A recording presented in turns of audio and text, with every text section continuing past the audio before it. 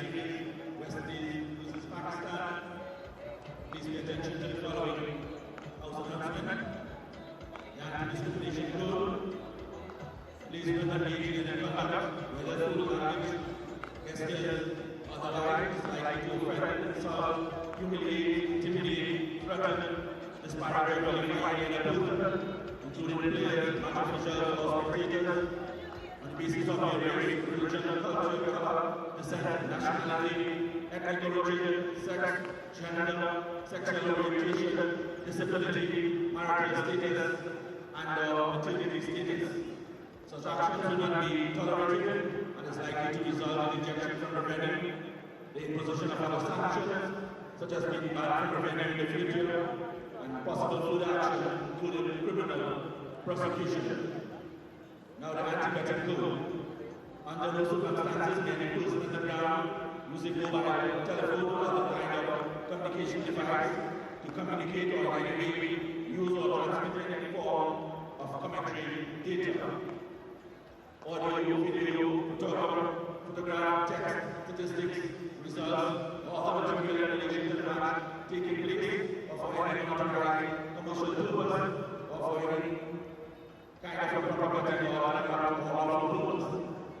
Such actions will not be tolerated and is likely to result in ejection from revenue, the imposition of sanctions, such as being banned from revenue in the future, and possible further action, including criminal prosecution. Once again, welcome to the Windies. Play will start at 2 p.m.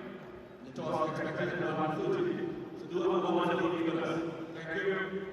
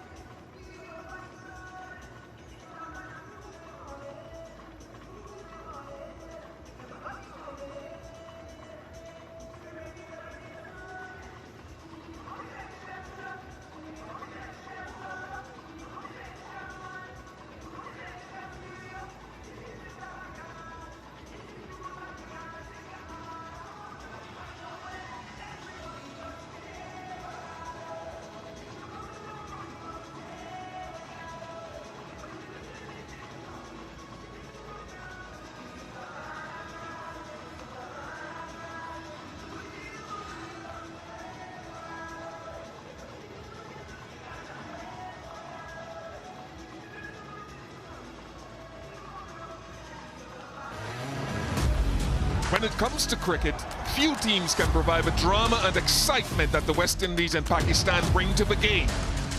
And so it proved in their recent T20 trip to Florida, which featured as many thrills, spills, and roller coaster rides as you would expect to find in the Sunshine State. At the end of their three-match set, it was Pakistan who emerged victorious. Now they have traveled south to Trinidad and Tobago and the Brian Lara Stadium in Tarouba for what promises to be an enthralling CG United ODI series.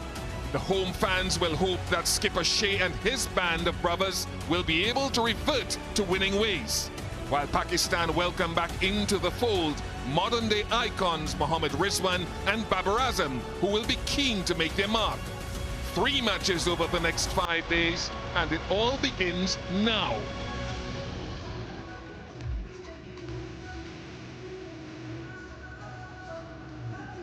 Yes, we've moved from Florida to the Caribbean, and now we're here in South Trinidad at the Brian Lara Cricket Academy.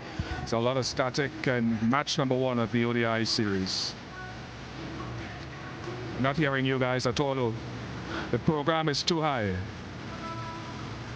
Program is very high. Yep, 3 T20 series, no. 3 ODIs, no problem, we can move on. Yep. Ah, that's better. All right, time to join Darren Ganga at the toss. No. Yep.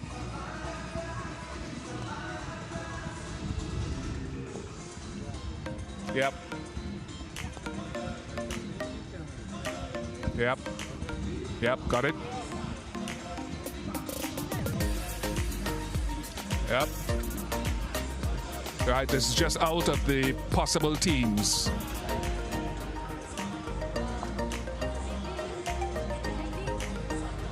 No problem, no problem. That's cool, that's good. Yep. Yep.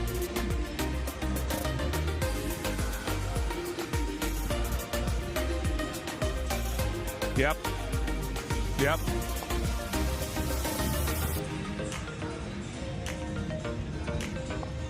Yep.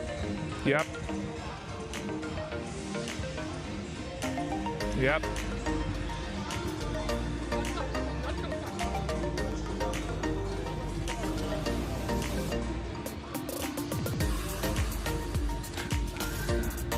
Yeah, please, yes. Pleasure to have Darren Sammy alongside me. Darren, West Indies have failed to make it to the last 2 global ODI tournaments. Against that background, contextualize what this series means to you guys. It means a lot, you know, and not only this series. Ever since I took over, our mantra has been to gain automatic qualifications for 2027. Everything we've done, especially at home, you know, some of the things that Jerome said that we've done with this ODI team at home is the first in series. Keep that smile on your face. All the best. Thank you so much, Samuel. Yep. Yep.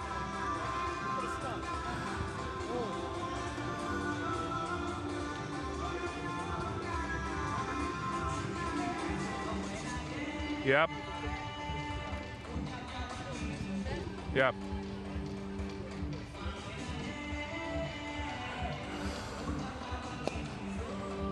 Uh-huh.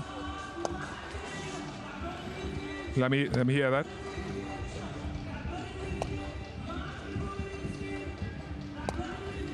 Yeah, such a pleasure to have Shaheen Shah Afridi alongside with us. Shaheen, transitioning from that T20 series into the ODIs, what are some of the considerations for you as a fast bowler? Yeah, I think as a team, the play we played that 3-match series, I think it was really good. And the first 2 games I play, I think I really enjoyed, and I feel that rhythm in that 2 games. And yeah, starting that ODI, we had that 2 last sessions, and that was really good. And hopeful that the series is going very well for our team. Tell us a little bit about your form and fitness as you head into this format. Yeah, like after PSL, I had a rest for like 1-2 months. Doing in the practice, I will follow that process and doing in the match as well. Thanks for your time. All the best. Thank you.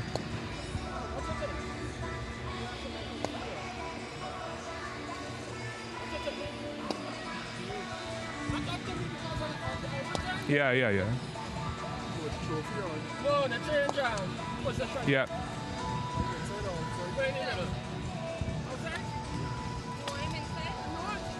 Lots of magical numbers here at this venue, a venue named after one of our preeminent former West Indian cricketers. It's the newest venue in terms of hosting one-day internationals for men's ODIs. The first one hosted in 2022. So this would be the second one. And when it rains, it pours. We're going to have 3 ODIs in 5 games, all being played right here.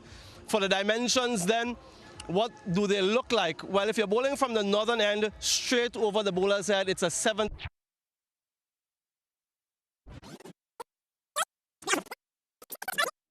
Game, we might have some interruptions, fingers crossed. There aren't too many or too significant. Vital points up for grabs, particularly for the West Indies. Do they want them? We'll find out. Tip. No, that only black one shows up on television. Very clear. When I run out. Yep. Yep.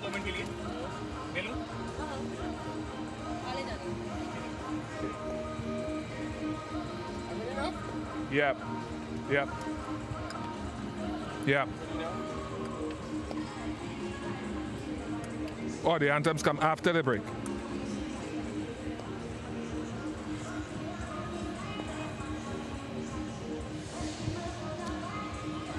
So we have a tease to the break, and it comes to the anthems after the break, do they? Yeah.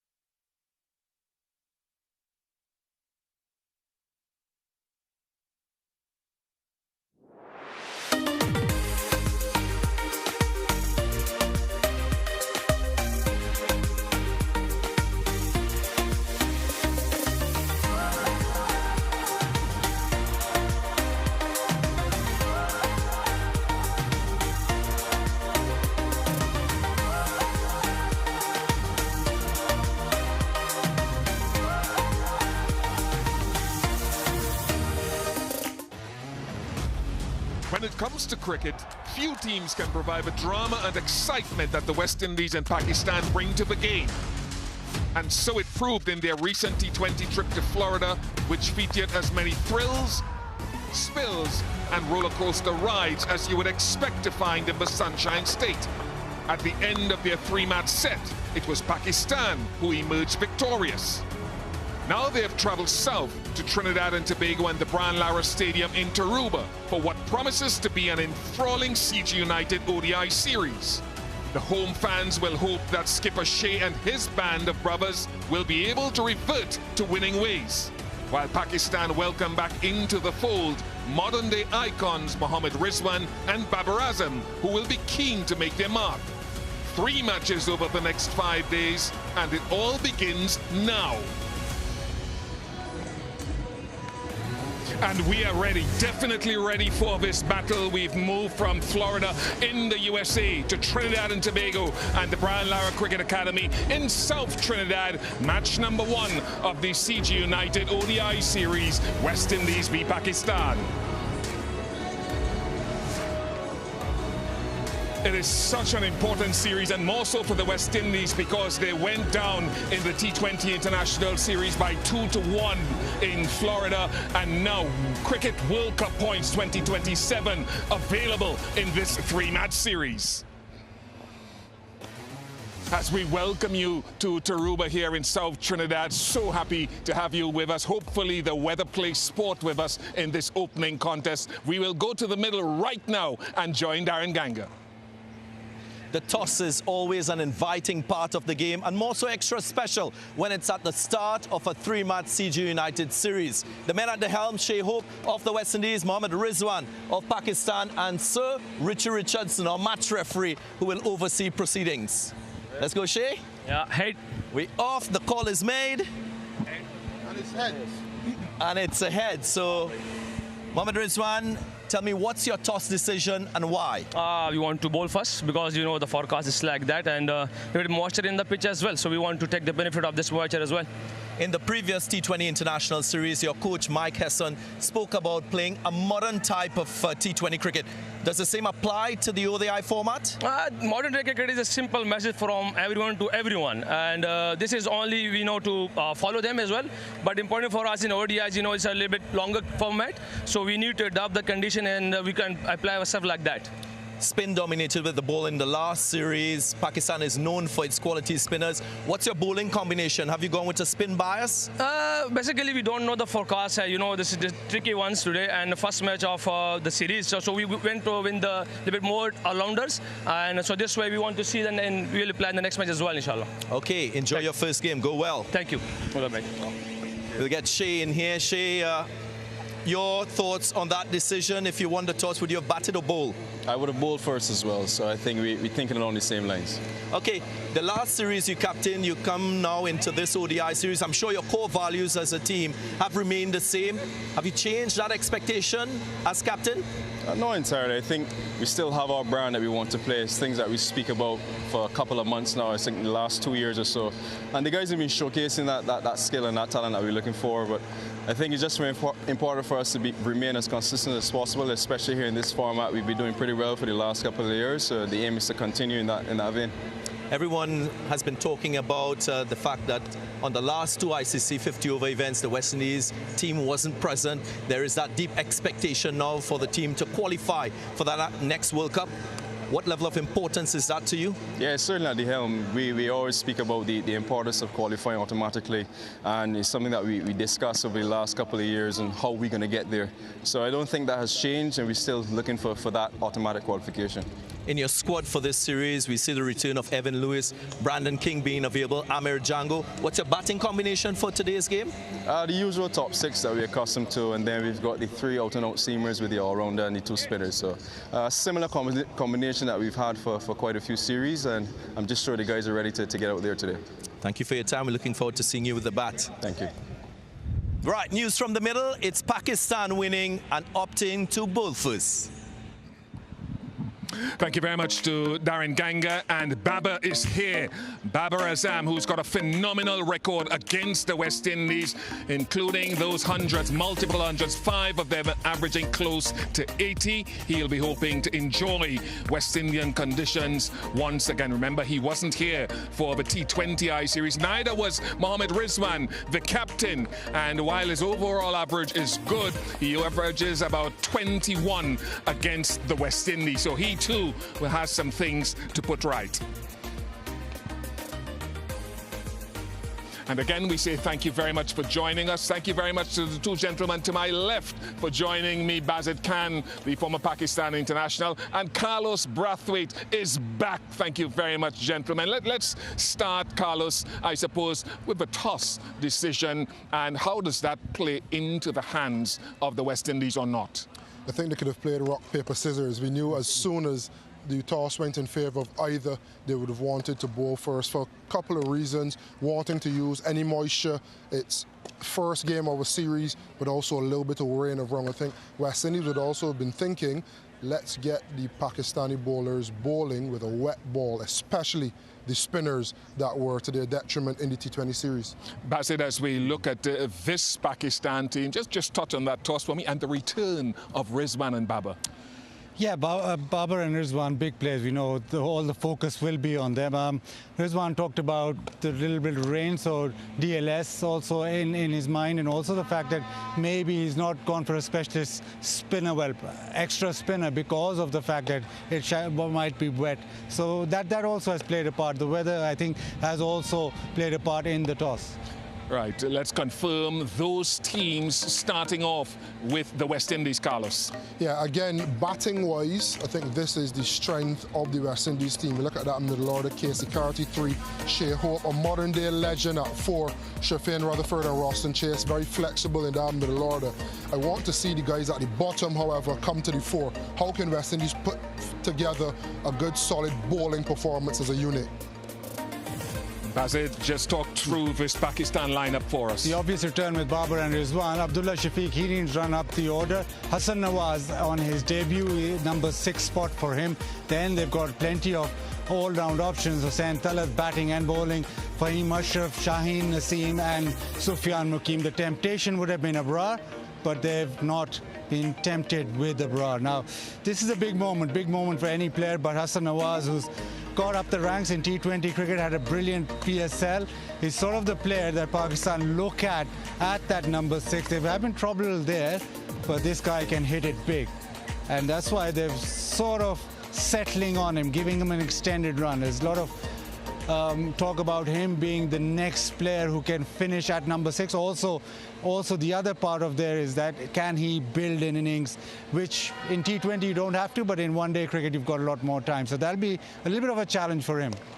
Yes, so much to find out in this series for those supporters on either side and from the teams themselves, because it is Cricket World Cup points at stake. A little bit earlier, Samuel Battery caught up with the West Indies coach, and he talked about conversations surrounding just that. Pleasure to have Darren Sammy alongside me. Darren, West Indies have failed to make it to the last 2 global ODI tournaments. Against that background, contextualize what this series means to you guys. It means a lot, you know, and not only this series. Ever since I took over, our mantra has been to gain automatic qualifications for 2027. Everything we've done, especially at home, you know, some of the things that Jerome said that we've done with this ODI team at home is the first time since, I think, 1990, we've won 4 straight ODI series, and we've not beaten Pakistan at home since 1990. So a lot is at stake, Samuel. But with this team, understanding the mission, understanding where we are in the rankings, and understanding what is required, especially when we are at home. Pakistan, I think, is number 4 in the world. So this series creates an opportunity for us to play well and gain some points leading up to the World Cup. And these guys are aware, because this crew, I think, is our most settled group. in terms of players who've played together and understanding what and where we have to go. So I'm looking forward to this series. Yeah, I see the smile on your face. Spin was a major component in that T20I series. Yes. What do you anticipate as your greatest challenge in this one? Yeah, I mean, what we spoke about is, I think we play spin well, especially against these guys. We will come out victorious because at the Pacers, as you saw in the T20s, we score really well. But some of the things that we've been able to do, at home is play spin better. Over the last year or so, the way we've played spin, moving from I think 3.4 before 2023 to playing it better, 5 runs and over during that middle period. These are things we all spoke about in the dressing room, and these guys are quite confident. You know, the young Casey Carty, you know, where he played in ODI, Shafin Rutherford, Shea Hope.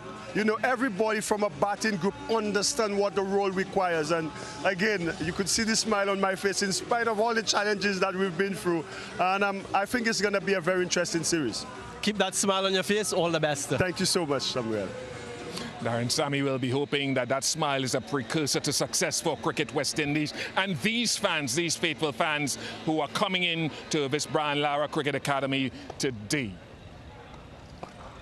Great to hear, of course, a West Indies perspective. Let's get a Pakistan perspective. Samuel Badri was hard at work again a little bit earlier, talking to one, if not their most prominent fast bowler. Yeah, such a pleasure to have Shaheen Shah Afridi alongside with us. Shaheen, transitioning from that T20 series into the ODIs, what are some of the considerations for you as a fast bowler?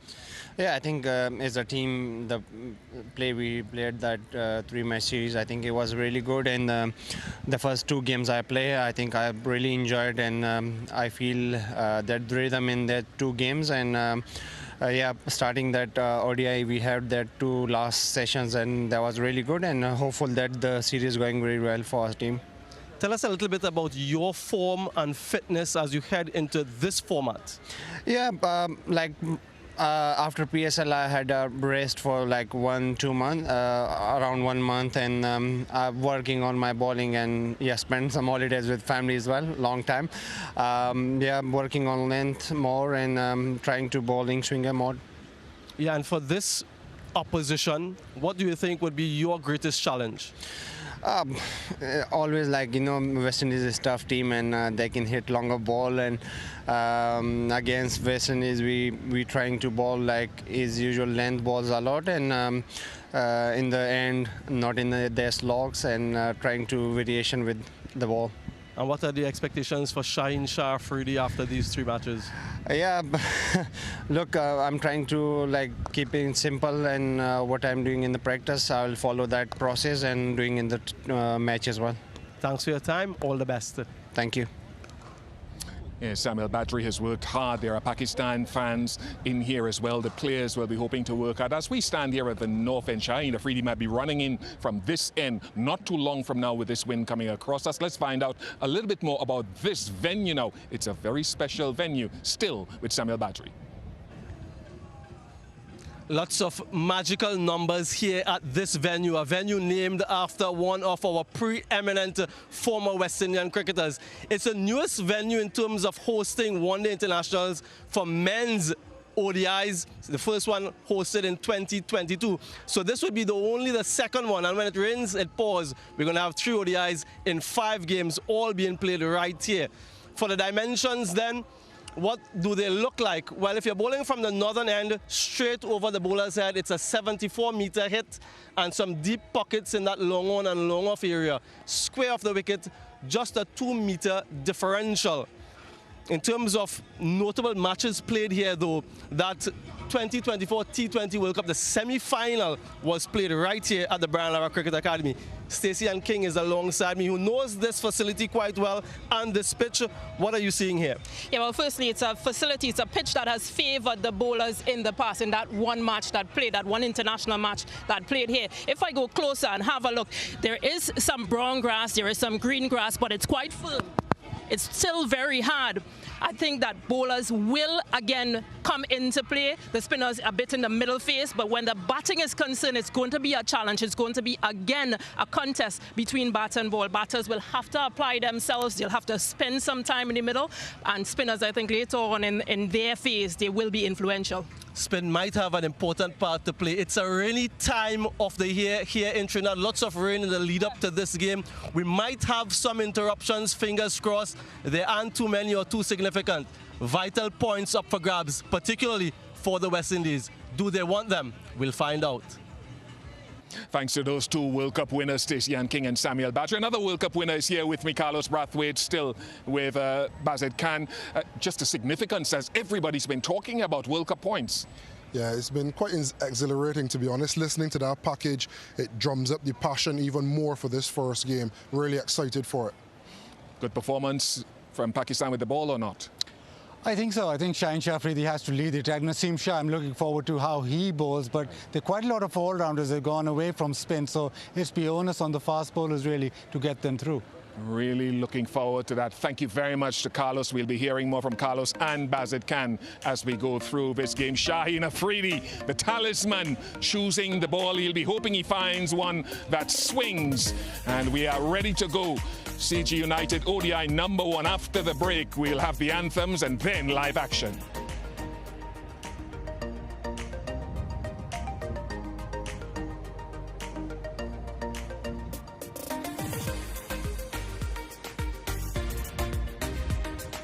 Just a reminder, Pakistan have won the toss and they've chosen to bowl here at South Trinidad and Taruba.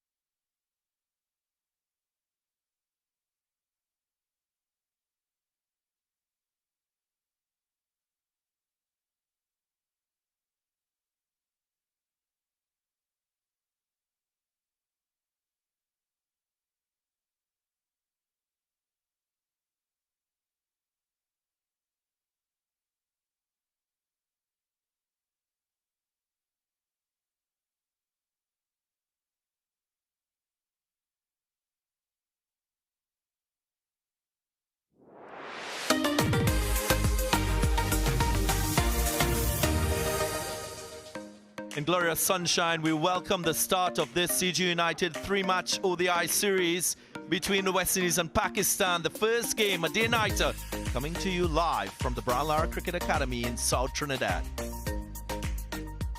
The two teams to feature today, West Indies led by Shea Hope. We see the return of Brandon King and Evan Lewis. Missed a couple T20 internationals because of injury. Jaden Seals coming to this side. One significant spin option in that of Budukesh Moti. And on the Pakistan side, similar looking setup in terms of the batting order. Abdullah Shafiq, Saim Ayub at the top. Baba Azam in that side at number 3 alongside his captain Mohammad Rizwan. Sufyan Mukim, the left-arm wrist spinner, in and amongst the seamers. Of course, Pakistan won the toss and elected to bowl first. We will have some formalities before we start this very important series. More important for the West Indies, World Cup points on offer. West Indies ranked 10th at the moment, Pakistan 4th.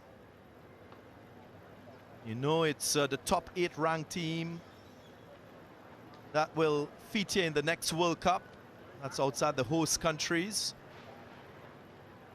Quite a number of young cricketers at the venue, getting set as we usher in the start of this 3-match series. Great part of the island to host international cricket. Only one previous men's one-day international at this venue. That was between the West Indies and India. India won that fixture comprehensively.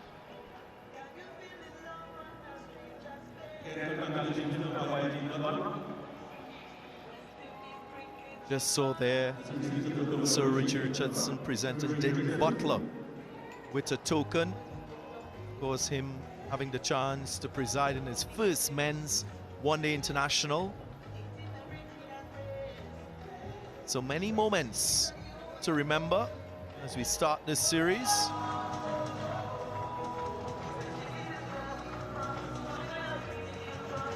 Pakistan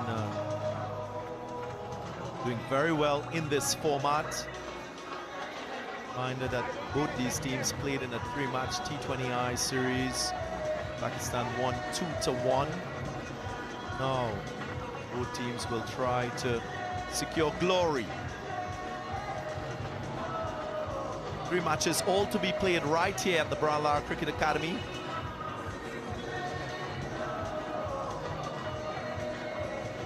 It's so special for the young cricketers to be in and amongst their stars, their heroes. This man, Shea Hope, will be quite keen to lead his side at the start of this series. And we will now have the anthems.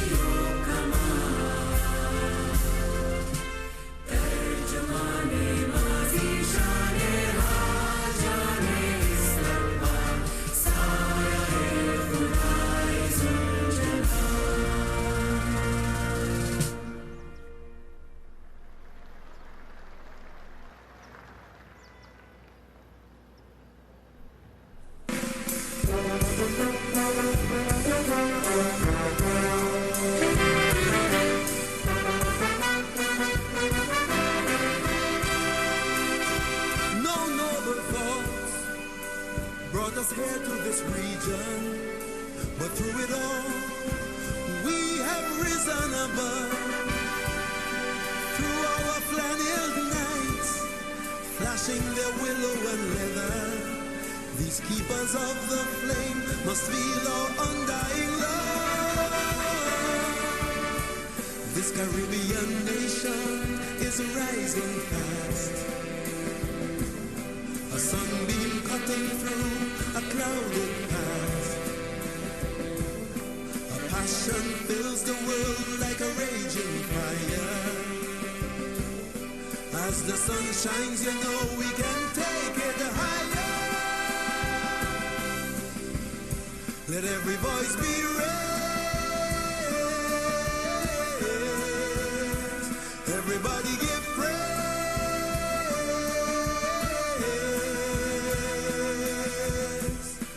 Rally, rally round the West Indies, now and forever. Rally, rally round the West Indies, now and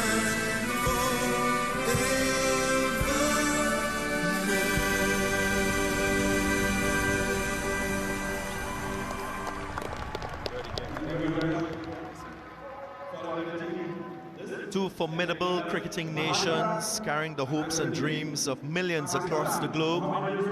West Indies v Pakistan. The start of a 3-match ODI series. This first one will be a day-nighter. Yep, a look at what we've experienced so far. 3 T20 internationals in Fort Lauderdale. Pakistan taking that series 2-1. Now we start the CG United ODI series right here in South Trinidad. Both teams will be vying for success. The West Indies searching desperately for World Cup points. Pakistan may just be looking to prepare themselves for the Asia Cup. Alongside me, Bazid Khan, the former Pakistan international. Bazid, your expectations, firstly, from Pakistan in this series? Well, thank you, Aaron, and welcome all to this coverage. Yeah, Pakistan want to not reinvent, but want to reaffirm themselves as a ODI side. They've just fallen away slightly, and maybe that's where Mike Hesson has that challenge. In white ball cricket, they need to just up the ante slightly, get towards the way of modern day ODIs as well. He's talked a lot about T20 cricket, where they've come back and tried to play as positively as possible. Babar Azam back in the side, Rizwan leading the side, Shaheen Shah Afridi with the ball. The senior players need to stand up and just make sure that Pakistan become once again a side in white ball cricket and ODI cricket, which people watch out for. Very watchable side when they're on song. Shaheen Shah Afridi, well, he'll have to lead the attack. Most experienced of them all in ODI cricket. He also wants to make sure that he provides that firepower or swing at the very top, and make sure that he also now in ODI cricket goes back to his former self. Chehoop at the toss spoke about the regular top 6 batters in his West Indies 11. Brandon King, a significant part of same. Missed a couple matches in the T20I series because of injury. Now he returns.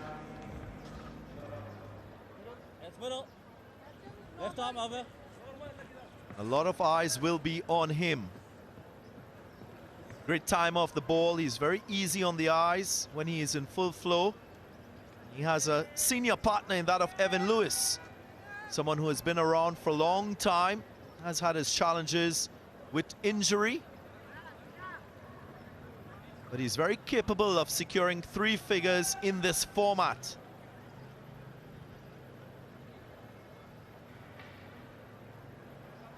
Once more, we welcome you to the Brian Lara Cricket Academy in South Trinidad. wonderful part of the island. Many of the residents in this region cricket loving, so this crowd will grow as we get deeper into this Friday afternoon. Reminder was Mohammad Rizwan, who won the toss, elected to bowl first. Had a bit of rain earlier, so we're hoping that there'll be no interruptions because of inclement weather. First ball from Shaheen Shah Afridi.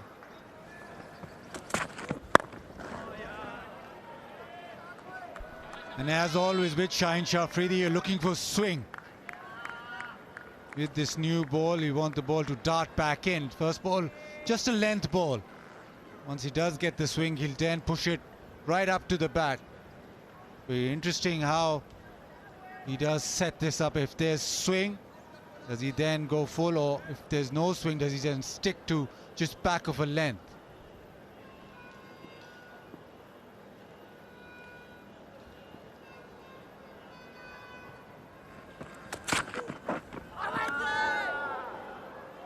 Well, both teams and the players will focus intensely on the 22 yards, the surface.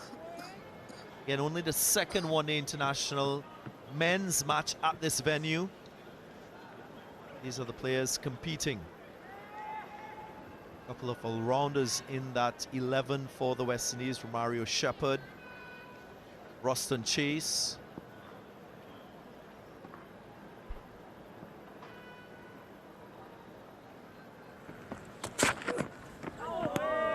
Just angle across. Length is good.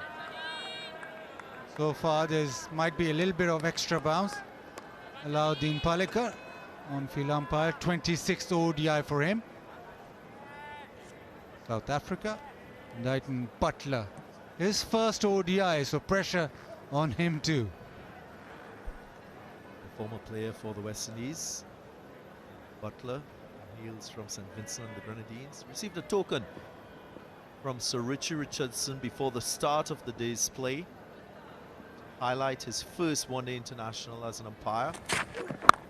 Swing, but firm enough to pass the fielder short mid-wicket. Brandon King will pick up 4. That's the first one that's really come back, but Shaheen Shah Afridi over pitching. Became a full toss, so that's why easy pickings on the leg side. But signs that there is something to work with for the left armour.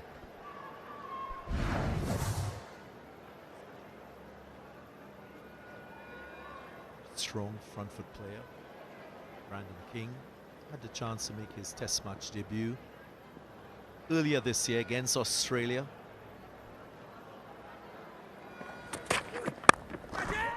Gone! Lofted drive, straight to cover, Shaheen Shah Afridi. How often have we seen this striking in his first over of the match? Yeah, wicket in the first over yet again. It's a loose drive. Trying to drive on the up. Just the hands going towards the ball. Never full enough, so it's just chipped to cover. Babar Azam in the game. Shaheen Shah Afridi finds his first. Pakistan straight away getting success. King hits a boundary and departs as 4 for 1.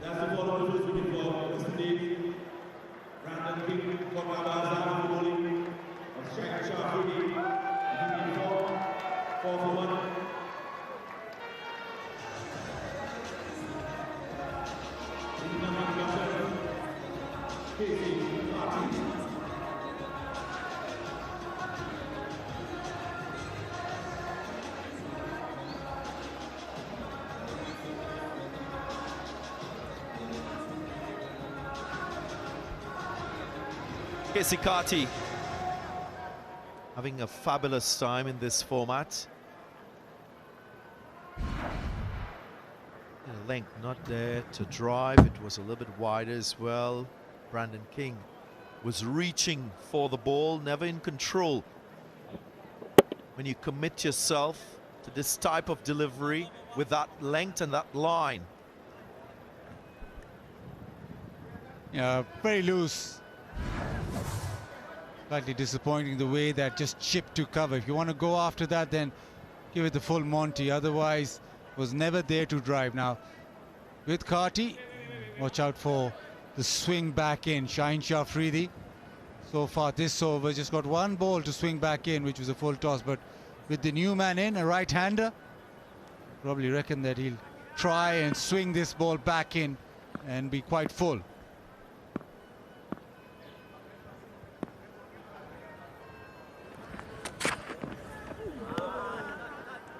Good judgment there from Karti. First up, end of the first over, 4 for 1.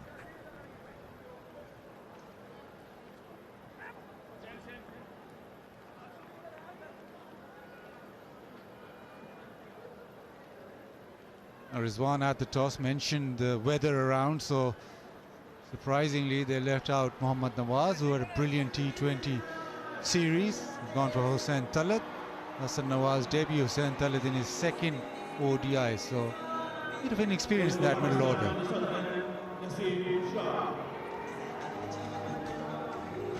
Great to see Naseem Shah in this 11. Of course, wasn't a part of that T20I squad for Pakistan.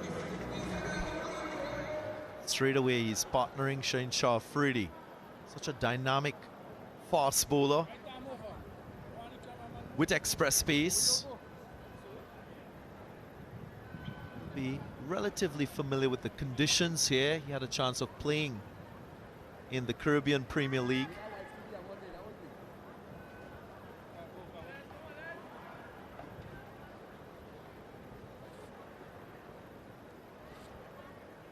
Two slips in play. Very balanced feel, you can see. Here's Naseem Shah.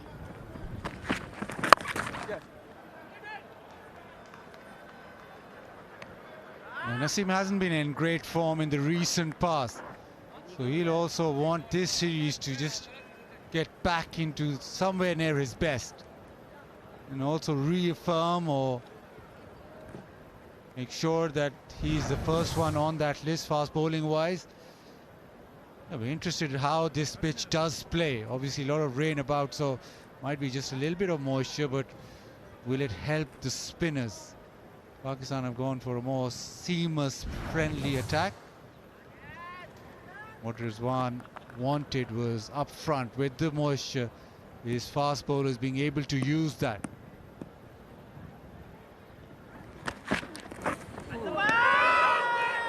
It's bounce and pace. Did mention that we had rain earlier in the day, so the covers were on. This surface will still have some condensation from the square being covered, so will produce a little more of a challenge for batters first up. There will be some lateral movement, maybe some extra pace and bounce at times. Yeah, bounce and a little bit of seam movement, and spotting that Rizwan straight away. Gets a third slip in play. The cover, the square leg moves across to cover. Another thing I can say about this venue and the square itself, before that last ICC Men's T20 World Cup, the entire square was relayed. Don't think it was sufficiently settled for hosting matches in that 2024 ICC Men's T20 World Cup. But now it's fully settled. A much better batting surface, you can see. So once you're in, you should enjoy the conditions here at the Brown Lara Cricket Academy.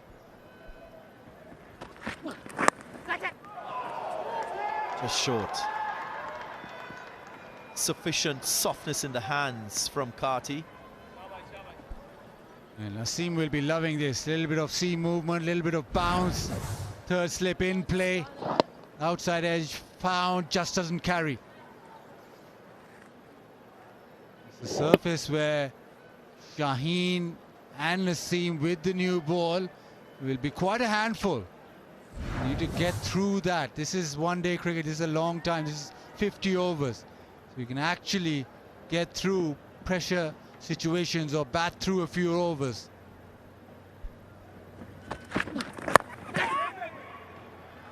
Slightly in the air again.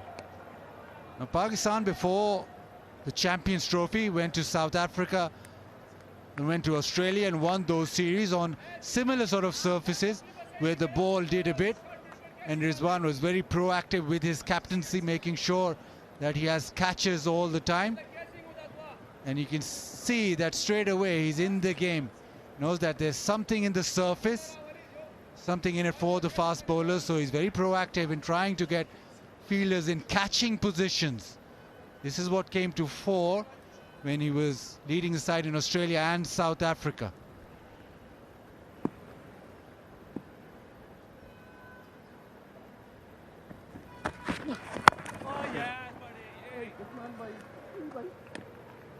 End of the second over, 6 for 1.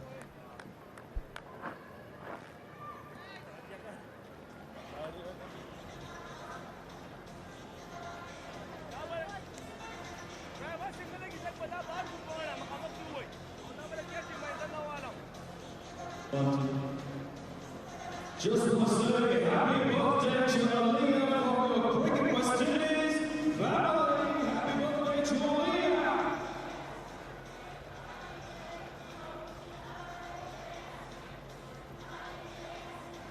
Skipper Shea Hope at number 4, Shafin Rutherford in at 5, and then Rounders and Chase and Shepherd to follow.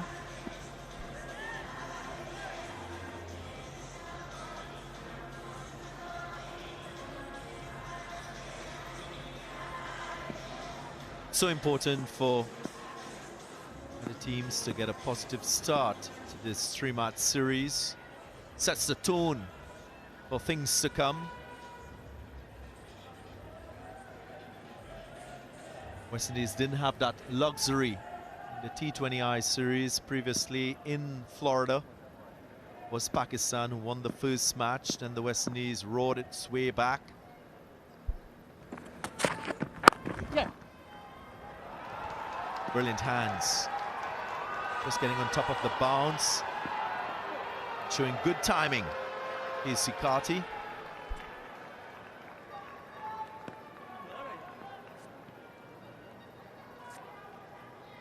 Got to admire the ease that he played it through the offside with. Mandatory boundary check looks absolutely fine. Simon, you doing the work.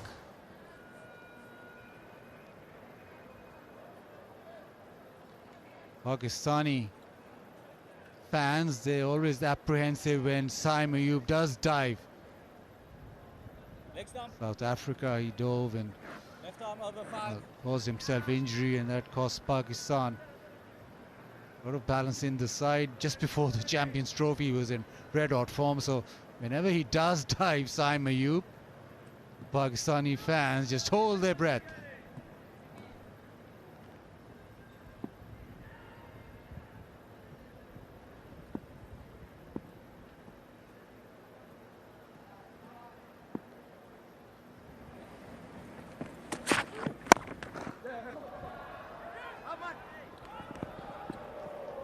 Lewis missing out on a full toss.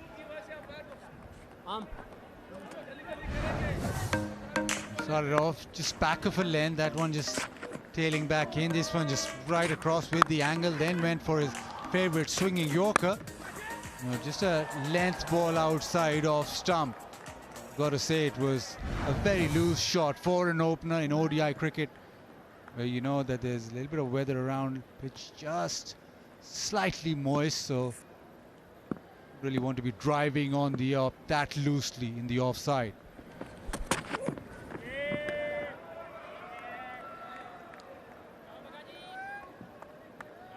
Turned out to be a beautiful day here in South Trinidad. Many were worried about the start of this match because of the overnight rains, the early morning rains that we had on the island. Weather has now allowed for magnificent one-day international cricket at this venue. What's that young boy having, Darren? No doubles. It's popcorn. Caressed through cover point. He should get 4. And Carty shows his class. Yeah, you talked about Carty being the form man in ODI cricket, and it's certainly showing. A back foot punch through the offside now. Just front foot. But the ease at which he just timed the ball, let the ball come underneath his eyes. That is a classy shot. Played it late enough to get the timing, but made sure that it was right underneath his eyes. Beautiful cover drive.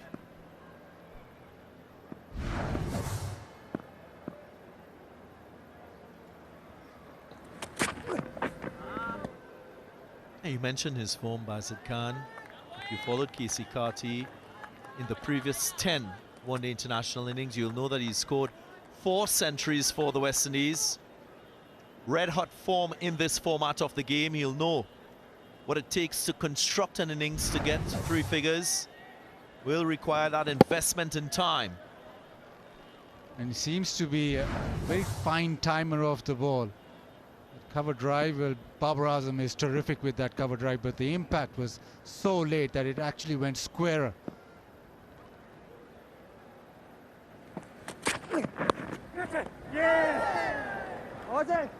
Thigh, surely. Umpire agrees, so you see the end of the third, 14 for 1.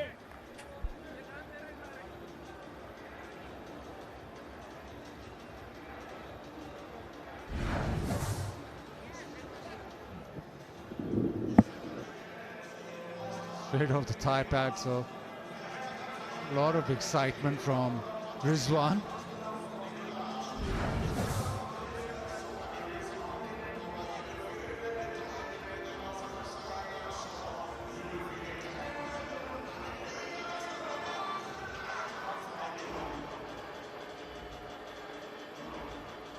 Beautiful aerial view of this Brown Lara Cricket Academy.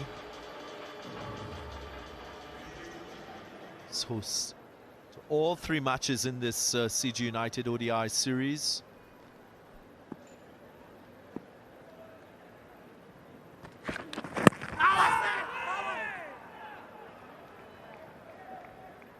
Signal from Titan Butler.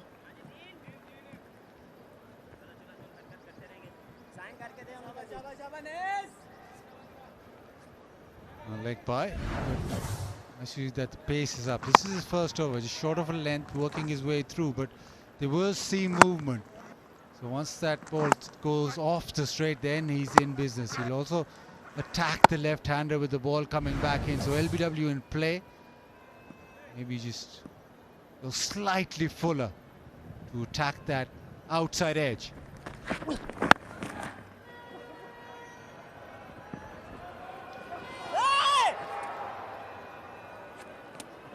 Two. Carty was quite eager. Evan Lewis disinterested. Yeah, straight away, Carty wanted to. He was running, racing back. The loud shriek. I don't know if it was Evan Lewis or a fielder, but there was a loud shriek of maybe no.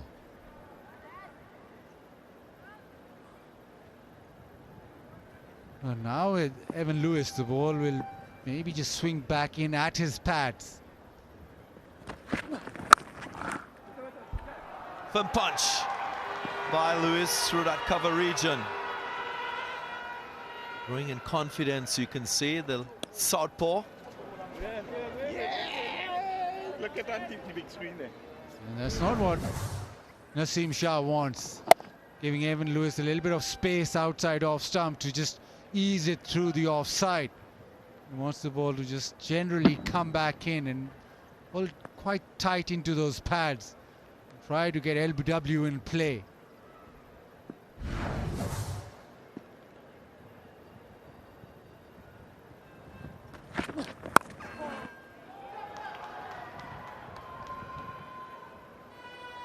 Jay Hope has talked about his top 6 being pretty solid, and he expects his top 6 to do the job.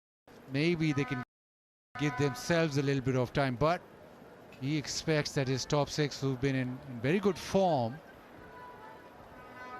and that they'll try and get as solid a partnership up top and then be able to get a score which they can defend. But onus on his batting, really.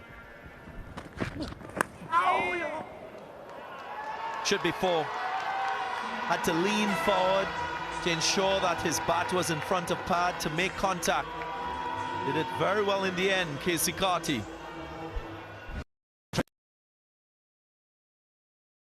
Back in, but just the line, just too straight. Couple of deliveries that Naseem Shah just got wrong. The left-hander was slightly outside off. This one just slightly onto the pad, so not exactly spot on in his first couple of overs. First over was good. This over not so much.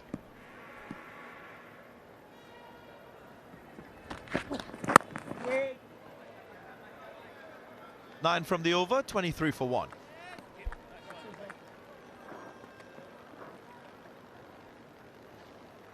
It's the rainy season in Trinidad and Tobago, most southern island in the Caribbean. Rainy season spans from June to December. On average, higher amount of rainfall in this period, so expect cloudy skies.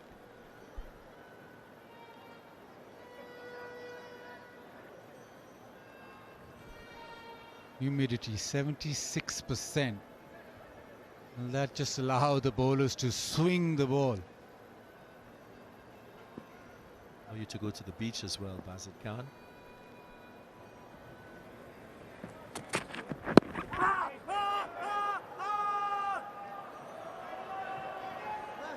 That's after, Darren. We go for breakfast tomorrow. Doubles, smoothies, then the beach. Juice bar. Perfect day on a Caribbean island. Basit Khan will enjoy that tomorrow. Some healthy juice. Too healthy for me. I'm focusing on the doubles. If you're wondering what doubles is, of course it's barado with chickpeas. Quite flavorful, you can see. Almost like what we call chole bhature in Pakistan. Slip from Evan Lewis again. Evidence that this pitch has an even covering of root structure and grass, so as a batter you will need your spikes. You just expect, as Darren mentioned, the rainy season, a little bit of rain about, so you just need to be slightly careful.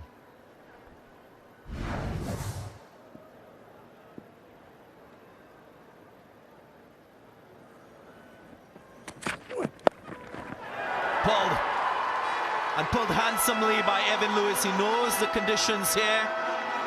Just helped on its way for the first 6 of the innings. If you had a blueprint of where not to bowl to Evan Lewis, this is it. Short on the hip, he is so strong. And that has gone massive. He's just a pickup shot, but that is his shot. You don't want to attack him there. It's also hitting with that left arm angle from Shaheen Shah Afridi. Lefty to lefty, so not the type of matchup you'd want as a left-arm seamer. Usually left-handers love to bowl to right-handed batters because of that ability to swing the ball in.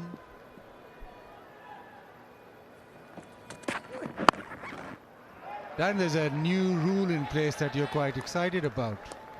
The change in the balls after the 34th over, the fielding team will decide on one ball and then use it through. Reverse swing back in play. Happy times. Yeah, and I think bringing balance to bat and ball, which is a significant part of rule making. New rule as imposed by the ICC, recommended by the ICC Men's Cricket Committee. Those rules taking effect from July 2nd, 2025. I often hear people talk about white ball cricket being bat-dominated, batters enjoying a field day, bowlers under the pump. Well, the cricket committee headed by Saurav Ganguly has implemented one such rule. It's an important part of the game. Bowlers are very much focused on selecting the right ball. And again, you mentioned in ODI cricket, chance to select 2 balls to be used at either ends, and then it will crystallize into one beyond the 34th.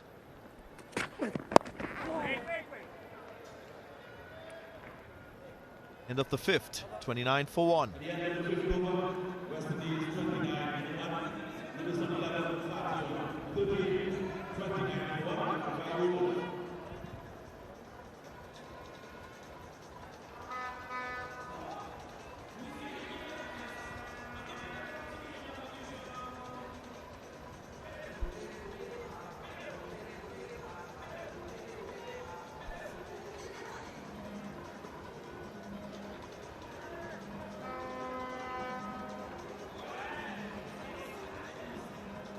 View of central business district in Port of Spain, the capital city here in Trinidad and Tobago.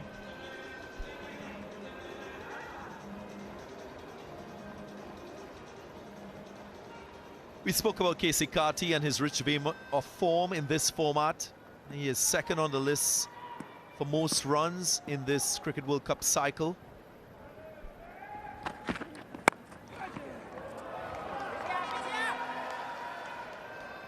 Tell straight away there is an organization to his batting. Technically, he looks quite efficient.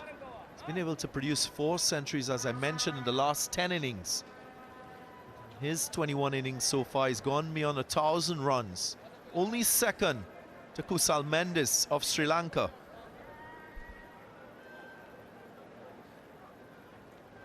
Reaching almost 60. Which for any stretch of games is fabulous, and he looks as if he's got things under control. So far he's looked good in this little 14 runs innings. Outside leg. That's the dismissal that Naseem Shah would be trying to work on. The ball just nipping back into the left-hander. That maybe slightly high, maybe pitching outside leg, but that's the one he's working up. Coach Darren Sammy speaking earlier to Casey Carty. Casey Carty, the first man from St. Martin to go on to play for the West Indies.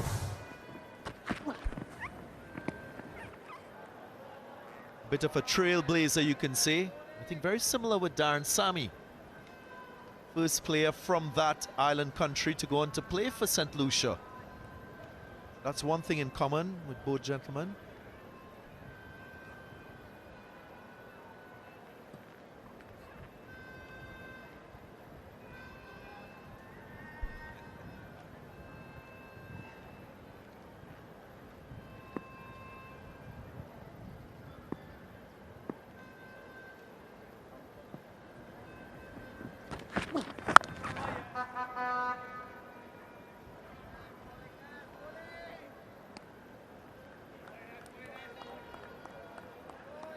Curious to see what this pitch offers in terms of turn for the spinners. That could be significant in how this match pans out. Many young cricketers from various academies and cricket components from the island been given the chance to be present at this game, and I'm sure for the rest of this series. Initiative by Cricket West Indies to keep the passion in the game, to attract the young cricketers of the region.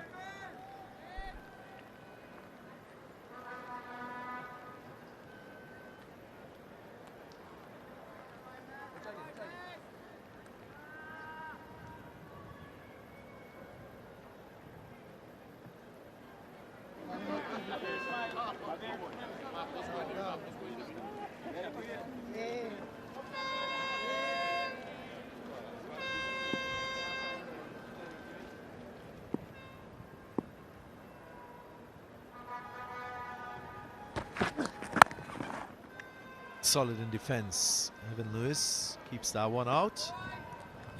30 for 1.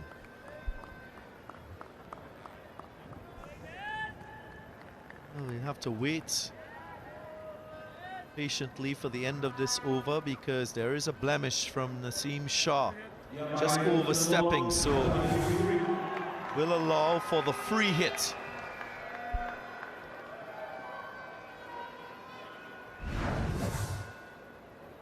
Had a decent over till that last delivery. Now the opportunity. Even Lewis, a very capable 6-hitter anyway, so the free hit. Where does he go? Does he take this, drag this leg side? Maybe Naseem Shah can produce a wide Yorker. Not the ideal end to the over for Naseem. Hitting to leg is with the wind as well. Free hit. And Evan Lewis goes high as against long. Just a single conceded in that free hit. It's 32 for 1.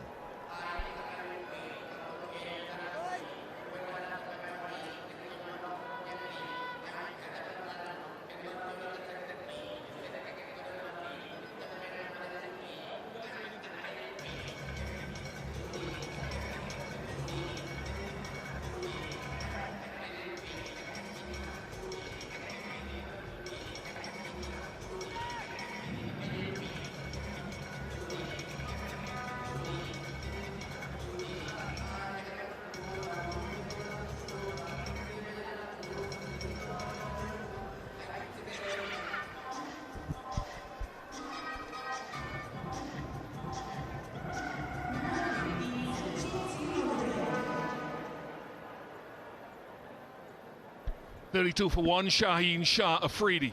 The wind blowing across his shoulder, left to right as he runs in.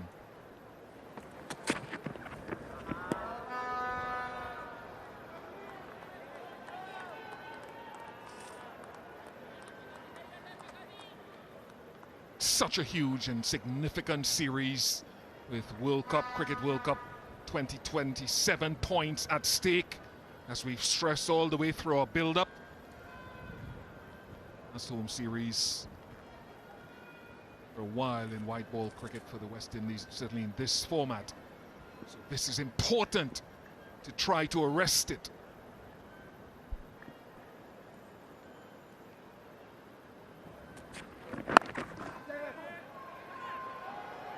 West Indies have been good at home recently, winning their last 3 home series, but they're in desperate need of points to get up into that top 9, because remember, Stacey Ann King alongside me, Stacey Ann knows this. The host nations, 2 of the host nations in that 2027 World Cup qualify as of right, including South Africa. Zimbabwe a little bit out of that top 10. So really, to qualify as of right, you want to be in that top 9 somewhere when the cutoff date comes. So this is very important.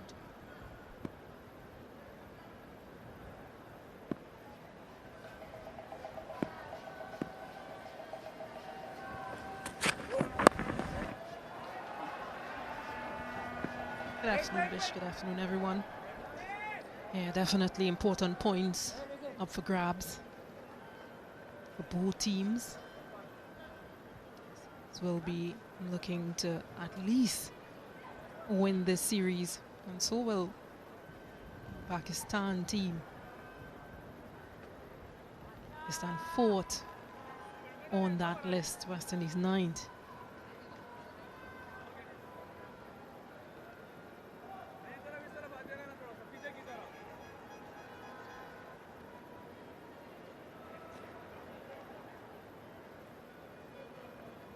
Number of things he'll be looking for, Shaheen, is a little bit of nibble off the pitch to Evan Lewis. Sort of a short ball pull for 6. Succeeds and sometimes fails with it, Lewis, but a little bit of nibble. higher short ball that's called a wide. Quite often with Lewis, he will, West Indian fans know that he'll get that short ball away by pull or by hooking, but there are times as well that he perishes by it. Risk reward. Yeah, it's important to pick up the length which he did previously in the over prior. The one that was hit for the only 6 of the innings so far.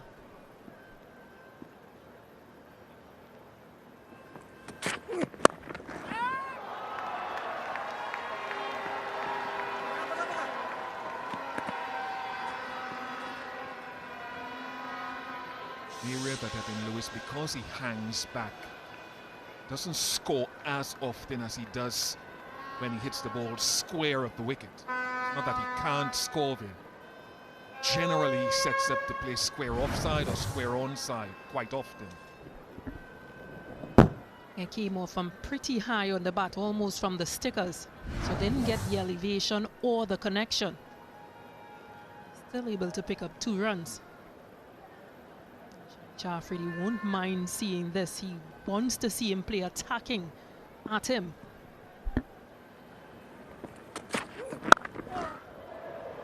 Yeah, because that's what he wants to follow up with, that Yorker length delivery, especially as the left-handed bowler. A good seam presentation, so possibly looking for an edge as well, but the length just too full. Shaheen used to be so good, wasn't it? Before, I would say 2022, when he was in peak form and fitness, getting it up well over 145. That full straight delivery of full and swinging.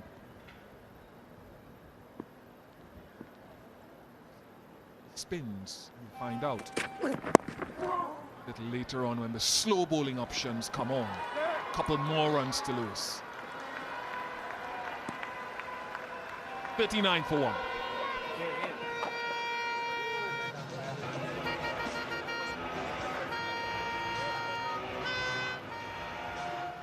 And 7 from the over. 16 balls since a boundary has been struck, but the current run rate is healthy. It's 5.56. Just a 1 wicket to fall for Brandon King.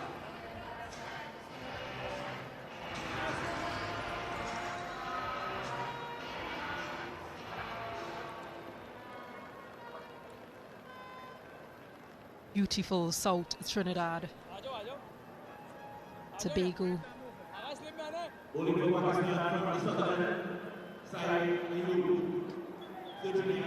His first ODI, first of 3.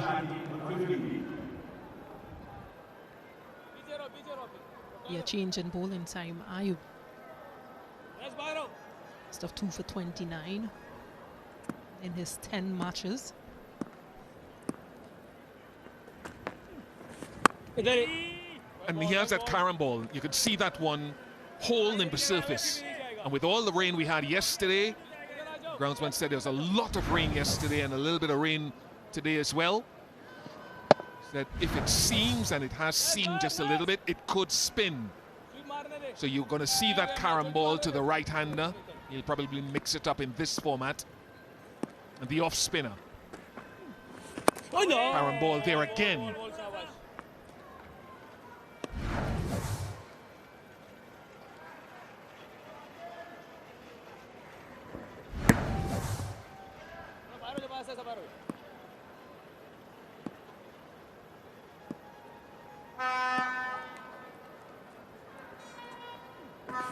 Kaptana! Well done, शाबाश शाबाश जल्दी खुल जा शाबाश कोई बात नहीं ठीक है एक बॉल है इसमें लग सकती है शॉट बस Yeah, that's the one thing the rainy season does for any country, and especially Trinidad and the Southlands. Plenty greenery.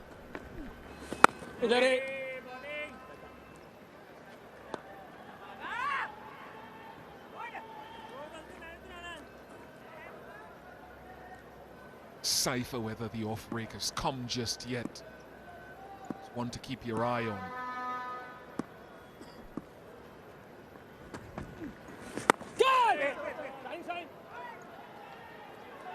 He's slicing across it. Casey Carty. And you almost think that the pressure is on because those are 5-dot deliveries.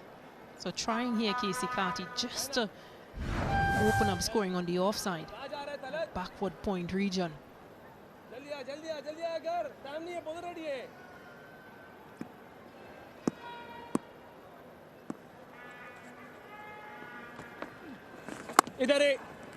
Good over. Maiden over, 39 for 1.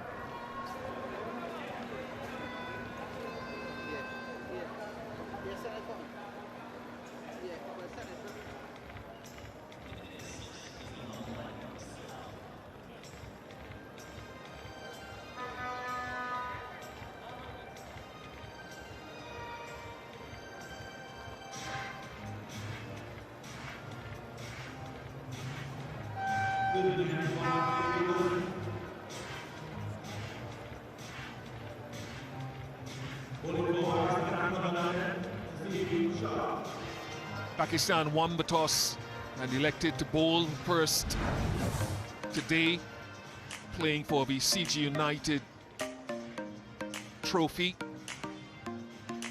But more importantly than the silverware, that's always handy to have, is the Cricket World Cup 2027 points that is available to the teams, also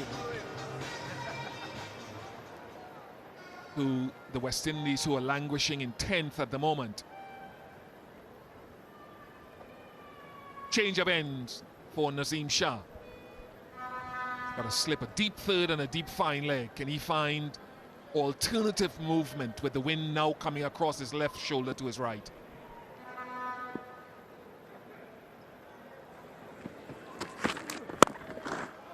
Yeah, he nails that one. Didn't quite time the one in the previous over from Shaheen Shafridi from this same end. Gets the length. Just able to get through that shot. Yeah, Evan Lewis, really good on the drives. Yeah, excellent.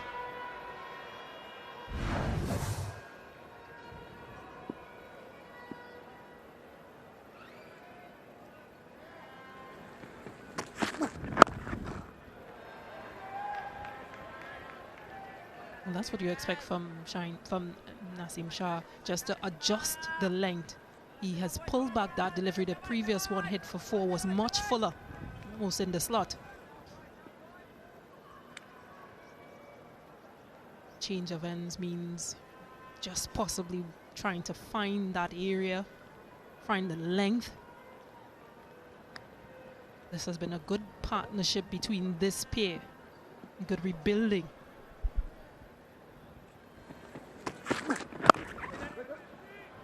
Yeah, good point. And in addition to the length, it's what is the ball doing for me if you're Nazim Shah once I've switched to the northern end. From the southern end, he'd be getting the ball with his favorite shape of a new ball to swing, let's say, from off to leg on that wind to the left-hander. From this end, though, that wind pushes the ball more across from leg to off for Evan Lewis. You can still get it to hold, but it's against what is his natural shape of delivery with a new ball.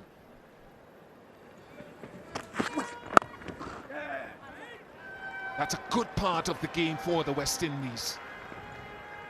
Given the punch down the ground earlier, fielder sit back, single available. An area they've been working on it as well, defensive, soft hands, and good response from his partner, Casey Carty. Too often the West Indian batters tend to sit back and look for boundary hitting balls. So it's good to see that rotation.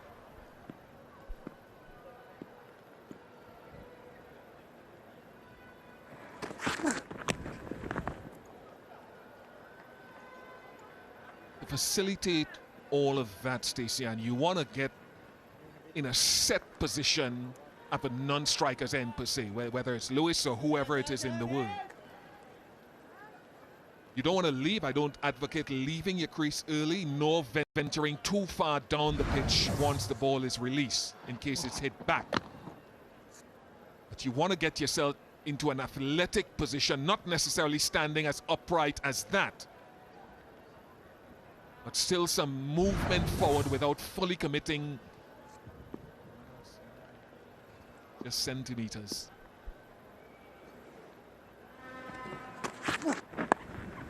Badly lined, nice touch. Second boundary of the over.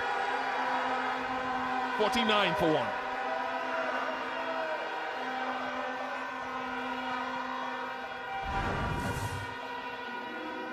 A change of ends has brought 2 boundaries on his possibly biggest over so far, Naseem Shah. Just fighting to find the line in which he wants the ball against the left-handed batter, Evan Lewis. Be patient, allow the bowler to make the mistake.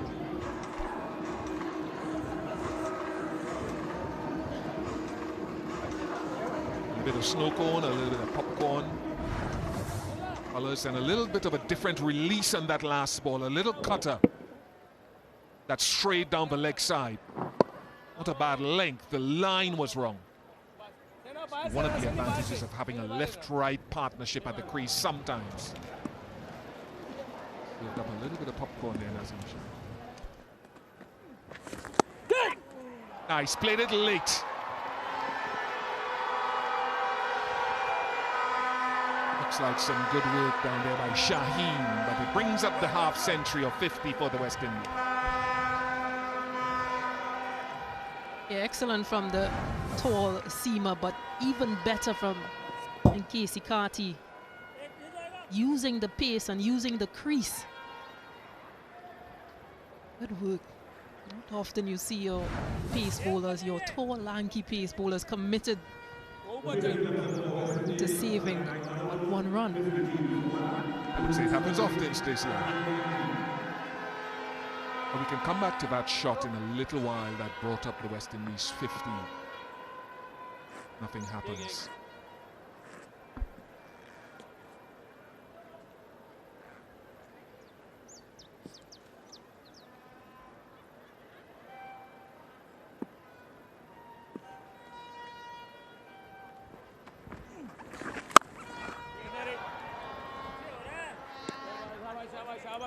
The reason I say it was clever is because you remember in the previous over from Saeem Ayub, he was trying to punch it through a ring in the cover in front of square. But there's a fortified offside for Carty, so he said, no, I can't get it through the gap. I'll go fine where there is a bigger gap.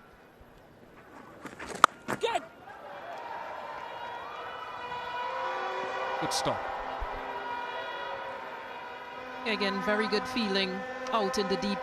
And that 2 runs brings up the 50 partnership between Carty and Lewis. A good rebuilding after the loss of King in the first over. And contributions from both players.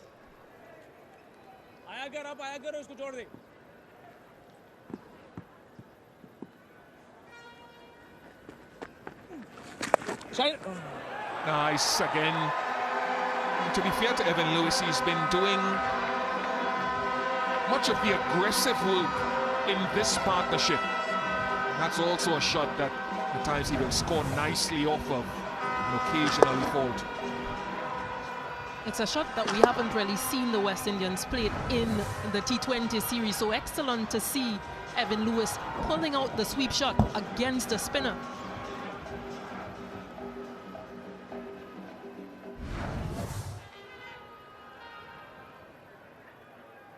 You talk so much about throwing off the bowler, making him, forcing him to do something different with the line and the length. And Fuller this time and on the off, so driven or punched into the off for a single. I think what it also does is that it messes with the fielding captain's field sets. If a lot of the heavy scoring is only coming in front of square and down the ground, he can have his fields much straighter. So it opens up room for sweeps. And once you start sweeping, reverse or orthodox, I'm not suggesting a reverse. He has to manipulate his field a bit more. Catch it! That's the gap he's been trying to find. That's the fortified offside I've been talking about. 59 for 1.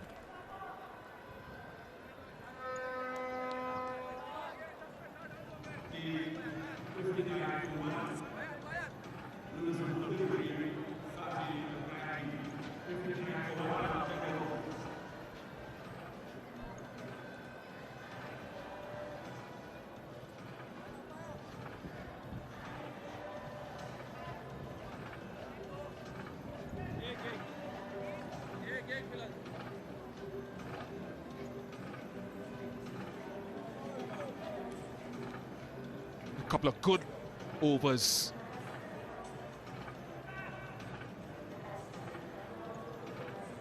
Gentleman, top right. But Evan Lewis is not feeling well. He's a former Trinidad and Tobago seamer there one time, top right. Tim Gopi Singh. Never forgets to remind you of him bowling back in the day, former minister. Government as well. And Evan Lewis has been good, because they lost Brandon King. His ability to rotate the strike with Casey Carty in that 55-run partnership has been excellent. He played the power shot, but also the sweeps, and able to rotate the strike.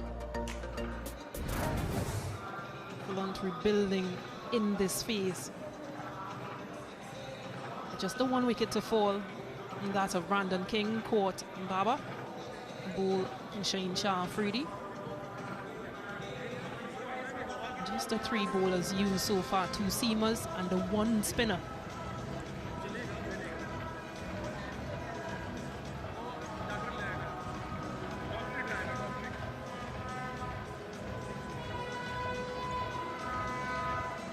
They need Evan Lewis healthy, you know. Quite often, unfortunately for him and the team, at some point during many series he succumbed to injury or illness and missed crucial games.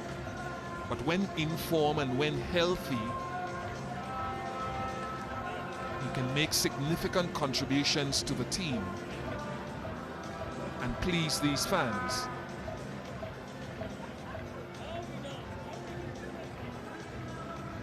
Crucial moment in intervention in the game. Pakistan will hope Sufyan Mukim was so impactful in the T20 series.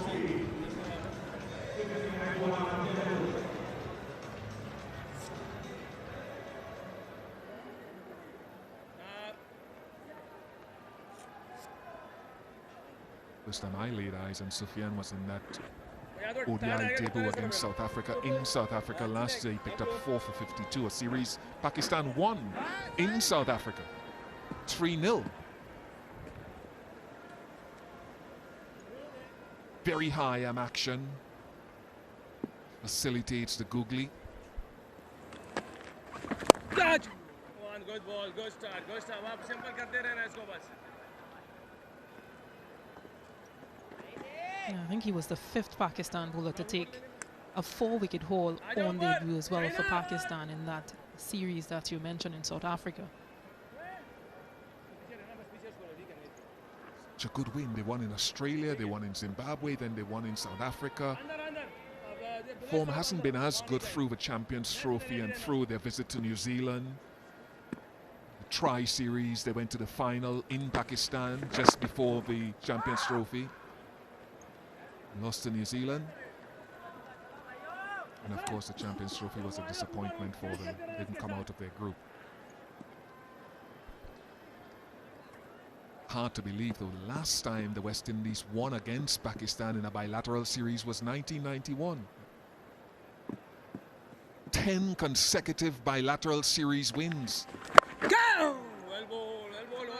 So long ago I was still playing. I was in the early parts of my career. You've got to give us some more, Bish. You've got to give us a bit more than that.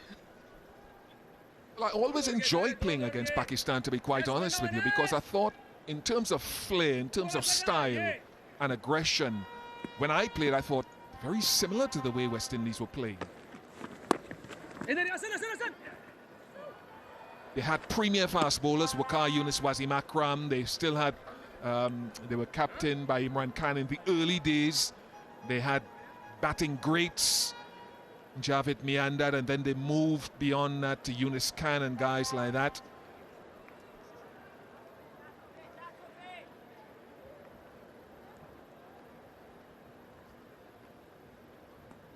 Of course, they had their wrist spinners as well, starting off, I suppose, in our generation, not going too far back, the late Abdul Qadir. That's good again from Lewis, even that's into the wind. Very West Indian and very impactful. Yeah, that's why you want an Evan Lewis out in the middle. The left-right combination has had most of the bowlers struggling with the length. Yeah, it's very well pulled. A lot of power behind it. Quicker through the air to the left-handers, and sometimes it's a bit faster, so it's easier. Looked in good touch. 69 for 1.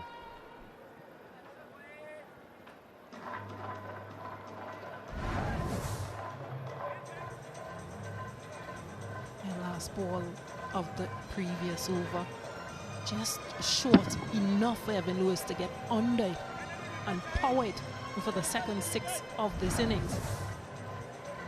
30 runs, 30 from the last 3 scored.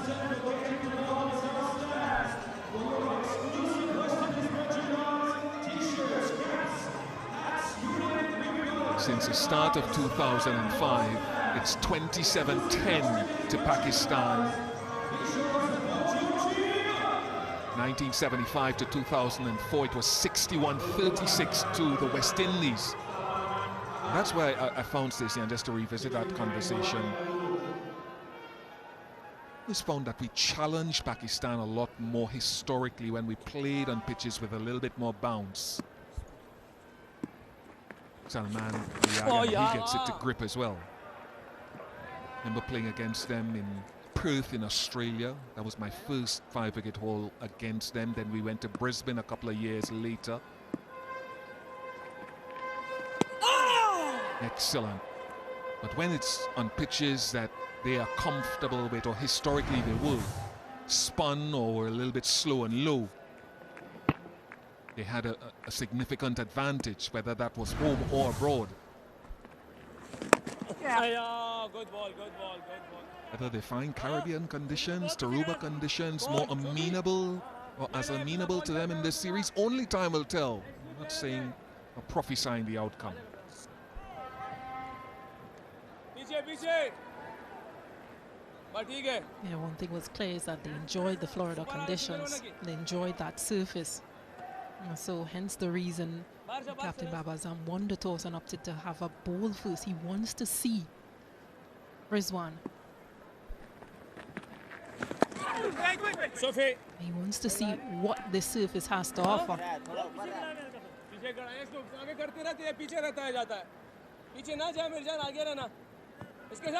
they've never played any matches here, Pakistan, so wanting to learn in this first match, because there are 2 other matches to play, a 3-match series.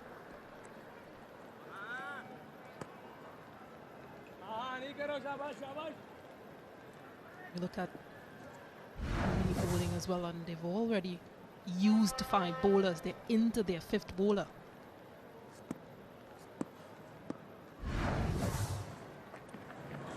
Catch it!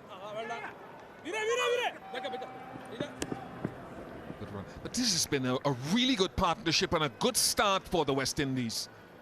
73 for 1, and we talk so much about totals in excess of 300. Batting first in this format of the game becoming commonplace. We'll see with the use of 1 ball after over number 34 how that plays out. But West Indies going very well here. And hoping to get more 300+ scores under their belt. 73 for 1.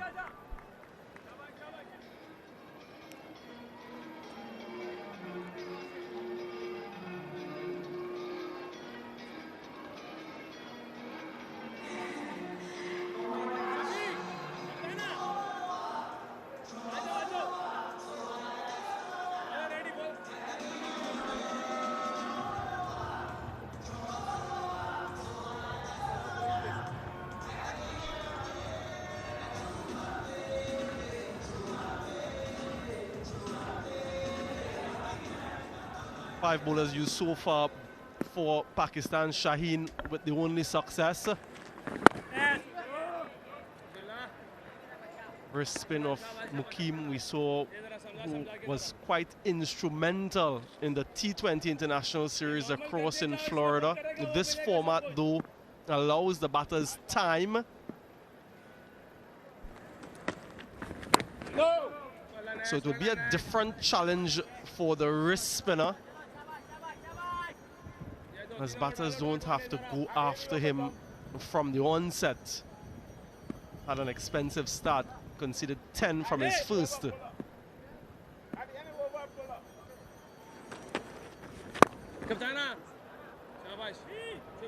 Carlos Brathwaite alongside me. Good afternoon, Carlos. Afternoon, Samuel. You must be enjoying Mukim's white ball exploits in the Caribbean so far.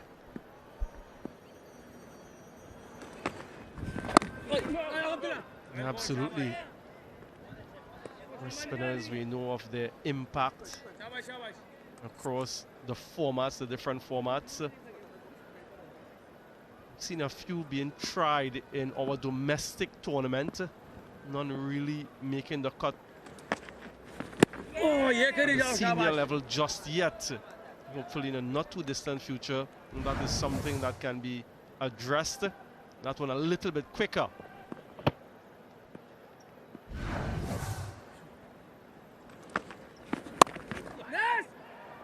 This would be at least a couple. And that's all it will be for that over. 75 for 1.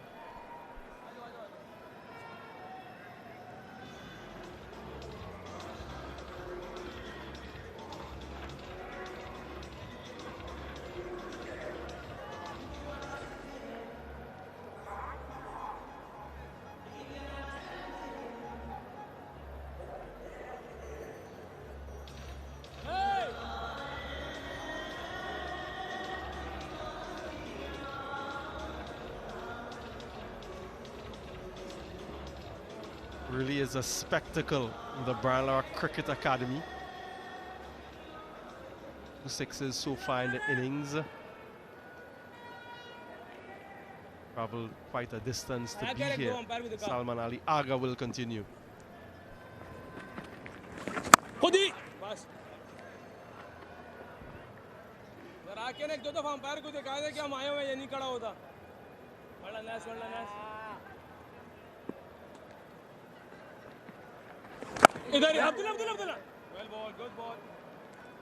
It's been a period of play, Carlos, where the West Indies has shown improvement through the middle overs. They've been faced with a plethora of spinners and also some good quality fast bowling, but they've shown improvements from power play 1 into power play 2 in the recent past.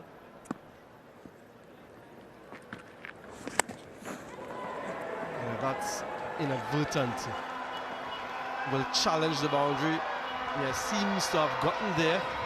Might have a boundary check. But quite unintentional, the direction of the stroke from Casey Carty.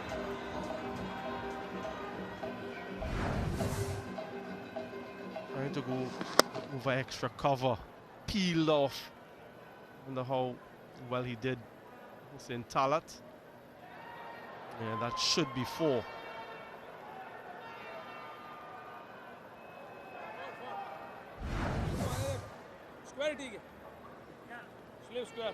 A confirmation. At the middle period, Carlos, those improvements, how have you seen that? I think they've improved the boundary options. That ball before was an example of that, trying to go inside out, albeit against the spin. Maybe slightly unconventional. I think they've widened the range of strokes. Casey Carty's really blossomed nicely. He's batting at a better clip in the middle. Shea Hope to come next. I'd say a talisman of the modern game in white ball cricket. We're lucky to have him. And then because they have more boundary options, the fielders then hang back a bit more. It's no longer just trying for a single, and if you don't get it, it's a dot. When you can get boundaries, it then makes it easier to do that, rotate the strike. So I think they've gone the other way.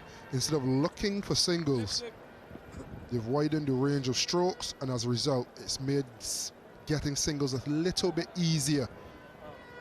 Add to that imperious form by this man on strike, Casey Carty, and the man to come, Shea Hope. Resurgence and the rebirth of Evan Lewis. I think they're cooking something nicely as a batting unit. 81 for 1.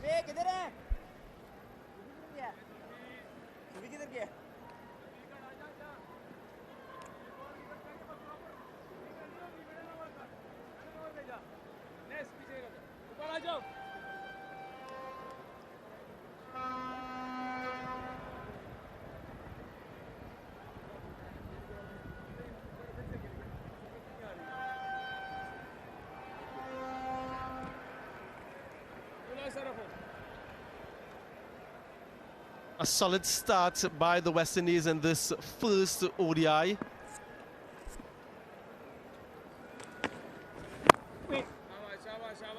Both teams wanted to bowl first. It was Pakistan, as a reminder, that won the toss and inserted the West Indies. A bit of uncertainty about the pitch and conditions.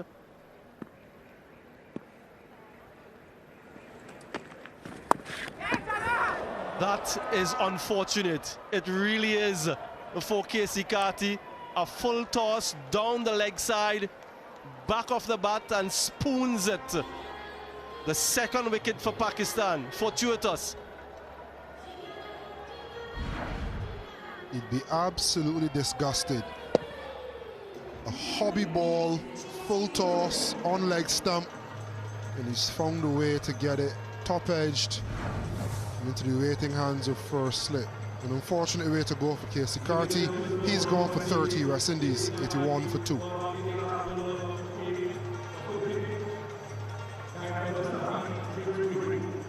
Yeah, it's also time for everyone to have a little refreshment and the Desali water break.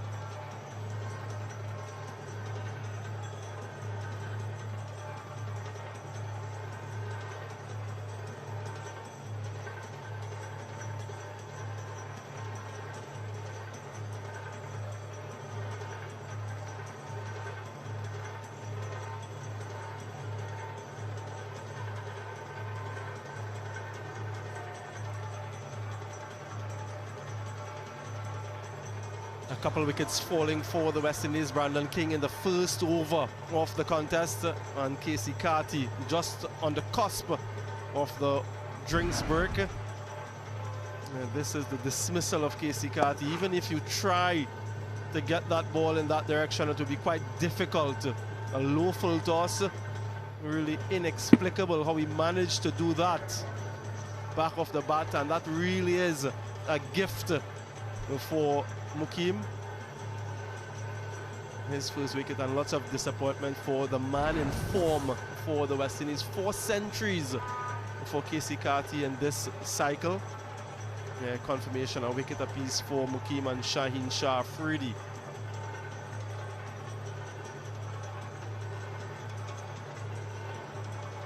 We'll have to regroup and start again. Evan Lewis has been there from the very first delivery. He will now be joined by the West Indian captain, Shea Hope, 17 ODI centuries under his belt. Yeah, Evan Lewis missed that T20 series due to some injury. As was mentioned before, it seemed to be a recurring issue with Evan Lewis. Injuries and illnesses and missing important matches and series. He's back now, and hopefully he'll feature in all 3 of the matches in this one.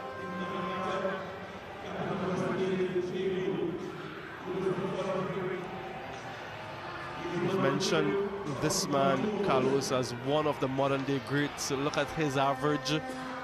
17 ODI centuries. 4 of those scored here in the West Indies. Has a tremendous job ahead of him.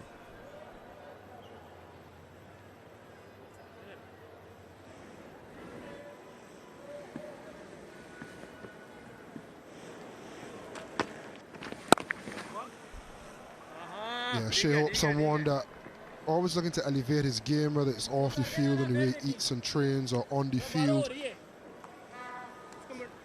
And going from offloading runs at the top of the order to assuming the captaincy, being a little bit more selfless and dropping himself down the order, showing that uptake and being able to run through the gears in the middle.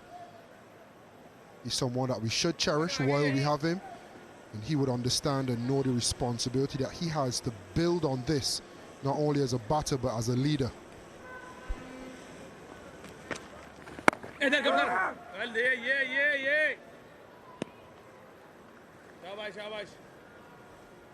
Yeah, his record in this format of the game particularly is quite phenomenal. Still hasn't been able to translate that into the other 2. Another full toss, this time just a single.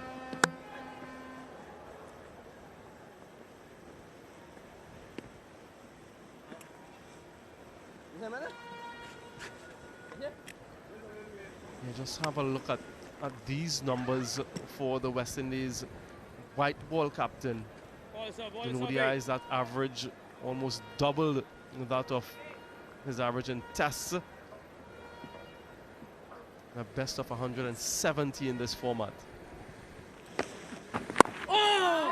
Big single. He got there quite comfortably.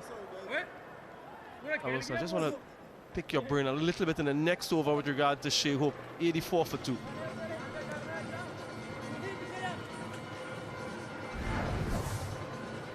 Another good part of the West Indies in the last 12 to 18 months, running between the wickets, intensity, again led by Shea Hope in this middle phase. Evan Lewis head down and running. At this point in time, we're clamoring for the small things, and we have to appreciate it when we get them.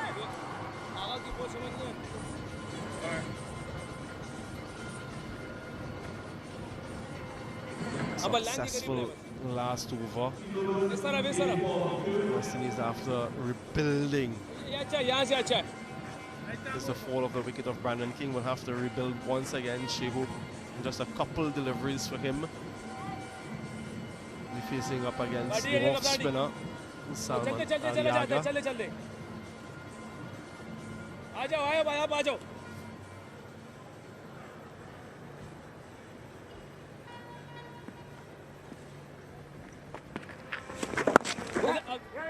Carlos, just with Shea, I know you know him quite well. You know of his exploits. We saw a return for him in the test match format just about a month ago against the Australians. It didn't quite go his way. But when you see those figures that we just saw and his record in ODI as compared to test match cricket, for example, what would you, I suppose, attribute for him not being able to make that transition? I think that return against Australia pitches were a little bit tricky. I think temperament is important when it comes to Shea in red ball cricket. We played with him when he started his career for Barbados. Much like he did in, or does in ODI cricket, takes a lot of the pressure away from the other batters. But in first-class cricket, it's a lot easier. There's more boundary scoring deliveries. I think at test level, he's been starved of those boundary balls. So he needs to make a decision. Is he going to go the route of batting time, which he probably could have done as an opener, number 3, the way he started his test career? Or if he's going to be the keeper, can he then transfer that momentum onto the opposition? There's always someone behind the arm, someone else again. Someone clip that up and send it to her on WhatsApp. But yeah, I think Shea needs to decide what temperament he wants to bat at. And if it is a long-term play for him to play Test cricket, having the gloves and batting at 6 or 7, and almost using his white ball exploits to replicate a Rishabh Pant, in more recent times a Jamie Smith, older times a Adam Gilchrist. If that is the role that he's given, we need to give him a little bit of leeway. Josh Butler tried it for England for a while and he was unsuccessful. Gotcha. So I don't think that white ball success always translates to Test cricket, but you have to have a plan, and if he's in the plan, make it work. 16 gone, 85 for 2.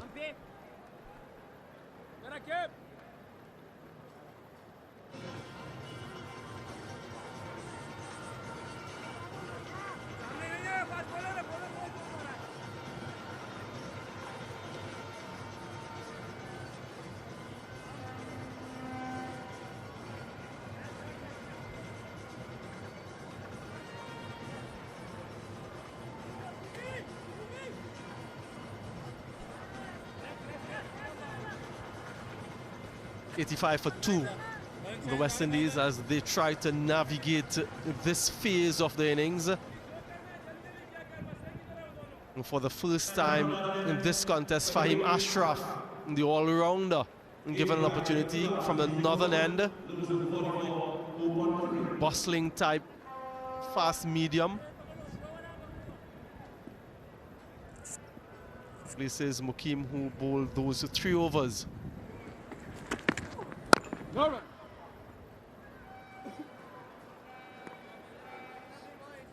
And quite interestingly, Carlos, looking at the, I suppose, record from that in this current cycle and what the West Indies have been able to achieve here. You mentioned that he has a nice bustling action, Fahim Ashraf.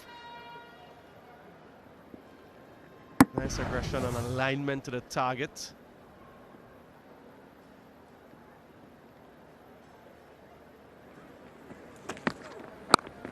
I spoke to Darren Sammy ahead of the game. He was quite proud of their record at home, winning the last few bilateral series in the West Indies. The last 3 of them. He wants to obviously continue that and to make a fortress at home. But in addition to that, what they've done well in the middle phase, they have the leading run rate of all top-ranked nations. Overs 11 to 40, and they have a run rate of 5.83, which is better than all of the other full member nations. And they also lead in that final phase power play 3, overs 41 to 50, with a run rate of 10.3. That's massive. That's into the wind, but it doesn't matter. And it's also another half century for Evan Lewis. A wonderful return to form for the Southpaw, making South Trinidad his own.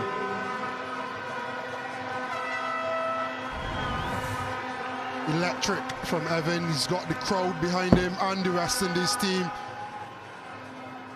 Again, into the wind, but far into the wind. Congratulated by his skipper and appreciated by all and sundry. The job is not yet done,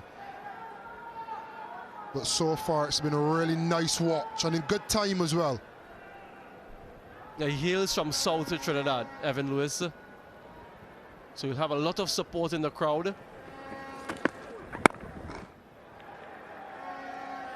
Originally from Tableland, That is in the southeast district. If you look at a map of Trinidad and Tobago, there are some youngsters from various academies and zones in Trinidad and Tobago. As was mentioned before, they have an opportunity to look at some of their heroes live.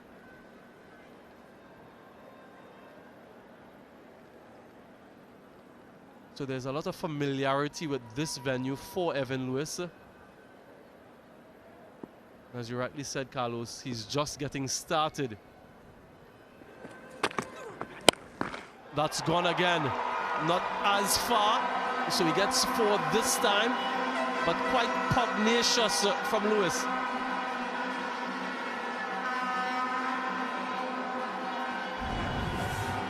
Talk about seizing moments. I think he's lined up Fahim Ashraf as the bowler to go after. And he's taken a special liking to him. I think this is why West Indies have been better in the middle overs. They've picked the bowlers well. They've picked the boundary options well. And that forces fielding units off of them and makes singles easier to get.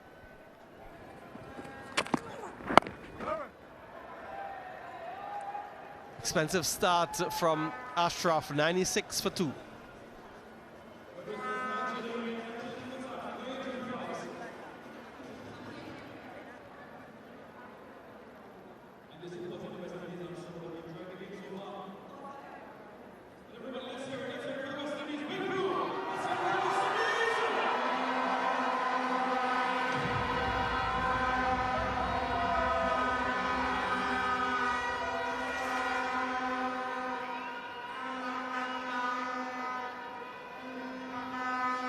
Batted to come for the West Indies. They'll hope, though, that these two, Lewis and Hope, take them deep into these 50 overs. Only 17 gone.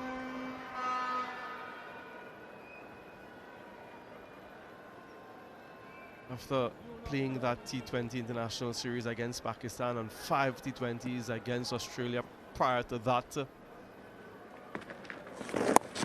These 50 overs must feel quite long for those players involved, and you have to make that transition, mental and otherwise, to cope with the requirements of this game. Quicker delivery. How did you find that, Carlos, when you had to transition from, let's say, T20 cricket to 50 over cricket after 20 overs in a 50 over game? Might feel as though the game is over. Imagine the ones that play T10. ODI cricket starts to feel like Test cricket. I've always said it's probably the longest format, and it sounds strange when you're talking about a 5-day Test match, but you get a rest every 2 hours in a Test match. It feels like a proper long slog in an ODI. You get to the 30th, 35th over, and there's almost a whole other innings to go. 15 overs left, and that's when it's go time as well. Whether with bat in hand or with ball in hand, it's almost like you've just slogged through 35 overs and the most important 15 are yet to come. When there are good games, however, other than Test cricket, probably unmatched. Oh no! Talking about a slog, that's probably the first slog we've seen from Evan. But yeah, ODIs, when they go well, they're a treat to behold, but more often than not, they can feel long and drawn out. But putting it into the atmosphere that we have 3 good ones, go all the way down to the wire and be competitive. Big single. And 2 good runners, so they get there quite comfortably. Just a little bit of anxiousness perhaps creeping in for Evan Lewis, 98 for 2.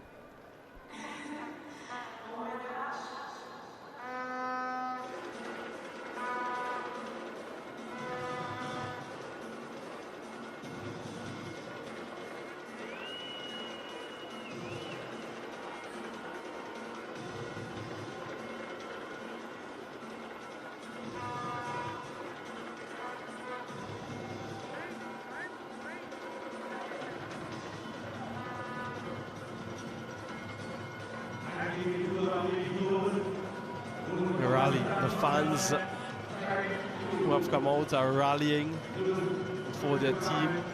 They have their merchandise, they have their flags. They will no doubt get their refreshments. They're hoping to get a victory as well. Ayub replaces Ashraf. Oh! A wide signal, so it might have brushed something on the way through.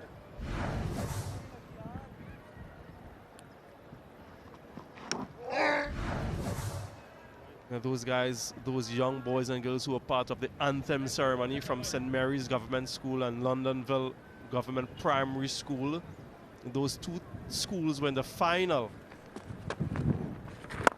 of the Republic Bank 5 for Fun tournament that was played in Trinidad and Tobago and across the Caribbean. Actually, it's the latest initiative from Cricket West Indies Republic Bank 5 for Fun to engage primary schools. This should challenge the boundary.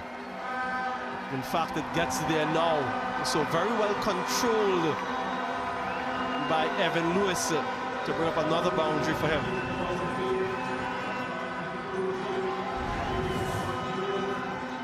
Neat from Evan, just getting inside and essaying it all along the ground through the onside.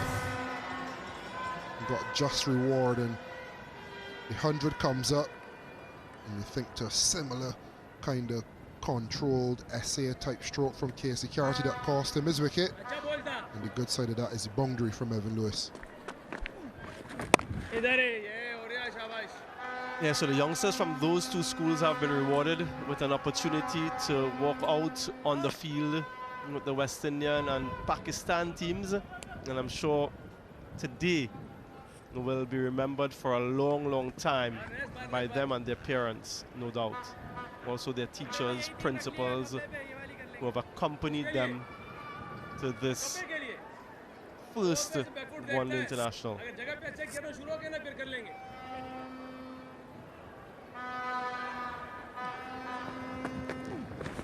Did you ever have that opportunity, Carlos, to be part of the anthem ceremony or at the toss with the captain or anything like that when you were growing up?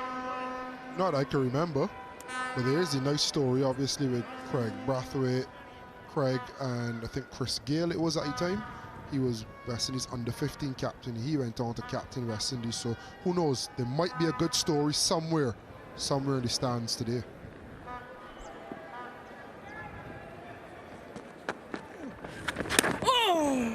This would be signal wide. Unfortunately for me, Carlos, I had to pay for my tickets. I never had a free ticket to come to cricket.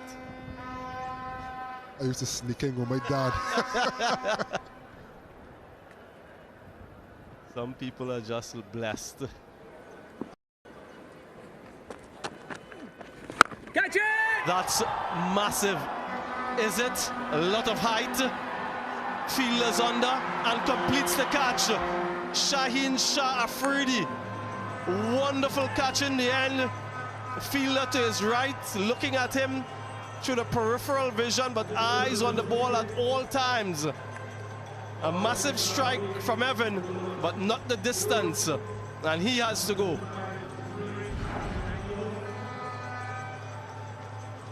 A little bit slower from Saim Ayub, little bit of grip. And Evan Lewis got right under it. And it's a picture of concentration from Shaheen Shah Afridi and the execution of the catch. Hussein Talat in close quarters in case he needed help. He didn't. Evan Lewis, a good knock comes to an end for 60. 105 for 3 West Indies.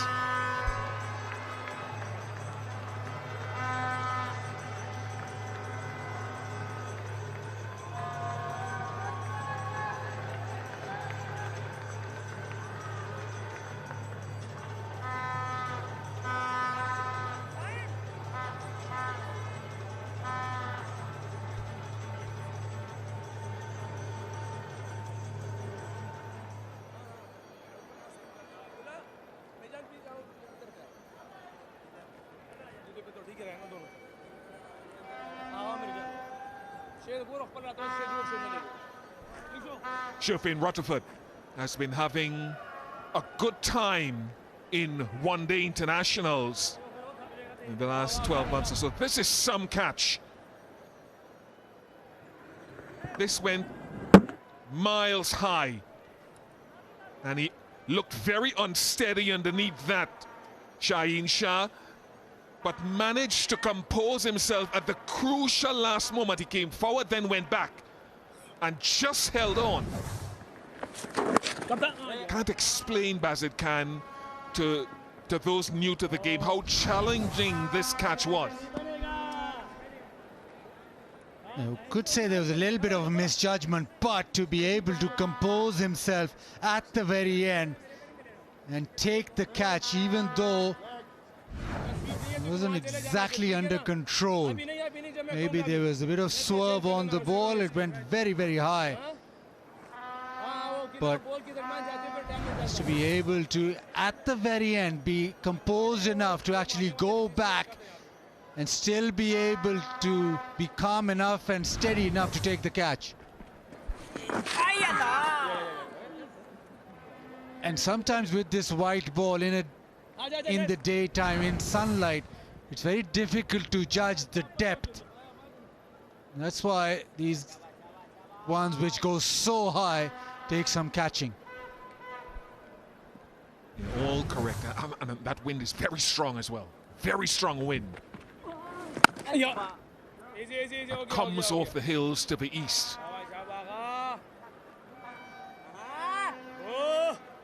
Beautiful. Good catch. Yeah, that's what he's saying there. It was swirling. Yeah, that wind gusts. It picks up, it drops, and then picks up. Not where he intended to get it. West Indies will take it though. Yeah, just Rizwan reminding Salman Ali Agha that was too wide. It's a poor delivery from the off spinner. Yes, it is an edge, but he's allowed Shaheen to throw his hands at it. It was very wide. Yes, he'll take it. Light release in pressure. The spinners are just getting something off the surface.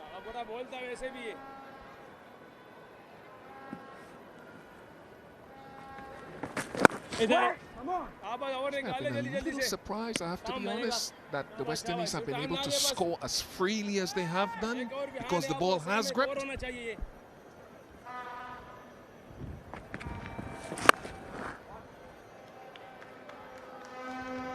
Mostly, I think, credit to the batters.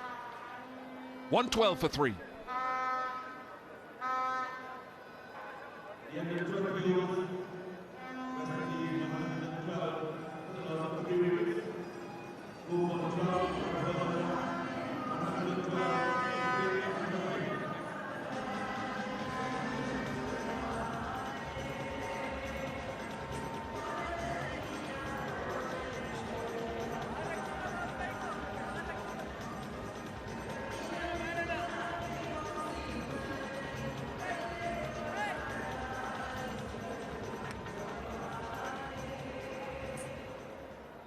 Lovely venue.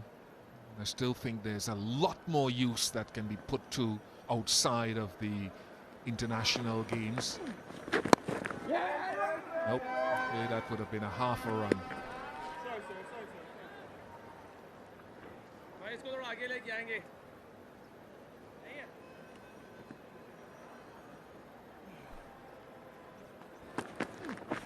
Catch it! Just over, just over. Backward square, short backward square. The previous over, this wide down one outside off stump which went to the fence. This one just drifting into the pads. There is a short square leg in place, but he's missed it comfortably. Again, you have to say, not a great delivery. It's down the leg side. Especially in power play too. You don't have 5 fielders on the fence. Now the problem with Pakistan, as you mentioned, is maybe the composition of the side.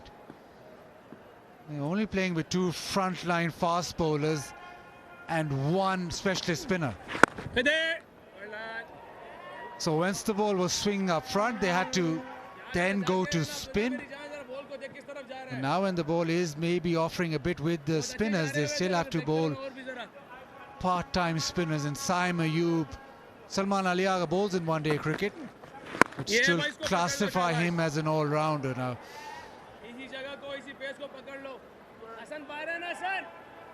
Now with the playing 11, there's a few all-rounders in place, which does work in T20 cricket. Maybe you think that in ODIs.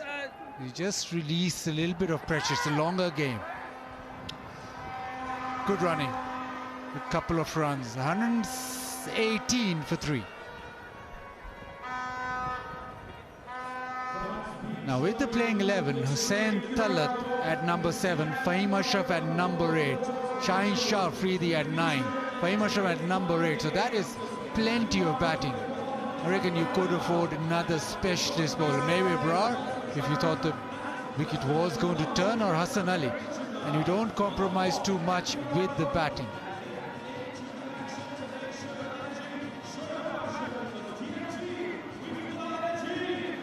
If Shaheen Shah Afridi comes at number 8, you don't compromise too much with the batting. 2 all-rounders there, Hussain Talat and Fahim Ashraf.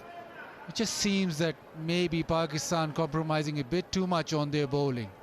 If Hassan Ali comes in, you don't really miss much. Abrar comes at, yes, maybe slightly, but still you look at the surface where the ball might turn, might grip.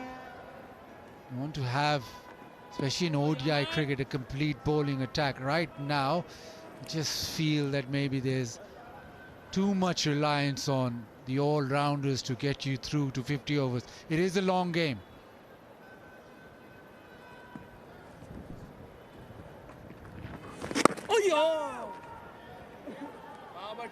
In this squad, you've got specialist bowlers, Abrar Ahmed and Hassan Ali, actually sitting out.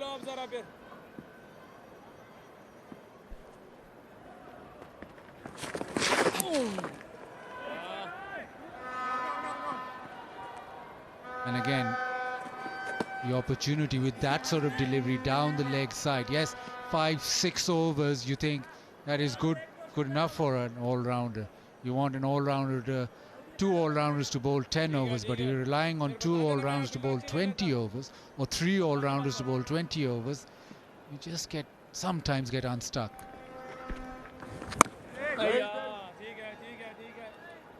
And listening to Rizwan yesterday, he was doing a little digital thing for PCB. He was thinking, yes, maybe Abrar will play because of the pitch, that it might support the spinners. But today at the toss, he mentioned the weather. But even with the weather, you would still think, okay, not a spinner, but Hassan Ali then comes in. This is the discussion. We know Hassan is very big on batting deep, but I just think that there's not too much compromise with the batting if they can play an extra specialist bowler, be it spinner or fast bowler.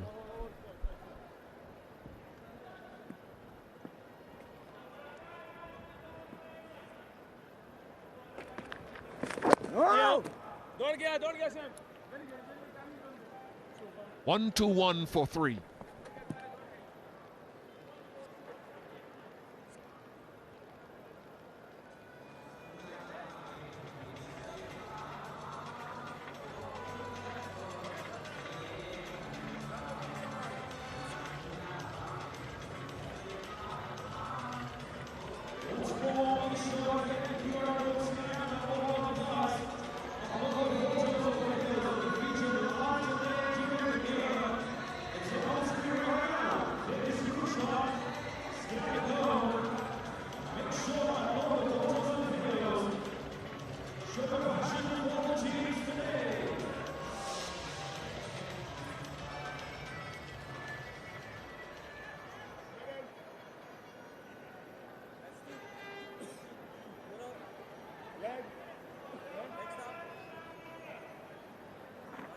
Searching for another wicket. Pakistan, Sufyan, 3 for 15.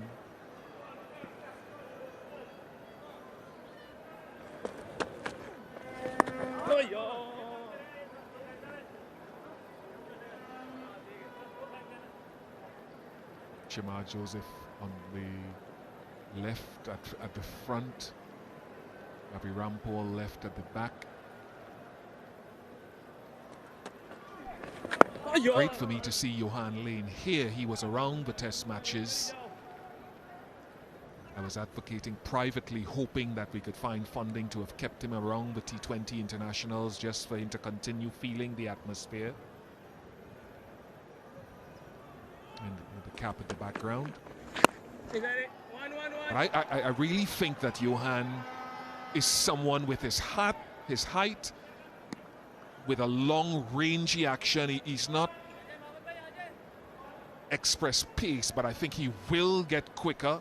He had a lovely chat with Mitchell Stark after the test series in Jamaica. On the periphery of the field, Carlos Brathwaite was there, Shakira Selman. We were all privy to that. And I was so happy that Stark took the time to converse with him at length. They talked about training methods. They talked about sifting through advice across his young career. How he manages all that, Bazid. As a young player, you're wondering, is this advice correct? Is that coach right? What do I do? What do I take? What do I leave? Stark said, look, you'll filter it out and get through it as you get older. Jediah Blades, glad to see him here. No Matthew Ford, unfortunately. I mean, Django as well, back in the fold. I think West Indies fast bowling with Jaden Seal, Shamar Joseph, Alzari Joseph. I'm happy they rested Alzari. I have to say, I was worried about his back. Really happy they've rested him. But West Indies fast bowling is promising to be a difference maker again in the not too distant future with the talents. Yeah. 1-2-4 for 3.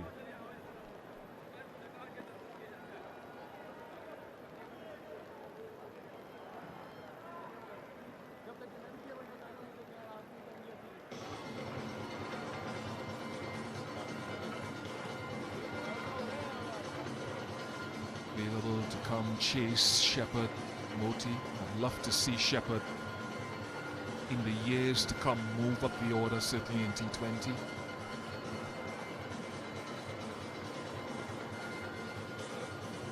Shout out the crew as well. The crew have been working very hard. Our cameramen, our engineers, our VT coordinators.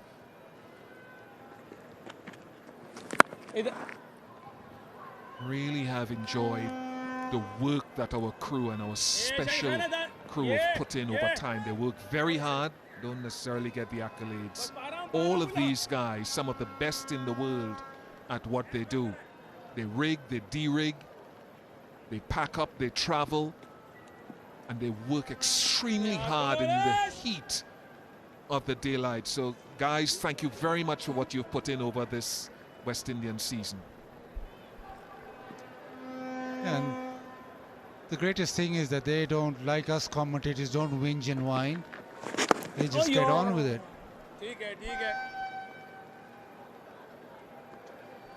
I've offered to rig once or twice and de-rig with them. They don't want me. I'm not skilled enough, but they work hard. Ryle Stewart and all these guys. And it too often goes unsaid. The beautiful pictures you get at home, these guys. All of these shots.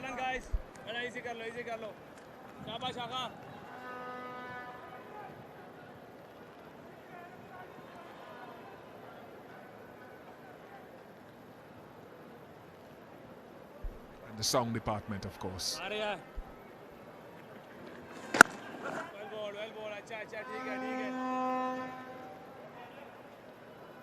And now they're just showing off.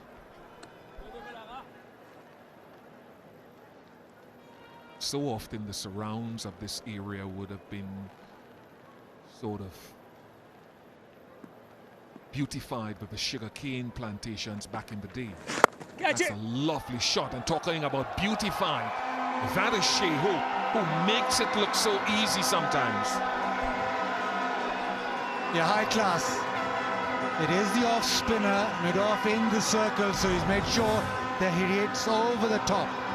Foot to the pitch, everything going towards the ball, and then the power.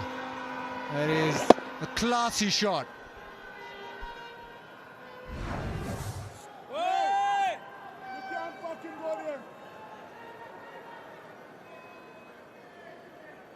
Goes to walk behind the right cameraman. If it was David Green, the body slammed him, the security officer.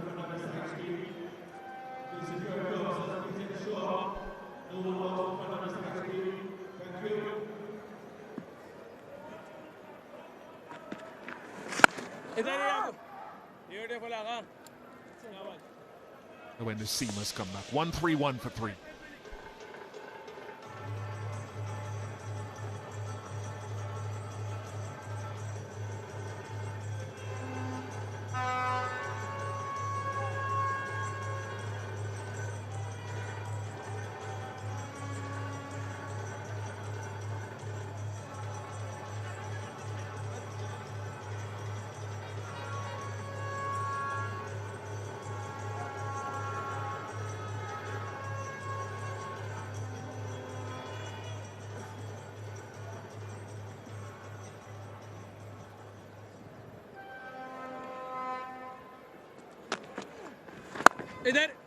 Such a pleasant drive.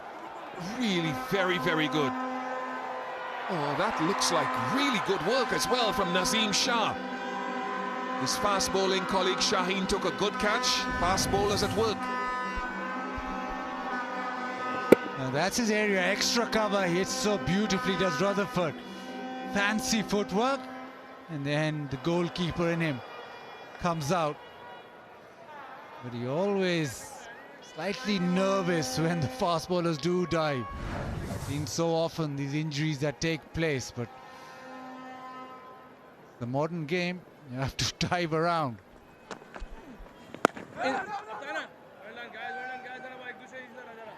Even with Saim Ayub who's bowling, when he dives, all of Pakistan sort of hold their breath. So it is a skill you need to be very good at, but also comes with a lot of apprehension, especially people watching.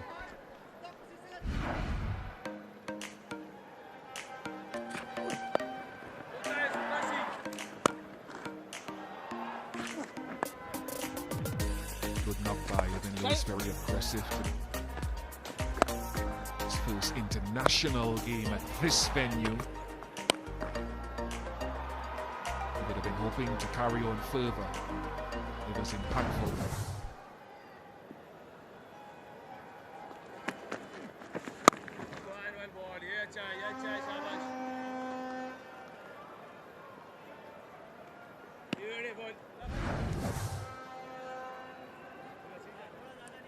Expect him to be very good leg side, very good off his hip, very powerful there, but also today he played a couple of shots down the ground. So he looks as if he's in good form.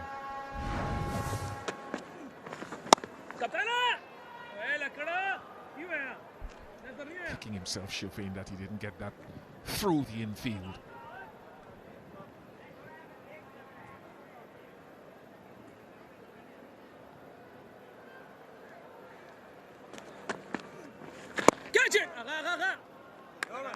Halfway stage of the innings, 1-3-5 for 3.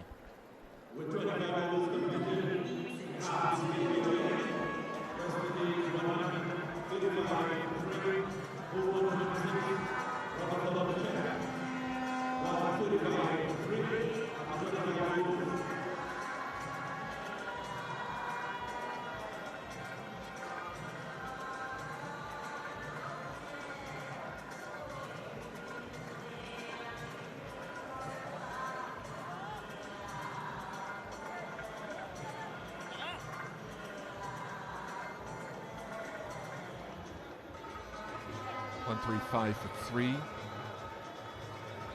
Since the end of the 2023 World Cup, West Indies have had 10 innings batting first. Before this game, they went past 300 on 4 occasions. And that's where the ultimate aim is for Shea Hope, and every captain wants conditions and semblance of good. England 7 times 300 plus, occasionally 400 against the West Indies earlier this year in 12 innings. South Africa 4 in 8, New Zealand 4 in 12.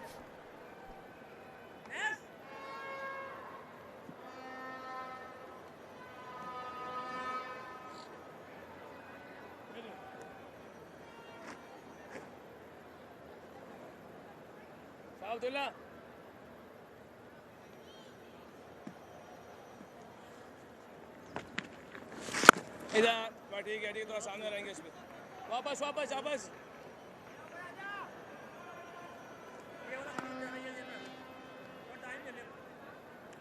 Going round the wicket to both right-hander and left-hander. Salman Ali Agha into his 8th over, so want him to bowl through. Fahim Ashraf has just bowled the 1 over. This one will make sure that the spinners do the bulk of the work, because medium paces, Naseem Shah and Shaheen Shah free the frontline fast bowlers, but Fahim has gone for runs. It's in there and gone. Straight to extra cover. The bonus wicket. Normally Rutherford very good through extra cover, but picks up the man straight there. Saim Ayub with the catch. Crucial and timely breakthrough.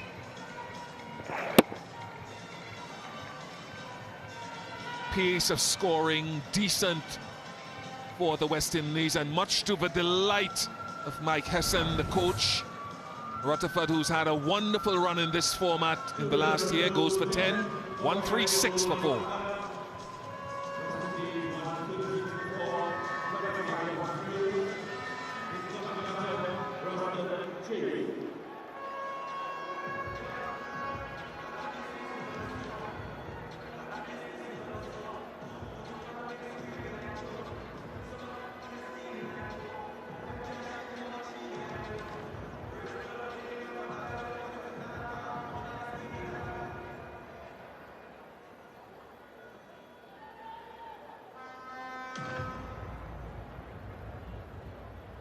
Roston Chase replacing Shufin Rutherford.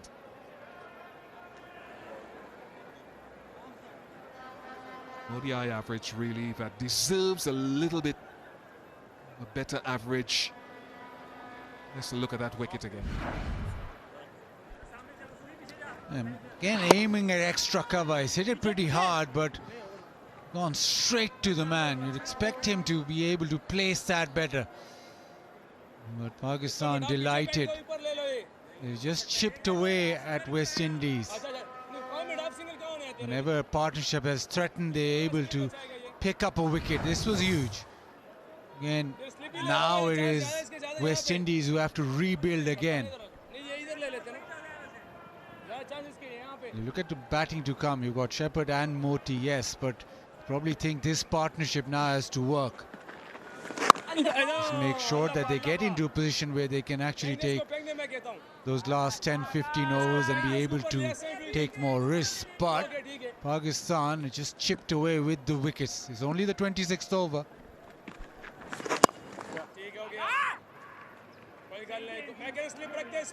Thinking wickets, if you're thinking wickets and you've got to think aggressively, who are your best two? What's your best combination with ball? Which you only reduced to 1 after 34 overs, literally with the ball. And looking at Shaheen and then Sufyan Mukim at this stage.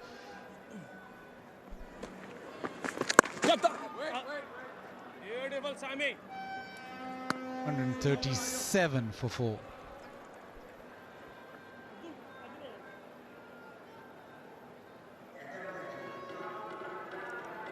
With that change of law, with the ball being just a 1 ball after the 34th over, you want your fast bowlers to have a few overs under their belt. So maybe Shaheen for a couple of overs with Sufyan Mukim and Naseem Shah then slightly later on.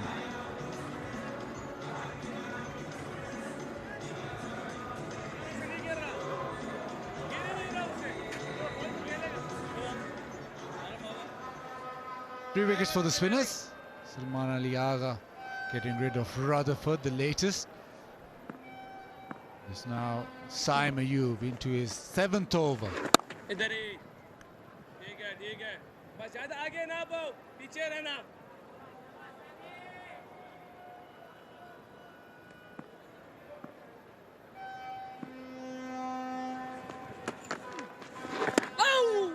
That's what I'm talking about. There's something in this pitch.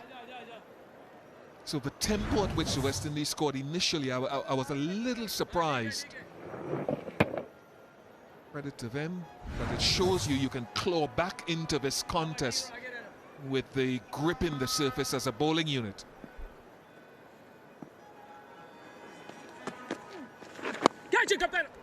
Just over Babar Azam, who was encroaching on it and couldn't backpedal. This surface is gripping. You're almost trying to turn this leg side. Raise, turn off the surface, little bit of grip. Lucky to be still there, Babar Azam, with a little smile on his face. And it's paramount for West Indies that these two especially just make sure that they do build a partnership. It's not as simple, this surface to bat on, as it may seem.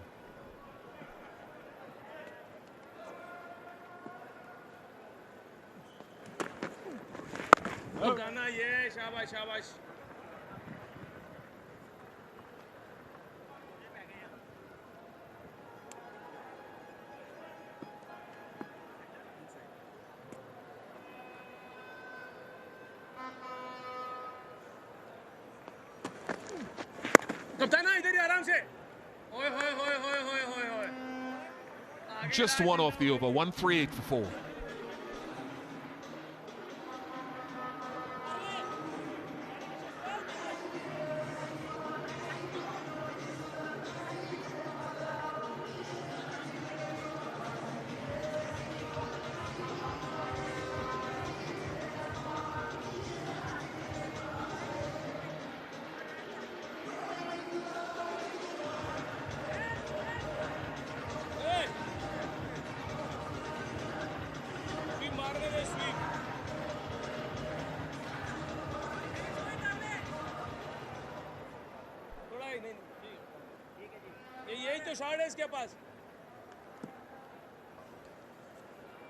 Salman Ali Agha.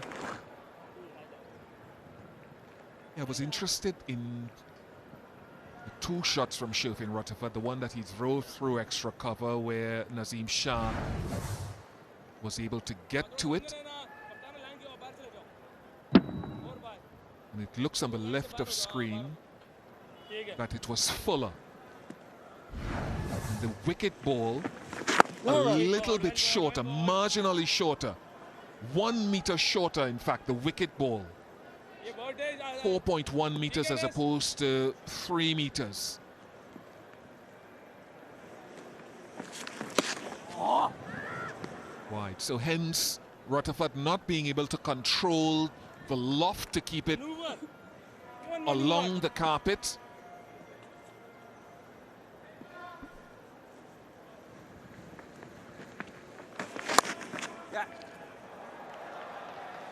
Nazim Shah, I'm saying racing after it, but he got there.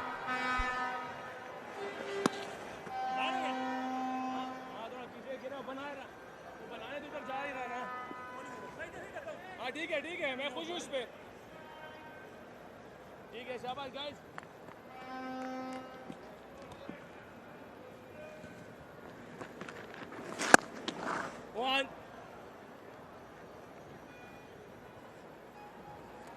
Batting is so much about judgment. Left of screen, the one that Nazim Shah dived that down the road. And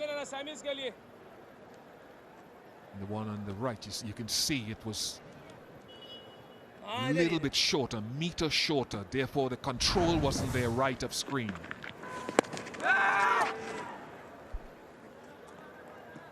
And also just shows that it isn't a surface where you can really drive on the up.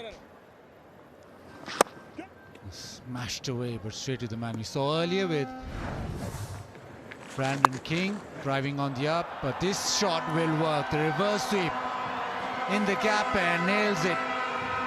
Boundary to end the 28th. It's 147 for 4.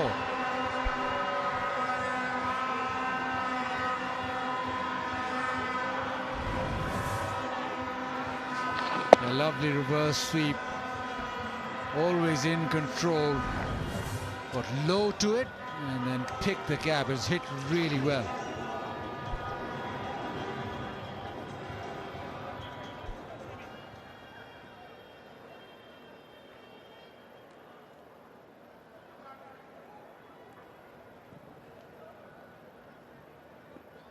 Close to 2/3 of the overs bowled so far.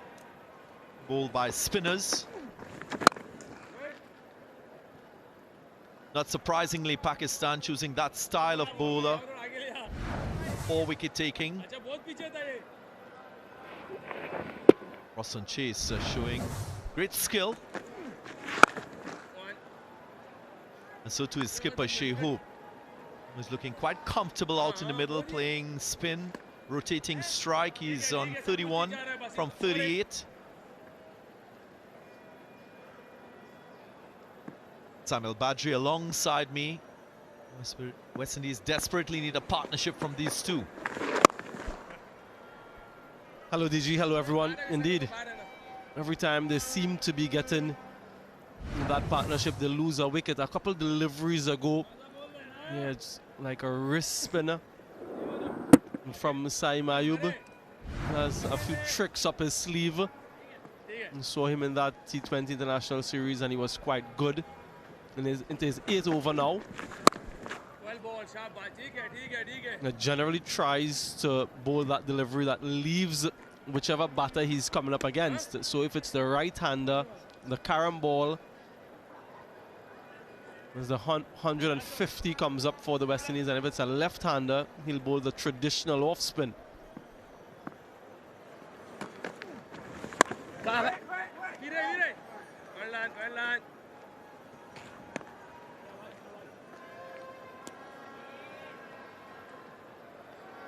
Shine Shah Afridi with wickets in the first over, and then the other 3 going to spin. The one punch uppishly through that offside. So just 3 from the over, exactly 150 for 4.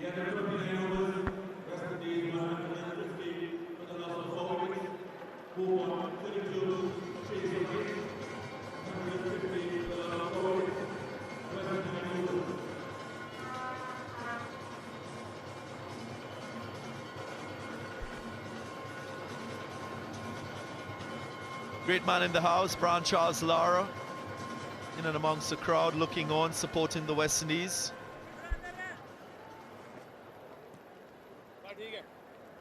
Familiar face, the great man, Brian Charles Lara.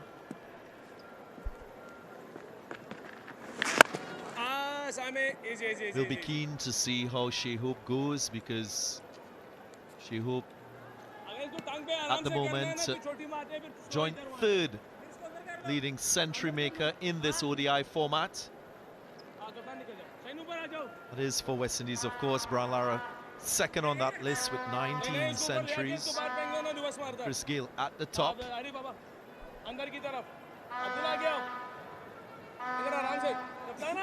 We have Spin On. He's another player, a past player who has dominated against this style of bowling.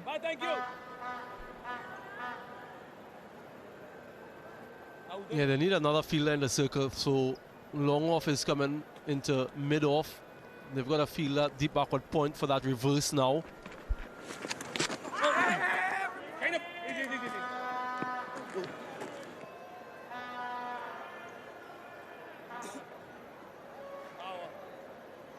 He's 2nd on that list, Brian Lara, 1900s.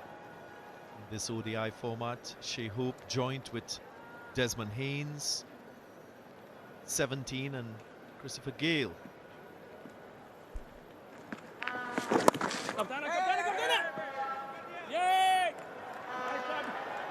Gayle at the top with 20 centuries, so Those are the West Indian players who have dominated in this format.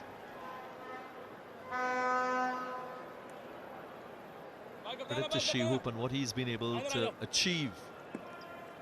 Average of just shy of 50.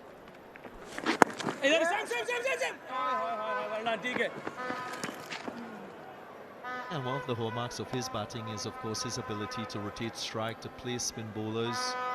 You'll see that he's a strong offside player. Loves to get onto the front foot and at times hang back. So he has his strategies to counter spin, counter bowlers with mystery. Yeah,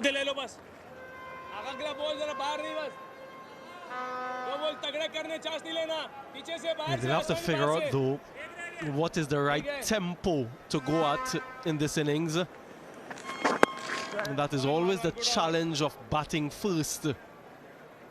Assessing the conditions and what would be a par score and trying to just get over that. 154 for 4.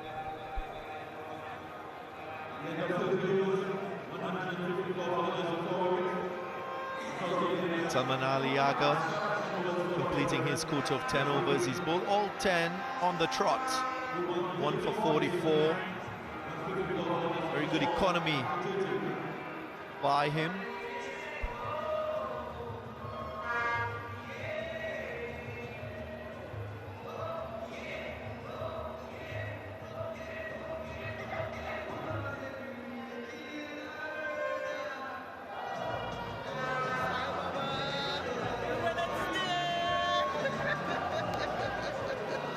Solid crowd here at the Brown Lara Cricket Academy looking on in this first CG United one-day international between the West Indies and Pakistan.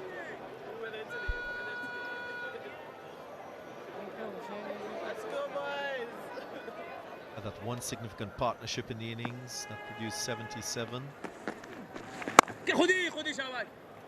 Evan Lewis looked well set for 3 figures.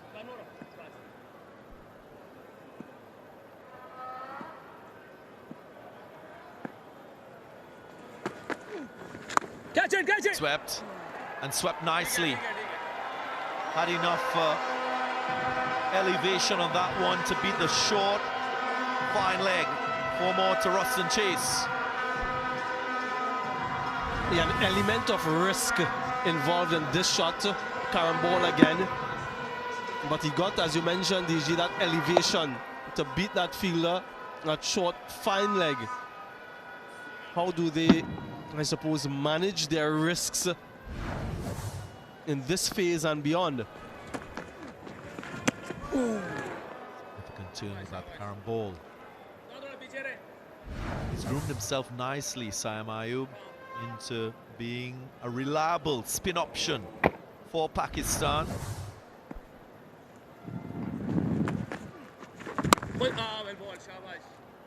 Curious to see how he turns the ball in relation to his colleagues in this team.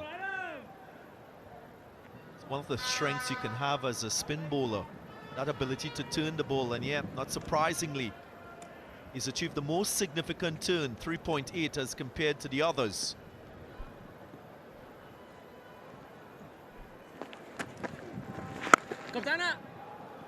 Samuel, you know that that's only one element. If you match that with control, with a few other variations, you make it a deadly concoction against a batter. Yeah, strong correlation between the pace and the turn. He's bowling much slower than the others as well. 160 comes up for the West Indies after 31.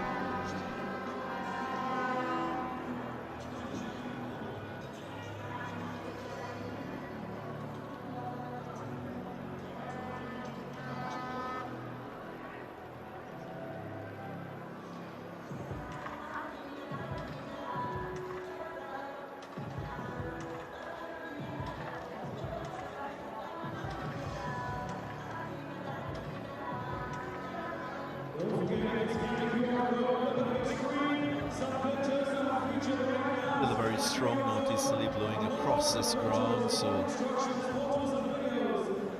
makes makes for pleasant conditions for the players and the spectators as well.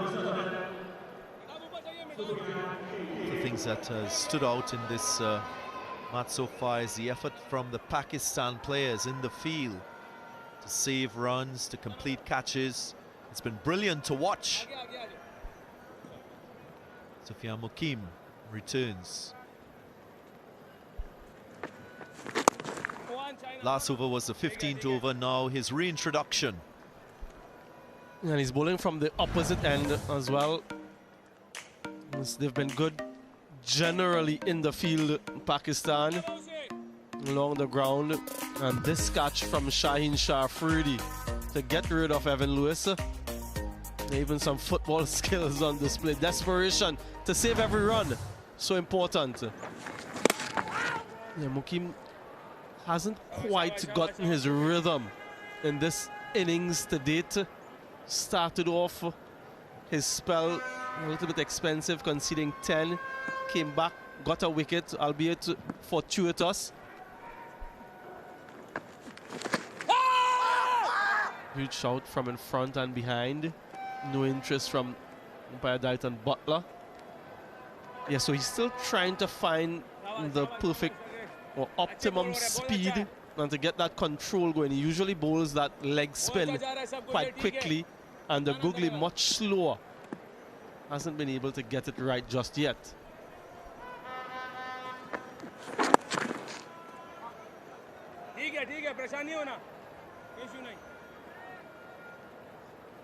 Continue to look at the West Indian batters and how they cope with spin.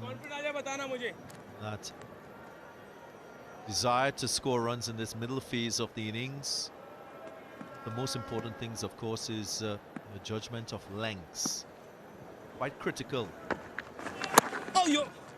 for you to be successful against spinners.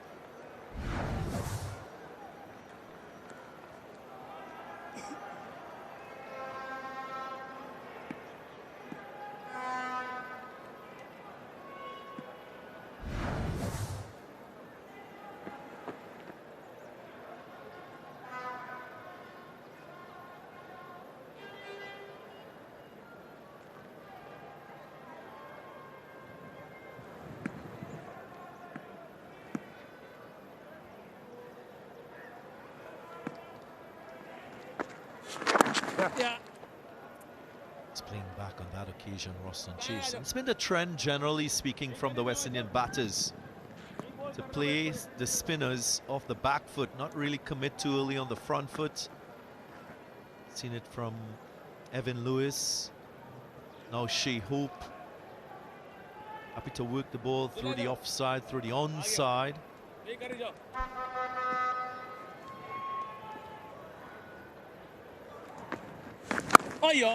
There again, caught on the crease, on the back foot. Great defense from him. End of the 32nd, 165 for 4.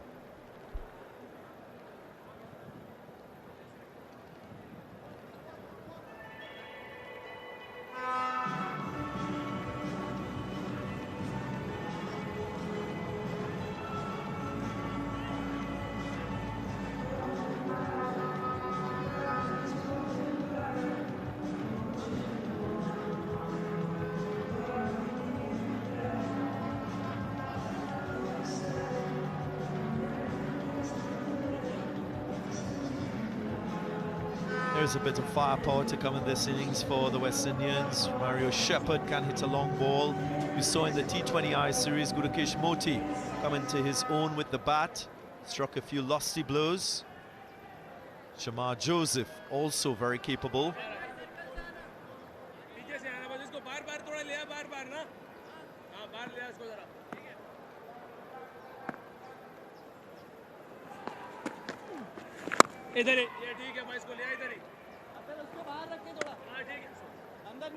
A 16th consecutive over of spin being hurled at the West Indians. And since the 18th over, we've only seen the spinners in operation. That's it fine. Properly time it, but the placement was good. You can see that concerted effort on the part of Chase to use the sweep, both conventional and unconventional, to score runs. Yeah, and generally the spinners have been economical, overs 11 to 20, 53 runs conceded, but since that introduction, lofted with real beauty, Roston Chase. Long, languid arms coming through the line of the ball. What a shot! a shot of real class from Roston Chase, getting to the pitch of it, collapsing that back knee so he gets the elevation and he gets distance as well. Quite deliberate from him. The first 6 since the 17th over. 4 of them thus far in the innings. I just wonder if they're thinking about the reintroduction of a fast bowler now. How many more overs of spin will they persist with? Remember the rule change? After 35 overs, it will be a solitary ball. After 34 overs.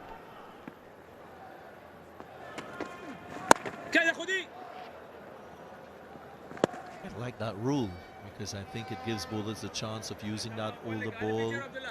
Myself and Bazit Khan were speaking about the ability having the ball reverse swing. That playing more of a significant part in the latter stages of the innings. 173 for 4.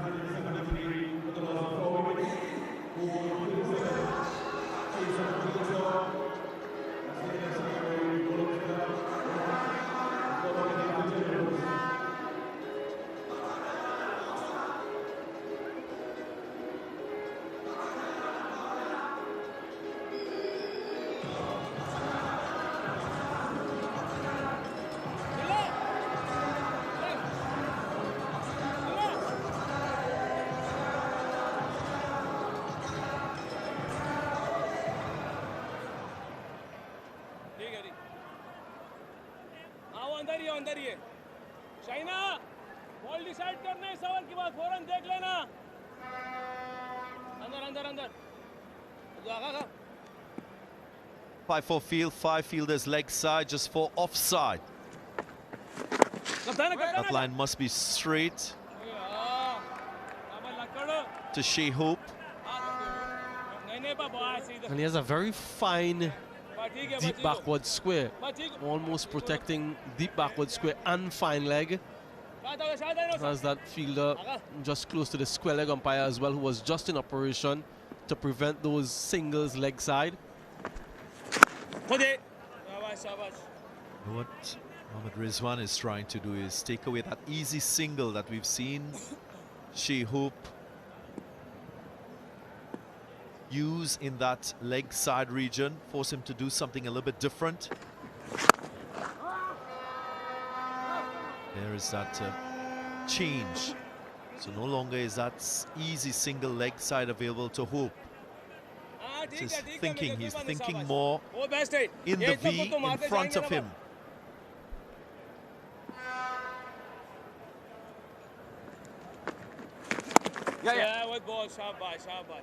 Yeah, since that 6 was struck off the last over, there have been dot deliveries up until that one, so they've fought back strongly, Pakistan. I wonder if Mohammad Rizwan is thinking about getting one of his quicker men back on from the northern end.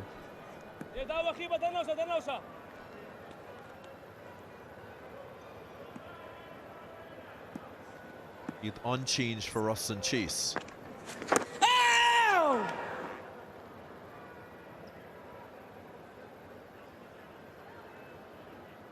A reminder that at the end of this over, the fielding team will have a chance to choose one of the 2 balls that are currently being used. And that's to finish the remainder of the innings.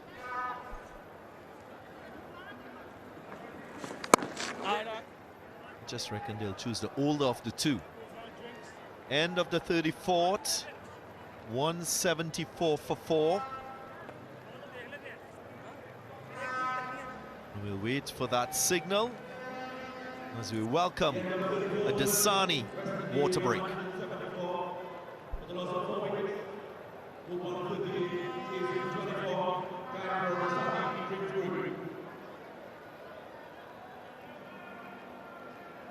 Don't forget, spectators, when the QR code comes up on the big screen, be sure to scan that QR code for all the instructions and post your photos of the videos of series and more to be featured in the exclusive showcase to the world today. Also, during the mid-innings break, we got some live entertainment for you. We've got Alex, Viking Yard, Walter Morrison, Neil and George coming up in the mid-innings break.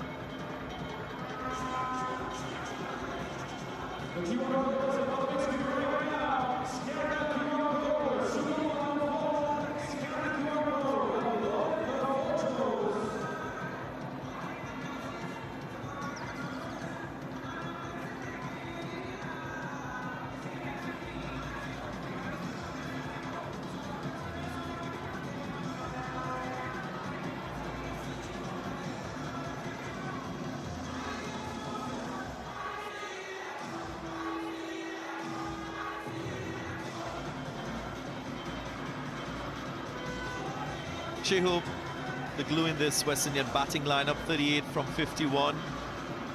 Came in and had a little partnership with Evan Lewis, one that produced 24, and now it's himself and Roston Chase doing the business for the West Indies with the bat. 1 wicket to Shine Shah Afridi in the first over, and then remaining 3 going to spin. Samanaga completing his 10 already. Yeah, during the drinks break, it was Mohammad Rizwan with his senior colleagues, Shine Shah Afridi and Baba Azam, selecting one of the 2 balls to hold the remaining overs of this innings. And surprisingly, Shine Shah Afridi making that choice.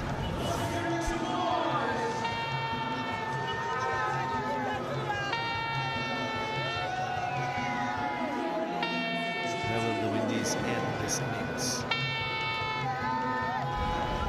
If you missed the action, the first wicket to fall was that of Brandon King, just chipping one to Baba Azam in cover. Very, very soft dismissal. King reaching for a delivery that wasn't in the slot.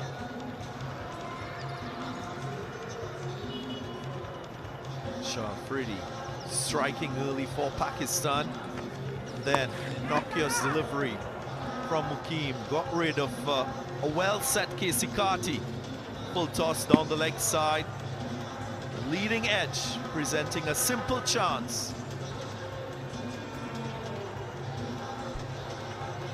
The disappointment for Casey Carty has been in sublime form in this format, and then Evan Lewis, after getting to a half century, that one went miles into the air. But Shaheen Shah Afridi completed a very well judged catch, looking to hit this one for the maximum. He got good connection, but he just didn't get the distance that he was after.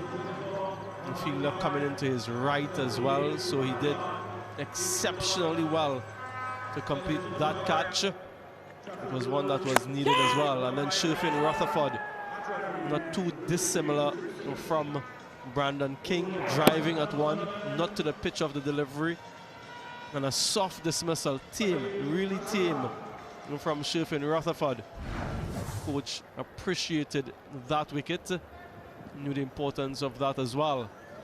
So after 34, the West Indies are poised at 174 for 4, and we have a solitary ball for the remaining 16 overs.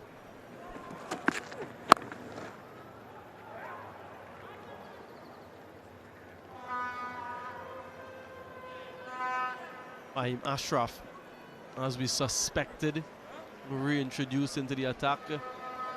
Mohammad Rizwan getting one of his quicker men back on. Just 1 over for Fahim to date. Expensive start for him, 11 from his first. Can he make amends?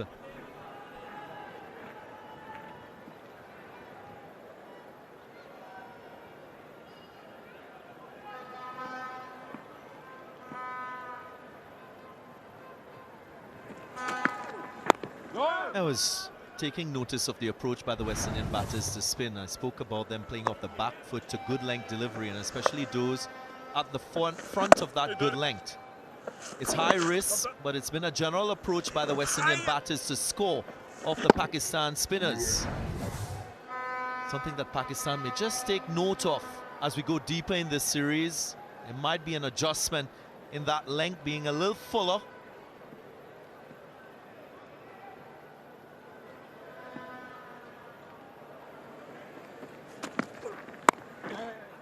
Tamil Badri, looking at that, how would you generally rate the West Indian batters to spin in this innings? It's something that has been their bugbear for a long time. So it's nice to see that they have adopted an approach which will give them success against that bowling type. And it just gives them a little bit more time to maneuver the ball in open spaces. But I do think it has to redound to the trust in the surface as well. So there seem to be trust in the surface so that they can play back to those length deliveries, good length deliveries, and as you mentioned, on the fuller side of the good length. So far, I think they've done a good job in negotiating the spinners, if not dominating them. As we look at the projected scores, can they get up to 300, which in modern day ODI seem to be sort of par. And certainly what we've seen from this surface, it looks like a good one. Quick outfield as well.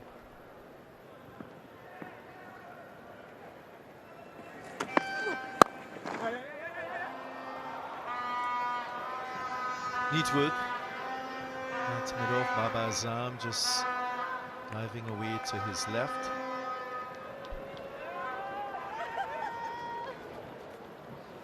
So when do they press the accelerator a little bit more? Just 5 overs remaining after this one in that power play 2 phase, where they have 4 fielders out. In the final power play, they have an additional fielder out, which will be a little bit more challenging.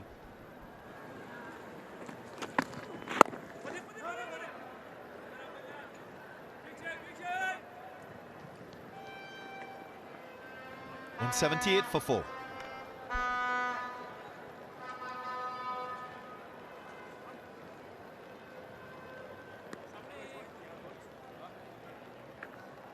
Oh yeah, one ball, brother, one ball.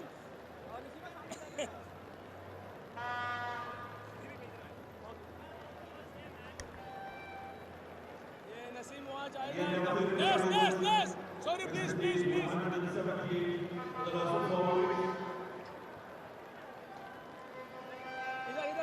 इधर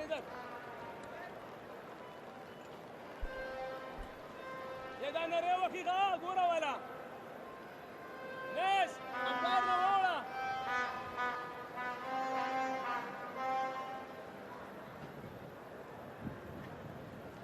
178 for 4.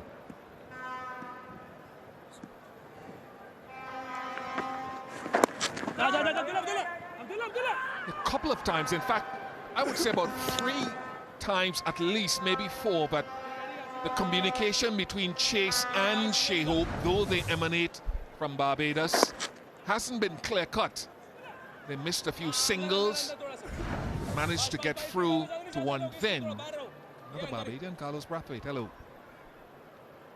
Yeah, it's a strange-ish feel set with that square leg in and almost a fine leg for a spinner, which is not something you're accustomed to.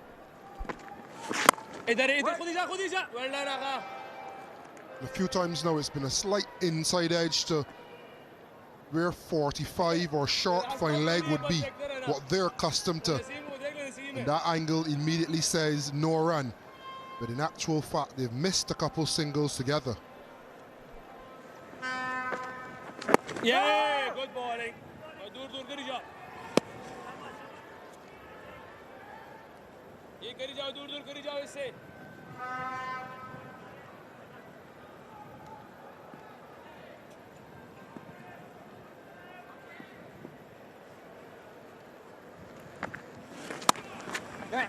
Nice! यार कितना होता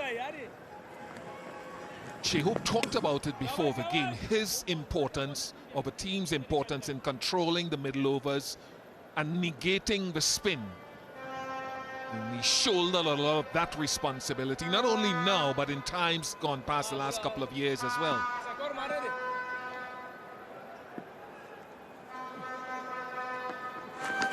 Oh no! Nice ball, nice ball. I think there might be a message sent from the Pakistan bowling coach. Just bowl long hops and full tosses. The good balls are being dealt with and the rank ones are being missed. The taking wickets. All sorts happening. Catch! Gumega, Gumega, Gumega! Several times today. Slow Sufyan has been missing his length.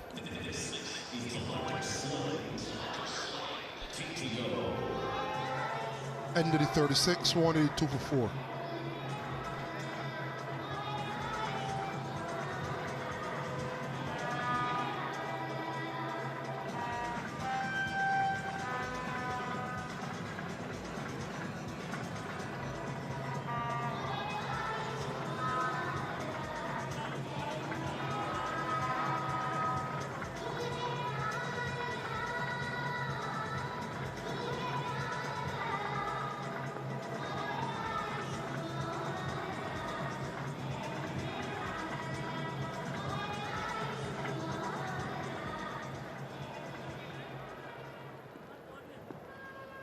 West Indies will be hoping to top up over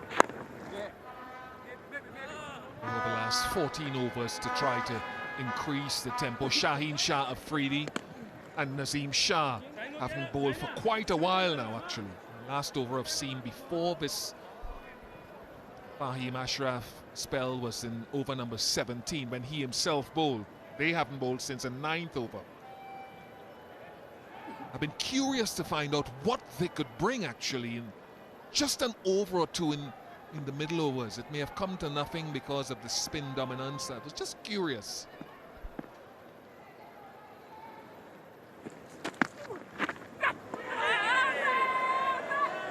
Question asked. Rizwan is not certain and he's the man in control.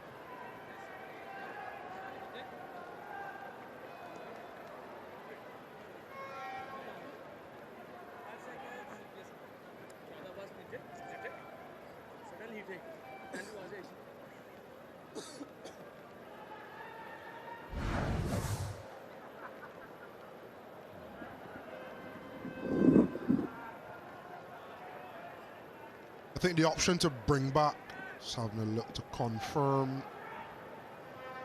nothing on it. The option to bring back one of the seamers obviously is to get a wicket, but also to break the rhythm.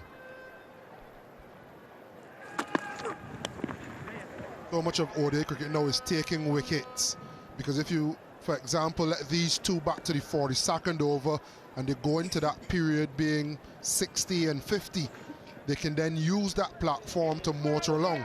You essentially want that 42nd, 43rd over to come with West Indies 6 or 7 down, and then they're asking Shamar Joseph and the likes to push on and to bat out the end of 50. So whilst the spin is doing well and it's containing, how can you get a wicket? How can you stay positive and proactive as a bowling unit?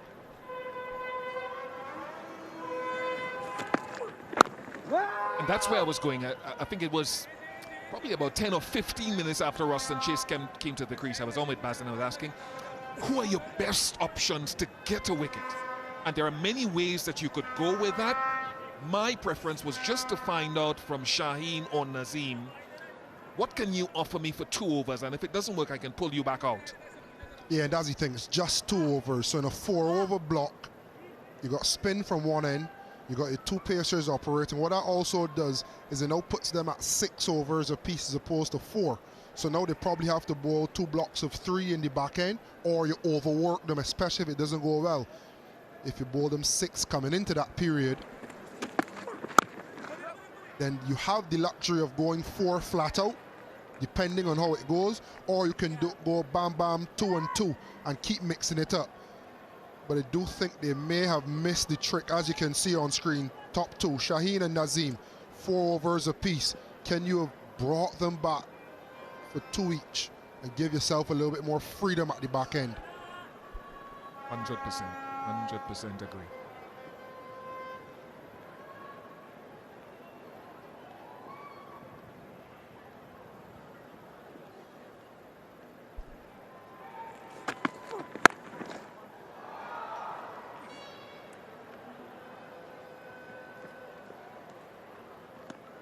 $185 for 4.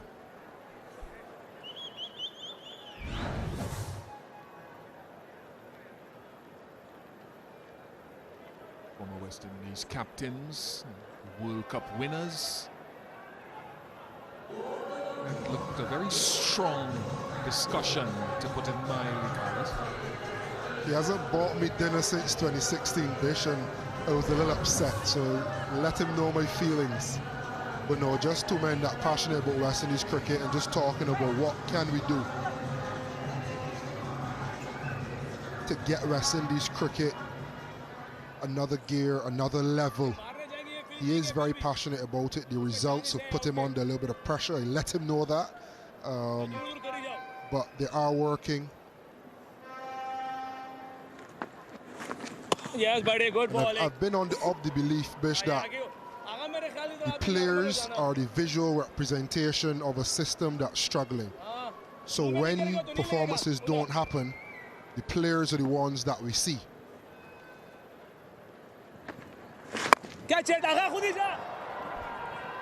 Wind is blowing that way, and so it just evaded cover. 50 partnership comes up.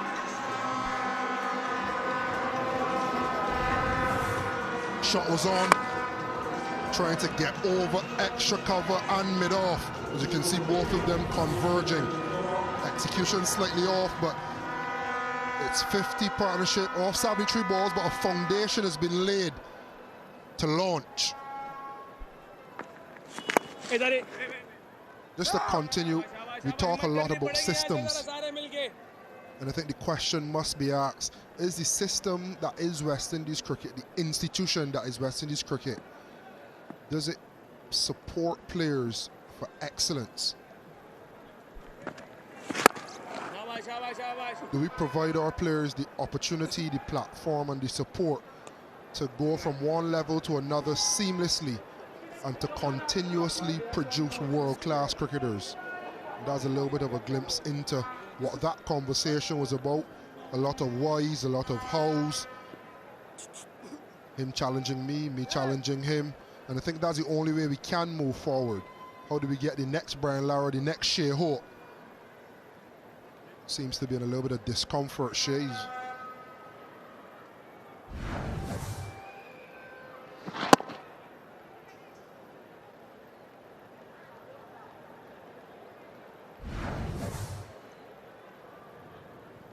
Nothing of the injury component that we thought, simply hardware. He's changing his tools. I suspect that Shea's bat would be a fairly light one in comparison to more muscular and powerful batters. Romario Shepherd would have something a lot heavier, I suspect. Carlos Brathwaite would have used something a lot weightier. He used to talk about 210, 211 on the heavier side. Guys like Vivian and 1 or 2 others around 7 perhaps. I would call him like power and muscle. Universe Boss was pushing 213.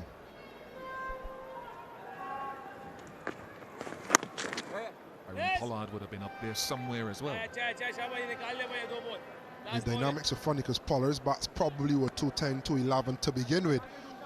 But when you add these 6 grips that he puts on because he has massive hands, takes it to 14 potentially. And you could feel the weight of it if you miss your length at him as well.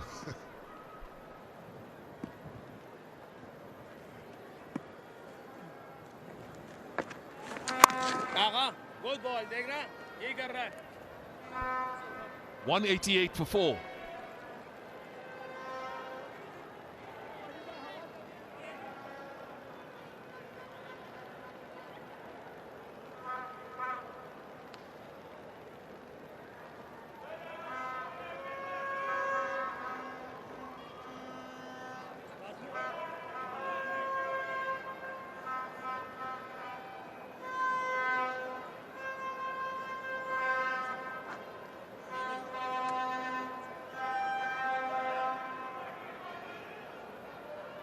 Fourteen runs have come in the last 4 overs after the drinks break.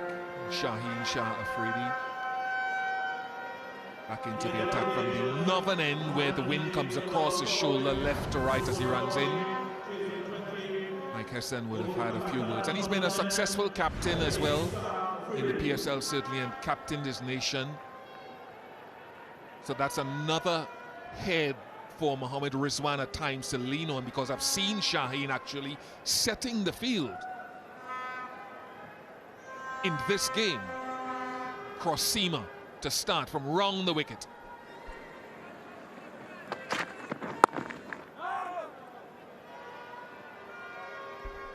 Yeah, the different types of leaders, and I've had the pleasure of playing under Shaheen Shah. He's not the most boisterous. He's almost like, I lead, you follow. And he's a good human being. He's someone that has the respect of everyone in the dressing room. You can see how hard he works at his craft. He's obviously a serious talent. He's turned that talent into actual performance. And now he's put on his captaincy hat at a lower level and able to aid his international skipper. And it helps so much when on the field you have so many other persons that you can draw experiences and tactics from, and no doubt he will be one that will be giving Mohammad Rizwan some pointers when he can.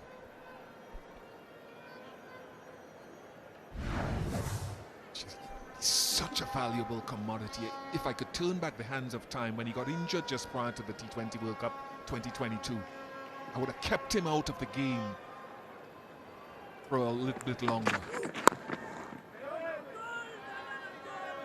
Because I was looking back at some YouTube footage, I'm not sure I'm allowed to say that, but last night, and just trying to discern the difference with his action. The left side, or should I say the right side, the right leg certainly opens up just a little bit more than it used to. The right shoulder in through his delivery stride. And I'm challenging our folks here who record footage to get some old footage and compare it through the series somehow. Just throwing that glove out there.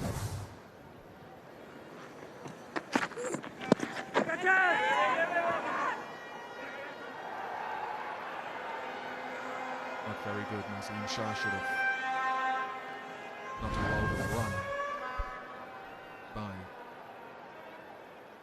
back of the hand. Yeah, Carlos, it's because the drop in pace, he was such a weapon. He still is a weapon, but he was so rapid, bowling over 140 plus before that injury.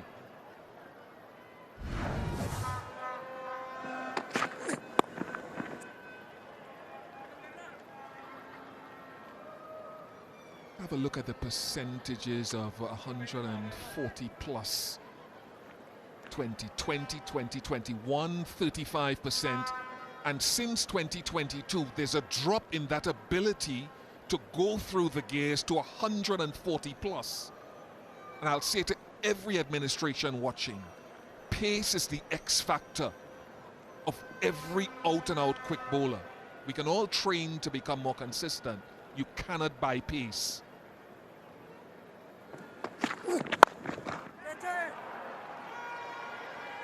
Cannot go shopping for it. You can always learn control. You cannot learn pace. 191 for 4.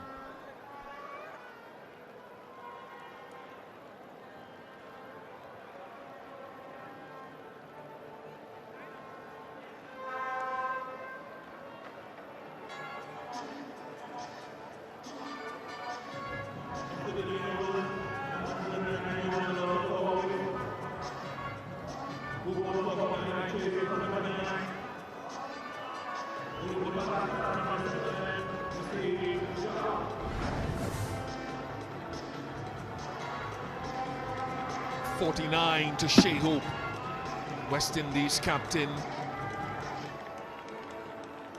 The strike rate, though, tells you whether it's him holding back through these middle overs or a combination of that, poor bats, and Pakistan's spin bowling. And he's not been able to shift through the gears yet. Maybe a change of bat will work. He's got a few. Maybe some boys at his local club in Pickwick counting the bats that comes out for him and putting their name on a couple. I'm sure you get a couple WhatsApp messages. You never let anyone know how many bats you have, Bish. There's always somebody waiting to ask for one. But he hasn't found that stick that he loves so far. And I just wonder if it's a little tacky.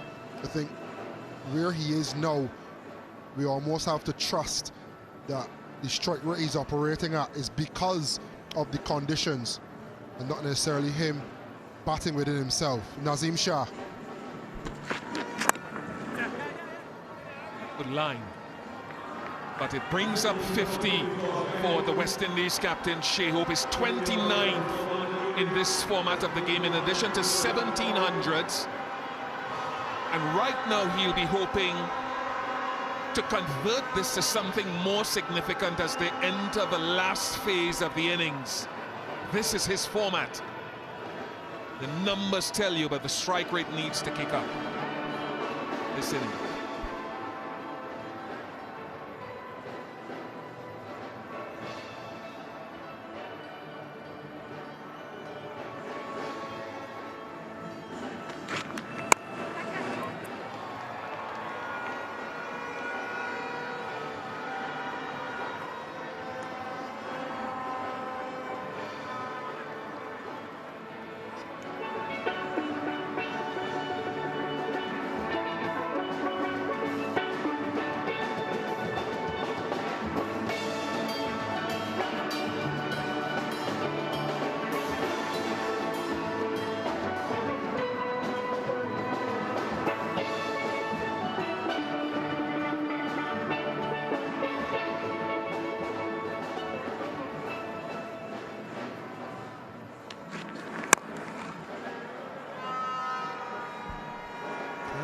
They didn't get a run there. Roston Chase was just standing looking to see, but it's an easy single. And just this shot alone, this shows the challenge of bringing the two pacers back together. The whole rhythm of the game has now changed. So if you had two pacers operating from the same end back to back, as we've spoken about, and the spinner operating from one end, you kind of offset the batter's rhythm from over to over. They never quite get comfortable.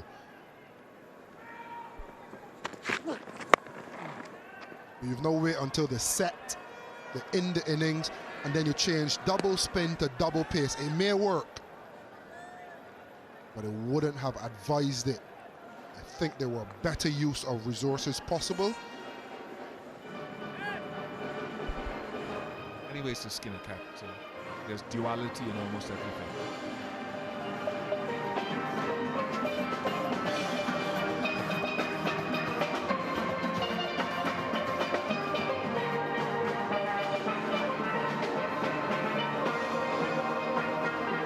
From a steel band to a deep set leg side field with 3 fielders on the boundary. Now you can use your slower ball into the pitch and ask them to hit into the wind at times on this ground. Sort of like that sort of thing. Just one. Especially when the ball is holding in the pitch. And straight away I thought Roston Chase would be looking at short fine leg and short third, because he's practiced and he's executed quite well the ramp and the reverse ramp, and would want to use Nazim Shah's pace. So there's a little bit of cat and mouse. Will Nazim Shah give him the pace, or will he take the pace off? Then making those two shots very dangerous and difficult to play. Or will he give him the pace and give him it straight, which allows Roston Chase then to play either and create an extra boundary getting opportunity.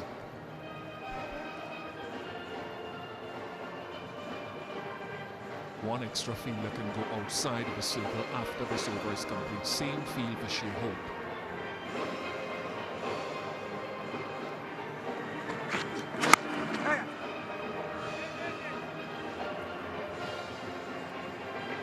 said about Shaheen Afridi can be applied to Nazim Shah. 196 before.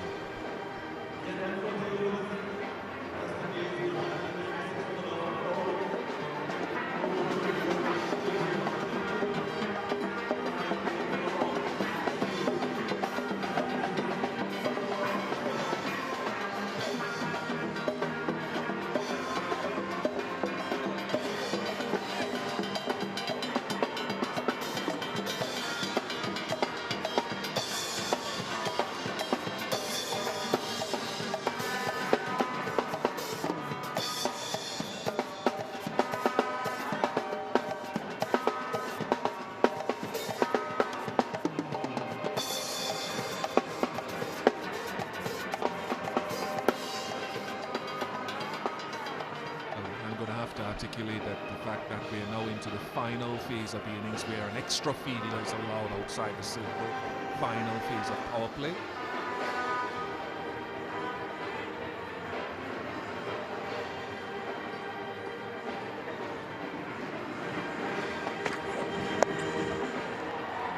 Gets that one away.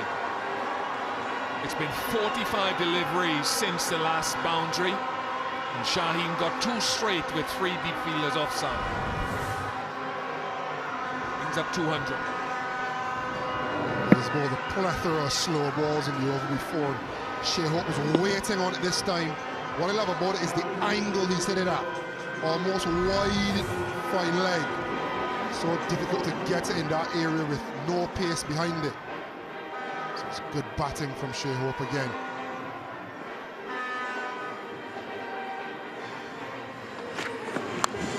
Got him! Shaheen Afridi strikes. Shifted his line from being 2 straight. And dismissed Shea Hope. Might be pace off as well. Yeah, pace off again.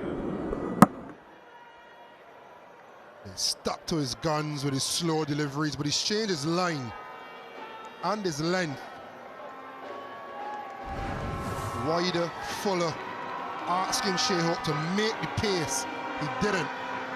He's gone for 55. West Indies 200 for 5.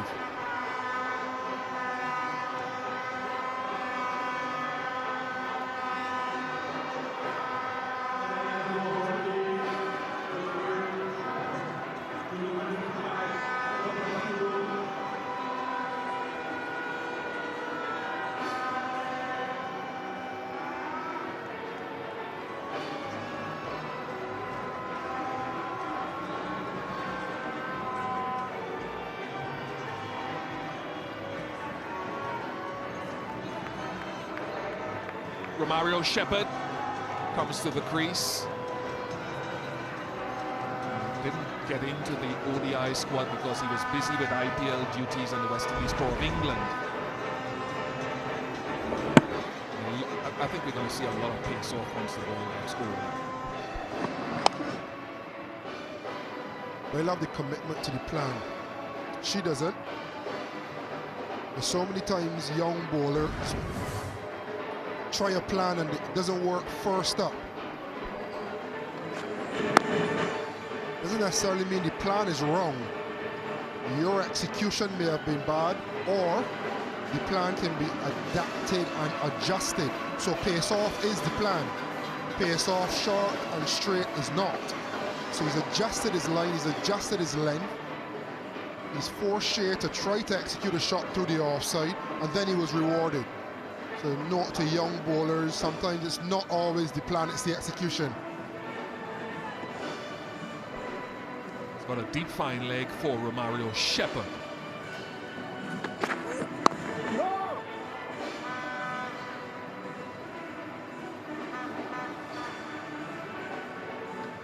Yeah, if he had that guy for the first ball of the over when Shea Hope whopped him for 4, that wouldn't have been bad, but that fielder was not there. Fine leg was a deep third, and there was a deep extra cover and long off. So Shaheen knows he got the line wrong, and they're not leaving because Shea Hope is out. Tassa guys are coming in.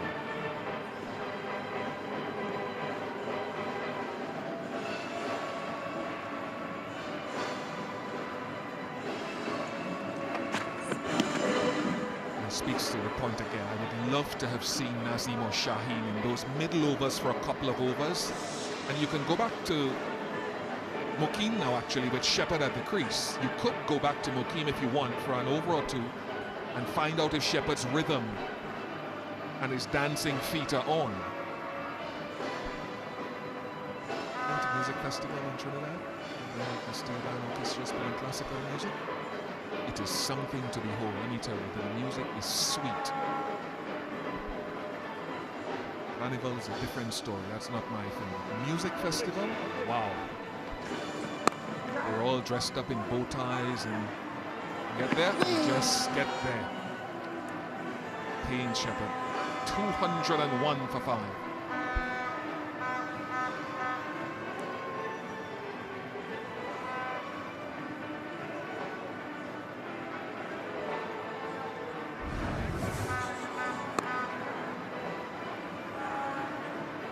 Yes and no.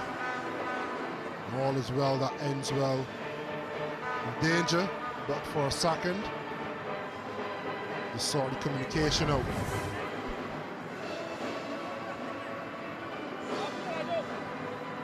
Love how good Akishmoti's batting is coming along in the last 12 months. Shamar Joseph, I'll say, whenever he plays domestic cricket, please put him a notch or two up the order. He's an all-rounder in the making.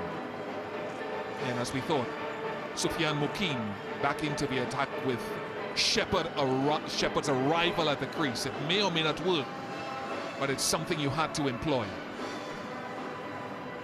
Got Shepherd in the first T20 match in Florida.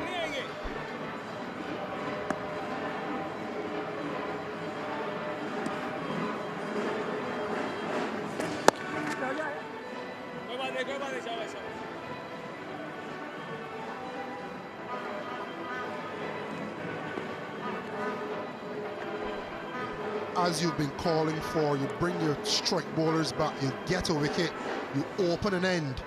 All of a sudden the spin comes back to the fore. Roston Chase can't do it from both ends. Neither could Shea Hope if Roston was the one that lost his wicket. So you get a wicket, you open an end, you know you ask the spinners to run through that other end.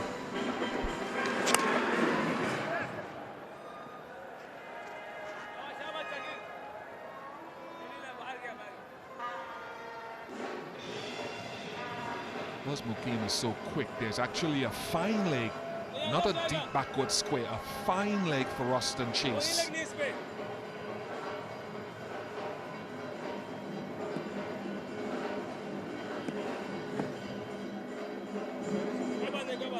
Just want viewers to hear what I said.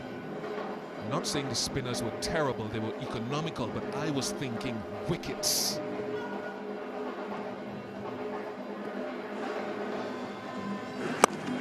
Don't misquote me. I mean, they weren't bad. Saeem Ayub and Captain.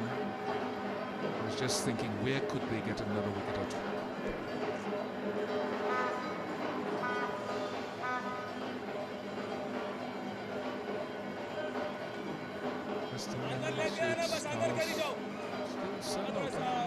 Across the country and the Caribbean, still interested in buying it. I think more should be available. I think that's something that we let ourselves down in the Caribbean when it comes to merchandising. Urge people to come out and celebrate a team.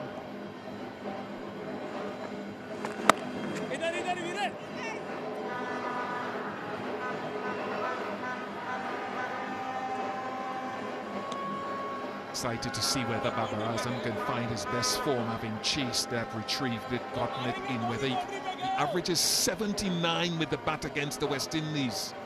500s for Babar Azam in ODIs against West Indies. Really curious to see whether he can revisit his best form. Catch it!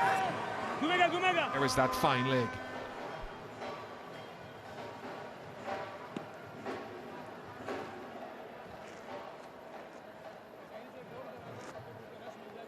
No longer a part in recent times of the T20 team. Gosh, Pakistan need him back to his very, very best.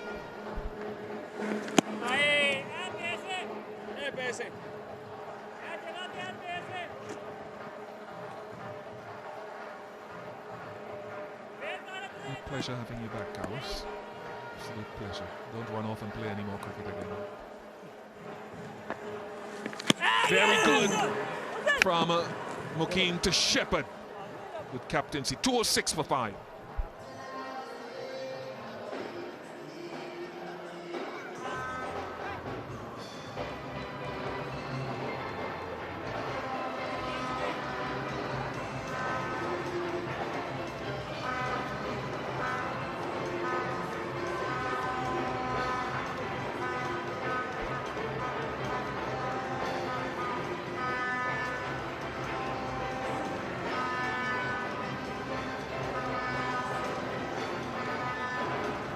Parking lot quite full, indicative of the number of patrons who are in for the first CG United ODI in this 3-match series. They're here to see their team hopefully take the first one, and they're here to rally and to wave their flags.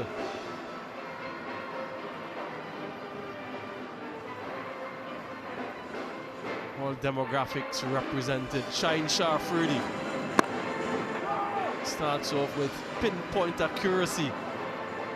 One of the things that we've seen in that T20 series, and we're seeing here again, is that attunement to detail. Tactically shrewd they've been, Pakistan, with their use of Mukeen in particular. They saved him for the back end of the T20 innings, and now they're saving him here again. We saw that previous over to Shepherd, beating him a couple times well. Yeah, that's connected. Ruston Chase makes maximum use of that delivery, and they're applauding on their feet. Everyone is clapping that stroke.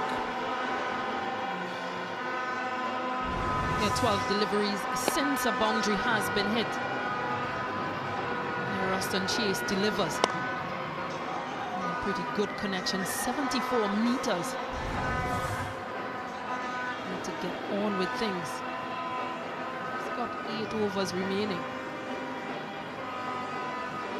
So just wonder what's the target in mind.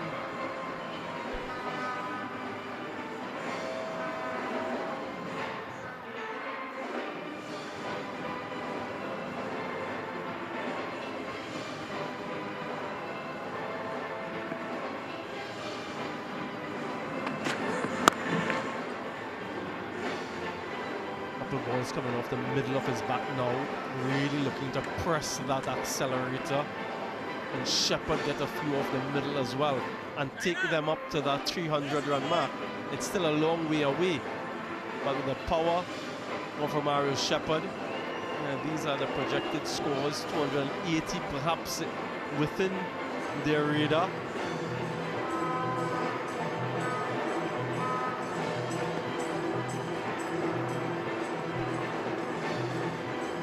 Have been really good in this phase of the innings, the West Indies, as mentioned before. In fact, they've been the best of full member nations in this cycle in Power Play 3. They'll be looking to replicate that type of performance.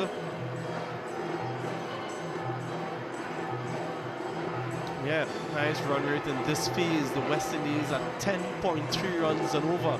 Can they achieve that? They need to double what they're currently going at, though, for these final overs. They've got the power.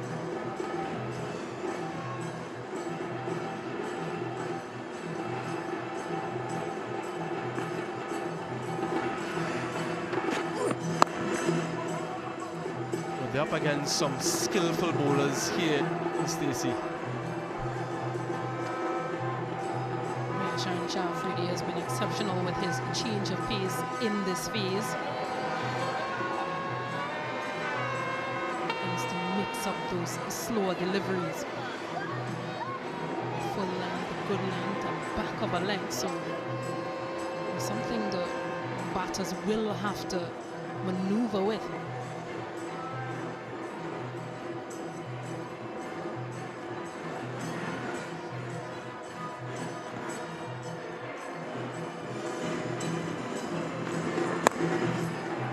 Yeah, that should be taken. It is taken. Shaheen Shah Afridi again with a wicket. Another one for the speedster. And an important strike, the wicket of Romario Shepherd. Plans coming to fruition for Pakistan. Fuller in length, but possibly pace off. Rolling his fingers across that delivery. Luring Shepherd into the shot. He didn't get the connection, and a very well catch. In the end, Romario Shepherd goes for 4. West Indies 215 for 6.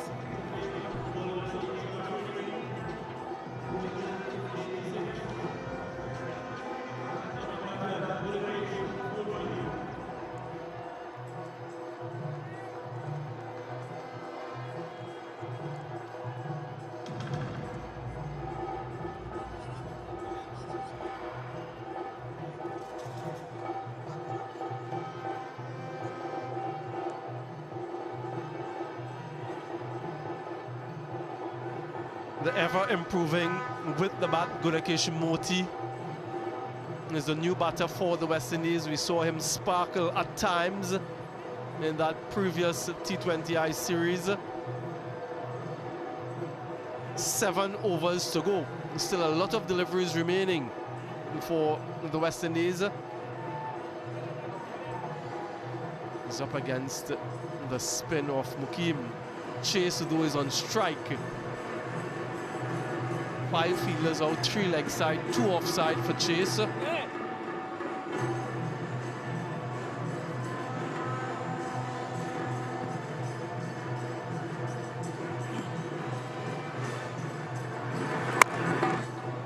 Yeah, that's in the gap. Really good placement from Ruston Chase. And a good start to the over pressure on Mukim. Yeah, he's the in-form batter, the Ruston Chase, and knew exactly where he wanted to score, so the delivery being fuller in length, it was easy pickings. He moves on to 46 from 48. It forces a change in field. Short fine leg now goes back. Squares in play on a deep mid-wicket.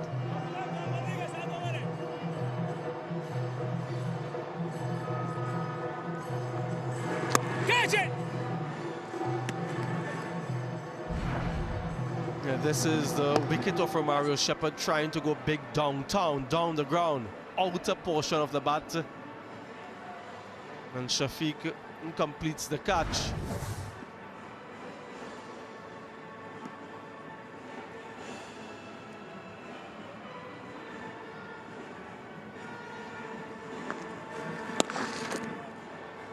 Flat, fast, but ill-directed.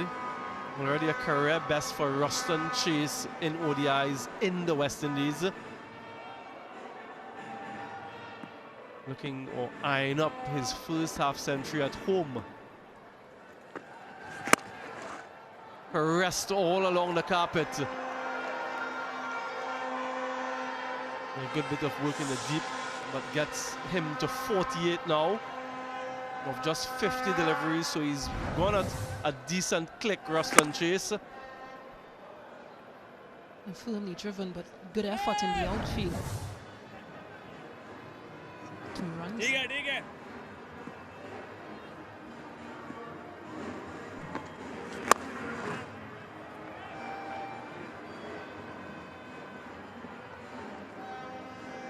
Crisp again. Moves on to 49 now.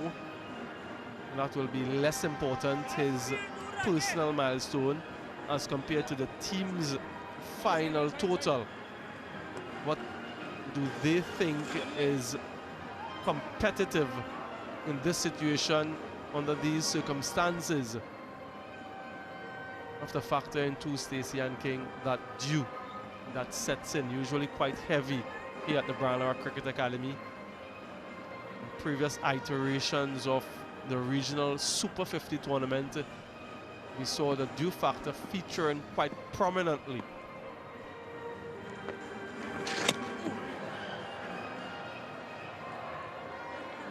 Not signal a wide, very close. Good call, I agree with from umpire Dighton Butler. Yeah, the pitch comes on, the ball comes on a lot better with the dew.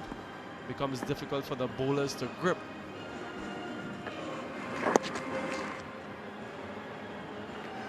Moti's off the mark. Moti has the strike, 224 for 6.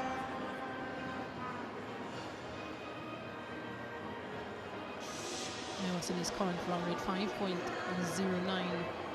will take them to 254. If they can get up to that 7 runs per over, they'll be happy with 266, 278. 6 overs remaining.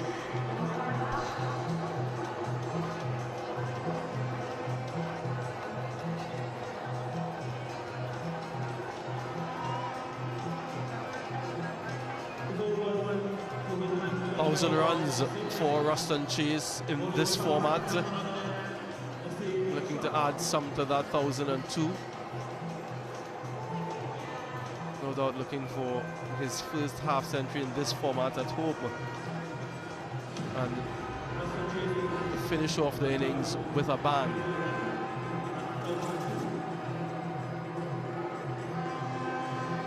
Change in bowling from the northern end though. Nasim Shah makes a return. 5 overs for him so far. Dot delivery to start.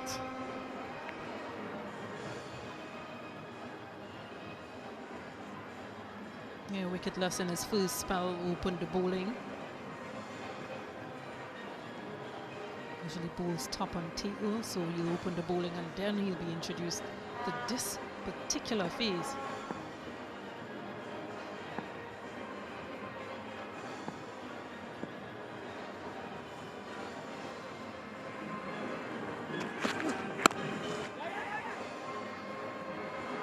The most important job for Gudakesh Moti is to do just that, to get Ruston Chase back on strike, and in doing so get himself a little bit set on the standard conditions a little bit more, and so that eventually both of them can go.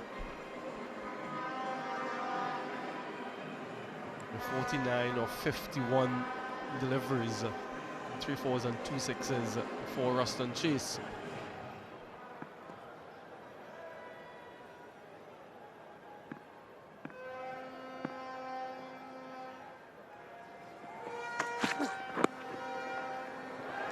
Might be leg buys for 4. Yeah, it is. No matter how they come from a West Indian perspective. Yeah, just poorly lined, and I think he just missed out, but the honesty to say to the umpire and tap his time is to inform him that yeah, it was leg buys, but 4 much needed runs for West Indies.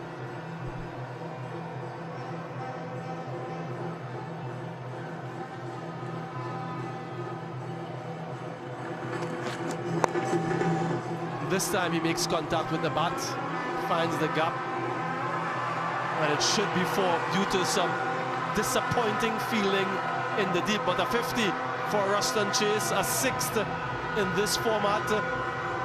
His first half century at home, well constructed, but some more work left to be done.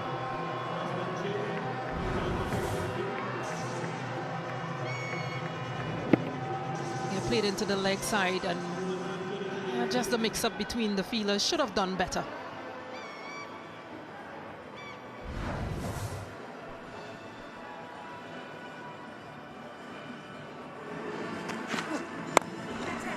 And just like Evan Lewis, 50 and out. Not getting the distance that he was after. Baba Azam with a simple catch. Lots of disappointment and dejection for Ruston Chase. Nasim Shah strikes back. You're trying to go down the ground. Didn't quite get the power or the elevation to go over the fielder. A disappointment for Chase. He knows there's 4 more overs, 5 overs remaining. He goes for 53 from 54. West Indies lose their 7th on 2-3-3.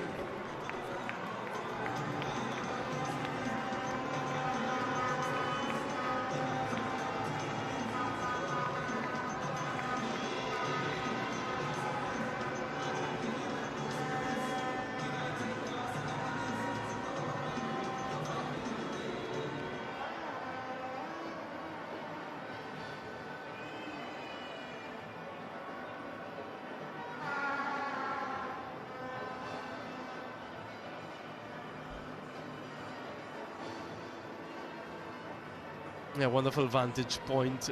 The court's fan cabana, lots of energy and passion in that region. Fans there will be enjoying the cricket in the comfort and style as if they were at home. Shamar Joseph, the new batter for the West Indies.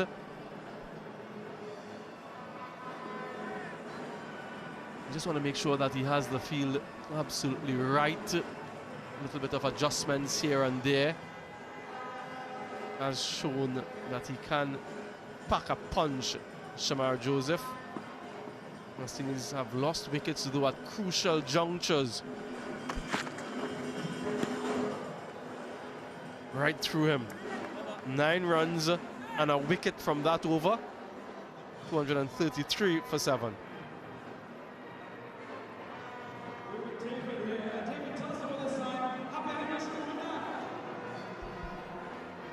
West Indies losing Ruston Chase in that previous over. Informed batter, the set batter. 53 from 54. It brings 2 left-handers out in the middle with just 5 overs to go.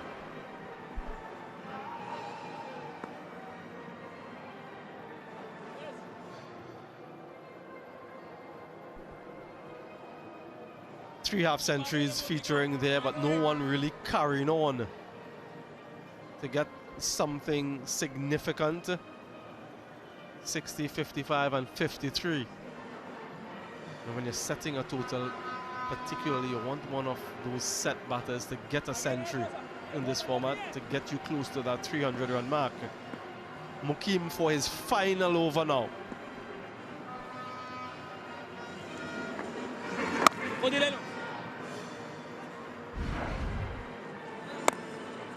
Maybe trying to hit it a lot wider than he eventually did. You see that whip of the wrist, got it a lot straighter than he liked.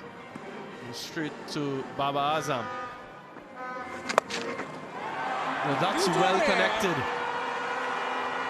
by Gudakesh Moti. Might just be 1 bounce for 4.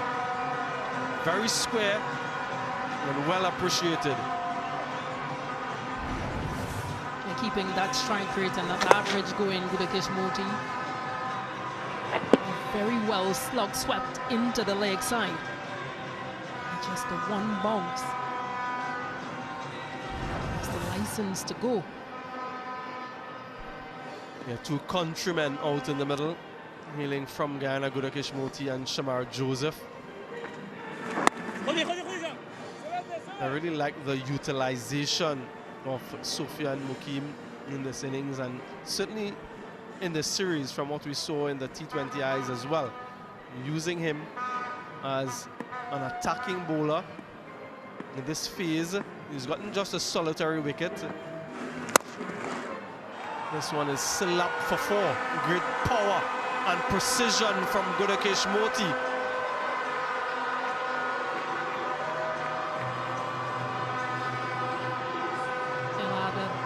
More to that and say good placement. Yeah, giving it the long handle, Gudakesh Moti, and slaps it down the track, and it's as straight as an arrow. Speaking about arrow, the golden arrowhead there for Gudakesh Moti. It's a risk, yes, to have the wrist spinner bowling in this phase of the innings, but it can also bring rewards. Sometimes it works, sometimes it doesn't, but it's well worth the risk, in my opinion.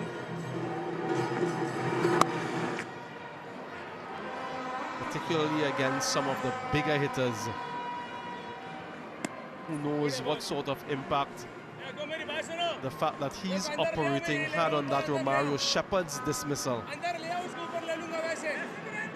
they've just seen themselves on the big screen.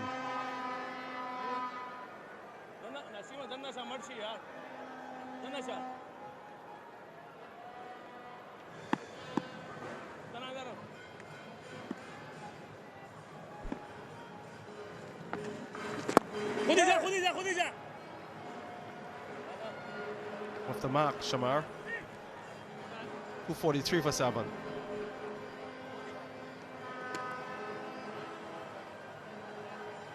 A rewarding over for West Indies. 10 runs coming from it, including those 2 boundaries of the bat of Gudakesh Moti.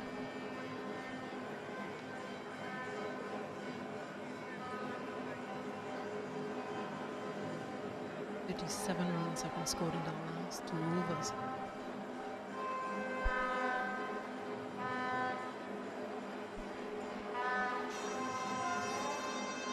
Yeah, wickets through the innings, those blobs, those circular blobs, that really hampered the West Indies' cause.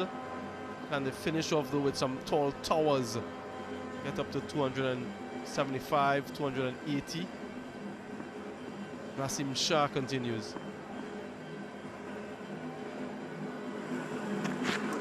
Yeah,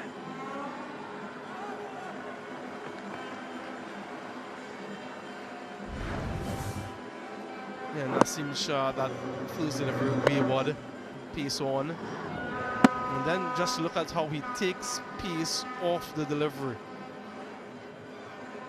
Very subtle, very clever, very skillful. Bringing success and a timely strike as well, Stacey. Preston Chase was well set, and you don't want set batters if you're a fielding team at the crease at this stage of the innings. Set or not, that was slapped, absolutely smacked by Gudakesh Moti all the way for 6. That was brutal. Gudakesh Moti is in a whole mood, and so is the crowd. They're loving this ball striking. It gives himself just a bit of room and smashes it and through the offside. 64-meter 6.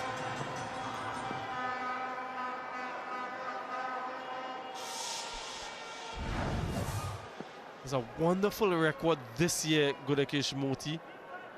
In this format, 250 comes up for the West Indies, averaging just around 30, and a strike rate of close to 150. That is remarkable stats for him.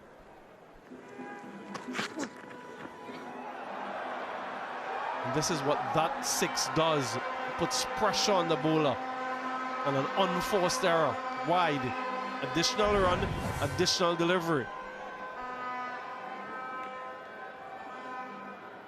Yeah, this is the pressure when you've got a batter that's in the middle, sort of putting the bowlers under that pressure as well. Usually they'll set the right fields, they'll bowl the right deliveries for the top 6 batters.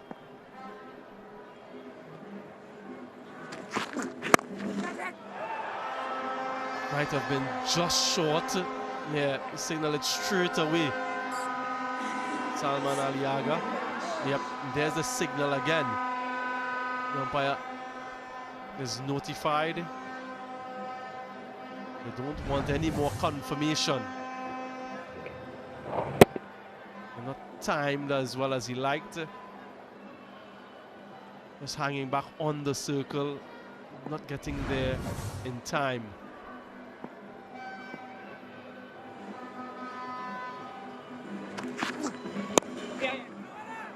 Yeah, this could be tight. It gets there. It might have been tight for any other batter.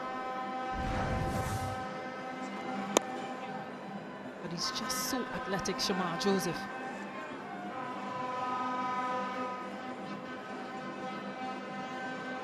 Using the bat as well, grounding, getting himself in.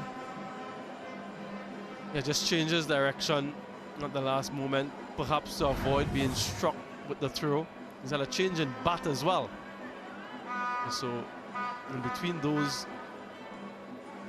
that delivery and now, he has perhaps his 6th hitting willow.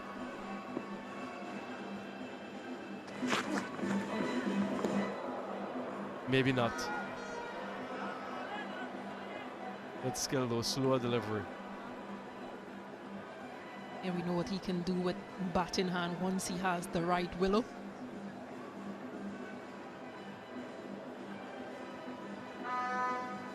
Yeah, looking forward to seeing Baba Azam a little bit later on and his exceptional record against this opposition. Mohammad Rizwan as well. Can they maintain their dominance against the West Indies in one-day internationals?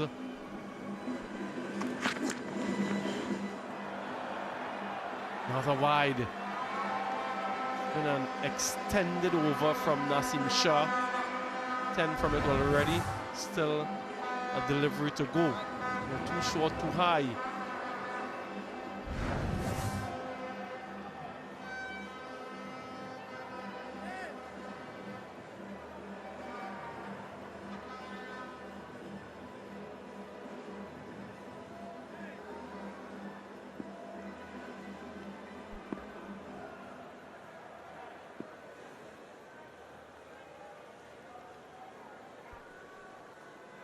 Change in field for the final delivery.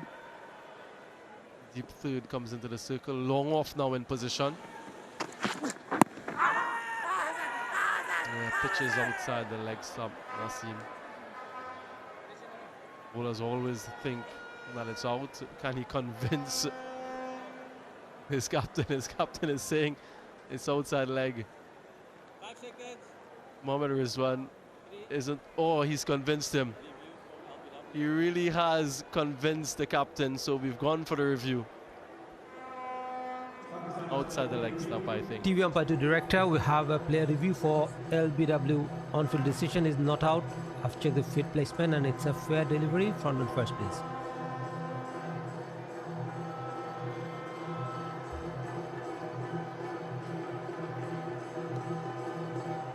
Yeah, just coming, 1 sec. Standing by.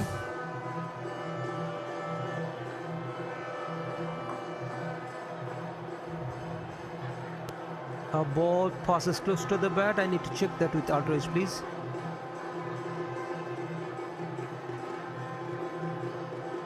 Keep rolling. Clear gap as the ball passes the bat. Satisfied. No bat involved. Ball tracking whenever it is ready, please.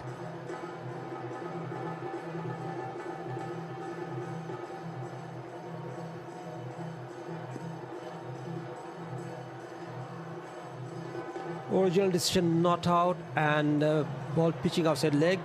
Pali, you will be staying with your not out decision. Stand by. You're on screen signal now. Yeah, confirmation. Pitch way outside leg stump.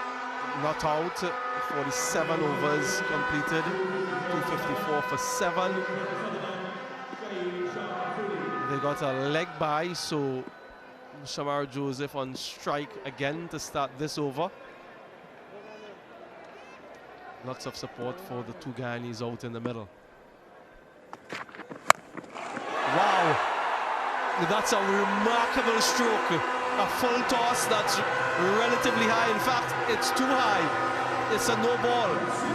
But for him to get that connection, that's incredible from Shamar Joseph. Yeah, it's the back speed through the delivery. And Shine Shah Afridi.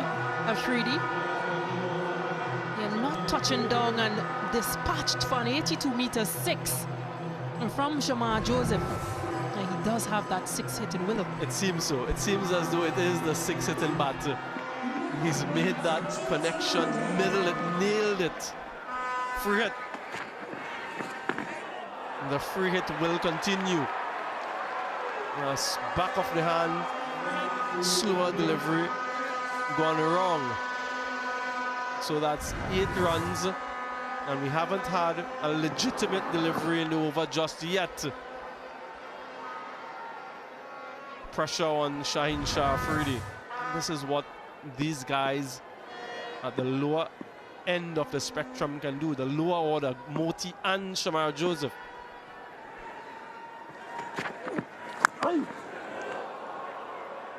Was a free hit again.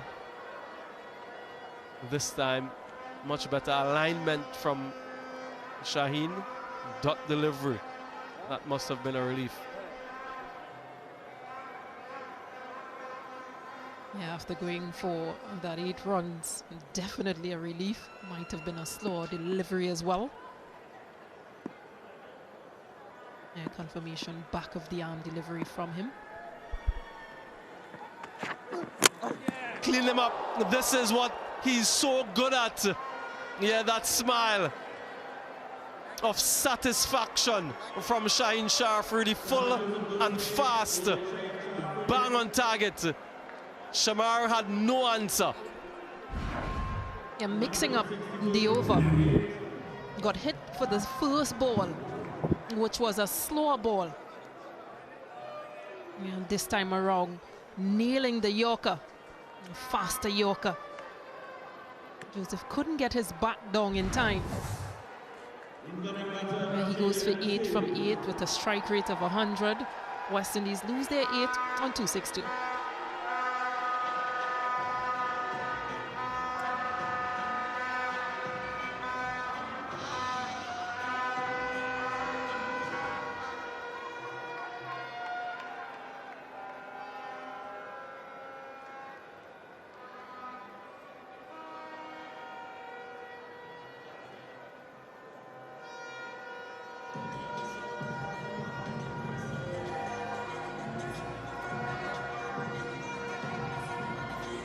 One southpaw replaces another. Jaden Seals out in the middle. The son of the soil. Hails from Trinidad. So they'll be hoping that he can get some deliveries away. Shaheen Shah, though, will be having other ideas. Yep. Tried the Yorker again, a little bit too full. Seals does well to get back down off the mark. Yeah, this is the reason why Seals is here. Couldn't get that delivery out. Shamar Joseph very well on both Yorker length delivery. The 4th in this match for Shaheen Shah Afridi. Eyeing up a fifer.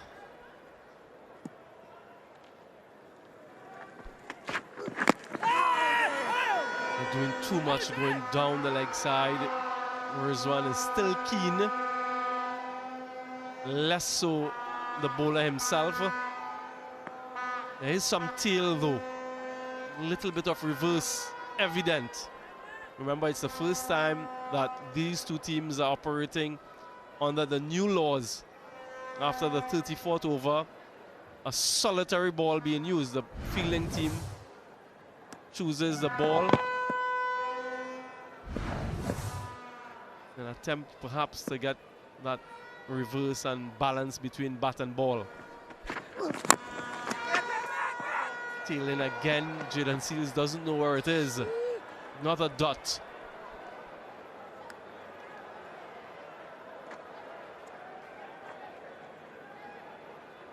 A heavily strapped left arm, Shaheen Shah Afridi. So the effort in trying to get that delivery into that Yorker length.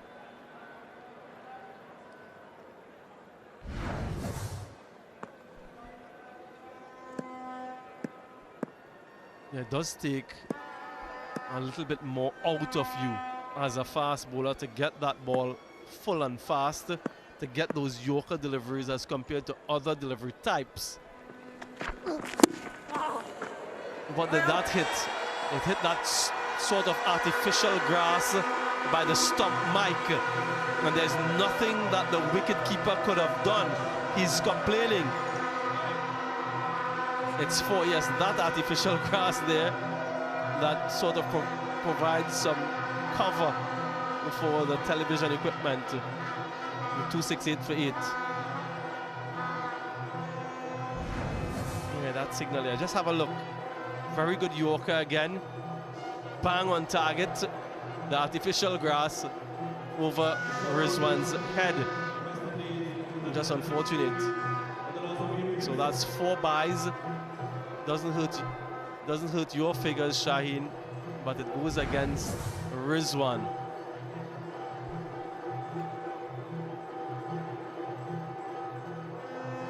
$14 runs, the most of the innings coming in that previous over. The type of finish that West Indies are looking for. 268, and they get up to 285, 290.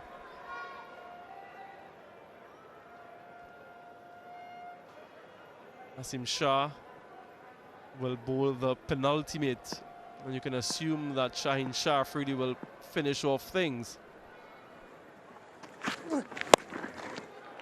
There's good, solid connection. There are 2 fielders converging, and neither of them can prevent the boundary. A little bit sloppy in the outfield of late Pakistan. Yeah, Gudakesh Moti knows where he wants to score. Rolls the wrist over and this pulled delivery. The fielder got there, should have done better, but escorts it to the boundary rope. Yeah, again, pressure on the bowler, pressure on Naseem Shah. A boundary of the first ball of the over. And just look at that strike rate from Gudakesh Moti, 164.3.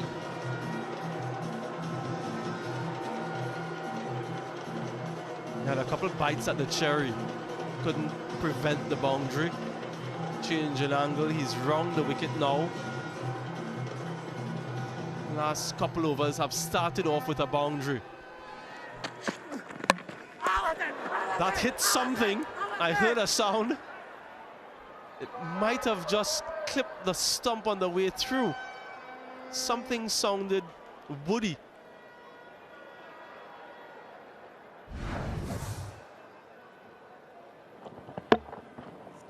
Yes, it did hit the stump, and that's a massive deflection. The bail did not move.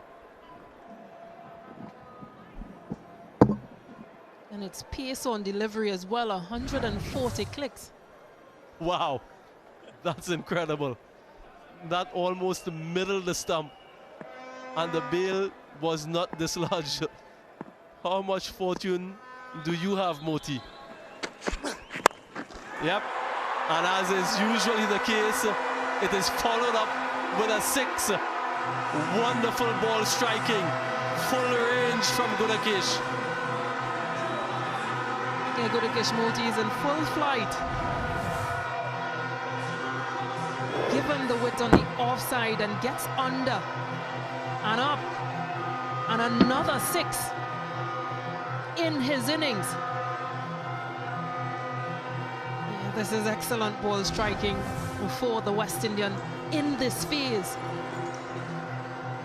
82 is what they've scored so far in power play 3. We've mentioned how good they are in this phase of the innings, the best of all full member nations, going at almost 10.3 and over in the final 10.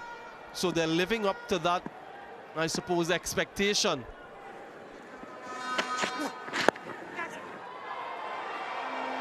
Should get at least a couple again, Gudakesh Moti. Yeah, do not discount how valuable his contribution has been here this evening. 31 from 17. Have a look at this, folks. It smashes into the stumps at good pace.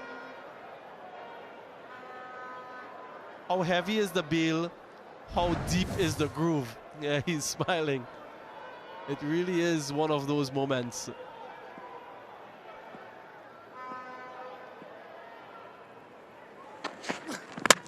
this time he crashes into the middle stump and both bails are dislodged. It's the second time in over that the ball has contacted the stump, but this time it's gone. Yeah, the Yorker length delivery again, but this time very well directed on middle and off. Trying to be a bit too cheeky, Gudakish Moti. Misses and it crashes into the stumps. He goes for a very well played 31 from 18. Just look at that strike rate, 172. West Indies lose their 9th and 280.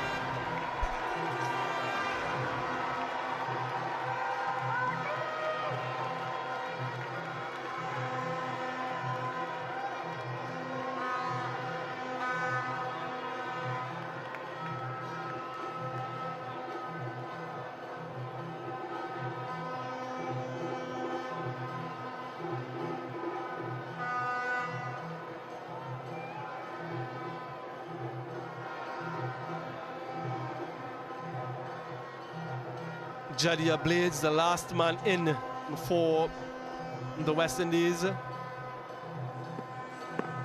Just in the infancy of his career. We have, what, 7 deliveries remaining. Can they utilize all of them? That should be the main goal. Right, what does he want in terms of a field? Short mid wicket comes in. As the fine leg back, look for something full, fast and straight. And that's it. Full, fast and straight. Consecutive wickets for Naseem Shah. And that's the end of the innings. West Indies have been bowled out in 49 overs for 280. Wonderful performance from Pakistan with the ball. West Indies, do they have enough? Can they compete with 280? We'll find out, but look at this, Stacey. Yeah, again, excellent. He knows that it's not a top order batter. So get the Yorker on target and you're in the game. Excellent execution from Naseem Shah. 2 wickets in this final over and 12 runs. And Pakistan will be happy with that 280 scored. West Indies 1 over remaining, so 6 balls. They've been out down in 49 overs. Yeah, discussions from the Pakistan team as to how do they approach or possibly will approach their innings. Yeah, what information have they gleaned from that first innings? From the surface and the conditions? And what sort of impact will the dew have a little bit later on? Those things remain to be seen. Saim Ayub, can he sparkle once again? And will Baba Azam add to his tremendous record? West Indies sent in the first CG United one-day international. They got a few half-centuries, one from Lewis, another one from Shea Hope, and one from Ruston Chase, his first ODI half-century in the West Indies. They got up to 280. They didn't use a full 6 deliveries. Yeah, Shaheen Shah Afridi leads the wicket taking with 4 for 51 from his 8 overs. Naseem Shah with 3 for 55 from 8 as well, and 1 apiece for Ayub, Mukim, and Ika. Yeah, as a collective, they will be pleased with their overall efforts, given how well the pitch has played. And it is an absolutely rapid outfield. Yeah, head coach Mike Hesson will be reinforcing how well they did. Let's head pitch side with Bazid Khan. Roshan, at number 6, the numbers suggest that that is your best place to bat. Do you concur, or do you want to bat up the order? I always like to bat. If I could bat earlier, that would be fine. But I guess that's the role that is suited for me in this team. So I just have to go out there and give it my best. your partnership with Shea Hope, the captain, batted sort of within yourself. Was that the conditions, or were you just building up to something? Yeah, well, the pitch was a little difficult to start, especially with the spinners bowling the ball into the wicket. It was a little slow and stopping a bit, so it was a little tough. And obviously, you know, we don't want to leave too much for the guys in the back end to do, so we just wanted to take it up at least 40 overs. Very disappointed when you got out yourself, because you, at that particular moment, thought that now is the time to go. Yeah, I was very disappointed because I thought I left too many overs to be bowled, and I thought that there was some rest to be had. We've talked about the conditions, you talked about the spinners bowling into the pitch. Have you got enough on the total and what the bowlers have to do on the surface? Yeah, I think looking at from the start at how we played in the middle and how the wicket played, I think 285 was the target, and we fell short by 5, but we have to work with what we have. Thank you very much. Well played today. Thanks. Wonderful half century from Ruston Chase and co. It means therefore that Pakistan, if they are to win the first CJ United ODI, they need to get to 281. We'll take a short break, and on the other side we'll have some analysis of the first innings. Do stay with us.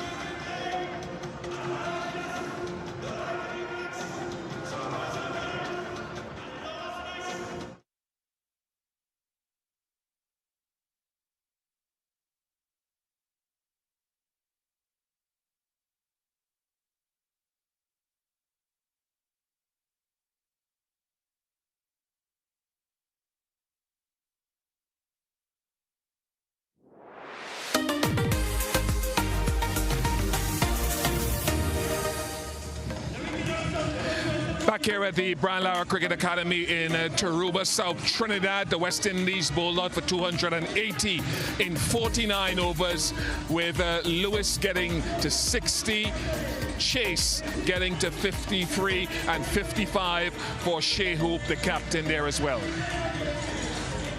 The leading bowling figures belong to Shaheen Afridi with 4 for 51, 3 wickets as well to Nazim Shah, and the spinners Ayub, Mukim and Aga getting a wicket apiece.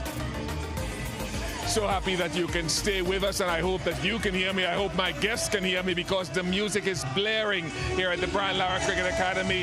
Basit Khan and Darren Ganga here with me. Gentlemen, let's start quickly with how we think about 280, Darren. I think it's below par. Credit to the West Indies in the manner in which they played that first power play, losing just 1 wicket. And then in the middle phase, I felt they were a little bit on the slow side, especially against the spin. But I think in this surface, when you saw there was not a lot of pace, I expected the West Indies to get over the 300 marker. And when you look at that, as compared to the batting on the other side, I think below par definitely. That's it. That effort in the field by Pakistan. Pakistan fielded really well. I thought with their bowling, they might have just shuffled that around a little better. Maybe Shaheen Shah Afridi coming back in the middle overs, but they were hampered because they had only 2 fast bowlers. But overall, I think they'll be pretty happy going to the dressing room, having to chase this score down. Well, one man in particular who was the foundation of this West Indies batting effort was Evan Lewis. Yeah, he missed a couple games in that T20I series, but he showed that he was a man that was aware of the conditions here at the Brian Lara Cricket Academy. He really took the attack to the spinners and the fast bowlers, ensured that the West Indies had a solid power play at the start of the innings, and it was so unfortunate for him to be dismissed by Siam Ayub, because I felt if he was able to continue, the West Indies definitely would have gotten beyond that 300 marker. Those scoring areas, Bassett, what does that tell you? Very good off the back foot. We know how good he is on the leg side, but once he starts sitting straight, then that tells you that he is in form. He's a power player, so the back foot shots, he needed to have a lot of power because you had to wait for it and then play the shot. So it won't be easy off the back foot when the bowlers are bowling into the pitch, especially the spinners. Let's continue on that theme of spin, and how did the West Indies, in your mind, acquit themselves? Well, if I had to evaluate that middle phase when we saw 24 overs of spin, the West Indies scored at about 4.5 runs per over. You looked at all the batters, and generally they played back to deliveries that they had the opportunity to play forward to. We didn't really see any West Indian batter use their feet, advance, and maybe use a different option to the Pakistan spinners. So again, it was a fair enough effort, but I'd like to see a little more innovation. Again, confirmation that they scored at just 4.2 in 24 overs. So they'll want to get better. You look at the top teams in one-day cricket, they score at 5s, 5.5. So that is the target for this West Indian batting lineup. So today I felt it was below par, and that could have made a difference in their total. The amount of spin, the degrees of spin that we are seeing here, how does that inform us for what is to come later? The interesting part about all that was the Siam Ayub was getting the most amount of turn, and maybe he bowled slower off the 3. And that's something that West Indies could work and look at and say, if I bowl slower, I'll get more turn. But it also shows you that the surface is slow. The slower you bowl, the ball sort of grips in the surface and does turn. That in turn, then you have to be very precise with your footwork. Yes, you can play on the back foot, but as Darren mentioned, you have to have a few get out of jail shots, the sweep shot or coming down the track to be able to rotate strike. We might get a little bit of dew later on, might be a little bit, but the Pacers still had a say in this contest, and Shaheen Shah Afridi with 4 wickets. Indeed, and he was able to get the first wicket in that power play. How often have we seen him use that new ball to good effect? But it's his smarts too, his skill to vary pace, to take batters wide, as he did with Shea Hope, outfox him totally, and then with the pace on, accuracy of those Yorkers, unplayable, truly unplayable. He brings a lot of variables, because this catch was not an easy one. Yeah, very difficult with the wind, ball sort of swirling, and then to be able to balance himself and keep calm while he takes the ball and not his head bobbing at all. It was a classic catch. It went so high in the day, it's difficult to judge the depth as well. But I think maybe Rizwan will have to look at where Shaheen Shah does bowl. He still had an over remaining, a couple of overs remaining, so maybe in the middle overs he could have been brought back. How do we look forward now? If we cast our minds forward and the West Indies bowling to defenders and Pakistan chasing. Yeah, they have to have that attacking intent, that intent to bowl, to get wickets, to use their bowlers effectively. I'd like to see Gudakesh Moti be more attacking in his bowling effort, to spin the ball more, as Basit said, slow the pace down, get more turn, but they have to use more of their attacking options to get Pakistan out to win this game. All right, thank you very much to Basit and to Casey Carty, who is in prime form, 400 in the last 8 months. After this short break, we will hear more from the man himself about his career up to this point.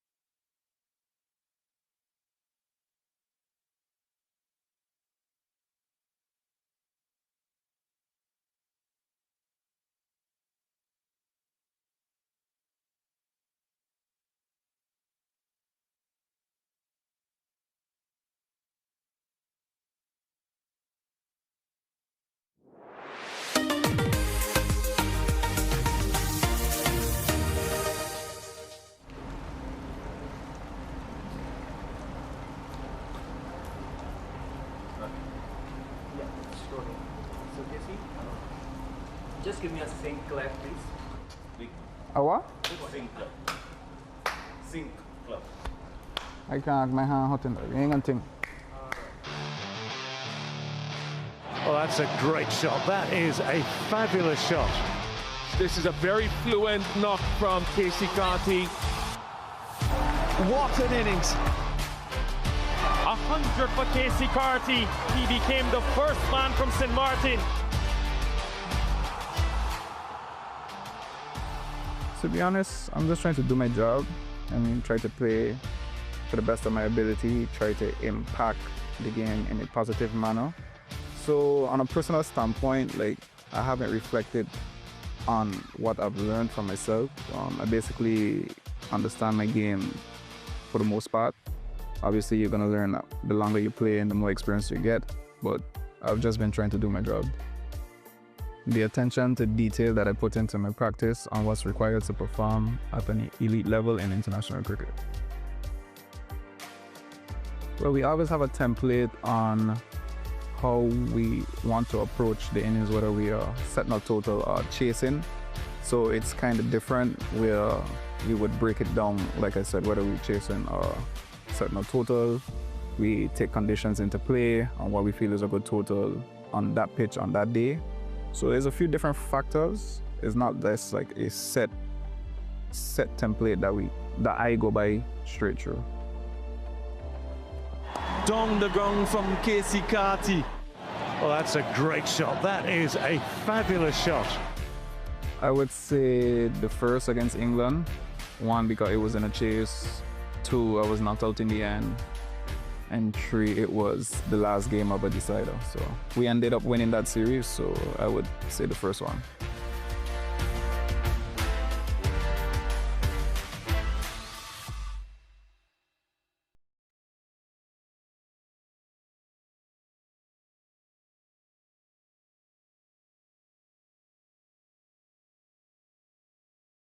The biggest challenge was I felt like I was good enough when I got here. And the things that I've improved on that I didn't have when I reached the international cricket was the most difficult transition. Because now I came to international level and I basically got figured out. So I didn't feel like I was good enough, but I didn't feel like I was far off. So the things that I had to work on and develop in order to be somewhat putting out the performances that's needed was the biggest factor for me.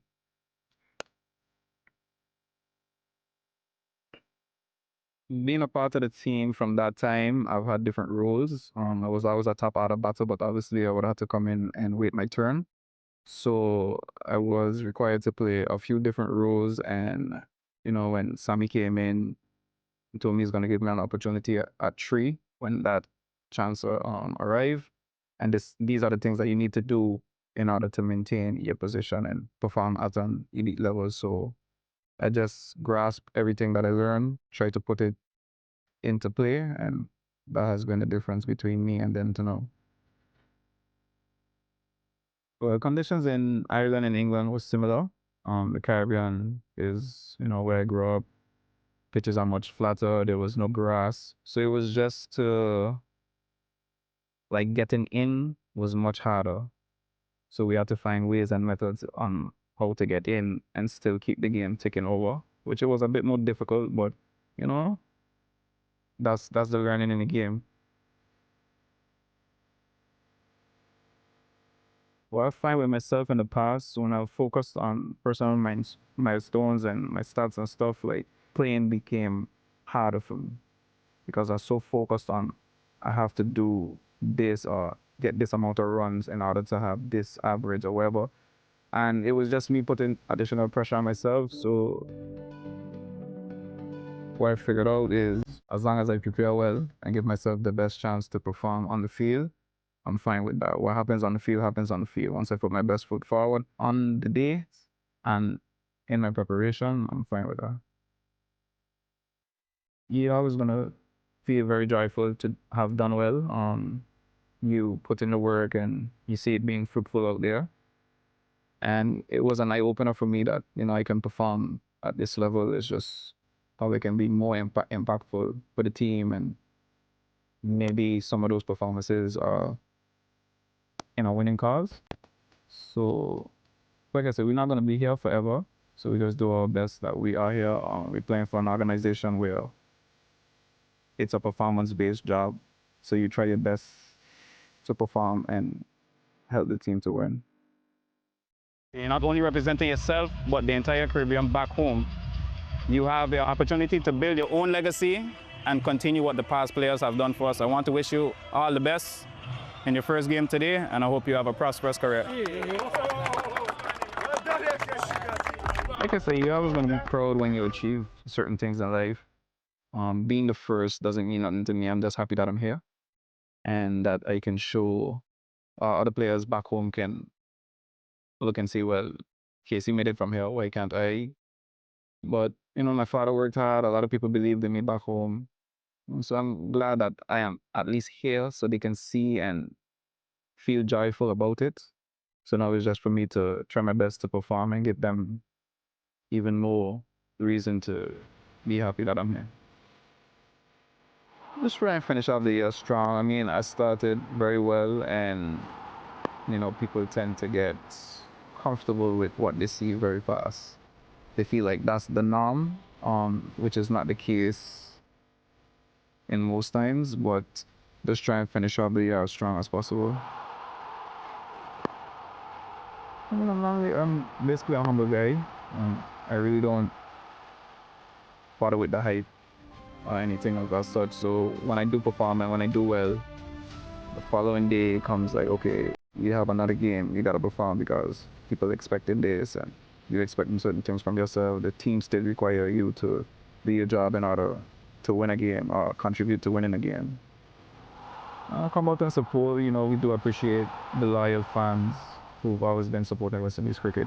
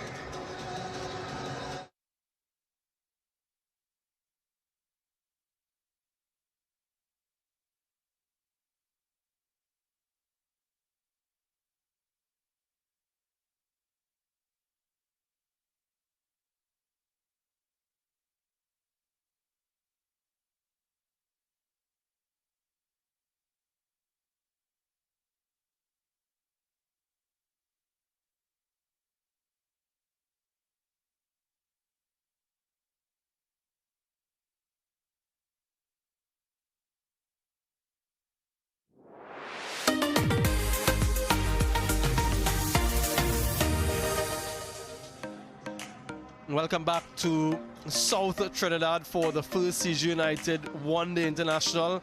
West Indies versus Pakistan. We're beaming live from the Brian Lara Cricket Academy. Quite a sizable crowd have turned up here for this first match of the series. It's school holidays here at the moment, so lots of young boys and girls, families out for this contest. The West Indies lost the toss and they were inserted. Half centuries for Lewis, Hope and Ruston Chase got them to 280, but they were dismissed in 49 overs. Bowling for Pakistan, a 4-for for Shaheen, and Nasim Shah picked up 3, a wicket apiece for Ayub, Mukim and Aga.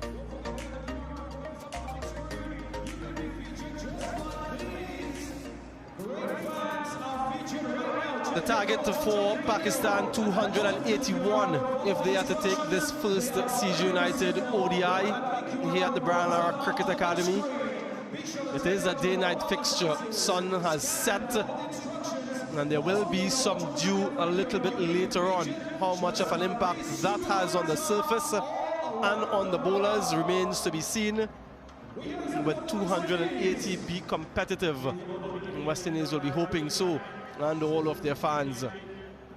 The circle of love, last-minute instructions and affirmations as they head out to the middle to defend this target.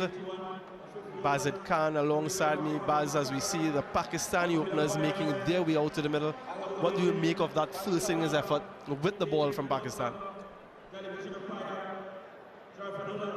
At the end of it, Pakistan will be pretty happy restricting West Indies 280, but we feel that maybe they had an opportunity where they bowled a lot of spin. Maybe they could have got their strike bowlers in.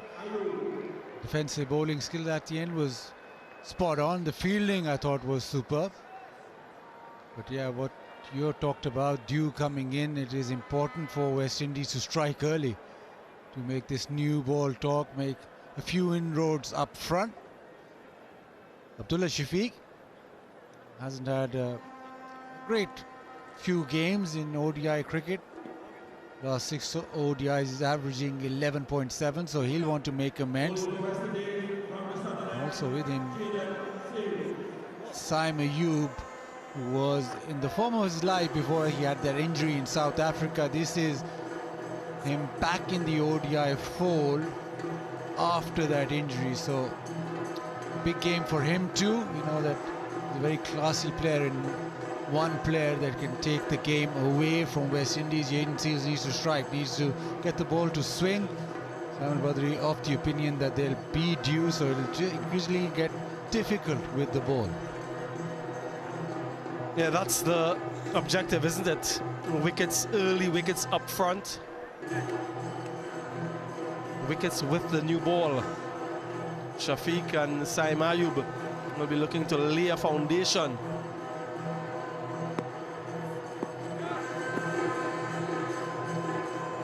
Wonderful, these images we get from overhead through the stands.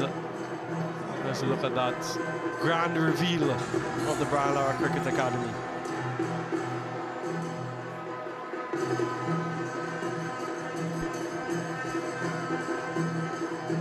Man on his ODI debut, Dayton Butler, and he says let's play, and so let's follow his instructions. First ball off the chase.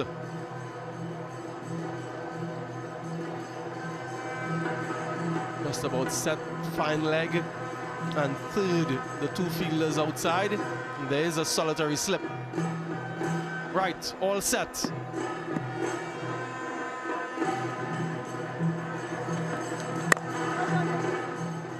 A little bit of shape there from Jaden Seals. That's what he's used to. Into the left-hander, that northeasterly wind will assist him in getting that. Yeah, confirmation is first ODI. Never forget your first.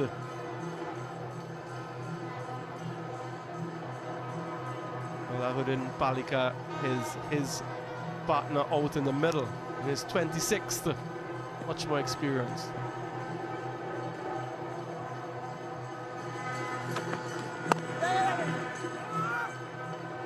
Off the mark, you mentioned his record, Baz, and how spectacular it has been. As we look at that majestic shot, the sun just dipping behind the clouds and the horizon. The Solomon Hochoy Highway in the foreground. It really is glorious. Yeah, what can we attribute to Saim's exceptional start in this format, and particularly in chases? I looked at his record. He's amazing in a chase, averaging close to 80.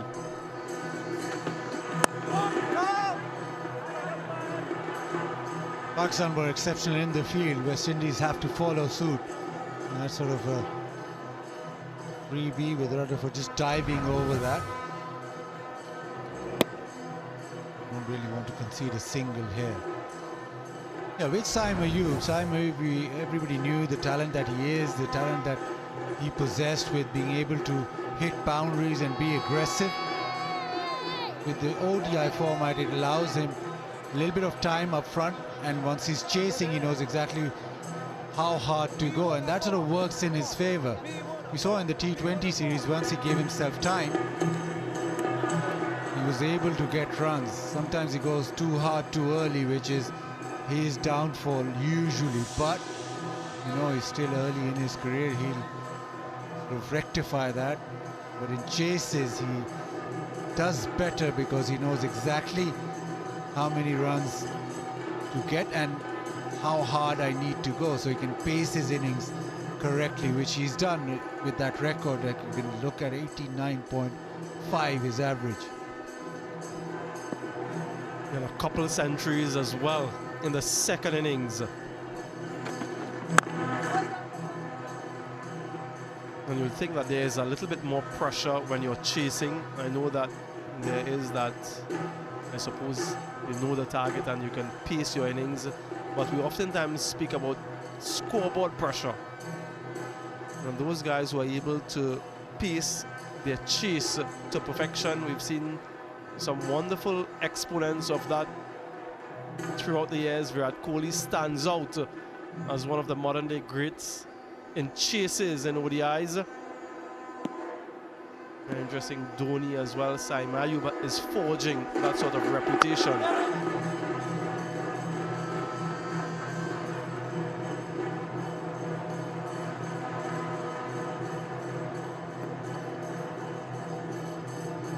Maybe the toughest time to bat these first few overs as the sun sets and we move from natural light to artificial light, the twilight period. So just in a few minutes time, the sun will be fully set and we'll be using only the lights from the lighting towers.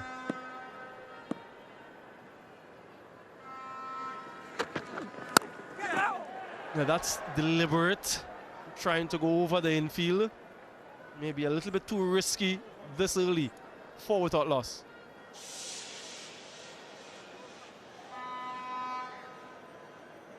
Brian Charles Lara, the man whose name adorns this magnificent facility here in South Trinidad.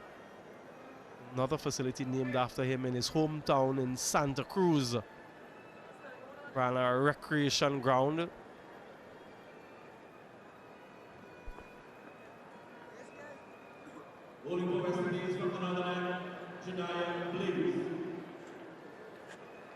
Amazing, really is. Some people pay to see those sunsets. Really idyllic. Next time.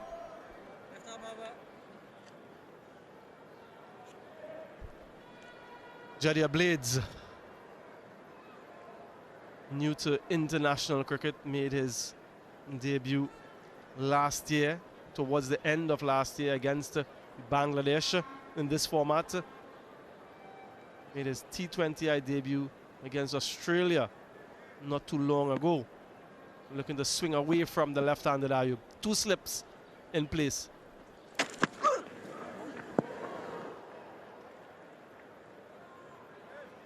Simon, you're very keen to drive through the offside. He has to be slightly careful. We saw in the first innings with Brandon King driving on the up, went straight to cover.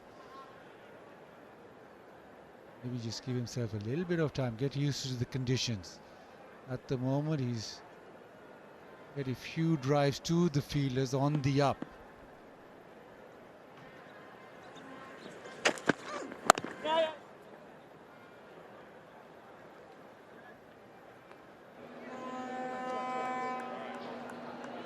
Now that's a familiar face, Anderson Phillip, with his youngster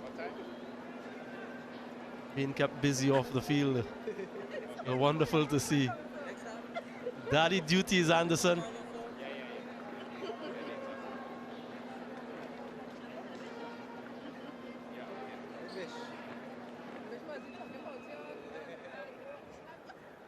He's off the field having a time. You guys are on the field trying desperately for a win for the West Indies.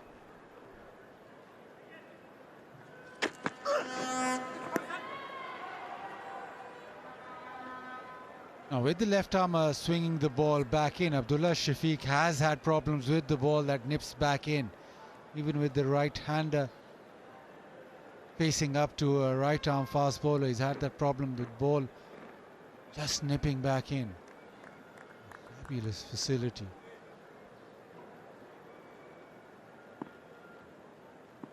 Blades can just get his line right. He might just challenge Abdullah Shafiq.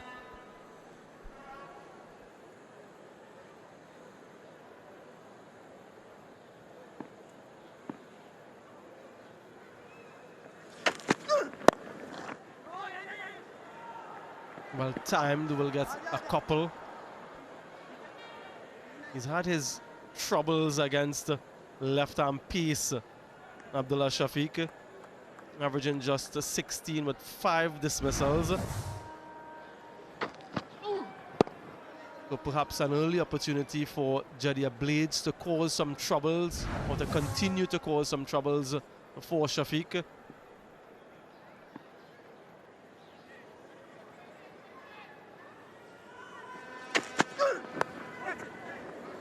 That will be 4. Whether it's runs or leg buys, we'll confirm. There's leg buys. They're starting a little bit too straight. Important he gets his line right. That is sort of starting around leg stump and just swinging away down leg side. Just move across a little. Try and start it. Maybe middle and off. Challenge that front pad.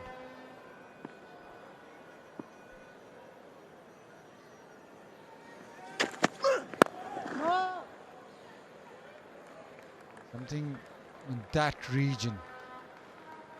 He's a class player, Abdullah Shafiq. Once he makes runs, they're quite watchable. You stand up and watch his shots, like that shot.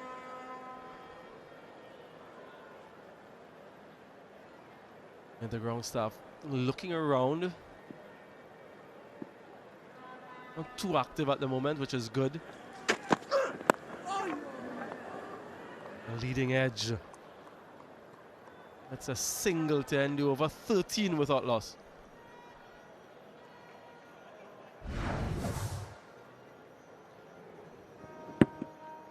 Expecting the ball to nip back in, just carried on.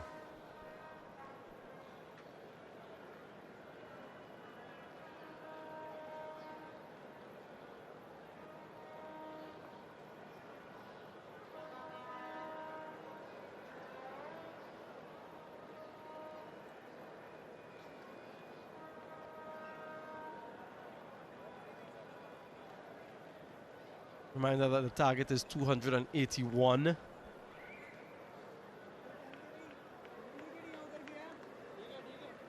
Have been blessed with some scintillating shots.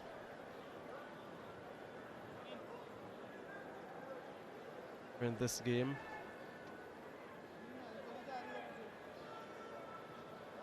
What's the guy up there for? To see how far the rain is before how long you gonna take to come. 5 minutes, 10 minutes.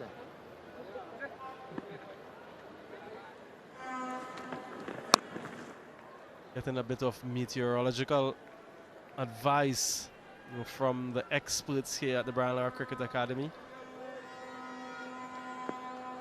There was prediction for some intermittent showers during the course of the day. It is that time of the year. And one of the lead ground staff, that's a good sign. He said, don't worry. Thumbs up. We're all good to go. Have a seat. Focus on the cricket, guys. Yes.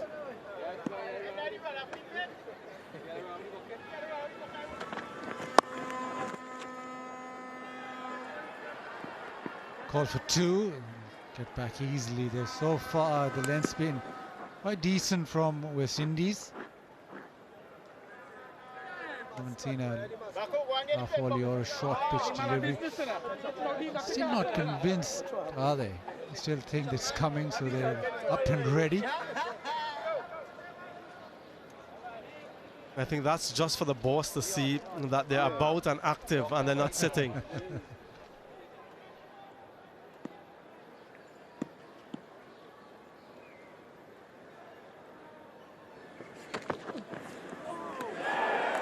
Wonderful delivery.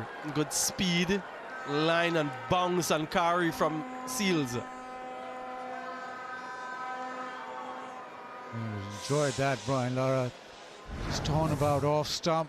And it seams away. Good pace, good bounce. Just fending at it. With the perfect length. Yeah, that's a skill, the skill of Jayden Seals. A few of his deliveries have come in to Saim Ayub. That one, just a change in the finger position and seam goes away. He has really worked on his craft and his skill. We saw him in that recent test series against Australia. He was absolutely remarkable. Along with Shamar Joseph, Zari Joseph. They did some human service there.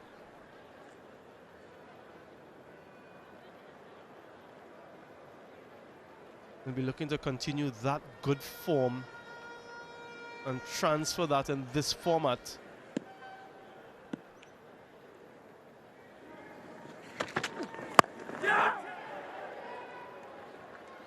Just short of the fielder. And time and time again, there's a little bit of extra bounce, especially with this hard new ball into the surface. Just got a little big on Saim Ayub, almost just bunted it to point.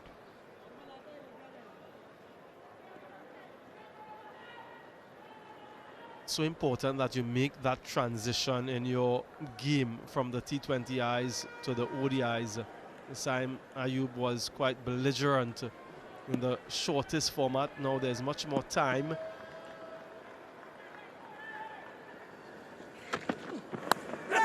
Taken. That's Jayden Seals for you. His persistence pays off. West Indies were after an early wicket and he provides just that. We are built towards that wicket. Ball just seaming away, perfect length again. And it is almost the shoulder of the bat. He has bowled terrifically the last 3 deliveries, challenging Saim Ayub, and then the wicket. He just built it up very nicely. Saim Ayub, he goes for 5, Pakistan 16 for 1.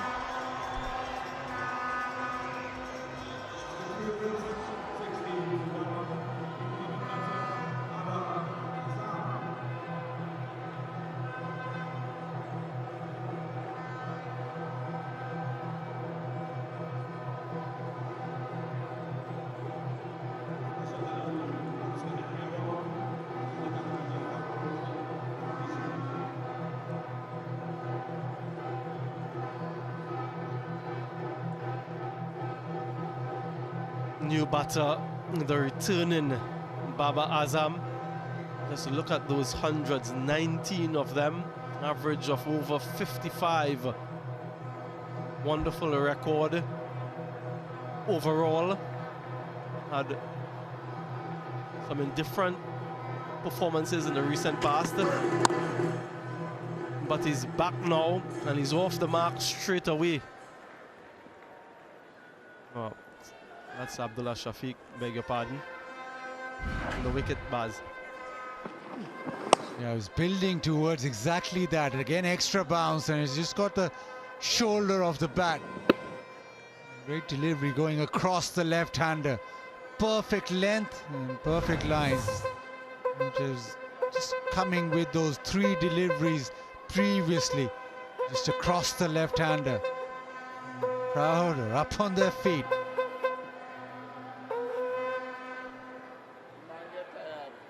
No, distracting the bowler just after the ball, right? Yeah, that takes a lot of effort to blow into those. Yeah, look at that. To that conch.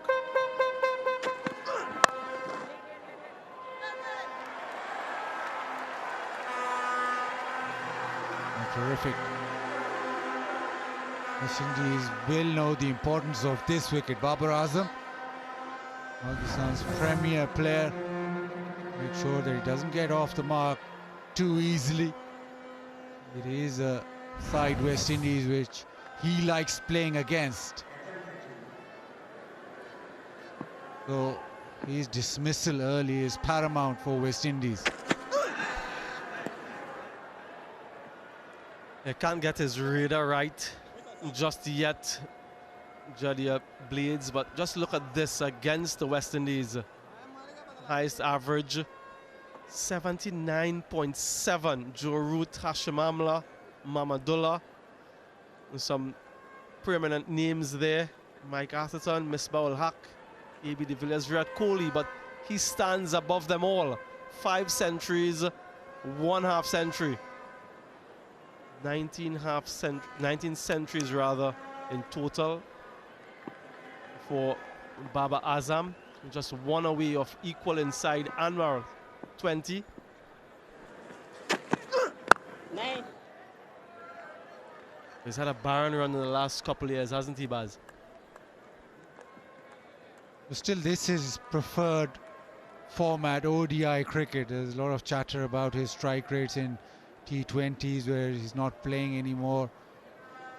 Test match cricket he struggled a little bit with. Yes, he's been out of form, but this is the format that he likes the most. When he started his career, he was this format where he was most comfortable. Off the mark, turn off the hip. Just get the one. He mastered Test match cricket after that, even T20 cricket after he mastered ODI cricket. He's the only batter to get 3 consecutive hundreds in ODI cricket twice. So Babar Azam right now, if you'd ask him who do you want to play and which format, he'd probably say West Indies in ODI cricket. The perfect storm for him.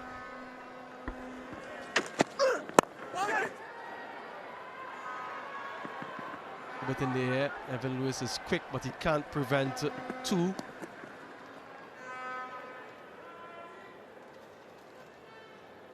One of the things that he's done well, Babar Azam, is in his first 50 runs or so, he's quite cautious.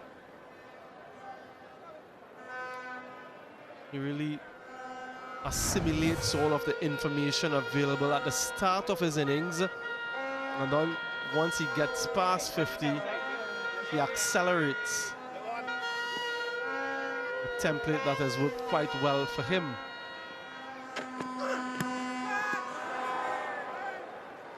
$21 for 1.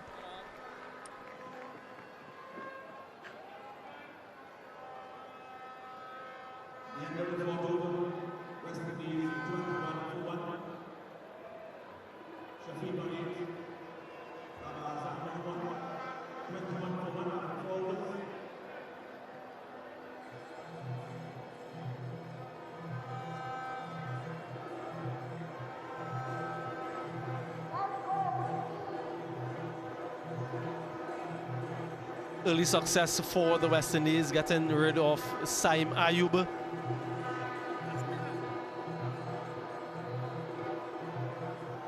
Okay, let's reflect on that setup from Jayden Seales to Saim Ayub.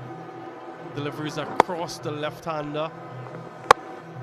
some steep bounds, and then the last ball of the over, getting the wicket. Wonderful construction of the over from Jaden Seals. I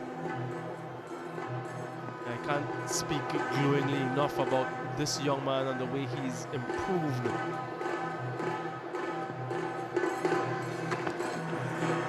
Has a couple slips in weight now for Baba.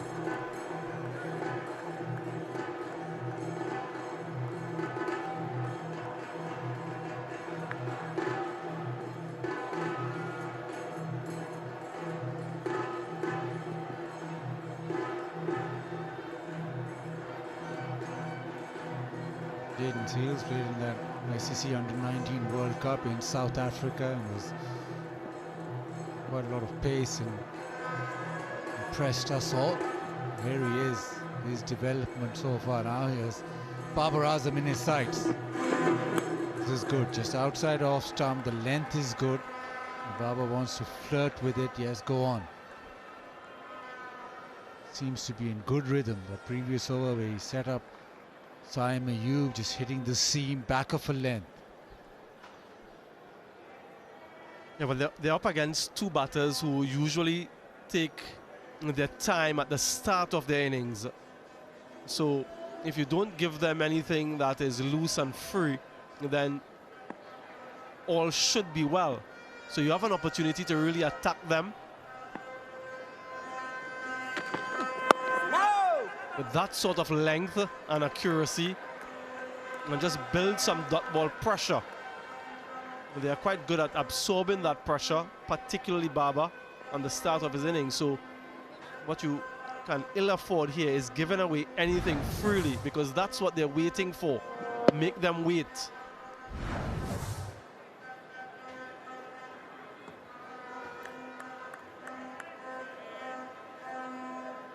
Brandon King was dismissed in the first over of the innings. He's been sitting for all of 49 overs. But there you go, a few dot deliveries, you dangle something and he goes after it.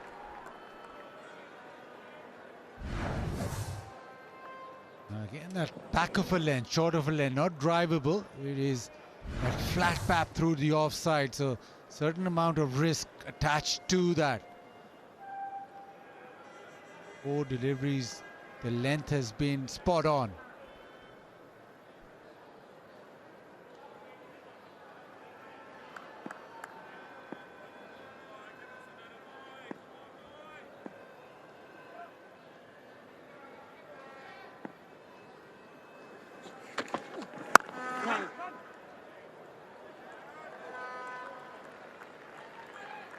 Very good from Jaden Seals. Just need to ensure that he doesn't give anything away this last delivery. He's built it up nicely. 5 dot deliveries just outside off stump, probing away.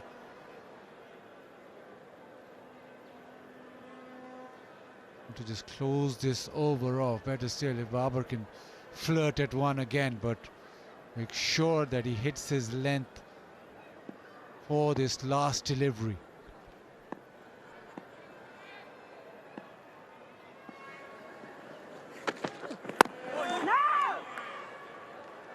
Does manage to close the over off. It's a maiden 21 for 1.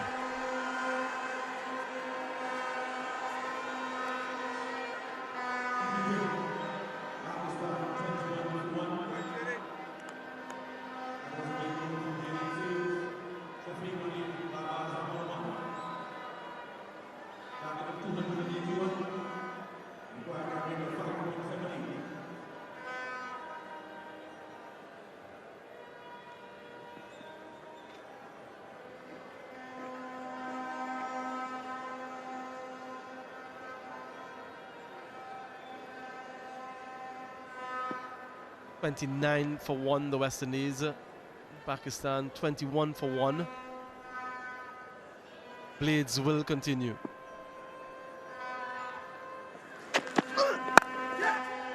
They're in the air, but in the gap, importantly, Shafiq gets a 4. He went after it, and for a moment, it seemed as he hit it straight to point, but thankfully goes in the gap. He goes hard at it. Little release of pressure for Abdullah Shafiq. Just like the drive.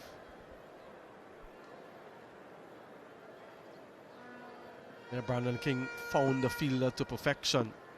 Shafiq in the gap.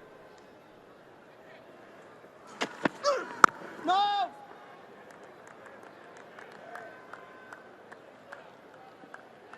Of Shamar Joseph and a few spin options, the West Indies. Excited to see what Shamar Joseph can do.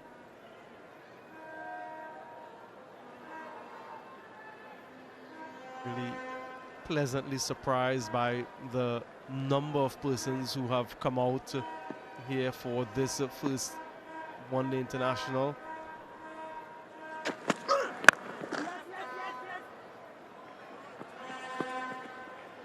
And these guys seem to be from the Cricket Academy in South Trinidad.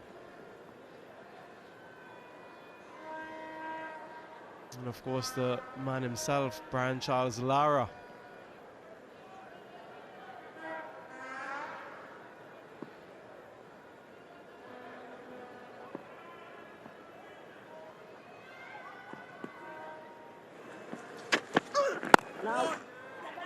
Big single. Yeah, good awareness from both Baba and Shafiq.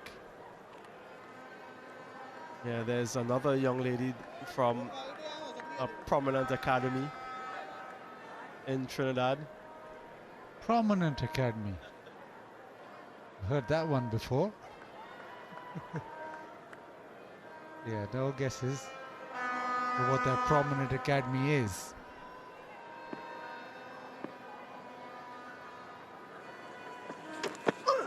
No! Good from Abdullah Shafiq and Babar Azam, just making sure that defending well, but also being able to just rotate strike a little bit. They're just getting into the innings, the rhythm of the innings. Yeah, former West Indies women's cricketer Nisa Mohammed is also here with students from her academy in Sangre Grande. And nice to see that she's doing some work in her hometown.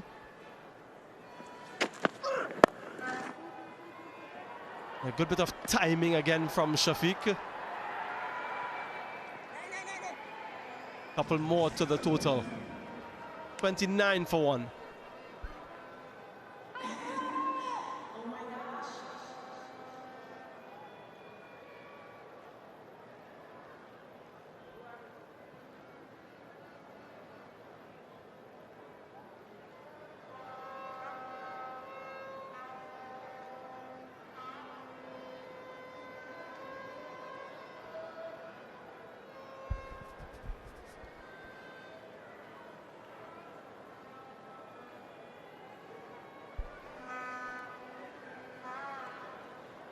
$29 for one. How can the West Indies concoct a plan to create a wicket-taking opportunity? That will be uppermost in the mind of Shea Hope.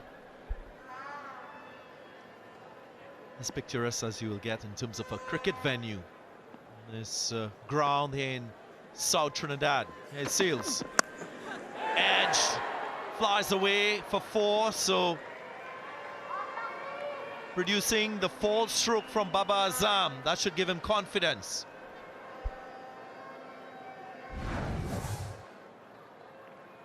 Just the right length, just luring Baba into that drive. It was wide, so he didn't have full control. Luckily for him, a thick outside edge and away from the two slip fielders.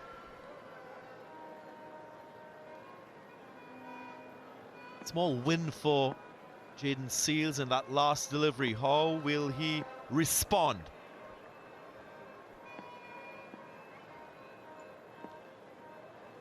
It's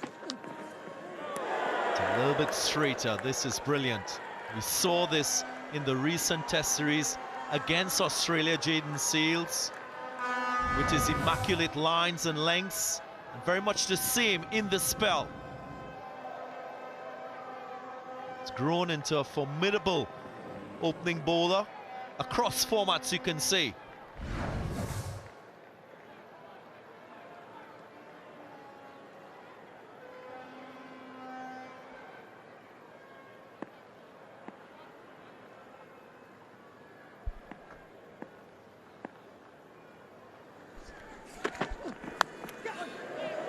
A little bit shorter, so the sequencing of this over, brilliant.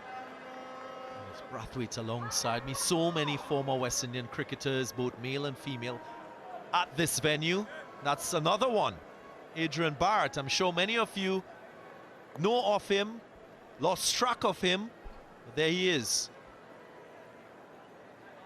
Former West Indian opening batter, scored a test match century on debut against Australia.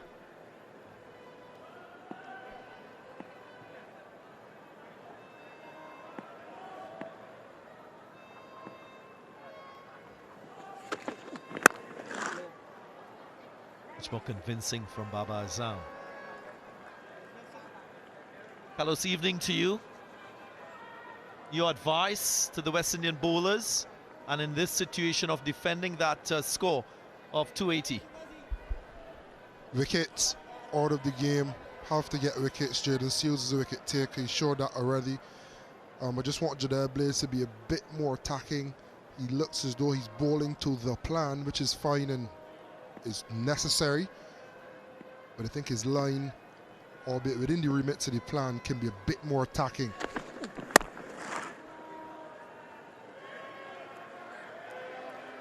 I also think Shea Hope and Darren Sammy might want to consider the pairing of Shamar Joseph and Jaden Seals. Take nothing away from this youngster, who's quite early in his one-day international career, but I think what we saw in the Test series against Australia, with Seals and Shamar Joseph operating, that's serious pressure on a batting pair. And I think the thinking is to always have an enforcer. So if there's an Alzari Joseph, you can start with those two. Alzari comes in after. If he isn't there, Shamar Joseph is that guy. And the 7, 33 for 1.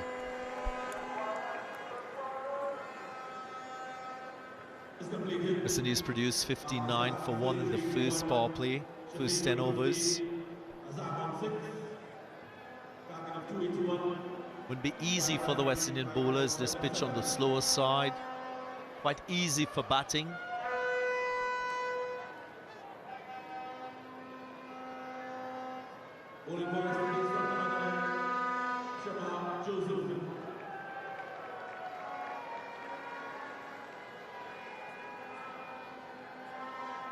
Talking about Shamar Joseph, now his turn with the ball. Only 25 years of age. What a splash he's made in Test match cricket. So much expectation from him as a player in this format too, Carlos. Yeah, and I had a joke with him, congratulating him on his 3 in the T20s. He said, I didn't realize that you know to bowl the white ball, Shamar. Thought I had to check and see if it was red ball cricket again, because in red ball cricket, in Test cricket, he's so prolific with the ball. There's an expectation whenever he gets the ball that something will happen. Makes batters play, challenges the technique, and sometimes embarrasses them. But in the white ball format, I think he believes he has to do more than he really needs to, especially in this first spell. Replicate that Test match sequencing of deliveries, line of attack. Just like that, just there. They're a little bit fuller on occasion at 140 k's an hour. That is challenging. That is his, or the best of his repertoire. Right there. Could be a little bit fuller, more attacking length, but that is what he can give to the West Indies bowling unit. He does it in red ball consistently, just like Jaden Seals does. Jaden can replicate it in white ball, however, Shamar is yet to do so. No!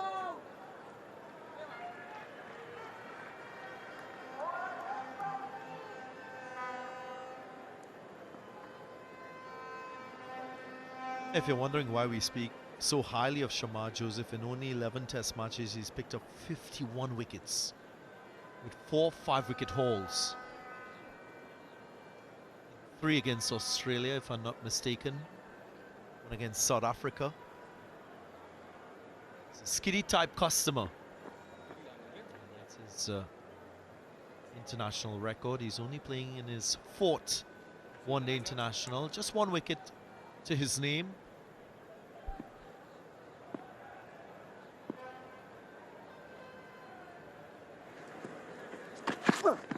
No!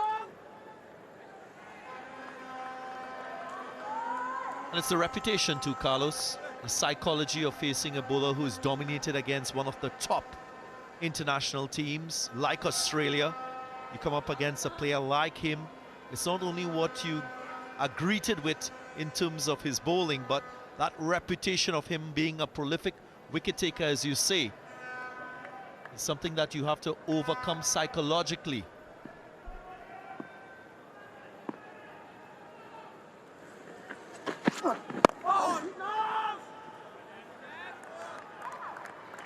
And you could probably attribute that to Casey Carty's dismissal as well.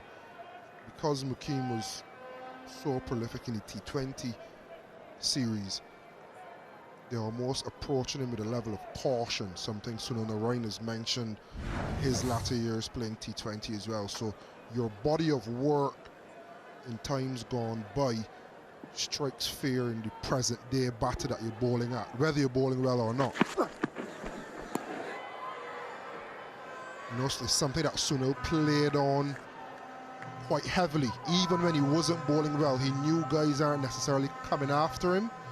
He knew he had an over and a half, and in T20 cricket that's half of your spell, where you could get into his work. And then by the time you get to 2 overs, guys are thinking, well, his spell is soon done. For Shamar Joseph, in the shorter form, his first 4 or 5 overs in his spell is a given. Hit those test lines and lengths consistently, get wickets.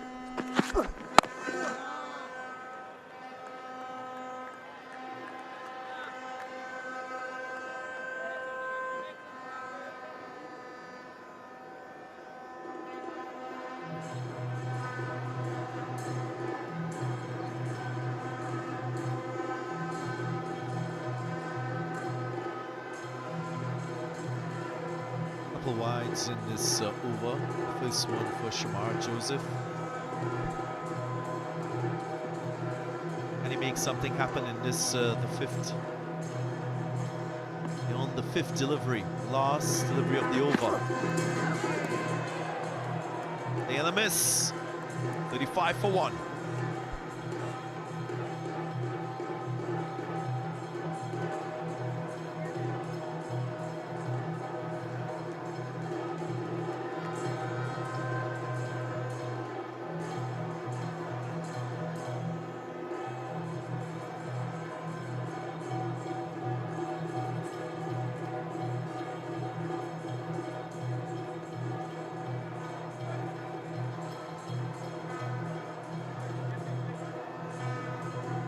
Three half centuries from the West Indians to get them to 280. Pakistan 35 for 1. All eyes will be on Babar Azam.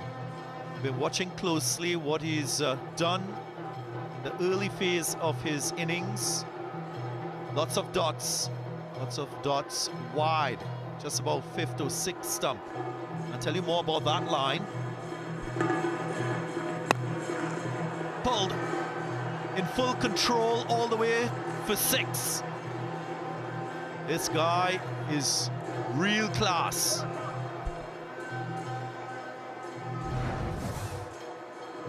Pick the length so early. No one back at deep square. Went up and over. Maximum. Appreciated by Jaden Seals as well. It was a fine stroke. Yeah, that line a little bit closer to the off stump. I've been looking at him closely and analyzing his batting from 2015 to 2023. That 5th and 6th stump line brought him just about 56 13.9 runs on average. Then in 2024 to 2025, that average has dropped to 13.6. So that is why the West Indian bowlers are wide on that off-stump line, trying to capitalize on that little deficiency. Did I say deficiency or low productivity? Yeah, and it's one of those things where your strength can become your weakness. I'm not sure there's much weakness there. There's loads of numbers on that screen, and a lot of them are good numbers. You look at the bottom there, the average annually in 2020 was surreal. Only 3 games, but averaging 110. 2022 averaging 84, almost 85.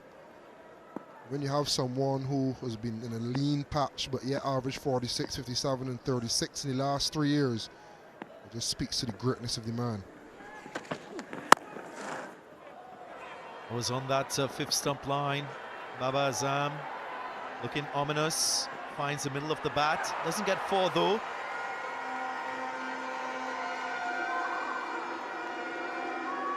Good work from Shafeen Rutherford. Umpires will just check this effort once more.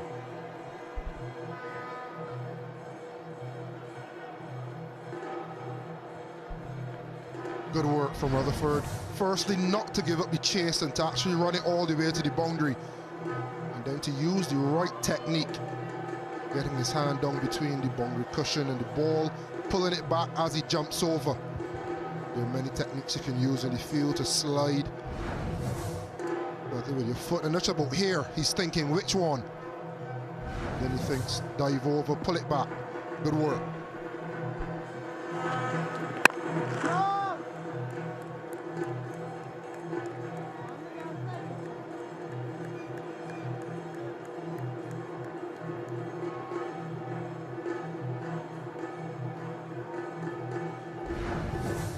The little things in cricket, the little 1% is about here. He could figure 4 slide, he could dive on his chest. He decided to almost approach it from an angle and then keep his hands only in play. Once he pulls it back, the momentum will take him over the boundary. So it's good technique. You have to have a range of different tools in the field, and he chose the right one on that occasion.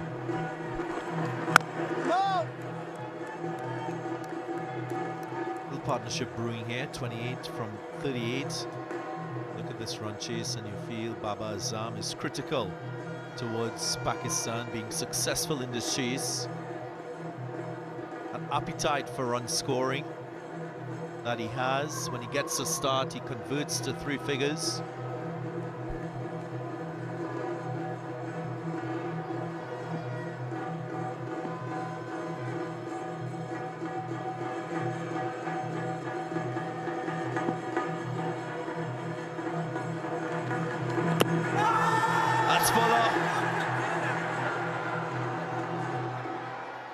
Titan Butler unmoved, had to just raise his bat, but it doesn't stop Shai Hope from going for the review.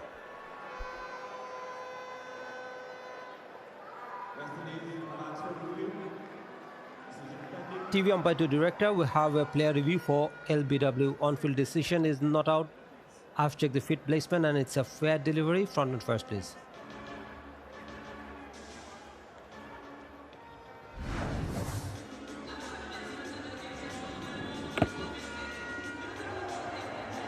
Ball pass is close to the bat. I need to check that with outrage, please.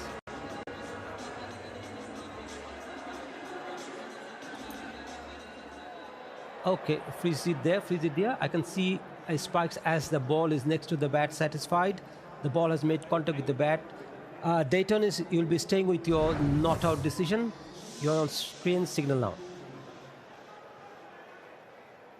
Great sequencing from Jaden Seals, 9 from the over, 44 for 1.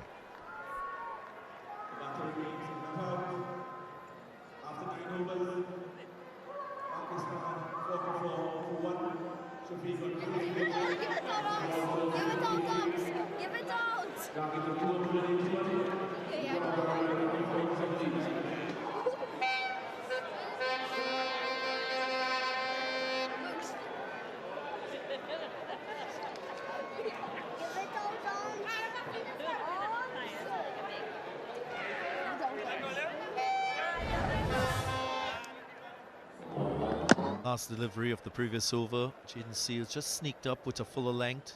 Luckily, Abdullah Shafiq got a little inside edge on that delivery.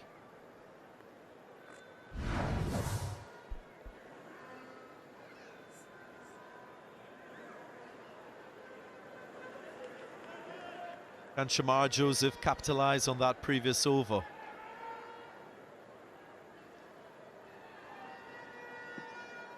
Solid start in his first, now he goes for his second. The West Indies team will be happy with the support that they've received so far. Courts Fan Cabana, another area where lots of energy and passion can be seen in that Courts Fan Cabana. Fans up there enjoying the cricket in comfort and style. Of course, Courts, the official retail partner of West Indies cricket. They've signed up for the long term. So congratulations to Cricket West Indies, congratulations to Courts on that partnership.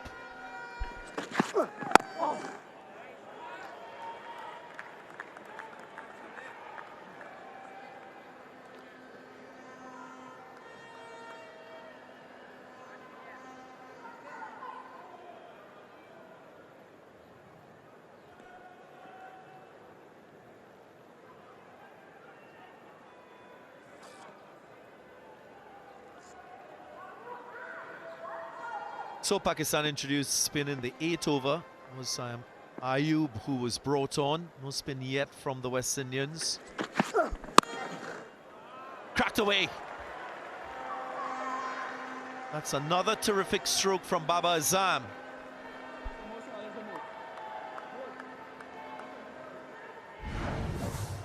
Absolute quality. Baba's box office. Technically sound all along the ground. Beautiful.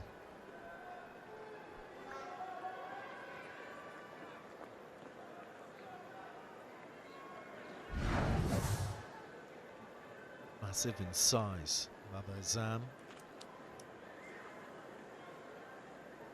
Efficient use of his feet when he's at the crease. Allows him to get into good positions. Just there. Just has a little extra time to play the ball. When you look at him bat, it's very easy on the eyes. Looks balanced all the time. You very rarely see him falling over offside. That's why he can play the ball with such grace and power through the offside.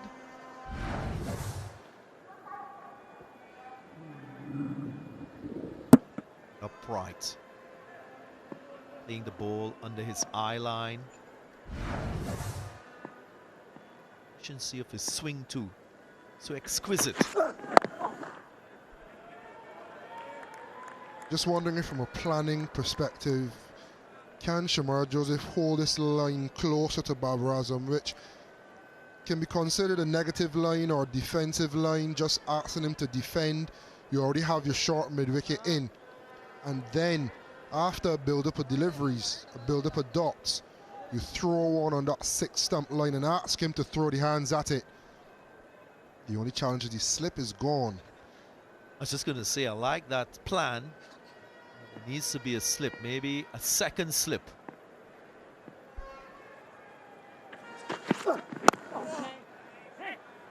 Have to appreciate the West Indians with a little bit of innovation with their field placing. End of the 10th, end of the first power play, it's 48 for 1.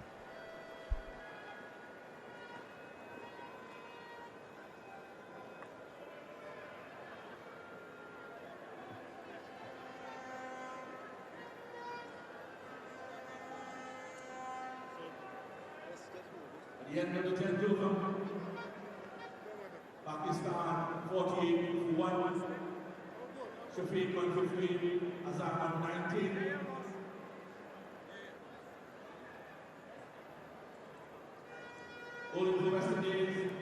The race is not for the swiftest. That's what the Pakistan team and fans will say. Of course, the West Indies a little bit ahead at a similar stage. This power play, just one wicket to fall, that of Saim Ayub. It was Jaden Seals that induced the outside edge. In came Baba Azam, and there was some worrying moments. The partnership of 32 has just settled things a bit. Introduction of spin, Gudakesh Moti. Oh, yes.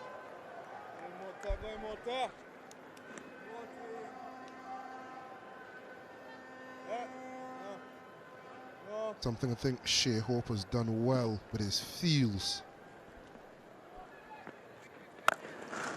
Oh, majestic from Shafiq. The advancement and the execution, supreme.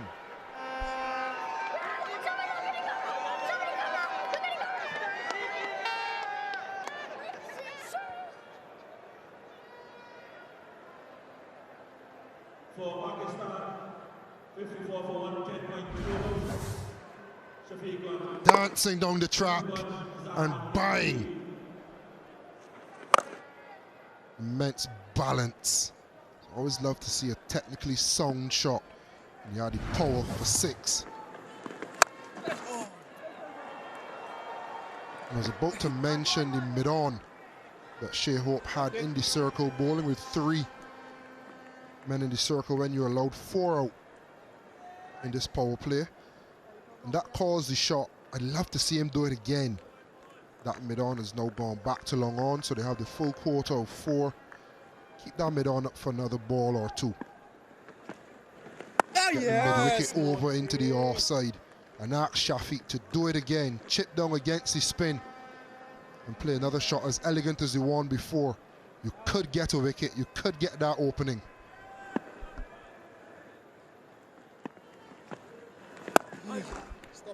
In the first half of this game, we spoke extensively about the West Indian batters in the middle phase playing off the back foot. Straight away you can see a difference from the Pakistan batters, not afraid to use their feet, to advance, to use a different option.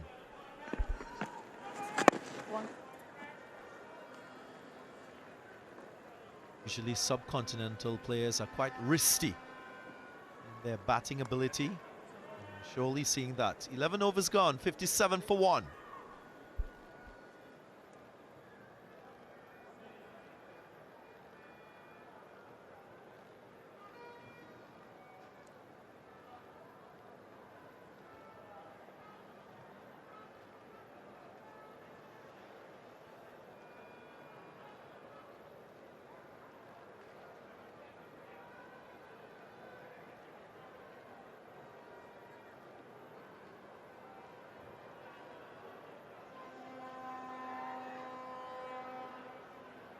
Pakistan 224 runs adrift.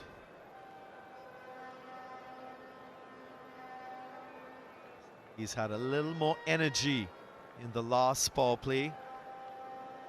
Got 89 in the last 10 overs when they batted. Spear at the crease for Pakistan, just turning things up a bit. Required rate is 5.7. The current run rate achieved by Pakistan, 5.1.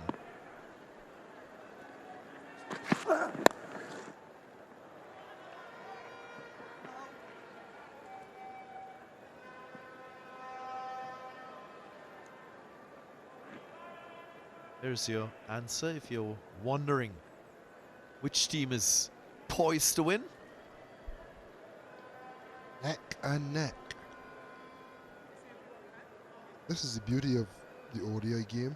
It can stay that way for another couple of overs, and then something special can happen with the bat, a blitz of 3 or 4 overs or a couple wickets, quick succession. But if you've got 2 evenly matched teams, you feel as though you're waiting to exhale for an extended period of time and the tension builds, as it is tonight. Also watching to see how Shea Hope uses Roston Chase. He has that second spin option. There are 2 right-handers at the crease, so is he worried about that negative matchup, or will he back his spin?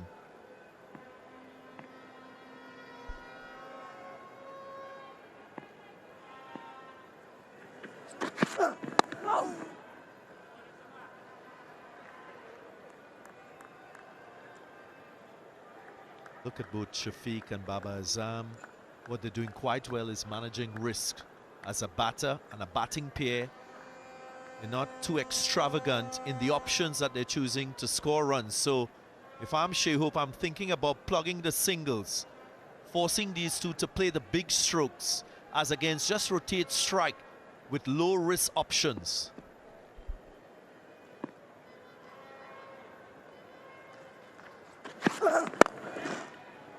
Again, properly timed, just wide of mid-on. Gracefully done as well. Shafiq is really showing his quality as an opening batter.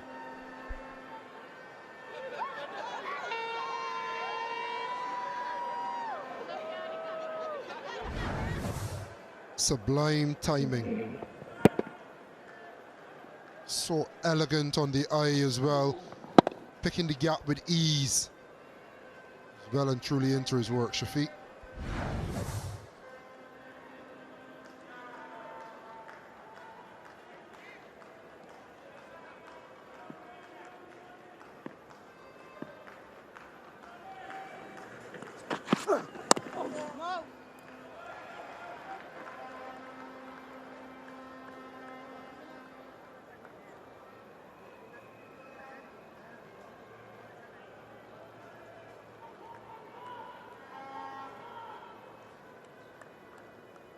Moti conceding 9 runs in his first over.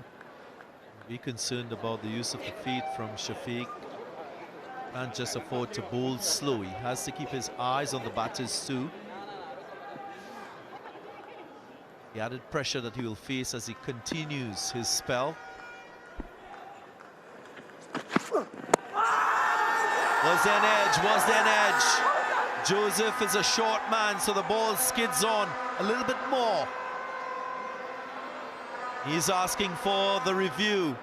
Can he convince his skipper, Shai Hope, as the clock runs down? Yep, convinced indeed. He goes for the DRS review. TV umpire to director, we have a player review for LBW. On-field decision is not out. I've checked the feet placement and it's a fair delivery. Front on first, please.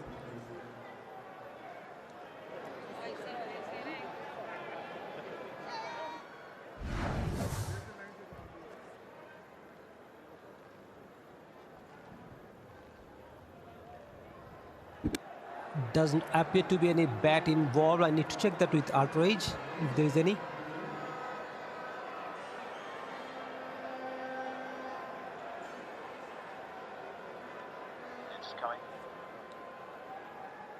Keep rolling.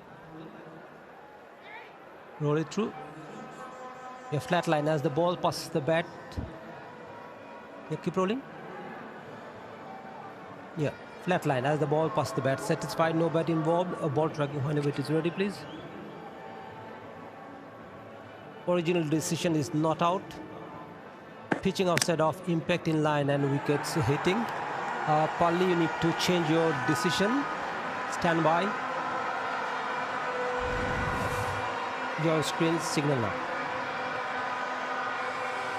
Umpire Palika will have to change his initial decision. Shamar Joseph comes up trumps with a brilliant delivery to get rid of Abdullah Shafiq and to break this partnership.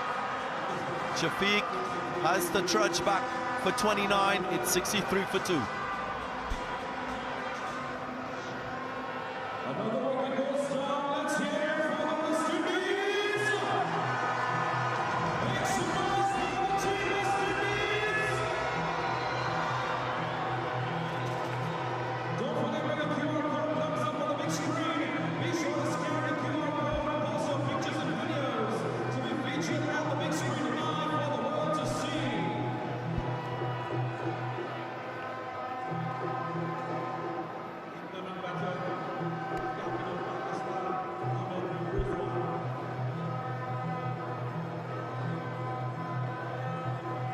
Pakistan captain Mohammad Rizwan.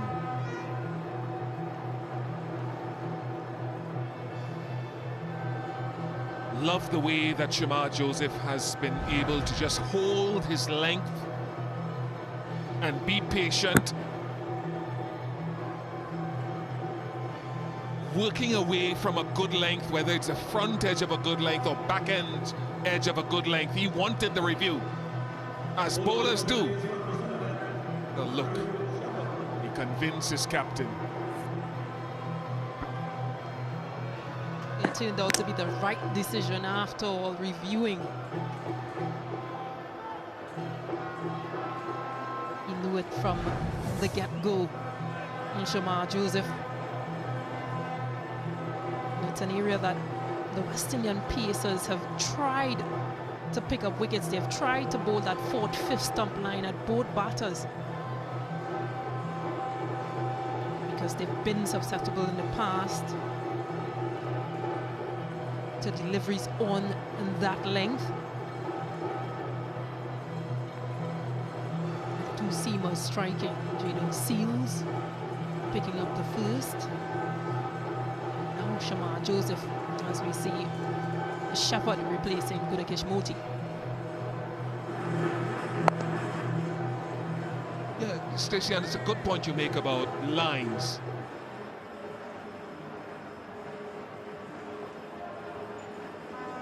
Because I've often said, when I walk out to bowl, and Curtly Ambrose used to do the same thing, he used to look for a spot. Look at the little demarcation just outside off stump, down the line of the off stump. It's like a white line running down a 4th stump. So as a bowler, you go out there. Well, not everyone has to do it yet. Just there. So you can see one right on 4th stump. There's one wider. So I'm walking out and I'm saying to myself, what can I look at? I need a visual cue. A lot of other bowlers don't. I need it. So I'm looking at that. It doesn't quite tell me length, but at least it tells me line and gives me something to aim for when I'm under pressure. Just in there. Yeah, I see your point, and it's good for the West Indian bowlers at least to have that channel to know where to bowl.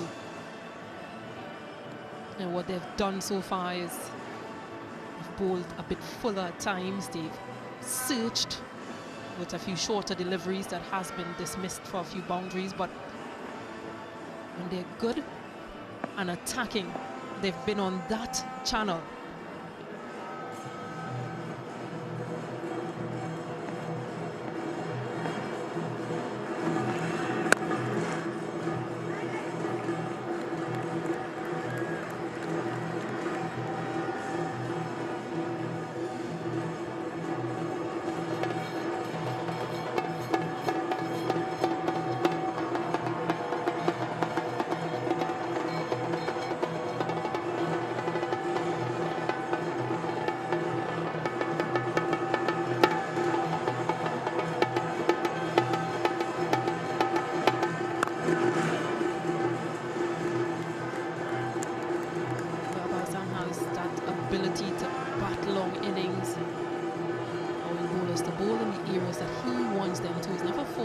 Until he gets to possibly a half century, then he carries on, he plays aggressive then.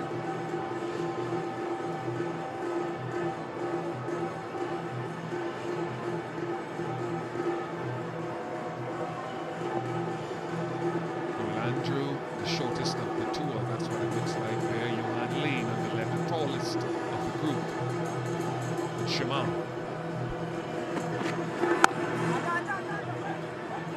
Good, I've seen a couple of these efforts in the field as well. This is Brandon King this time, but we saw it from Rutherford and we saw it from Evan Lewis, which the West Indies need more of that going forward. It must become an everyday thing, every game, the effort in the field. Can't control the outcome, Stacey, and you know that, World Cup winner and all that. Control your effort.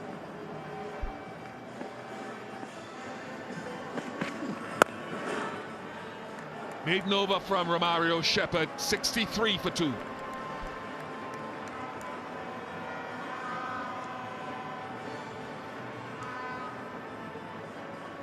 Wicket in the previous over just sort of built a bit of pressure in this over. Maiden over from Shepherd to the new batter Rizwan.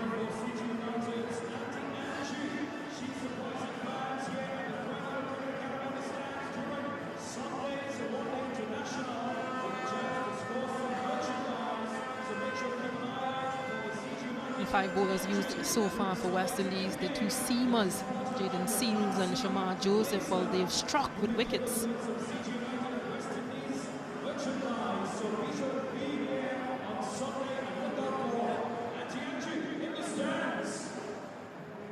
Joseph will continue.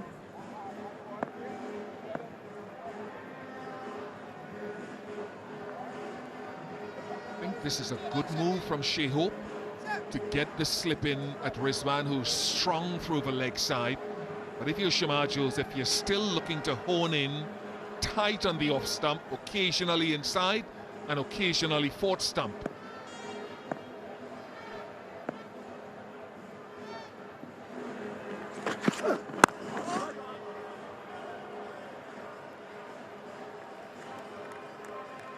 As while Mohammad Rizwan has quite a good one-day average overall, 41, his average against the West Indies is still a work in progress.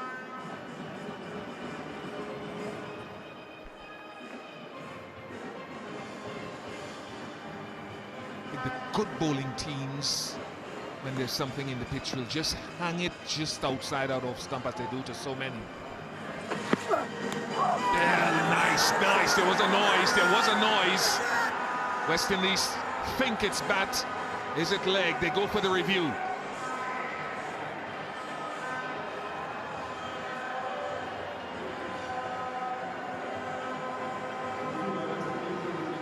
TV umpire to director, we have a player review for court.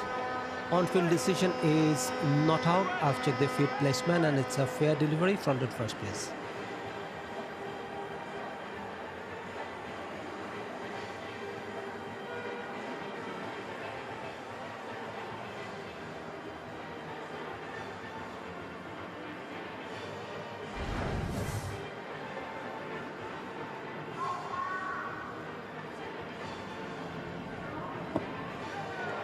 Ball passes close to the bat. Cannot tell from this angle whether there is any bat involved. I need to check that with outrage.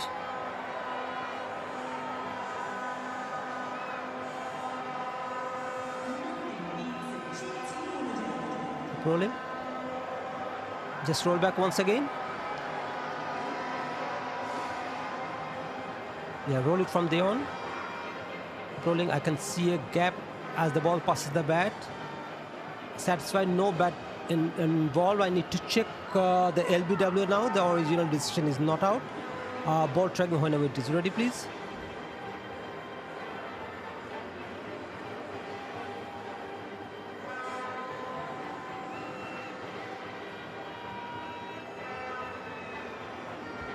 Original decision not out.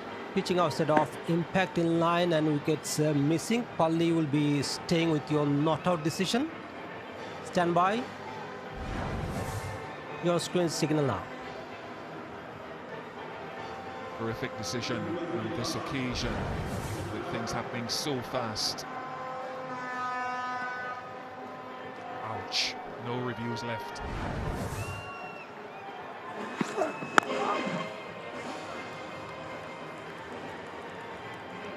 And even though the wicketkeeper and slip, Brandon King went up immediately. Casey Carty was just tapping the legs, thinking or trying to show them that it possibly might have come off the legs of Rizwan.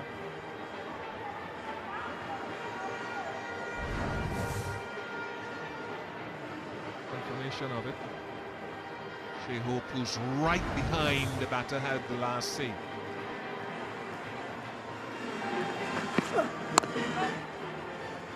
Just stay. Be patient, and that's one of the, I think Carlos was talking about it just now in the last stint, about holding your line, Stacey and King, as he does so well in Test cricket. Those are the areas that he hits very well with great discipline. Justin Graves on the right of screen, bringing a message between overs. Keep the pressure on that line.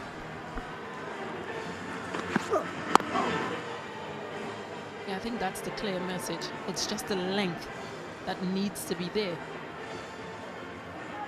Another, or almost another maiden over here. And again, the length has troubled these two batters.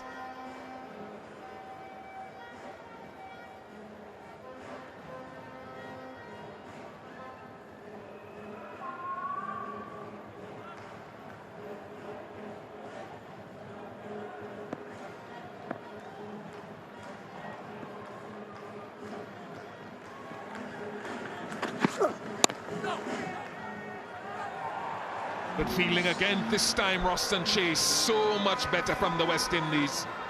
Maiden over to back up Shepherd's work, and 63 for 2. And time for a Dasani drinks break.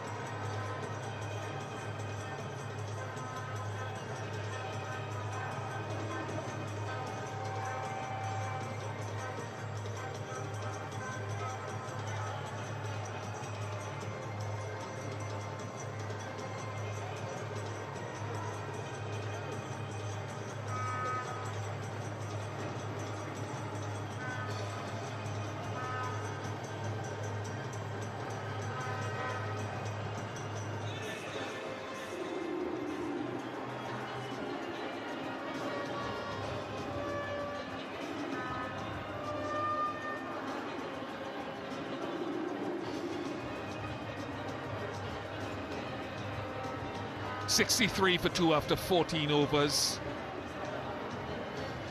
West Indies were 81 for 1 at a similar stage. A couple of wickets have gone down. Yeah, 2 wickets have fallen to the seamers. The first one, Saim Ayub, going for 5.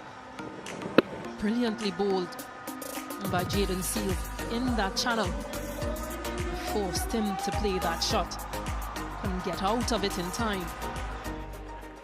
And the initial breakthrough, and then Abdullah Shafiq.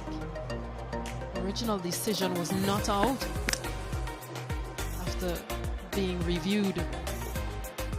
Shamar Joseph struck for the second wicket. 2 seamers going up trumps. Just the 1 over of spin that cost 9 runs from Gudakesh Moti. Pakistan 63 for 2 and 14 overs with 3 extras. And the other thing that you're keeping your eye out for here is the due formation. And our floor manager there indicating that there is some at 7:30, so one suspects that may form a little more intensely in the next hour. Perhaps, even though it's a very open facility, can have an impact on the ball and how it slides off the surface and all of that. So all the more important that Shai Hope needs to continue thinking aggressively.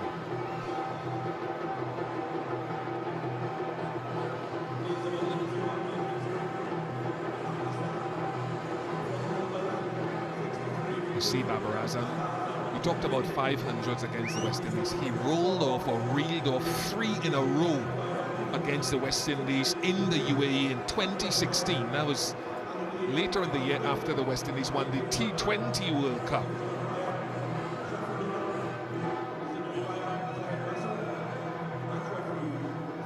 At the peak of his powers, he is some player, but this year so far is his lowest average in his career. And I know the year isn't complete yet, but his standards are so high, averaging some 34 coming into this game.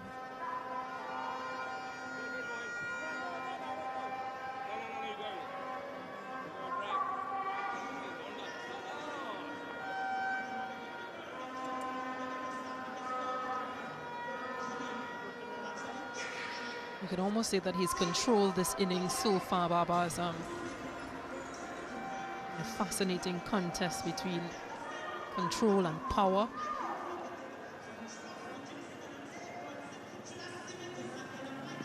I don't know the class that he possesses once he remains in the middle.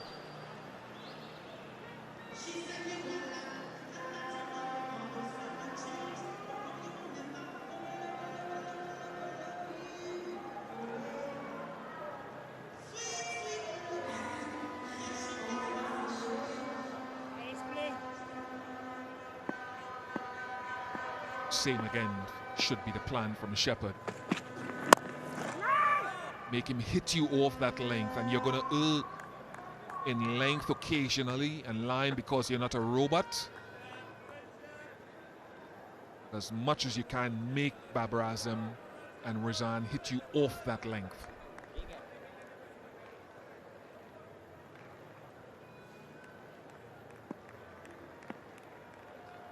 Deep square leg if he wants to play the pull shot.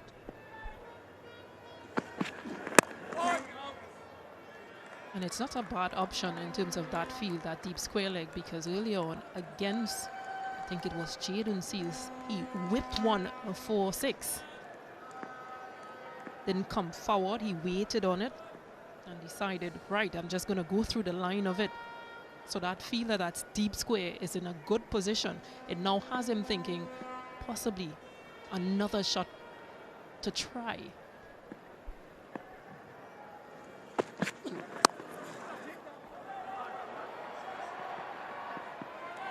Good work again from Shafin Rutherford. Runs after 16 consecutive dot balls. Remember, back-to-back maidens from Shepherd and Joseph. And to your point, it's something that Ravi Rampal, the current bowling coach, always says to the bowlers. He tries to groom this attack. Don't go away from the plan.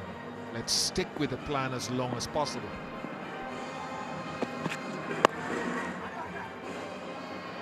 If a guy hits a good shot for 4, then you have to recognize when it's a good ball and a good shot that he played versus poor execution. And I think the speeds as well will have a lot to do with that, because you don't want to bowl the line or bowl the fuller length ball at a slower pace. And he's so good, Babar Azam and Rizwan, with whipping off those deliveries, those fuller length, poorly line deliveries, those going down the legs.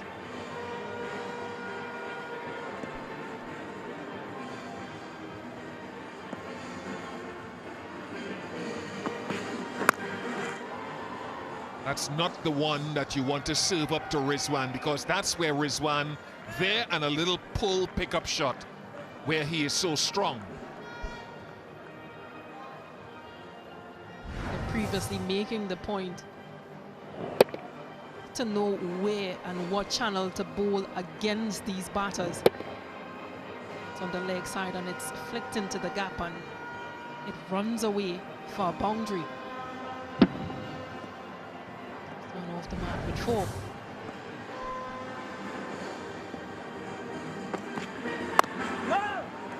Look right there. That's 4th stump. 70 for 2.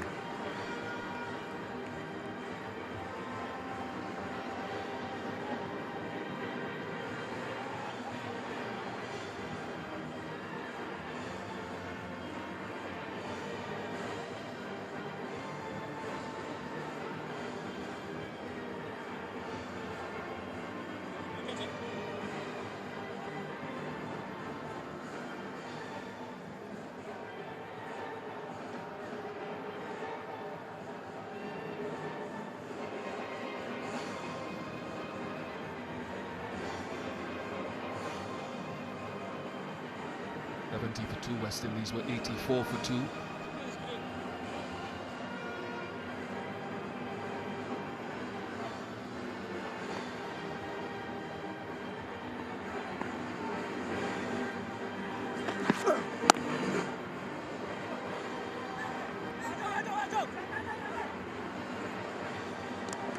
Oh, love to see that again, to see where Baba was as the ball arrived at Shea Hope.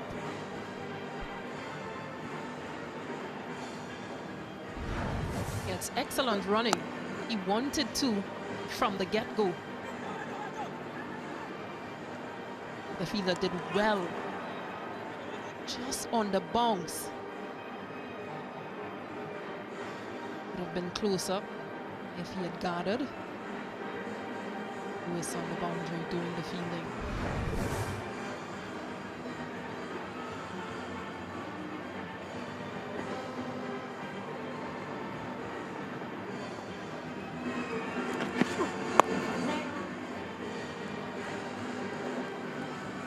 I like the way that Joseph and Seals have operated. They haven't gone hunting for wickets and gone searching too often.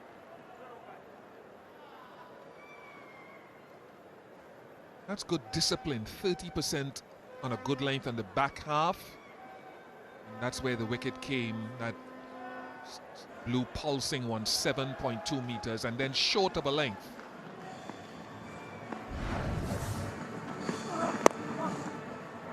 Up there.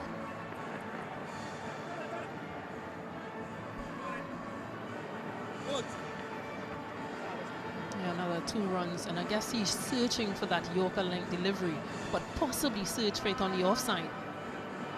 Search for it swinging in. Yeah, from that off stump line. Just too easy of scoring on the leg side.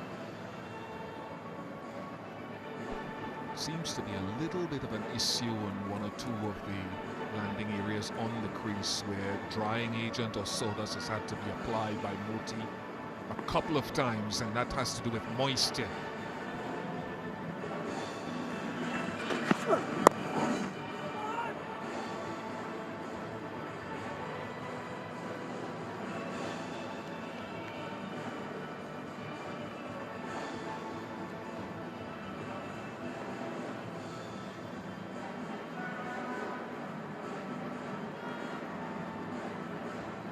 This is good from Rizwan and Baba Azam, allowing the West Indian bowlers to sort of make the mistake and try different things.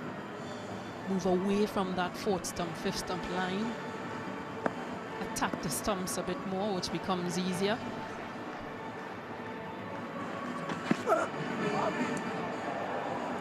I like this. Hold on to the plan.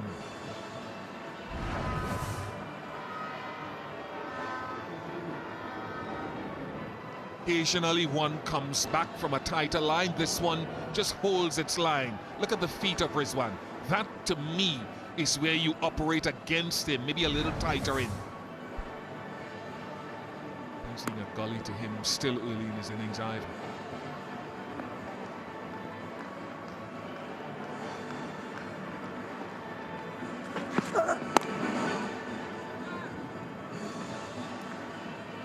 .75 for 2.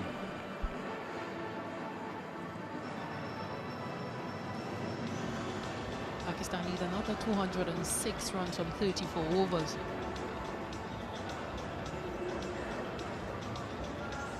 Same phase.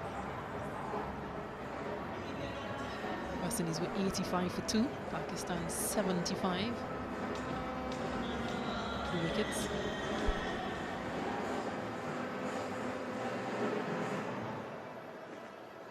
Ravi Rampal, the former West Indies Seamer World Cup winner on the left. Darren Sammy, head coach, on the right.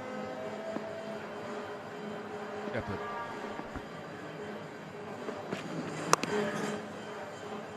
think it's important, even in a Pakistan team or an Australian team, Stacey Ann, to sometimes highlight those things, because in the modern game it's different from when I played. Now you have your bowlers meetings where the bowling coach will instruct his bowlers. The head coach may not turn up at those bowlers meeting. The batsman's meeting, maybe something else that does not include the bowling coach, have a different view on it.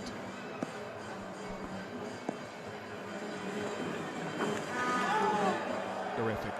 Yep, keep holding it right there.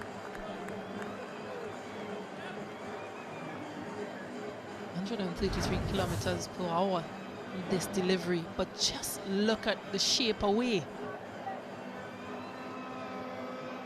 on that good length.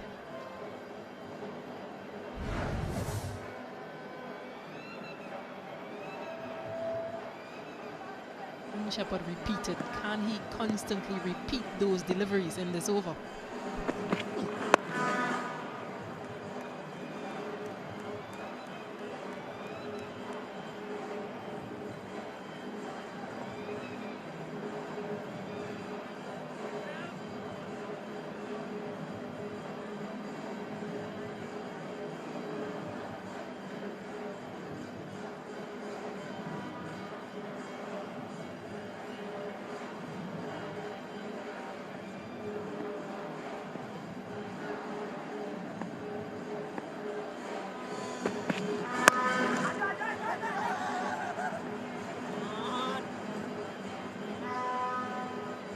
This partnership has to try to keep ticking. They've taken a while to settle in. 15 now from 28.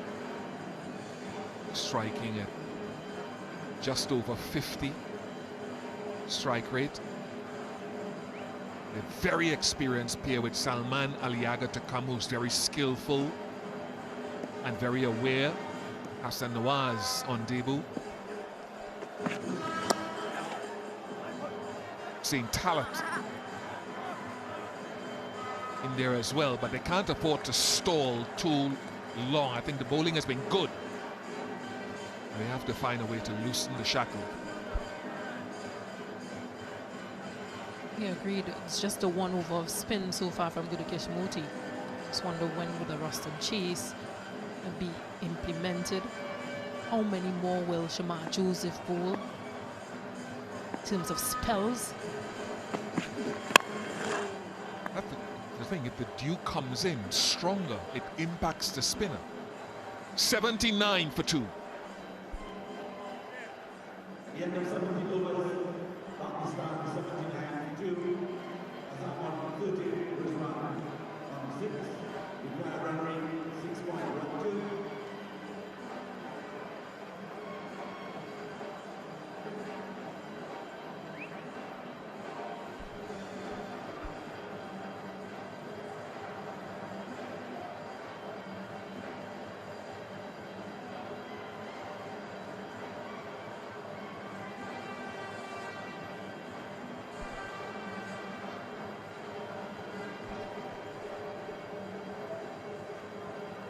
Two required on the next 33. Babar and Rizwan back in this side, experienced players. At the moment, it is all pace from West Indies. And they've held the line. The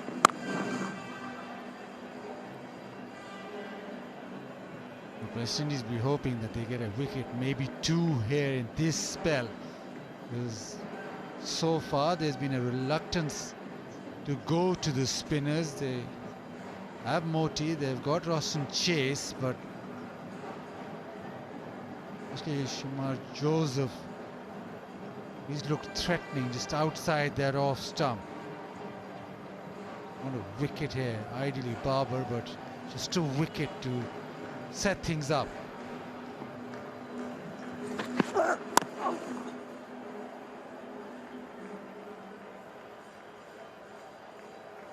Mario Shepherd was introduced in that 13th over. He bowled a maiden, and then there was another. So it was a nice phase in the innings for the West Indians with the ball. They want is that pressure to translate into wicket-taking opportunities. Conversely, Baba Azam, the more time he's out in the middle, the more control he's shown in his innings. With 20 balls, just 4 false strokes. Beyond that, none. So ominous signs. Baba Azam is a player who's already notched up 5 ODI centuries against this opposition. He'll be high on confidence coming into this series, despite his form.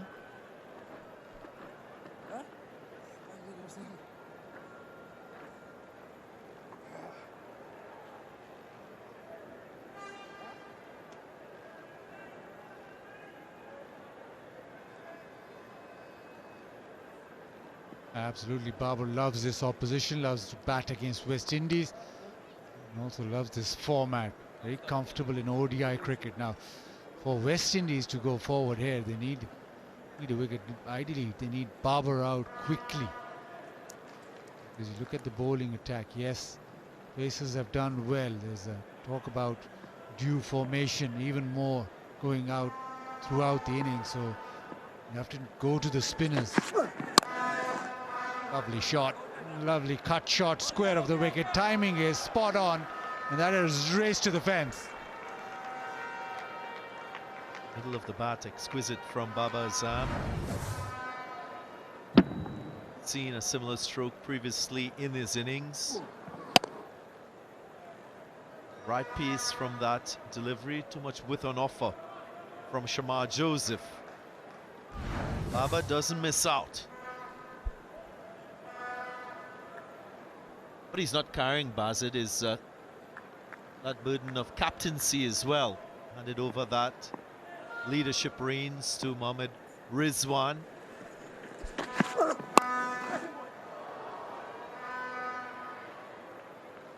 So far he's just freed himself up a little bit more time to focus on his batting in this format. That many would say the last couple of years he's been low on runs.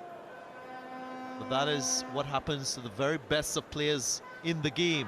Sometimes you go into a little valley, a little trough that allows you to retool yourself and come back even stronger. And to add to that, in the Champions Trophy, he was pushed up the order. He was asked to open, which was out of his comfort zone. And he wasn't in the best of forms, and then batting at a position where he's not quite used to, but this is familiar for him. And he's looking good. 88 for 2.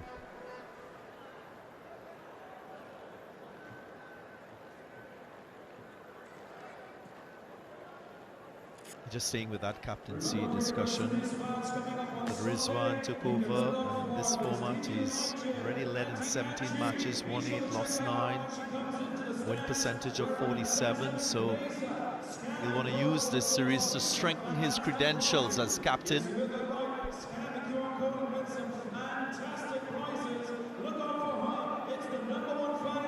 A wicket to Jaden Seales, one to Shamar Joseph. You know, that Babar Azam hasn't really given a real chance to the West Indians.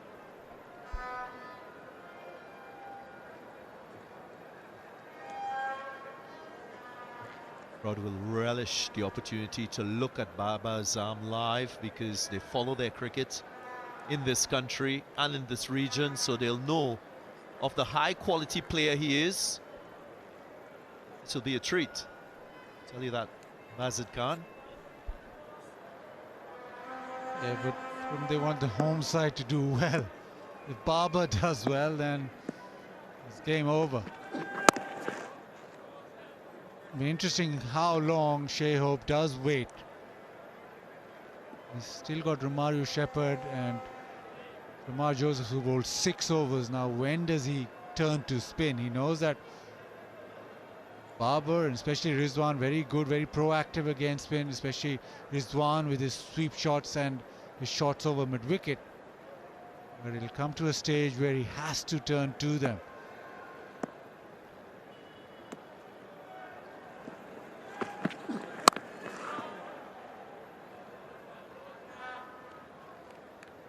What he'll also know is the longer that these two stay out in the middle, the bigger this partnership swells, the more control these two will have, and it'll be much more difficult for spin to prize a wicket and get the breakthrough. So as Rizwan is relatively new to the crease, now is the time to introduce a spin option.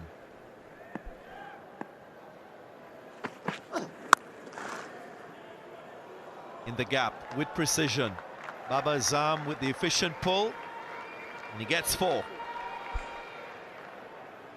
Mario Shepherd just dishing out a pretty poor delivery, short, and Babar had ample time to just hit it where he pleased. Got the gap, control it and hit it to the fence. Easy pickings for a man of Baba's class.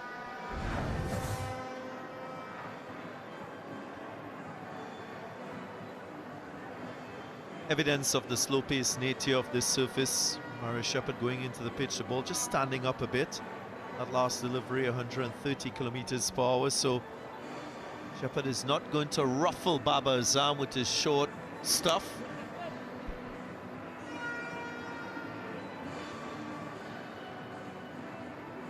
Yeah, just with the speeds, confirming that. Also, it's quite interesting with the sawdust. Whenever a bowler bowls a bad delivery, sawdust appears. What are you trying to say, Baz? It's not when they bowl maidens, it's not when they're on the money that the sawdust does appear. So, yeah, the timing I'm always skeptical about.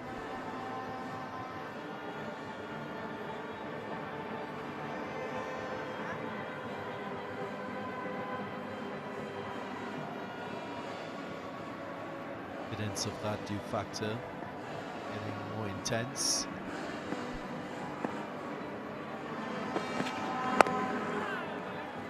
That's a length in line from Mario Shepherd. As the game has progressed, the new ball, the hard ball, there was a little bit of kick off the surface. That has died down too. Seems as if the ball is just quite nicely being managed by the batter. They need some energy. West Indies, and the energy will come via a wicket.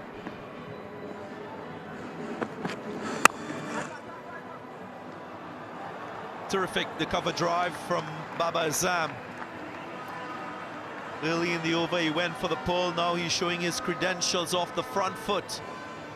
So impressive to look at. End of the over, 97 for 2.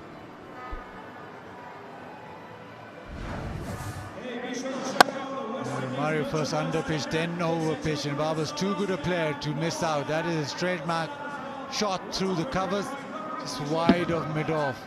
Everything flows towards the delivery, towards the ball. Perfect.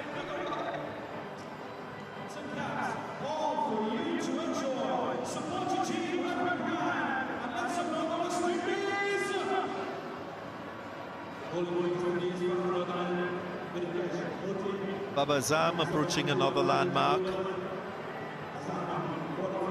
44 from 51. Have to appreciate the way he places a high value on his wicket early in his innings. The way he just assesses the conditions, the opposition bowlers, then gets into stride. Strike rate ever increasing. Here's Moti. Oh, yes.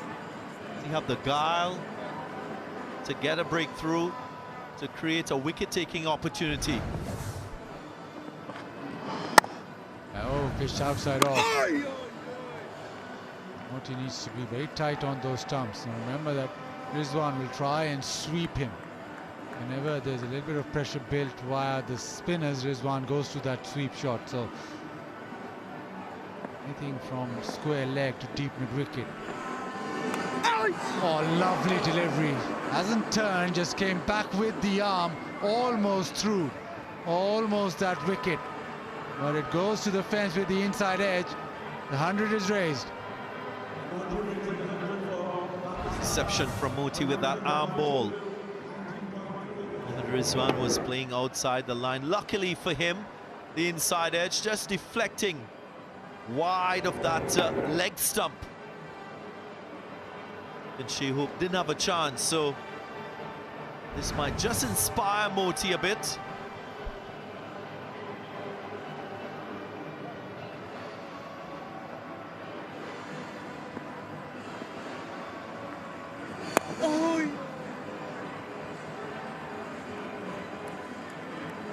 The length has to be perfect too.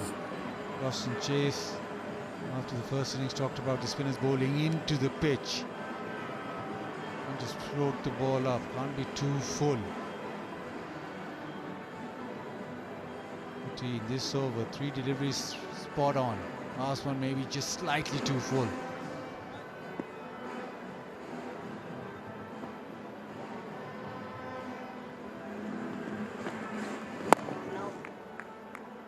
Type of length you want to just live there. Not too full. Batter to drive down the ground. Decent over. Went for 5, almost a wicket, 102 for 2.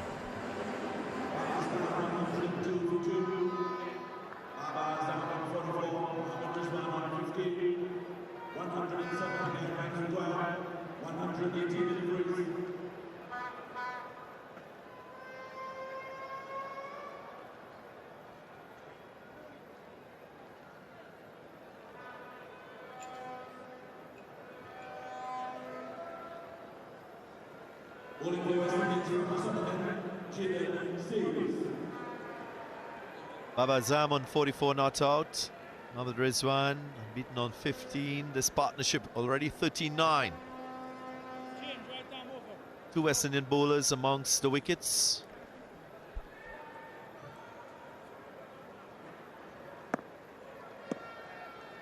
To the return of Jaden Seals.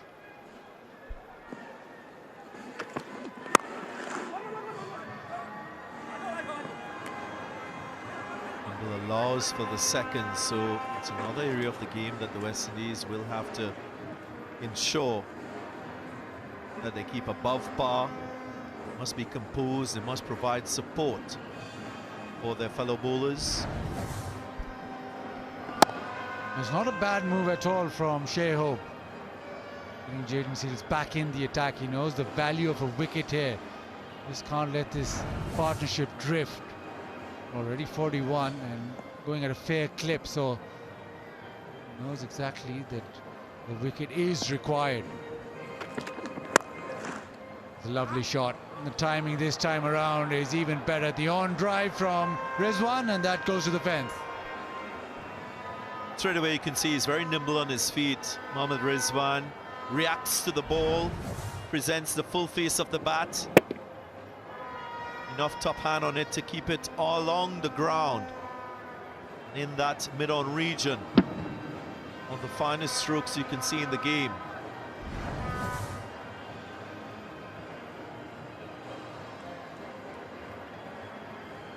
Now 1:04 West Indies, both batters now just getting in rhythm. This one too, 21 of 24.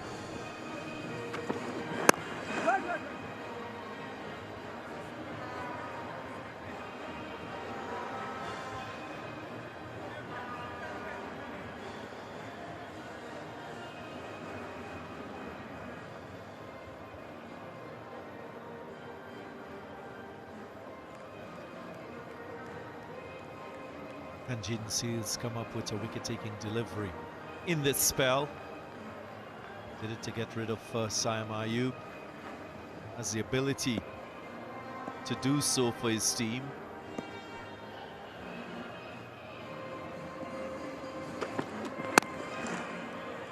Of course, a few competing elements. That of the dew and ball will be relatively wet. Nothing to is these two look in very good form. Not scratching around, ball coming off the middle of the bat. It's experience being shared. Look at this Pakistan batting lineup and you feel this is the pair that has the most experience in this batting lineup.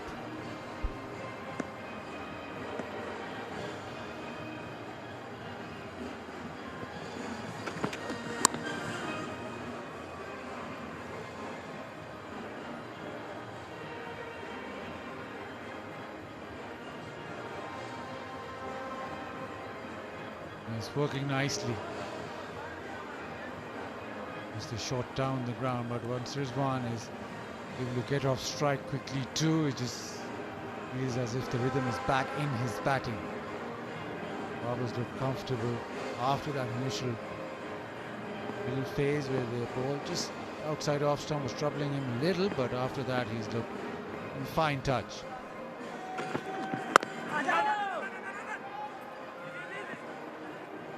21 bowlers, 109 for 2.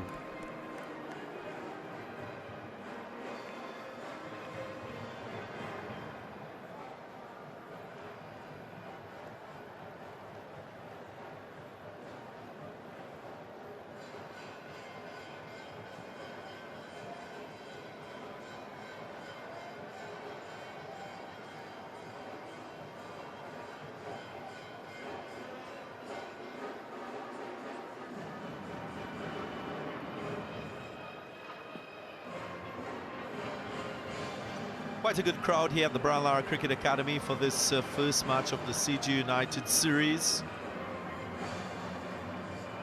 3-match series, of course, so this first game very, very important for both sides. Looking to take a lead.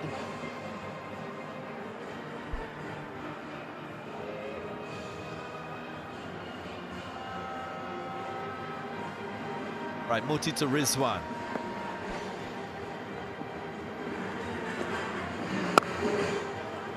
Short, a little bit wayward from Gurkesh Moti.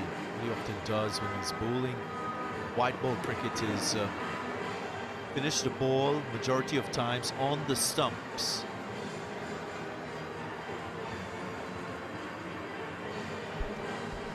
You see the rags. The rags are out, they're trying to dry the ball every delivery now, so there is significant dew out there. That the one ball that will be a little more potent is the one that slides on, because it'll just skid off the surface a little bit more. Oh yes, ball. He has to control his length. Has to be just back of a length, not too full. Tough ask, but with the dew formation and with the elements that Darren has mentioned, probably the only way forward really for left-arm spinner is to be able to control length, which is, with a wet ball, quite difficult.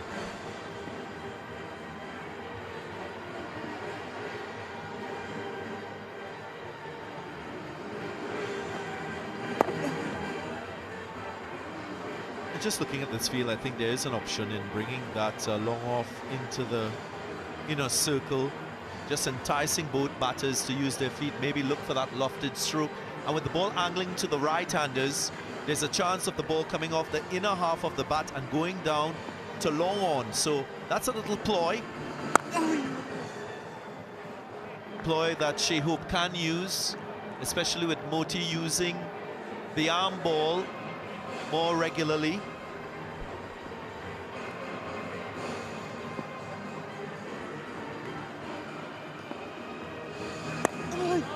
Last thing you want to do as a skipper, as a bowler, as a team is just go through the motions, not show creativity in your approach to wicket taking. Still a hint of turn on offer.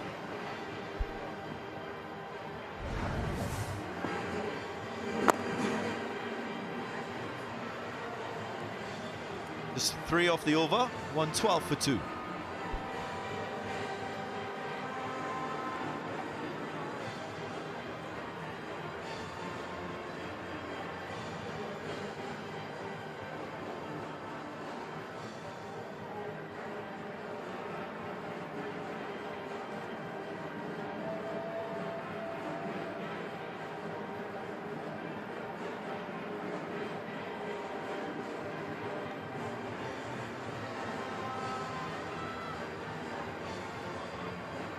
Shaheen Shah Afridi was exceptional with his 4 for 51. Picked up a wicket in the first over, and then the final power play he picked up the remaining 3 for the West Indies. They were bowled out for 280.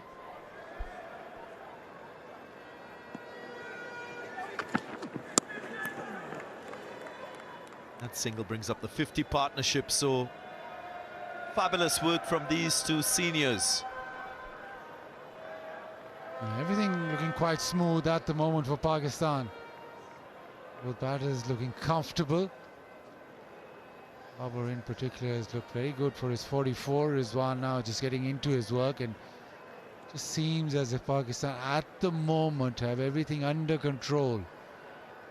Everything has to change dramatically for West Indies to come back in, because these two are playing it really well and don't look troubled at all.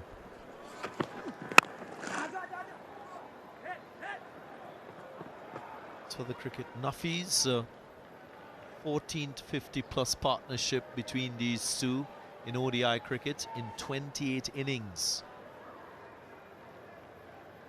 It's a 50% probability of it happening.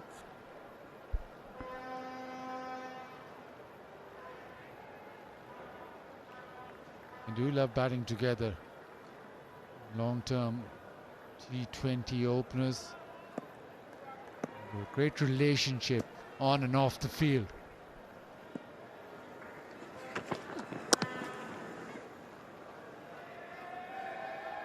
Slice away neatly.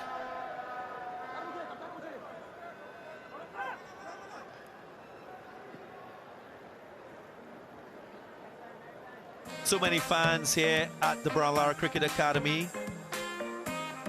Of course, enjoying the action. Look at that Coca-Cola fan of the day. Having a great time as he sips it with cricket. Love them to share that Coca-Cola with us, Fazit Khan.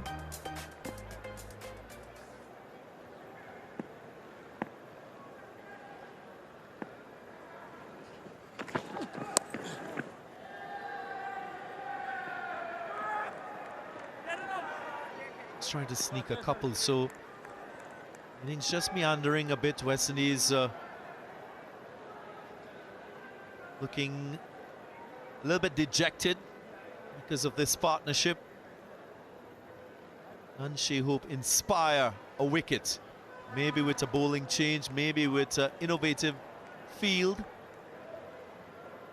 Seeing a lot of runs be scored in that third region.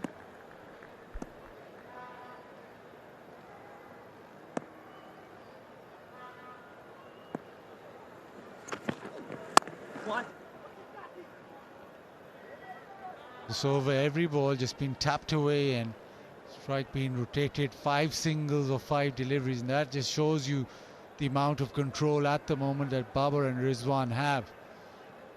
That somehow has to be broken, because this continues for a length of time, then it'll be very, very simple. The required rate still just hovering about 6 runs and over.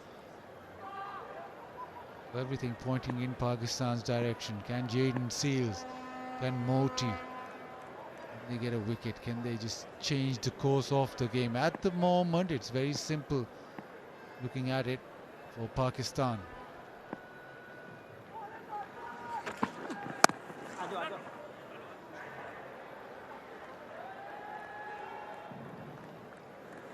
$118 for 2.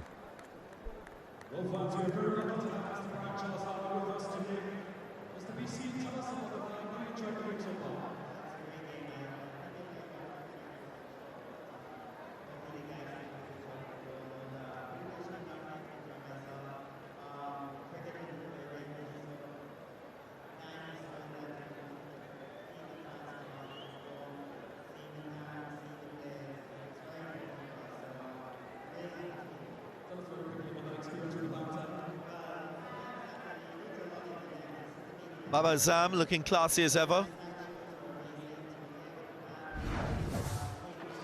1-6, 5-4s in his innings.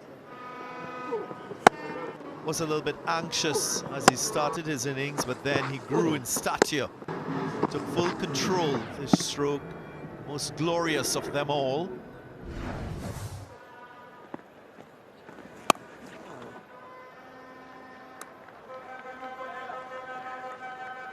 This field that he missed out, there was length offered with that caught shot.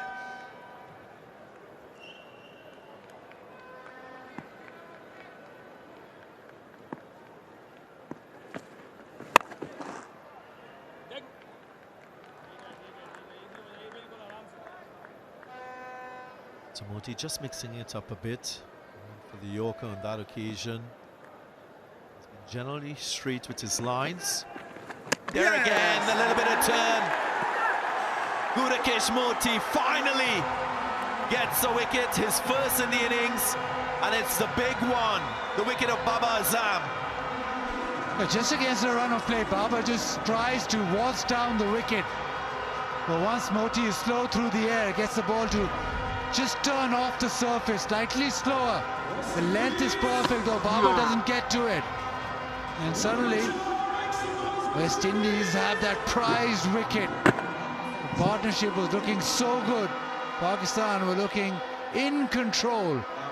A little twist, Babar Azam fails to get to his 50. He goes for 47. Moti strikes and it's 118 for 3.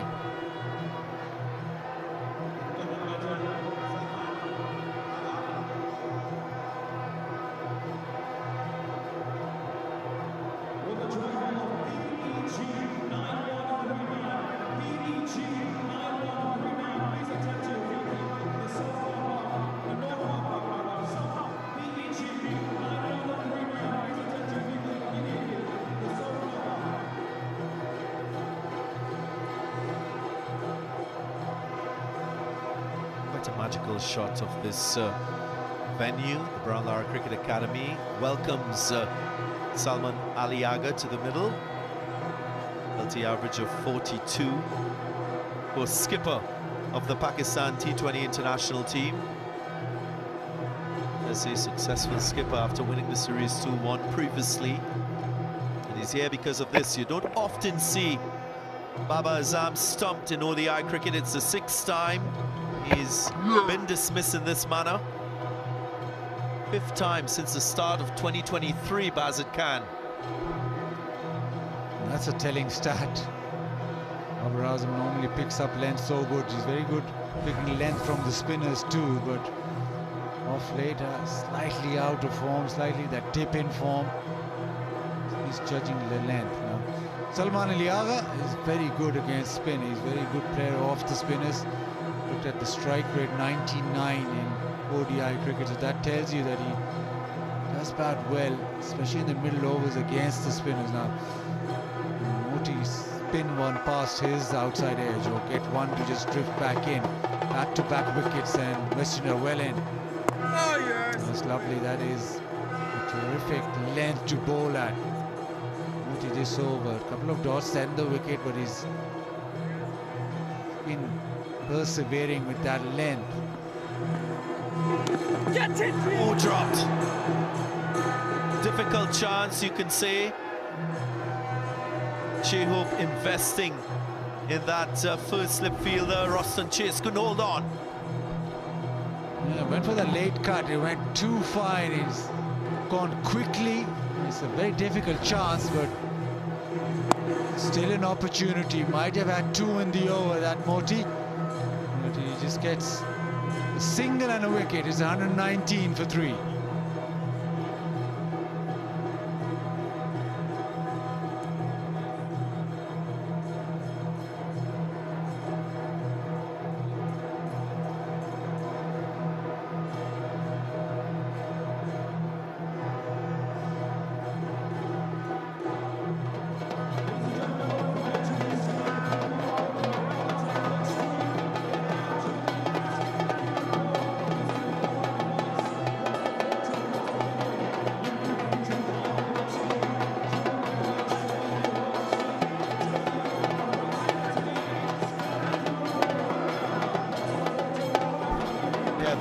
Drums, something to celebrate for the West Indies. Finally, it's been a long, long wait before a wicket.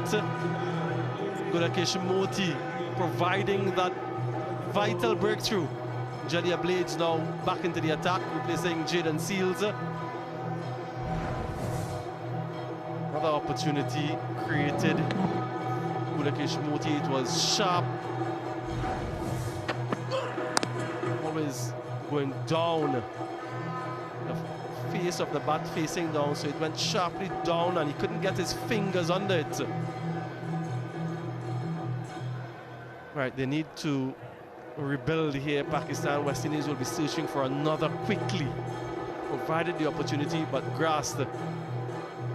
Stacey and King alongside me. Stacey, how have you seen the little last passage of play?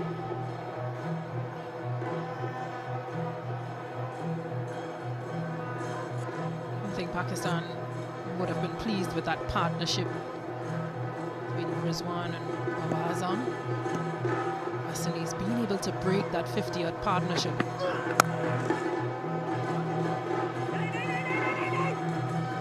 Gudakesh Moti coming into the attack, bowling a few quite tidy overs, able to finally get a wicket. And then created another opportunity. I think it makes you just wonder as well, or might just have Shehope possibly thinking about using his other spinner. When will he introduce him?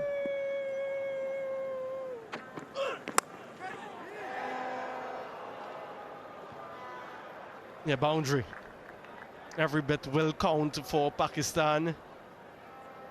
And Salman Aliaga. Again, fortune favors the brave. Yeah, pace on and the width on offer. Yeah, slashed hard at that delivery and picks up another boundary. 156 from 25.3 overs. Important runs.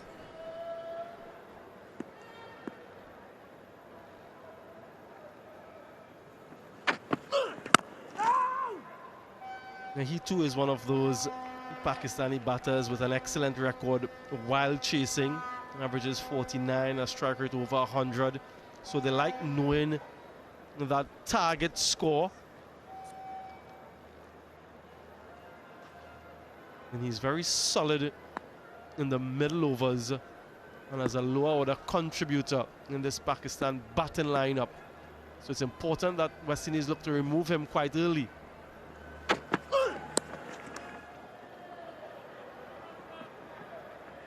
That's a shot that they play quite well. The subcontinent players just breaking their wrist and allowing the ball to come onto the face of the bat, deflecting it. Yeah, just have a look at that disparity in the first innings and second innings. Has that century while chasing 49 on average in the second innings.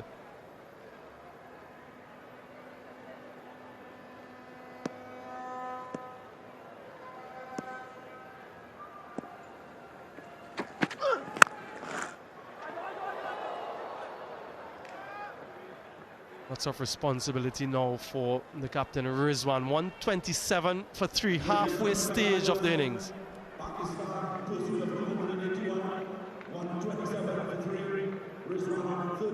The West Indies were 135 for 3 at this phase. Pakistan 127 for the same 3 wickets. Number 154 needed from 150 balls, so game on. With a chance to score and win some fantastic merchandise. Anti-Angie is going to be here at the game on Sunday. The CG United Anti-Angie. Look out for her. West Indies bowled out for 280 in 49 overs. Pakistan 127 for 3, halfway in their innings. Moti continues to peg away. Has to find that optimal pace on this surface. There will be some dew out there. He'll be constantly drying that seam to ensure that he has that grip. 55% in favor of the maroon. A wicket or two here would certainly augment their chances.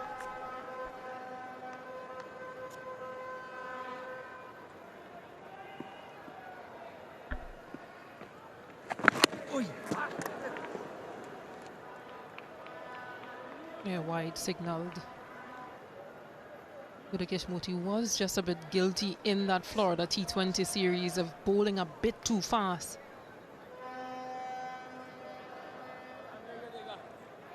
The line and just slowing things up in this match. What?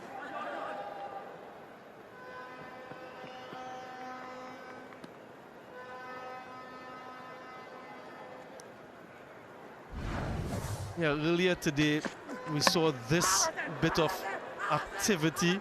There's a huge appeal from the bowler because he heard something, but what he actually heard was the ball crashing into the stump. Gudakesh Moti trying to get his legs out of the way. That was really amazing. Look at that spike. It's a solid connection. Bales won't dislodge. Nasim Shah was the bowler. See some strange things in this game. Look at that delivery, for instance. Yeah, excellent from Gudakesh Moti. Tough tune on offer. Down. Another tidy one from Moti. 132 for 3.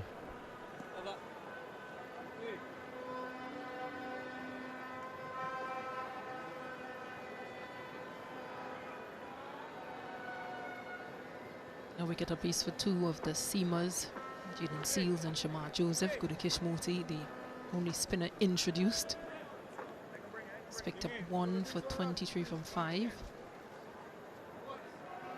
Just the 5 bowlers used so far.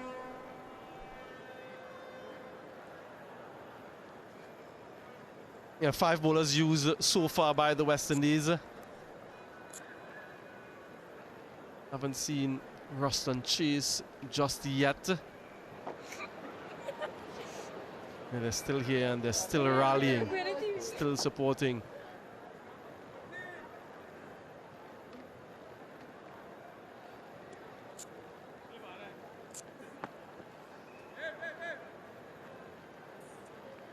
Gadia Blade still searching for some level of success.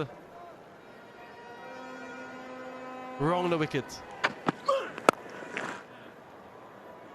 Yeah, that is supreme timing. The balance on that shot was worthy to look at. If we look at the Pakistan wagon wheel and we see the amount of runs that has been scored in this area of shots like this, just whipped off the legs. Timing is spot on, the placement also. Pressure on Blades. First ball goes for a boundary.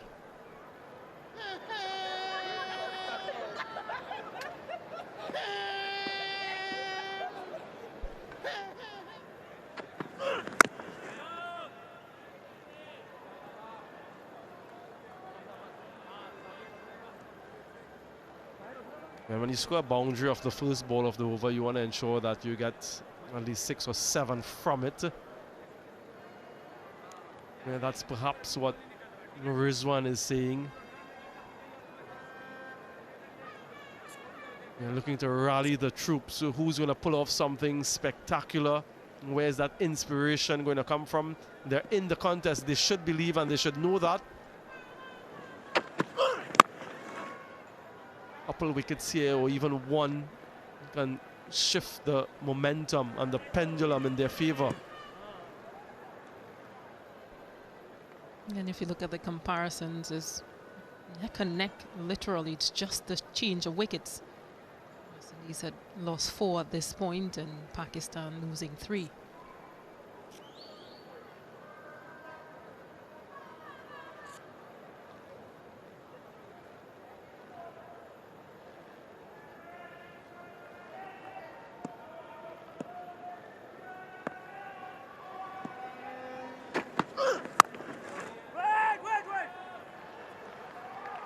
And they get a little period of relative quiet here. The West Indies build some pressure, get a few 2 runs, 3 runs over. Yeah, she's so cute. Literally, the youth out looking on.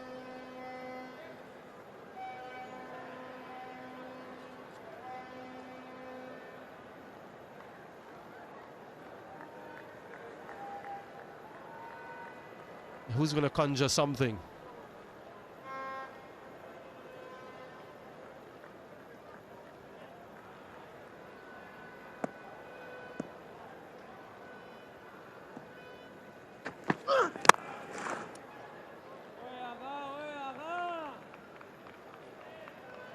He's now opted to change the angle.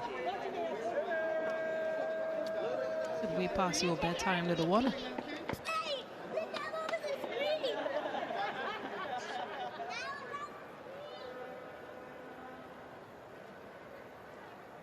It is Friday night. It is school holidays. So it doesn't matter what time your bedtime is. Stay here as late as you want.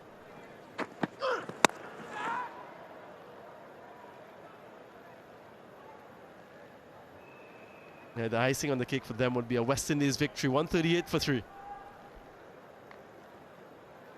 One more shot. Let me see another shot. Show me another shot. Hey, one more. Yeah, a few shots from the youngsters in the crowd, emulating what they're seeing out in the middle. Get him in an academy.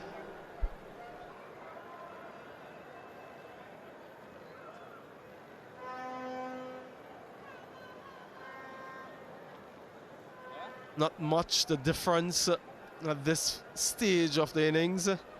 Pakistan still require 143, and that's why I say the West Indies, they need to believe that they can still win this contest. As a matter of fact, win predictor in their favor.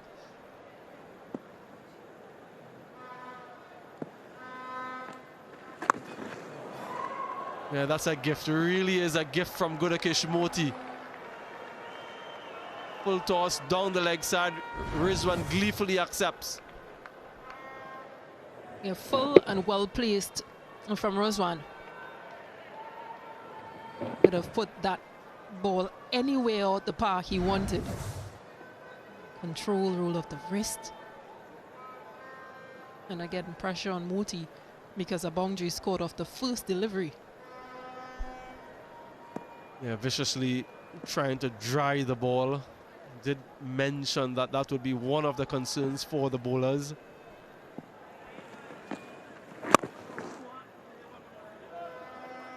The other two matches to come, though, are day games, so that they won't have to contend with the dew at night.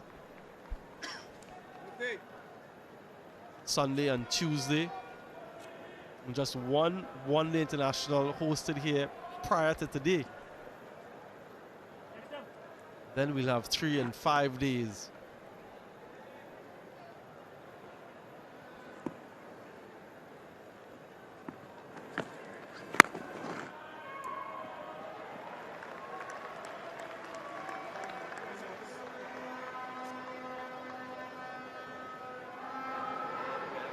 Puran, come back to West Indies, please.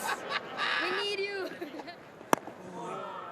Yeah, there's a clarion call actually, and lots of people in agreement. West Indies for life. I know he's smiling, but he's dead serious. Puran, they need you.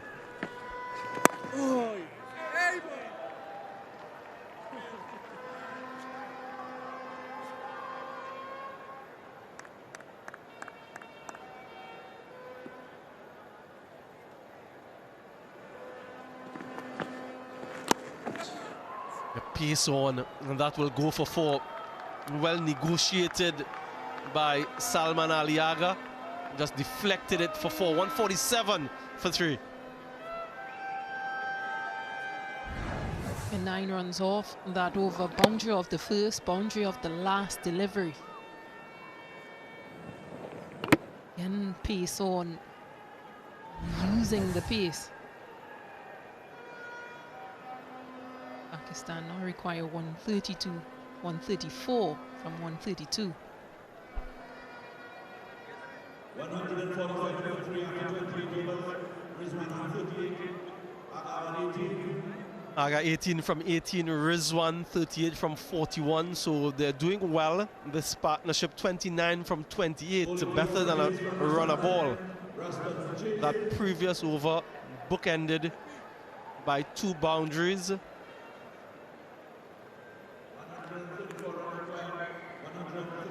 Excited to see what Hassan Nawaz can do in this format. He was breathtaking in the T20Is. They have some batting depth, and for the first time, Ruston Chase into the attack. Off spin against the 2 right-handers.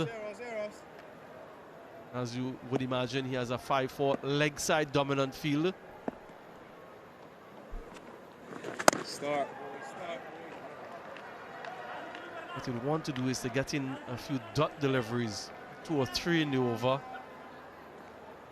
And if you can add to the creation of pressure, the bowling partnerships, that's what they should be thinking. What?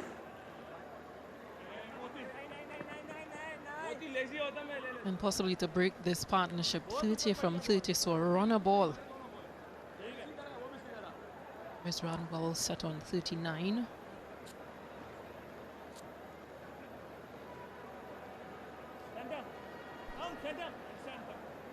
Look at that average against spin for Salman Aliaga, 54 as compared to pace, so he's very comfortable against the spinners, generally speaking.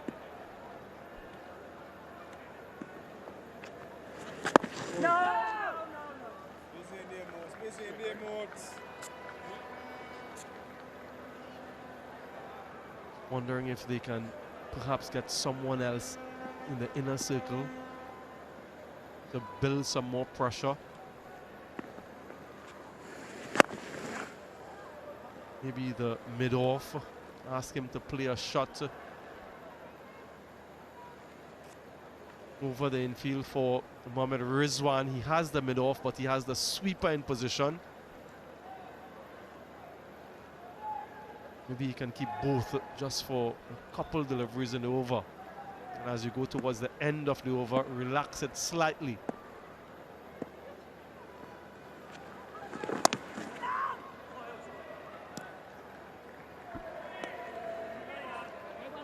Yeah, no single there, so how does he close off this over? Just 2 runs from it.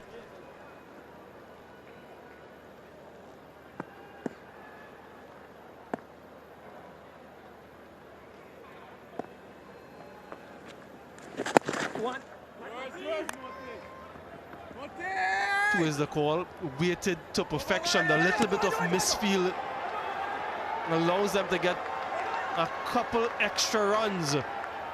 Brings the 150 up for Pakistan. Yeah, 29 overs gone. And that over is spoiled with those extra runs. It's time for a hydration break, the Dasani water break.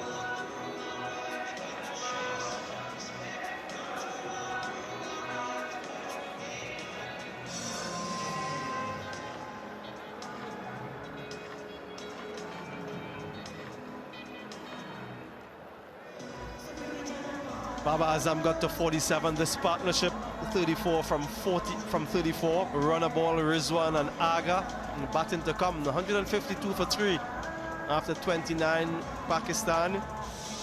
And guess what, folks? We're just 6 days away from cricket played louder, the biggest party in sport, less than a week away. Oh my goodness! Feel your heart racing? He can do nothing wrong tonight. Feel your toes tapping? That sounded very good. Feel the energy building? Writing more chapters in a legendary book. That's the feeling of the Republic Bank Caribbean Premier League, blasting back to town. And this year, the party is even bigger and even louder. That's gone for 6. My goodness. Global superstars, monster sixes, edge of your seat drama, live music at halftime, light shows, and a whole lot more. CPL 2025, the biggest party in sport, just got even bigger. What a time to be alive! Get your tickets now at cplp20.com. The 13th edition of the CPL starts in 6 days' time. St. Lucia Kings, the defending champions. Will they retain, or will we have a new winner in 2025? For the moment, though, we have the little matter of this match and this series to take care of. Jaden Seals with an early strike. Shamar Joseph and Gudakish Moti with strikes of their own. Still searching for another 280 is what they got to. Pakistan still require 129 126 deliveries.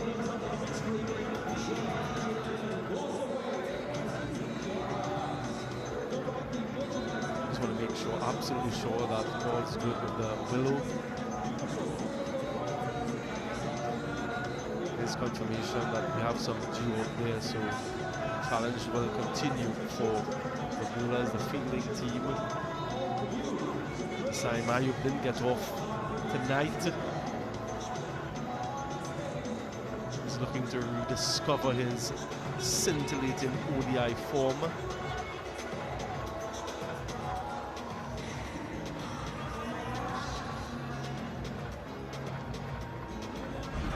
Right, let's revisit the wickets then. Saimayu, the first to go.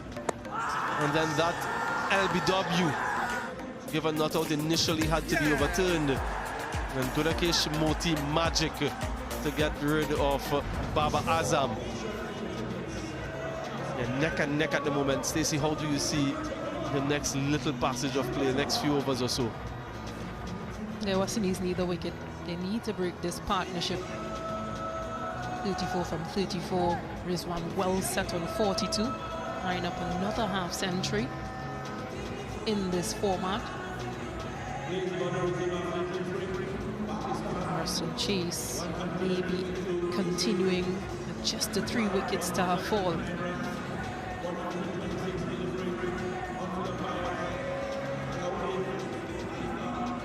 It's an area when West Indies batted that Pakistan employed a lot of spin.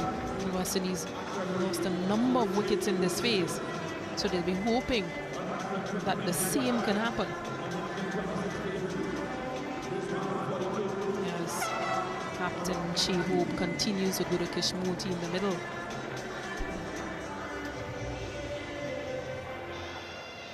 It's a nice Friday evening, Friday night actually, here at the Brian Lara Cricket Academy.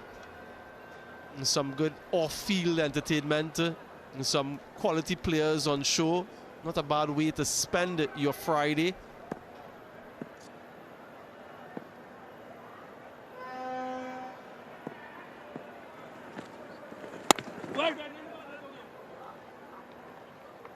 Right, so Gudakesh Moti now into his 7th over. I just wonder what Chehob is thinking in terms of his bowling combinations.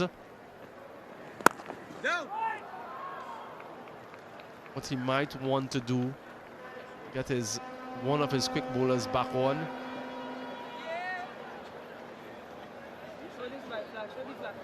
Don't leave home without it. Now, these are the bowlers used so far.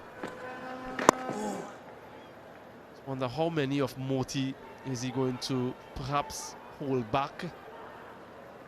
Will he just finish him off? He is into his 7th. Yeah, Jaden Seals has 3 more, Blades has 5, and Shamar Joseph has 4 as well. Shepherd has only bowled the 4, so a few options for Chehob. Yeah, that's a spinner's grip.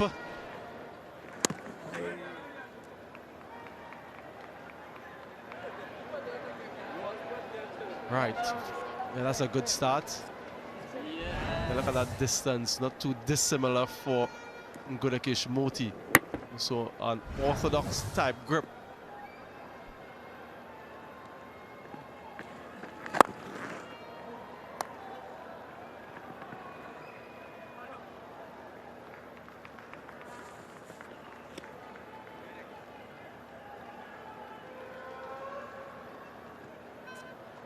Justin Graves on the field, man who scored 3 consecutive centuries here at this venue in the Super 50 tournament last time around.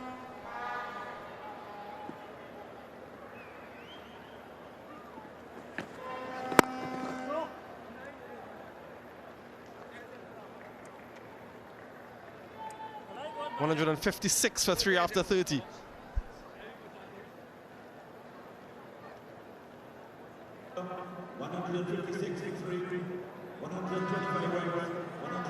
deliveries.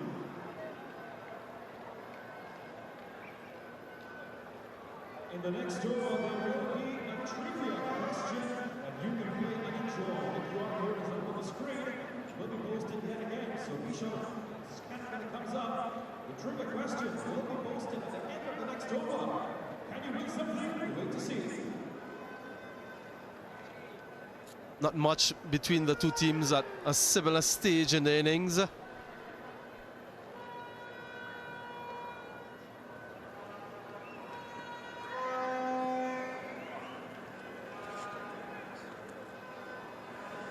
Chase continues.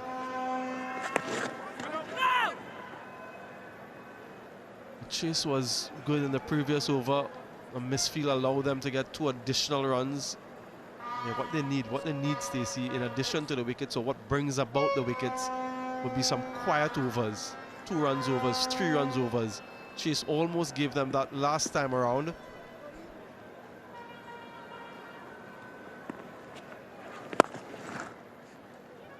He does tend to bowl that Yorker length deliveries because of his height.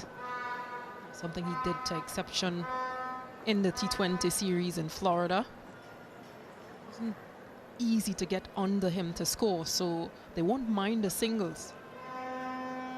But the fielders will also need to help and assist.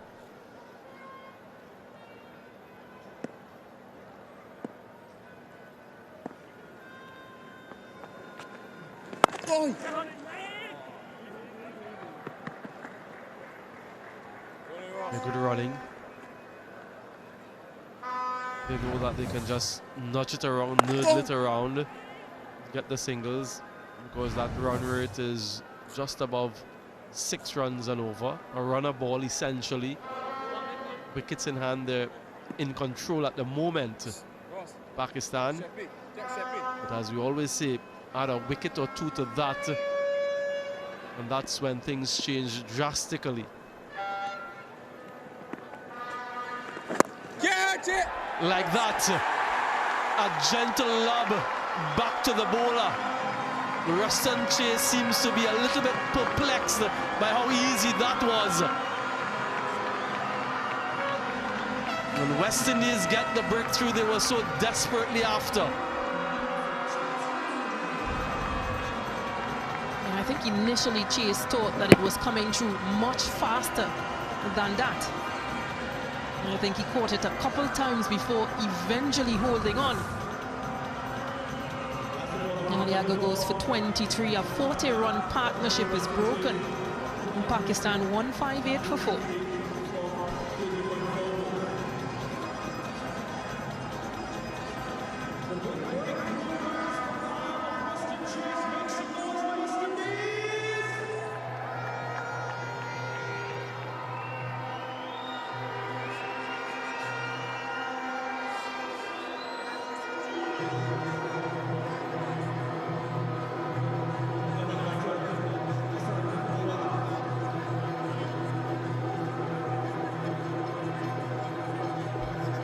Debutant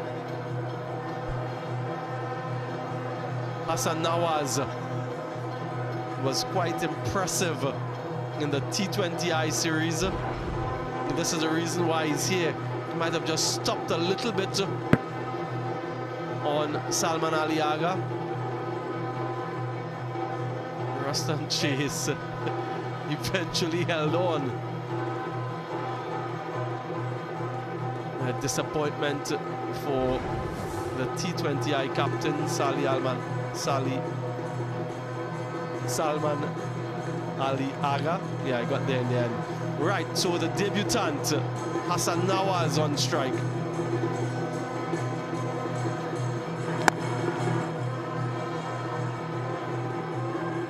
Only 5 listed matches to his name, so they've obviously seen something special in him to give him this opportunity. A really nice strike off the cricket ball. And he's off and running in this format. 159 for 4.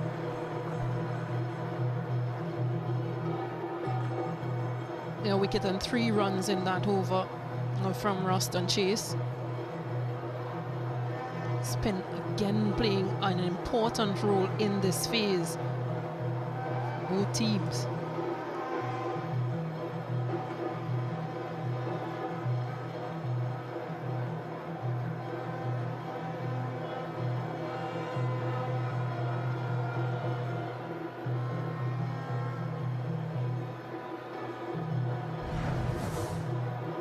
Yeah, this is the cap presentation. Cap number 254 for Pakistan in ODIs.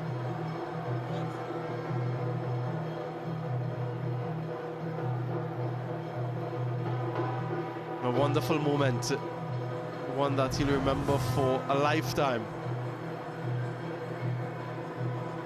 Gudakesh Moti will continue in for his 8th over now. Catch him!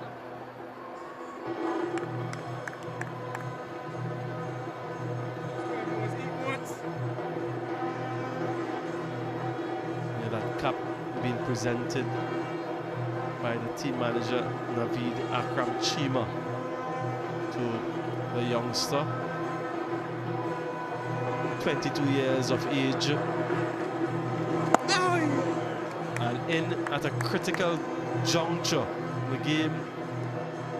In the balance, it can go either way. Does he have the mettle?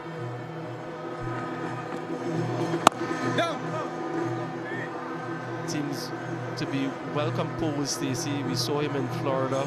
We know that he can strike the ball well, but does he have that aptitude to understand what's required here and to deliver?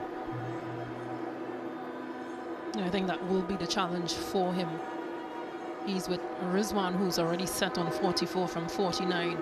And as you rightfully mentioned, he played blistering innings in Florida. So it's not needed here just yet because it's literally a runner ball, just over a runner ball. Down! The current run rate 5.05 and the required run rate 6.6. Win predictor goes a bit further, 57% to West Indies. Oh, Yeah, prior to that wicket falling, it was in favor of Pakistan, 58 to Pakistan, but that's what a wicket does.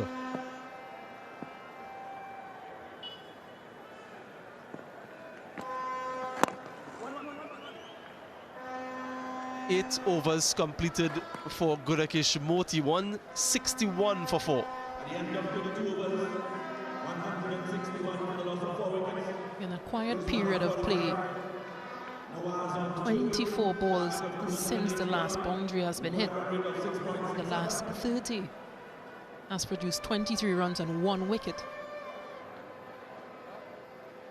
Cities will think that they've got the upper hand in this phase.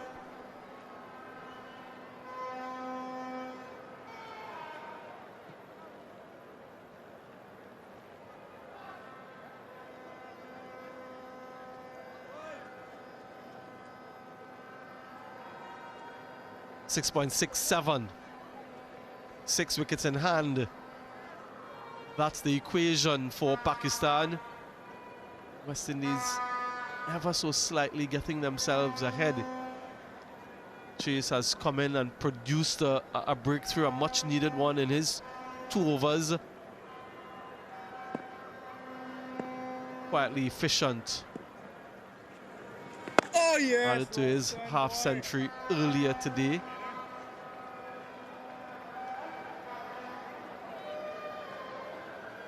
Yeah, look at his conglomeration of deliveries. Very consistent, usually Ruston Chase.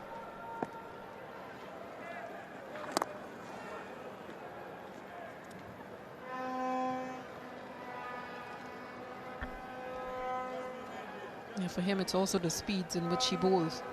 The length is important, but the speed, he varies his speeds quite often. Bowls the fuller, flatter, and then bowls the loopy ones.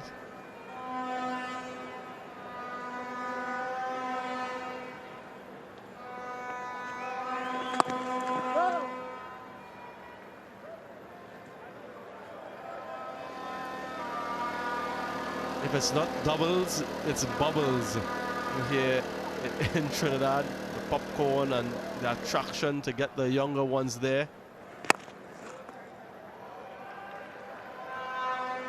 But this game is really nicely poised now.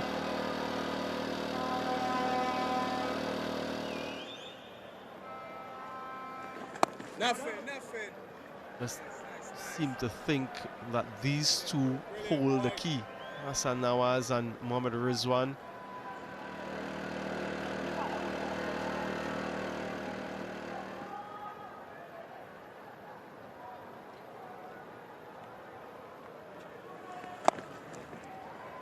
Another good over from Ruston Chase. Just one from it, 162 for 4. 162 for the loss of 4 wickets after 33 overs, 119 runs, 102 deliveries.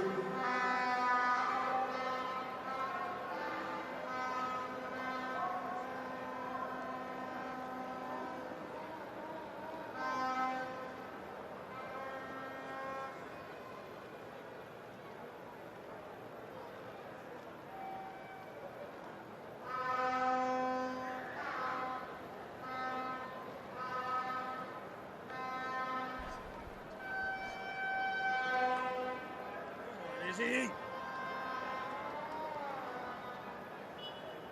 119 more to get. 102 deliveries remaining. A 9th over for Gudakesh Moti, who's gone well. 1 for 38 so far from 8.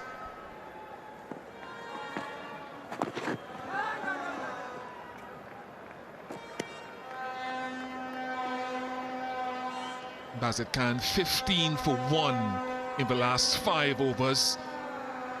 How do they loosen this with Hassan Nawaz new at the crease, new to this format of the game? Just gone into their shell a little bit. I think Rizwan has to try and be a little more proactive. Quick run. Oh, would have been close, that one. Direct hit is always trouble.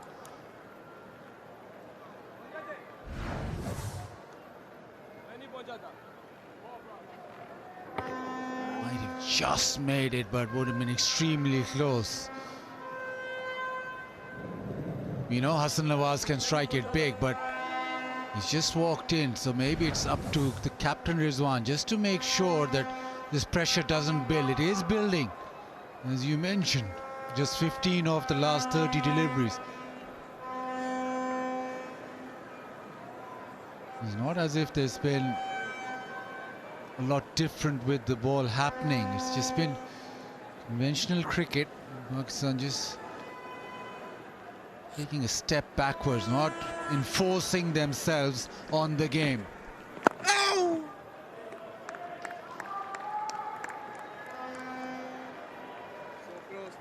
And 2 from 10 for Nawaz suggests that he thinks he can catch up.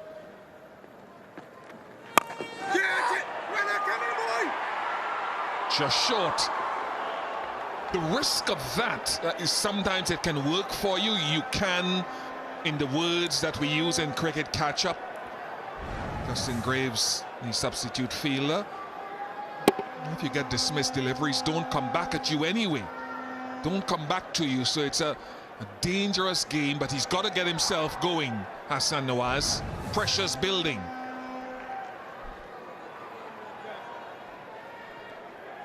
And he's only played the 5 List A games, so there's not a lot of experience in terms of 50 overs cricket. Yes, T20 is dynamic, but this will be a test for him.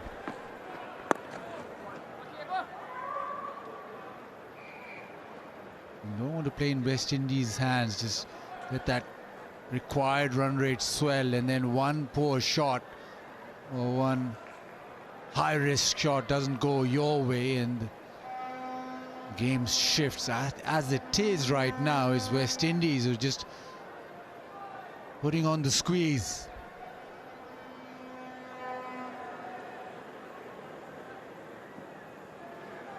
Ball selection, the team will have to choose which of the 2 balls that we started the innings with, they will continue with until the end of the innings. That happens after this over.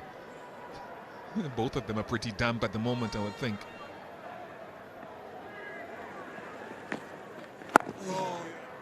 Another defensive shot from Hassan Nawaz. 165 for 4.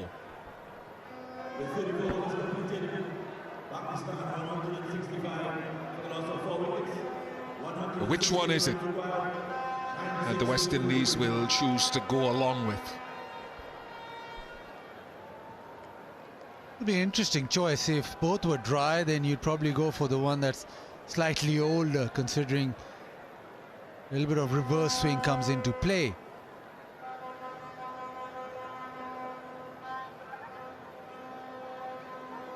Both damp balls, I don't know which one you want to choose. The one that's slightly newer, and the one that's not as damp, but the normal course of play, you'd probably go for the one that's older, so that the ball does reverse. Now, interesting with the dew playing its part.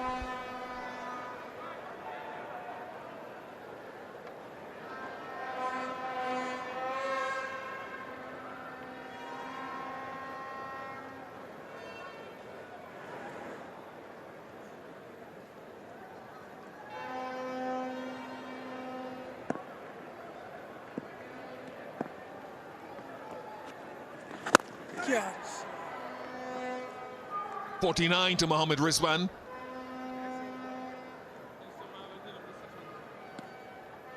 Hasn't had a great record against the West Indies, but 400s in this format of the game. And what responsibility does he bear in this run chase?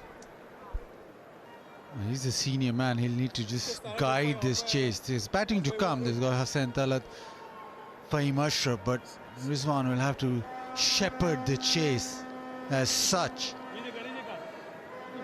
But you just feel that, yes, he's 49 or 58, but especially with Hassan Nawaz, they just need to just up the ante slightly.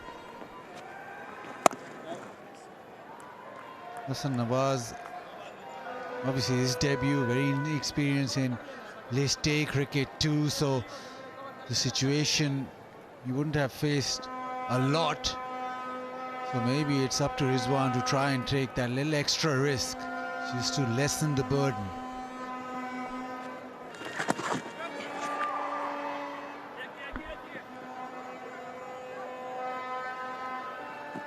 Shamar Joseph is back on the field. Justin Graves was on the field for him a little while ago.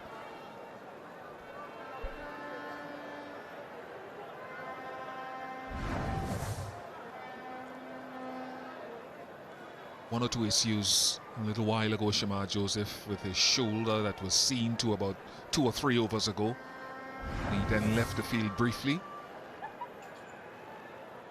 No boundaries for 39 deliveries now.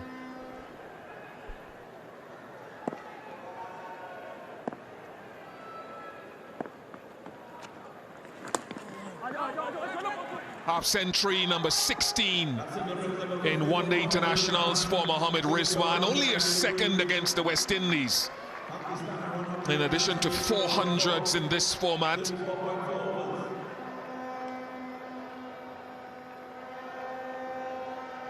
The question will be how much further can he carry on? And they've just got a gift on achieving his half century. It's a no ball and a free hit.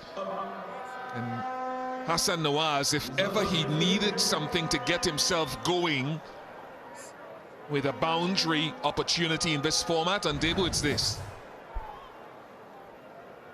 No, this is it. Wasn't chased, overstepping. Goes round the wicket, try and just angle the ball away from the bat. But this is where Nawaz is good. He likes hitting big.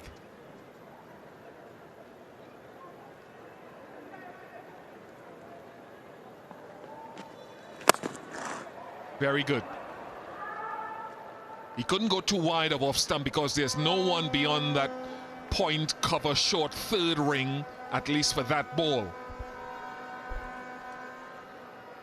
It's been a good little spell from Roston Chase. Actually, he's got West Indies back in the game. He's into his 4th over. He got that wicket of Salman Ali Agha, just conceded 14.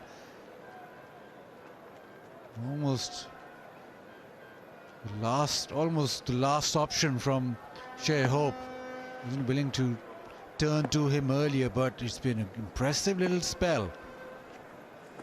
Oh! Right down the leg side. It's been Roston Chase who's been able to just create that little bit of pressure. Now West Indies want this pressure to continue.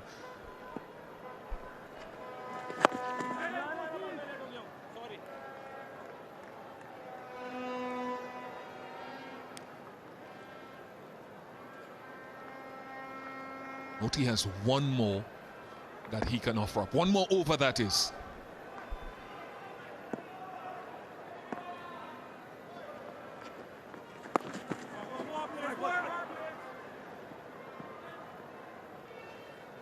Even with the no ball, a good one from Roston Chase in the conditions. 7 from it, 172 for 4. Pakistan 172 for the loss of 4 wickets. 109 runs required. 90 deliveries. It's going to be a close one, folks. Why is it?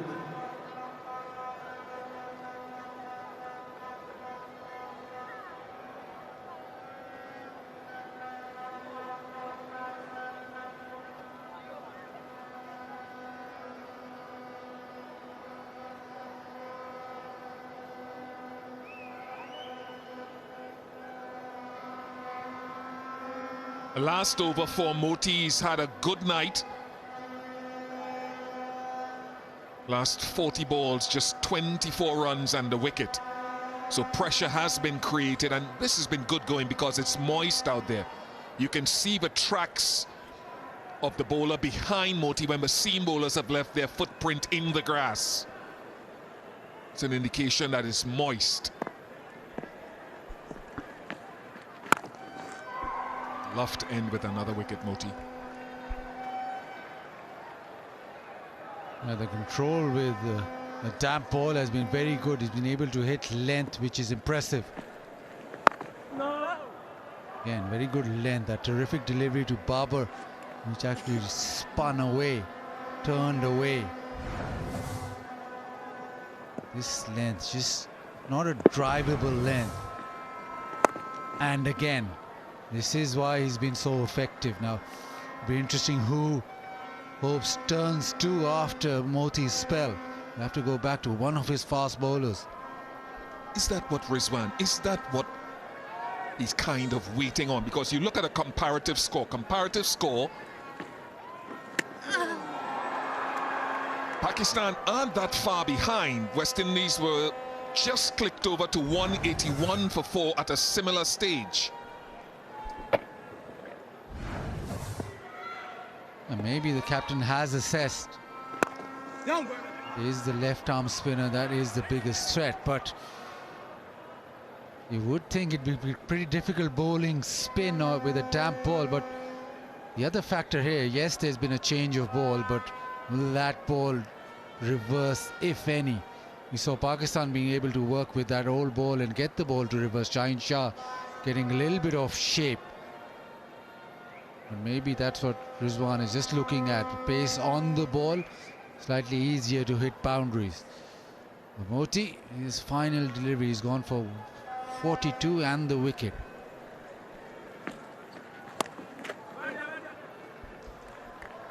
Nawaz struggling, 5 from 15. The end of Moti's work with the ball. He's had a good night. 31 of 18 deliveries, and now 1 for 42. 173 for 4. 108 runs required, 84 deliveries. Usman on 52, Nawaz on 5.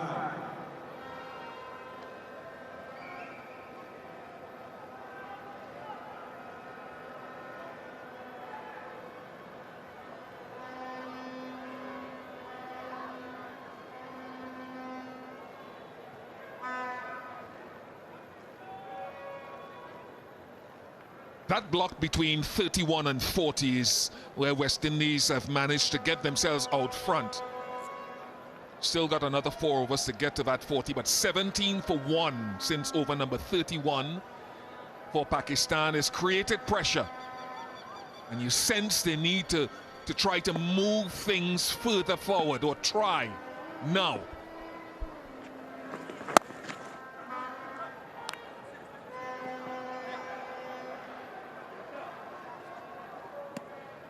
Hussein Talat cannot continue going on for much longer with a strike rate of 31.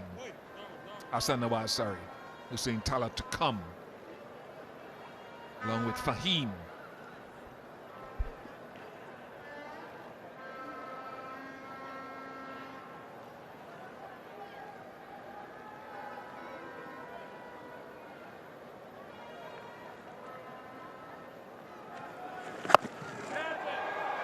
Ty just has enough as well, so he had to try to move it forward, Hassan Nawaz, and he's done so with his first boundary in one-day internationals. And as we know, he is a six-hitter, and just as the ball drifted into his zone and it's slightly full, that's when he's at his most dangerous. Great connection, does take the risk, but he backs himself when he hits it in the air.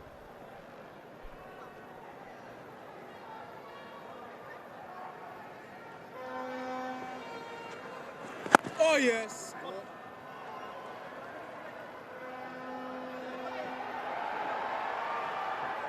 Rizwan was in two minds as to whether he should run, because Roston Chase actually tripped over Rizwan's feet as he went to get the ball.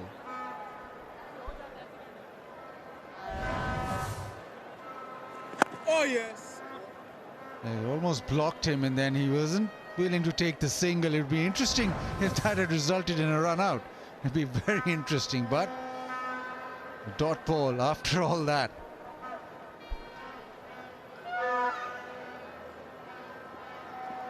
Involved in one of those myself, actually. 96 World Cup against Zimbabwe. I remember who the batter was. Tickled me down to fine leg, and as I was just going back to my mark, I could feel someone clip my boot as they turned for a second. My back was to them. The batter fell and ended up being a judge run out. Oh! But you've had the 1 and the 6 in the over and dot balls since then.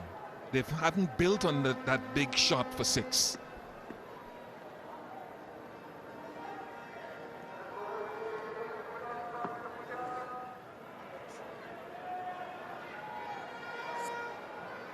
And therein lies the challenge for Hassan Nawaz in one-day cricket. Yes, T20, he can get away with being very aggressive.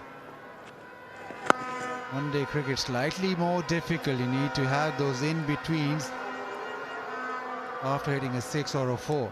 180 for 4.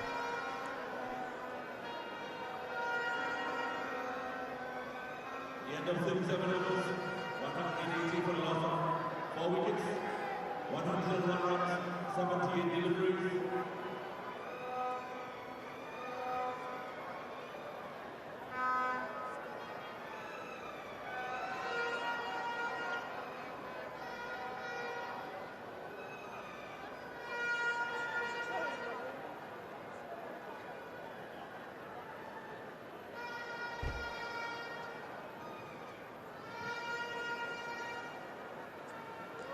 So much riding on this series for the West Indies in particular. It's hard to believe that they've lost their last 10 bilateral series against Pakistan.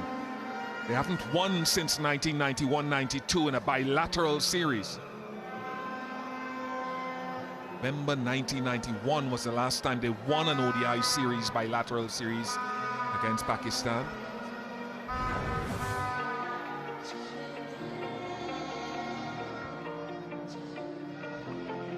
Courts fan cabana, of course, lots of energy and passion in the Courts fan cabana. Fans up there enjoying the cricket in comfort and style. Courts are the official retail partner of West Indies cricket, and they've signed up for the long term.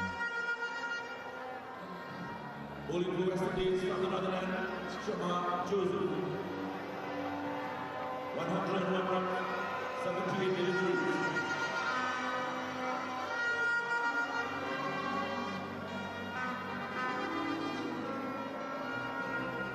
Jamal Joseph is back. Had a good spell initially, his first spell. Now is this what Rizwan and they think that they need to wait for, have waited for? Good start, very good start. Inside edge. Bit of bat on that, Shama. They're looking around, they don't have any reviews, so. And once the umpire says not out, West Indies don't have any other option. It is an inside edge, but that's the length he's been hitting throughout his initial spell, just getting the ball to jag back in. And he prized one out here just to add pressure to the game. Done well in pegging Pakistan back. The icing on the cake will be a couple of wickets in this situation right here, right now.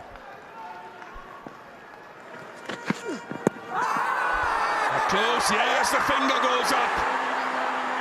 Shama Joseph strikes. Will they think about a review? It hustled on to Rizwan, and they do review it.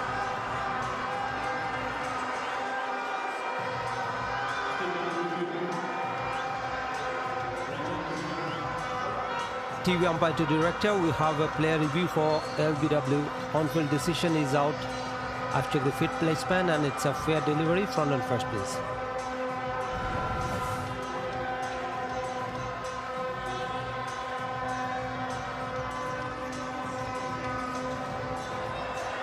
Doesn't appear to be any bat involved. I need to check the without range.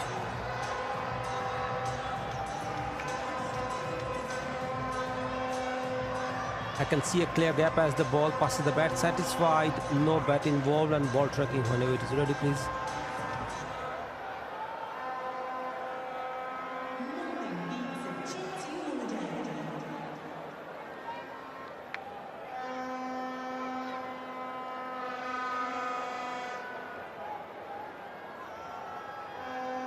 Original decision is out. Pitching outside off, impacting line and wickets hitting. Parley will be staying your out decision, stand by.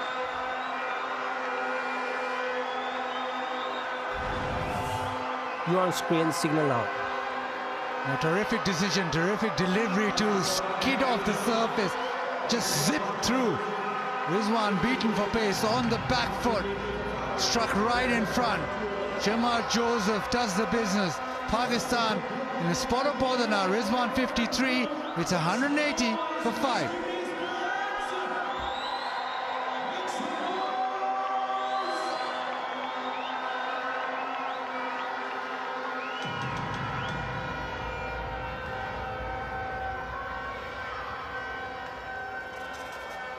Incoming batter,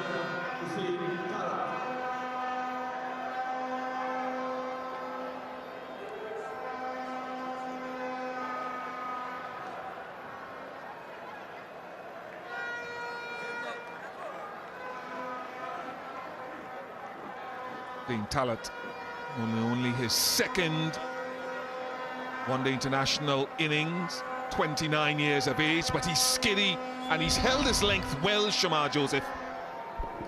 Yeah, just back of a length, and one thing a wet ball does is skid through, and Shama Joseph naturally gets the ball to skid through.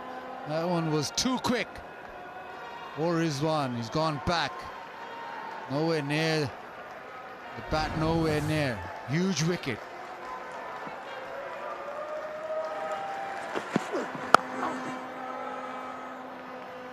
Hussain Talat off the mark now. Hassan Nawaz on debut. Hussain Talat playing in an ODI after 2019. So imagine what's going through their minds right now. There must be a little bit of pressure. Hussain Talat has had a very good domestic season. So he's come in, forced his way back into the side through performances list day. And Hassan Nawaz has forced himself into the side through potential and T20 cricket. Nicely punched away through the offside, but that wicket changes the match drastically now. There's not that experience of Rizwan on the other end. Ball before the wicket, Shamar honing in on that length, just short of a good length, and then getting straighter and maybe that skidding through quicker than Rizwan anticipated. It's a length that works well for him in Test cricket and one-day cricket. And T20 cricket at its best, 8.1 meters. And I could hear Ravi Rampal saying, don't change what's working. Stay with your length for the moment. Rampal left of screen.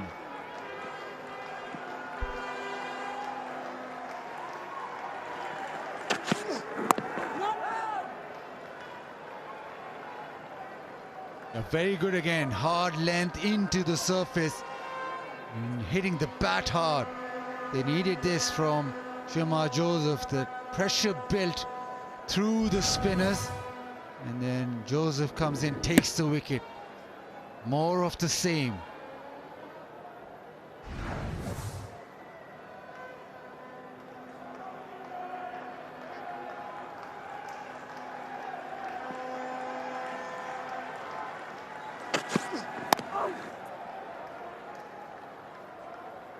Very good. Very good over. 38 gone, 183 for 5.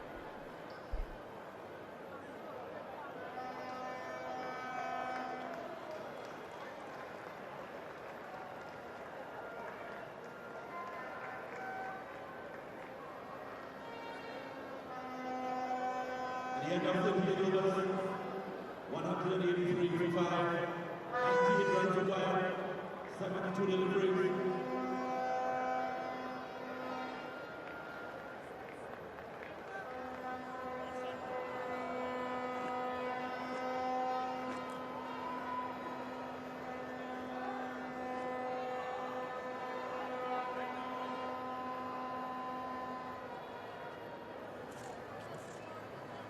Win predictor, of course, ever changing, ever evolving, has West Indies at a 72% chance now. Chase continues.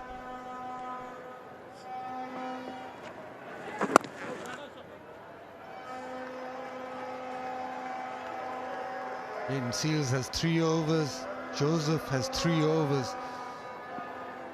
Probably expect them to bowl 6, but it'll be interesting how Hope handles his bowlers from here on in. Drive over, extra cover. He's hit that well. Couple of bounces, well, 1 bounce into the fence. Nice positive stroke. I think a lot of that sort of positivity was lacking for about 7 or 8 overs in the partnership with Rizwan and Hassan Nawaz. Now, Chase has to pull his length back slightly after that, I think.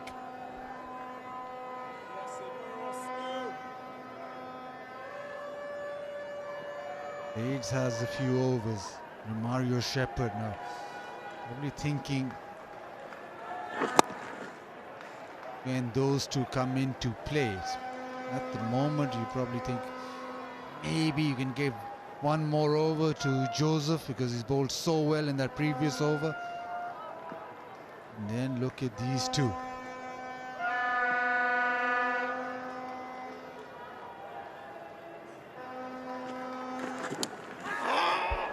More runs. He has pulled his length back for the last 2 balls. But Talat is able to somehow off the outside edge squeeze it for 4. This is very good from Hossain Talat. 1 over extra cover. Just backing away, making a little bit of room, being proactive. Yes, it is the outside edge. And he was trying to aim it, maybe a bit squarer, but the result is good. 8 off the over so far. 2 deliveries remain.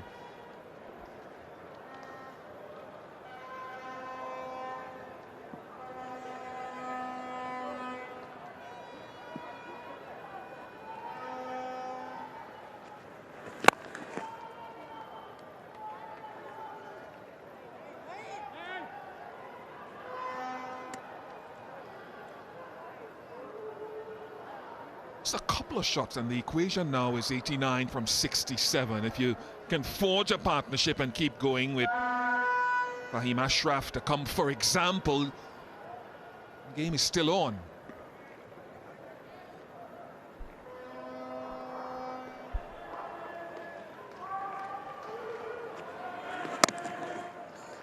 In fact, they're ahead of where the West Indies were at a similar point by 1 run. 1 wicket was off, though. 192 for 5.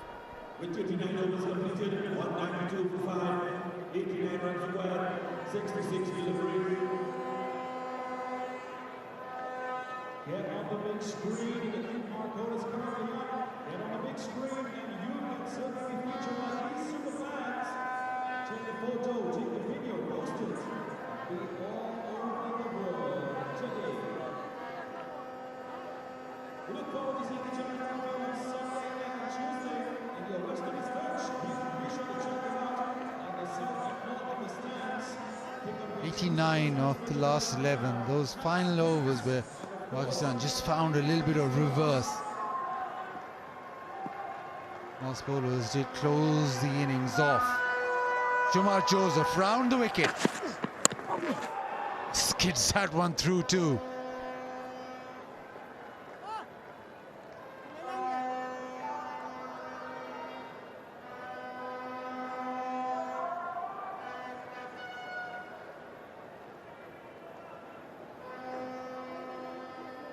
Hassan Nawaz 12 from 23. Needs to try to just shift through and increase his tempo for as long as he remains there, however long that is.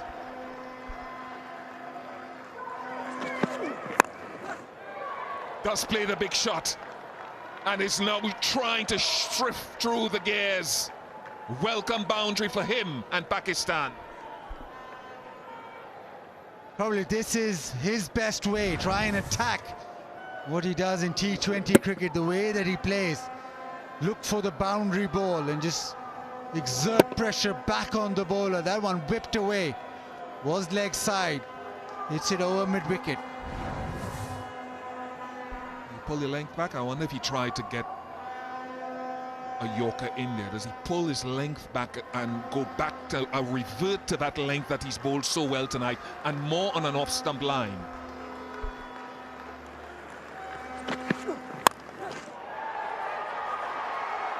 Just elude Shepherd. He did go back to that length that works for him and shifted his line outside the off-stump.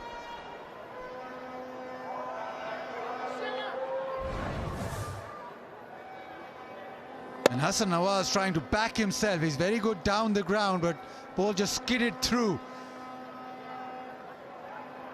Just got enough bat. Well, they got 7 of the first 3.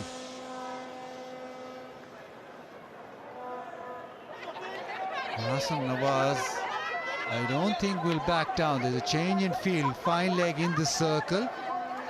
Long on, drops back.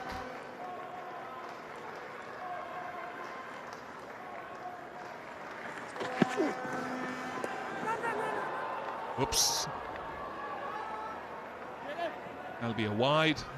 It'll have to be reloaded, which brings up the 200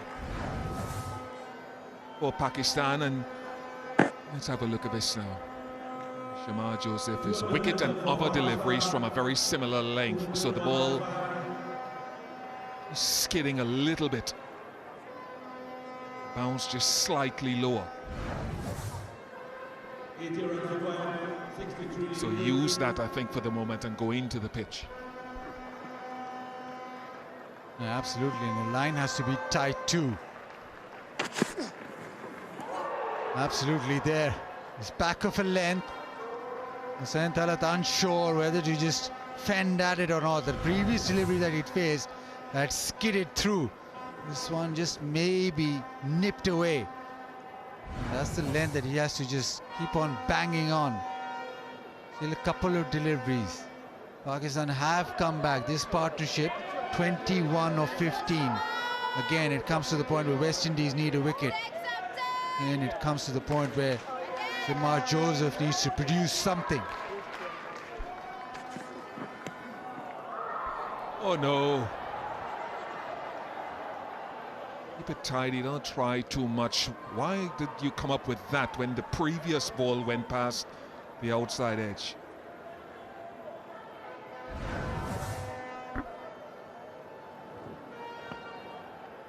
And the attempted slow one down the leg side. Shea Hope couldn't gather that in. So it's 12 off the first 4 deliveries, 2 wides conceded. And partnership swells, and Pakistan now the required run rate down to 7.45.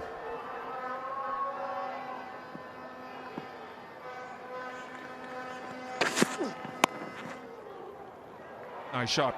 Nice shot. Hussein Talat has brought some energy to the innings at a time when it was badly needed for Pakistan. 16 from 11 for him.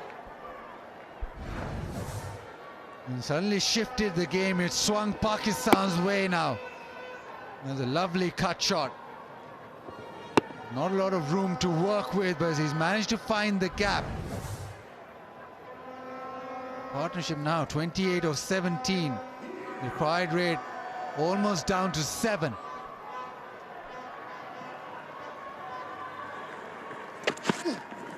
Oh, he's got to bowl that over again. Third wide in the over. One thing I'd say is they don't have to go back to Jeddah Blades because Chase has bowled so well. They don't have to. They could, but they don't have to.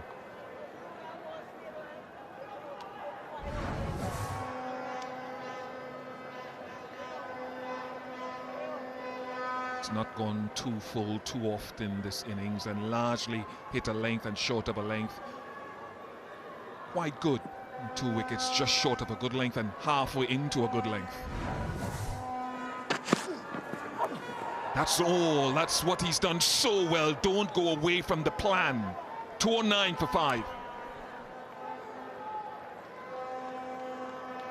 After 40 overs, 209 for 5.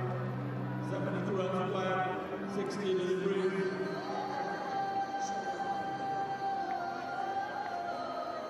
Nawaz engaging Jeddah on 16. 72 runs, 16 deliveries.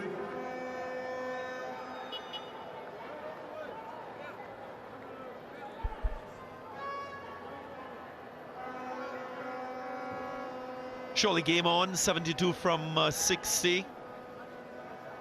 Pakistan just getting a move on with this partnership of 29 from 19. So a little more pressure on the West Indian captain and his bowlers.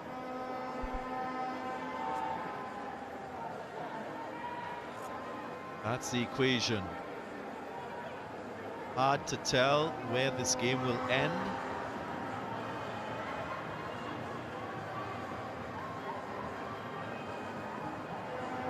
Ruston Chase, he's done a fabulous job with the ball. 1 for 32 from his 6. He's into his 7th now.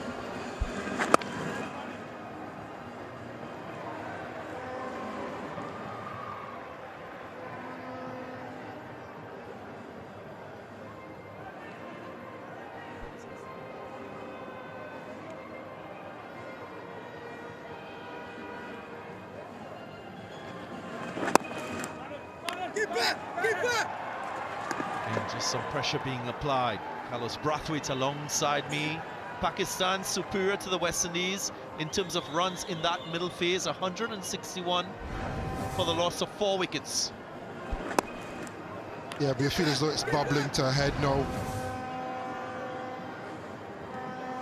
72 needed off 58. A little bit of impetus.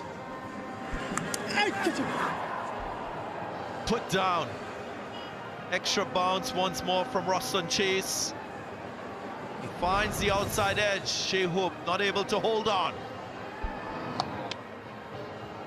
Yeah, difficult chance hitting the bicep, not even the glove. Just hoping that pops up and he can catch it on the rebound. This is where both teams are happiest, I think, with bat in hand. That man would love to have bat in hand to finish a game, especially one where spin has been prominent. We'll predict to say it's 50-50. Cricket is a game of cliches, as you know, and we'd say it's in the balance. And these two handle the pressure of the situation. That's key. And the West Indian bowlers also be able to handle the pressure. Which team wants it more? Ross on chase. Nearly inducing the false stroke. He still appeals. Appears to be bat, so Titan Butler unmoved.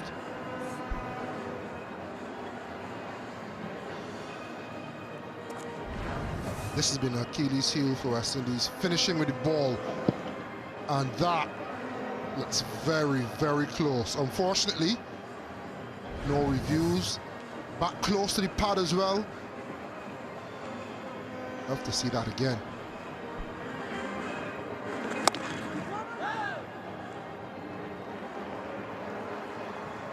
Tidy over from Chase. 210 for 5. And that LBW decision looked adjacent. That appeared to be away from the ball, so it didn't look like there was any contact on that one.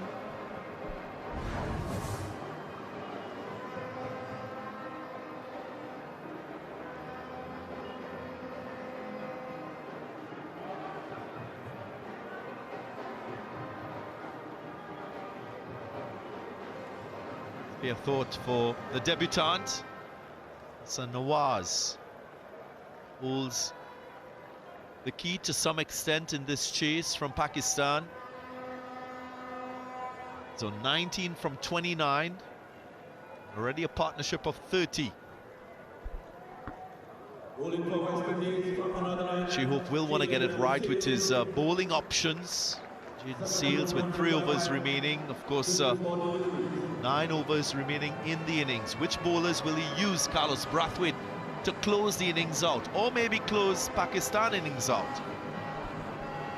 It's funny when you look at that bowling lineup, you're probably looking at best death bowling from the bottom up. Ross Chase will be one of the bowlers that was even used in the T20 World Cup, if you cast your minds back a year. Romario Shepherd often does it in franchise cricket around the world. But then if you're looking for your wicket-taking bowlers, it's the guys at the top. Like this man on screen, Jaden Seals, always gets a wicket.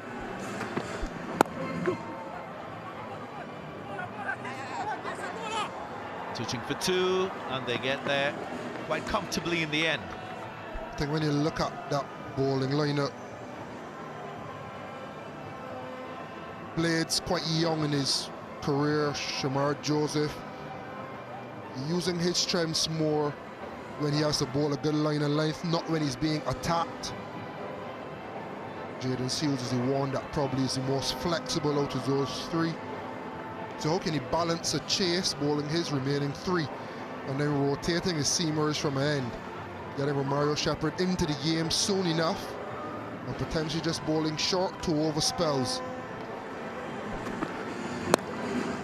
Pulled in the gap, firm enough, will race away for 4. So this is a very, very important boundary for Pakistan.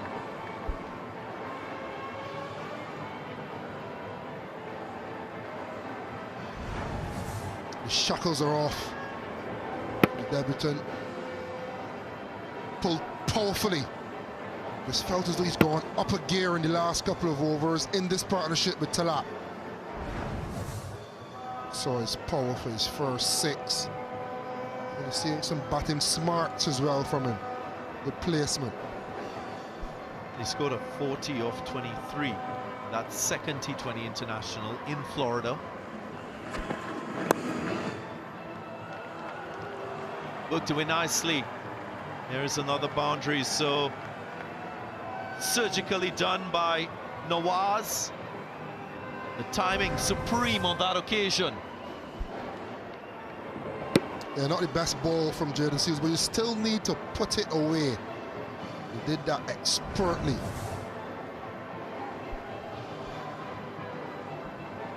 I think this is the part of the game that West Indies struggle with the ball. Someone needs to slow the game down a little bit. You've had Seals come back into the attack. First 3 balls have gone for 10. How can you stop the bleeding?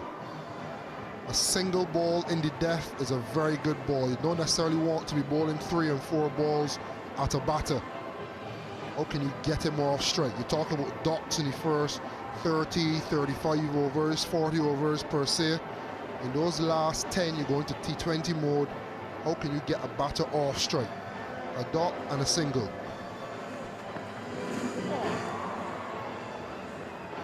Quite surprising from Nawaz, just advancing, looking for that big shot down the ground. That's his strong area.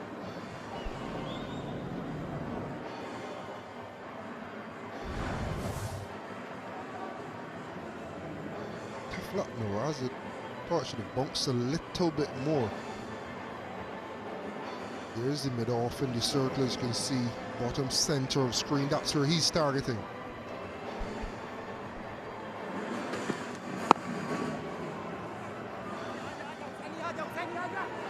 For 2, gets only 1, so good work by Jaden Seals to just track the ball for a little to create that doubt in the batter's mind.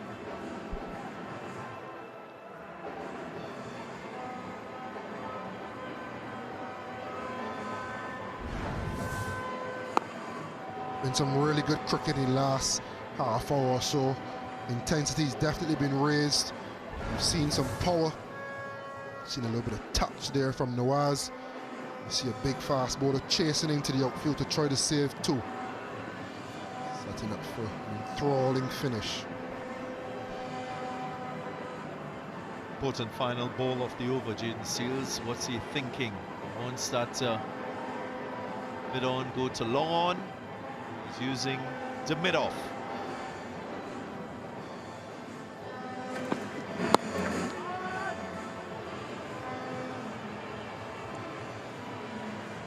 It's a quiet single to end the over. 2-2-2 for 5.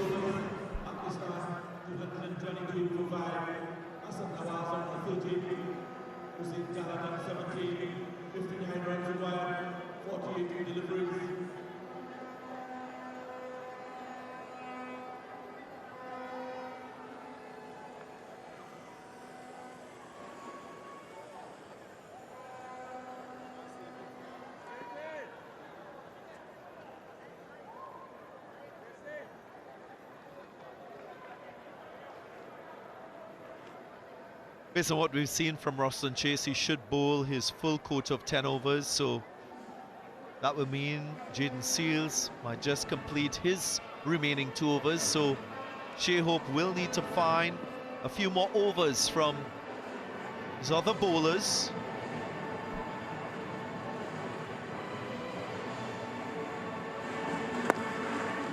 Three overs exactly outside of Chase and Seals. And again, how will he slot those other bowlers in and amongst Seals and Chase? That's critical.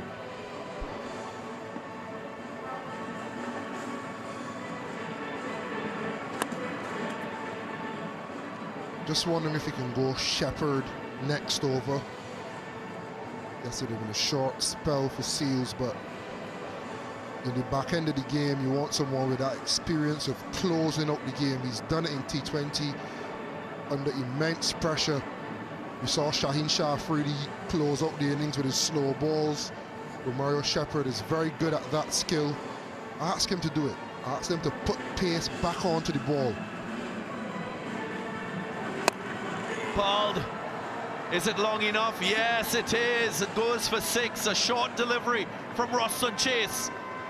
Pounced on by Nawaz.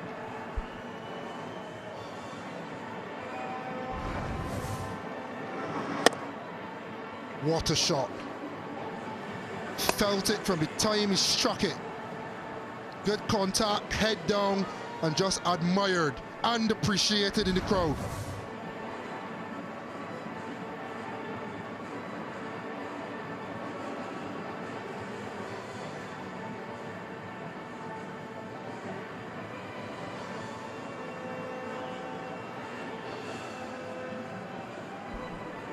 Just 22 years of age, Nawaz. What I've liked about him, Darren, is the ability to play second fiddle to Mohamed Rizwan and then be able to almost change gears as soon as he loses his wicket, Rizwan. And although he's on debut, he looks as though he belongs. He's part of another important partnership with Talat, 50, and in quick time, 35 balls. That has changed the game.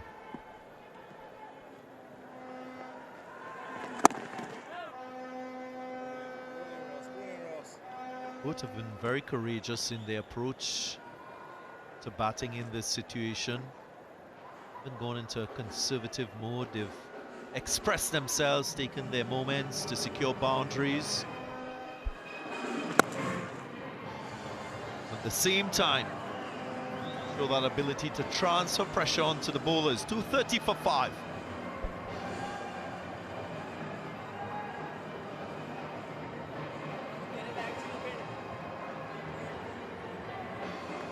Exciting moments in the game. Shai Hope will have to maybe rotate his bowlers a little bit more. Will he go with Jaden Seals, or will he use a different option? Needs his partnership to be broken. A new batter at the crease.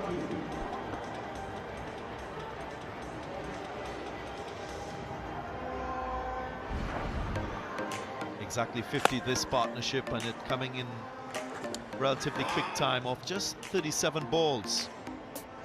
So impressive to watch the debutant. Hassan Nawaz looks a real talent, and he's delivering the goods for his side.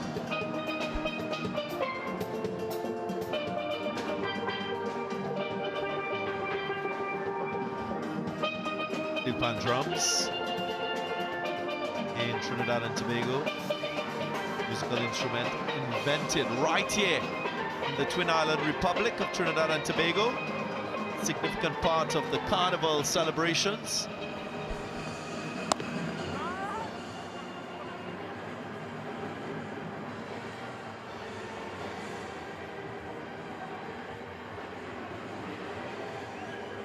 Carlos, you like this move? Persisting with Jaden Seals. And he's probably gone for broke from this end. You seldom see the skipper pull a ball out of the attack when they have one over left.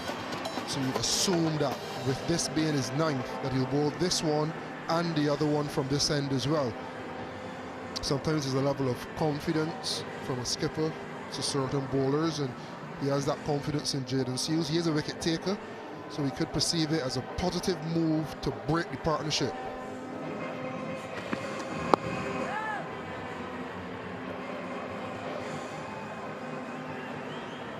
Five deep fielders. There is a deep backward square, deep mid-wicket and a long on, so lots of protection and boundary saving fielders leg side. A deep third, a deep point through that offside, so his line has to be straight. That margin for error very narrow for Jaden Seals. That's to the lefty.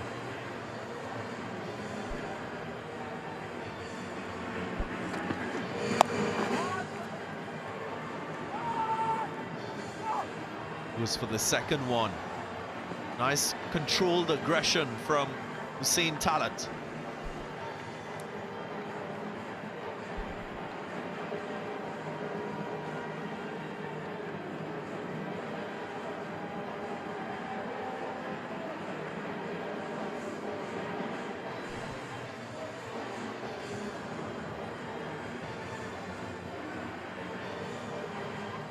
And Jaden Seals produce a beauty, maybe a piece on Yorker or a slow ball that could create the right deception for a wicket.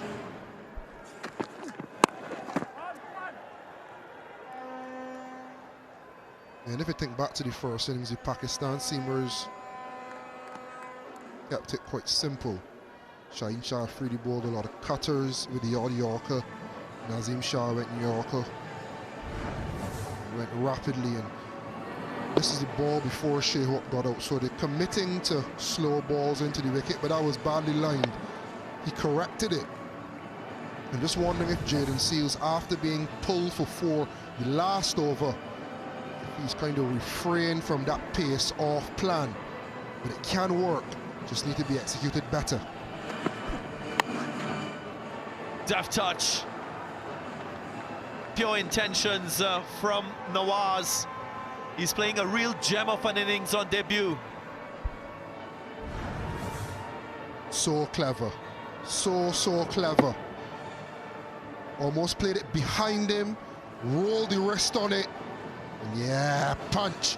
He can sense something special is around the corner.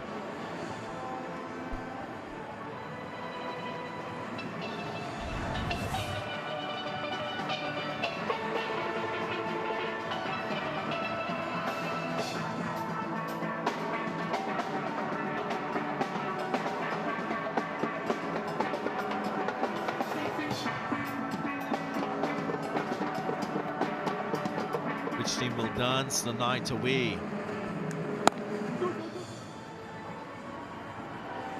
Still an opportunity for both sides, but Pakistan showing the smarts in this chase, especially in this third power play phase. 240 for 5.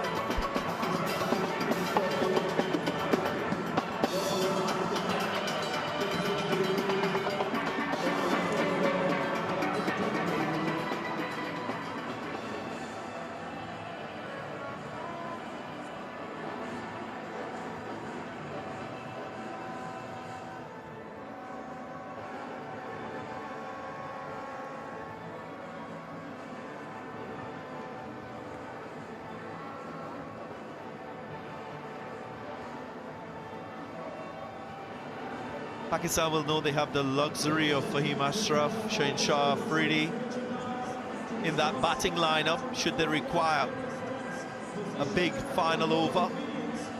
West Indies, on the other hand, they have to contend with a wet ball because of the significant dew factor. Managed to prize wickets at critical times, but you can say Pakistan still in control of this run chase. 41 from 36 required. West Indies, they need an intervention. They need a wicket now.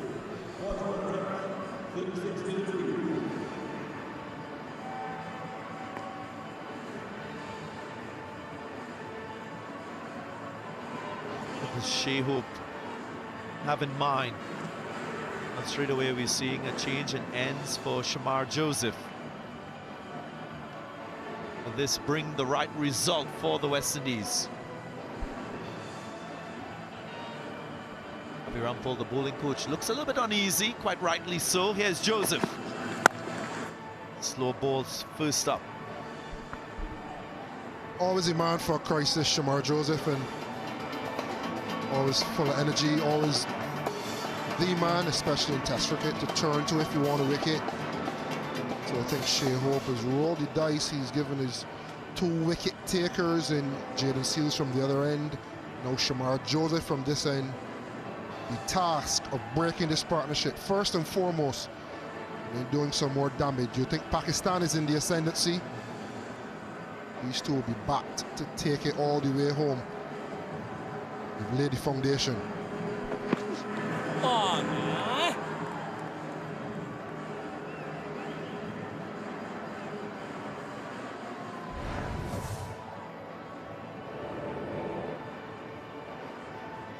I just think this is the next step in the progression of this bowling unit in white ball cricket, is just enhancing and being able to execute those death over skills on a consistent basis. You think to these two guys, and they're very proficient when the ball is moving, hitting a good length, challenging the stump. If they're knocked off of that, what's the go-to? What's the plan B?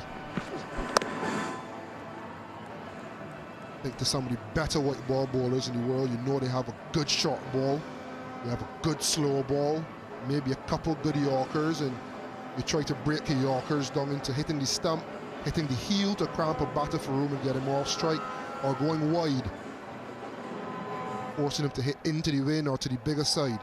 So can they acquire those skills and be able to pull them out when they need, especially in a situation like this? Can they get a couple dots, then a wicket, and break the back of a chase?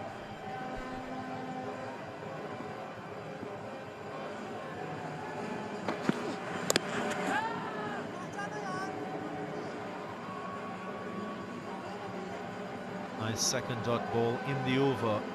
And the West Indian fans just willing their team on. They've been very much engaged in this first match of the CG United series.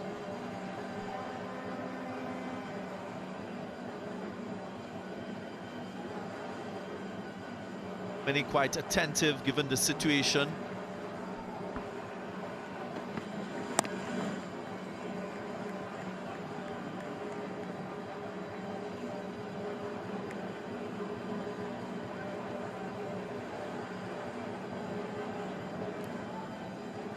Surely love their cricket here in the Twin Island Republic of Trinidad and Tobago. The young, the old, women as well playing their part in supporting the home side.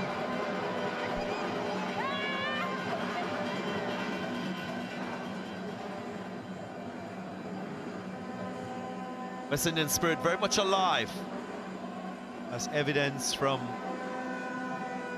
those shots of the spectators. Can Shamar Joseph give them something to celebrate?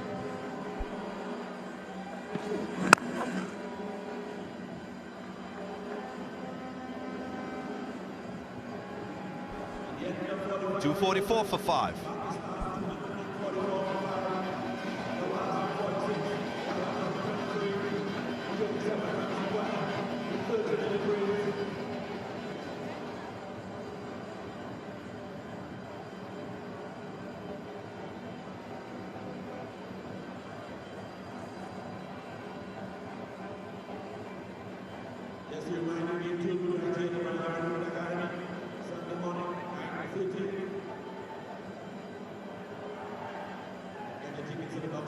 Five wickets still in hand for Pakistan. They need 37 to secure a first win in this series.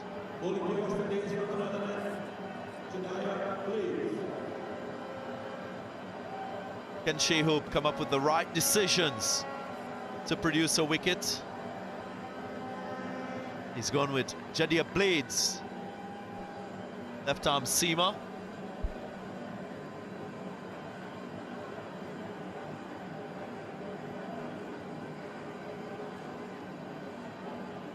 So Jadier Blades left-hander. This is a snapshot of the offside field. 3 back, deep point, deep forward point, and long off. He's predicting where he's going to go. Spoke about that wide Yorker in the last over. Is forcing him to hit to the slightly bigger side against the wind. But now execution is the name of the game. How many times can he hit that wide line?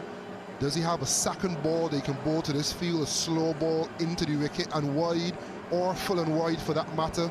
Similar to how Shaheen Shah Afridi got Shai Hope. It's a big call from Shai Hope.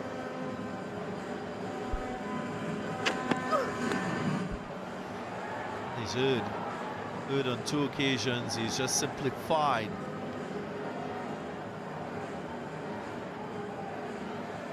Things for Pakistan, 35 now from 30 balls. You can sense what the plan is here. The plan just to create some impatience for Nawaz, going wide, invite him to fetch the ball. So far, Blades, he's been off with the execution. Yeah, I don't mind the intent at all. At all. That's your plan, stick to it. Just execute better.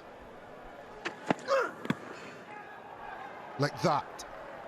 First 2 balls were off and that's fine, but it wasn't a bad plan. You just didn't execute. Good commitment to the cause. Now, can you do it again? He's gone pace on for all 3 deliveries so far in the over. All have been wide of off stump. 6 stump and further. Does he have a cutter?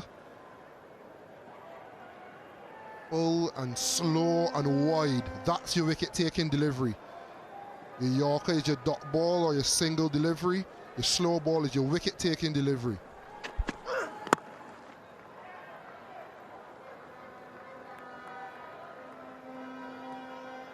For that delivery, there was a little discussion between Talat and Nawaz. course, will want to use this left-right combination to counter that strategy from Shea Hope and the West Indies. So now the field will have to change. We'll wait to see what the plan is. Will Blades continue with that wide off-stump line, or will he try to attack the stumps? Attack Talat a little more than what we saw against Nawaz.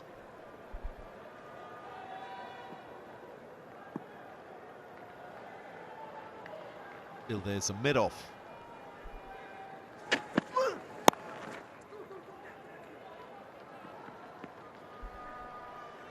So it's a more balanced field for the left-hander. Mid-off is in, but there's still the two guys deep for the wide plan. Because of the dimensions of the ground, he has 3 men back. So he gives himself the chance to bowl full and wide with the 2 men back, or into the wicket pace on, or into the wicket pace off. The other thing to worry about is the two overs behind can be penalized. So this is the time that you need those extra minutes. They don't have it at the moment, but again, he's gone change up into the wicket, slow but wide. For the first 2 deliveries, it's been good execution from Blades. The only question is, could it have been done a bit earlier? Because now you're in the situation where Pakistan are happy to get singles. So when the required run rate was a little higher and they would have had to force the play, could you have introduced this plan a little bit quicker? Last 2 wickets fell with the score on 158 and 180. So that in itself suggests that there was an opportunity for this sort of strategy to be implemented.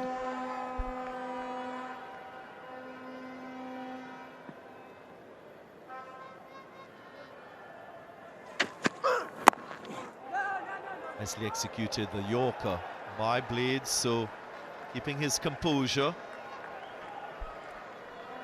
Well kept out by Talat, so a little bit of frustration because he felt there was a single on offer.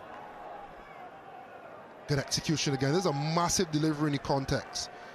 Because if Blades can get a wicket, a dot, or restrict it to a single, you talk about stopping the bleeding. You don't want back-to-back overs going big. And granted, the deficit between balls and runs is not that much now. You need to start your momentum from somewhere. This could be the over. Well closed out by Jediah Blades.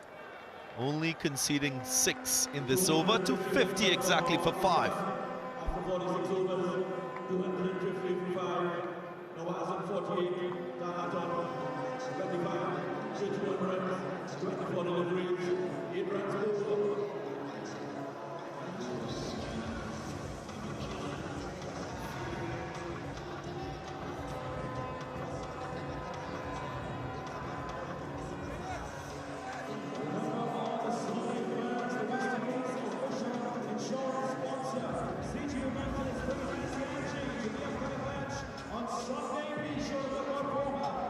Lots of information being shared with Shea Hope.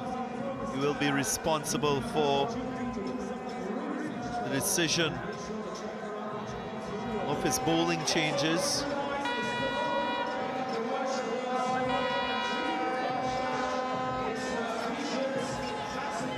And as we enjoyed this CG United one-day international series between the West Indies and Pakistan, the Republic Bank CPL will start in just about 6 days' time. That's another very exciting tournament coming your way. Oh my goodness! Feel your heart racing? Destination cricket bringing together. Feel your toes tapping? That sounded very good. Feel the energy building? Writing more chapters in a legendary book. That's the feeling of the Republic Bank Caribbean Premier League, blasting back to town. And this year, the party is even bigger and even louder. That's gone for 6, my goodness. Global superstars, monster sixes, edge of your seat drama, live music at halftime, light shows, and a whole lot more.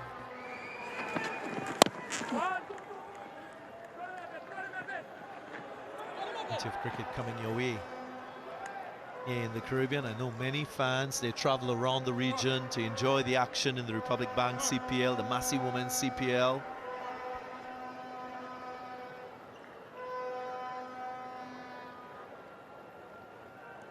But at the moment, the focus is on this match, 30 from 23. Can the West Indies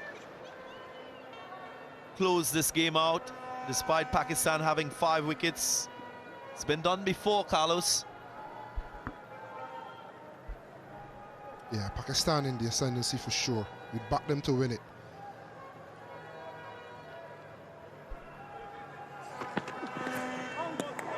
The play and a miss. You look at both teams and you often hear fans and experts talk about the volatility across these two teams, similar in characteristics. Oftentimes they're in good situations and they manage to botch things up. Yeah, we're witnessing two of the teams that are best at plucking defeat from the jaws of victory.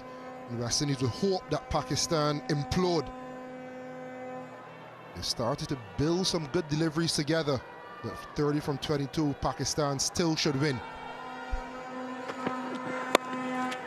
Deft touch, deft touch. Nice hand to that one. Gudakesh Moti with the dive, just taking a little bit of pace off. I would say the fielding in this game between both teams have been very, very good. Players putting the body on the line, executing some fielding skills quite technically well.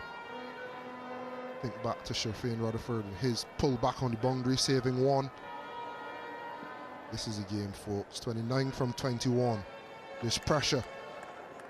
The bat in hand, when you're flowing, you forget about the score. As soon as there's a little break in momentum, 1 or 2 good overs, all of a sudden the calculations start to come out. Required rate over 8. And climbing, good dot. Every single dot is going to create added pressure on these two batters and the batting to come.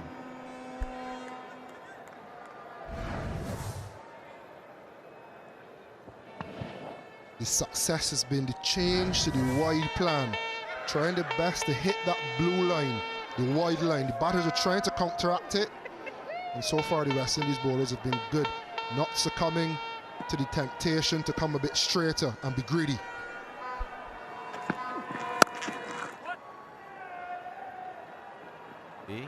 Just a single, so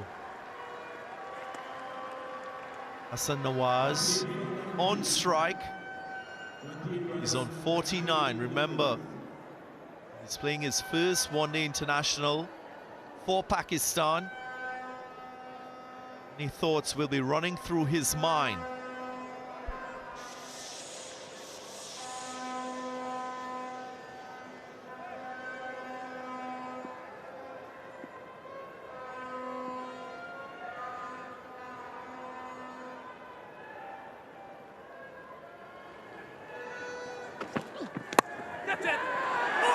Put down, and he sneaks a single, so a maiden half century for Hassan Nawaz, a glimpse of the greatness to come. He becomes the 14th Pakistani batter to score 50 plus on ODI debut. Well played. 254 for 5. Just as you commend the fielding effort from both teams, the easiest catch almost glided.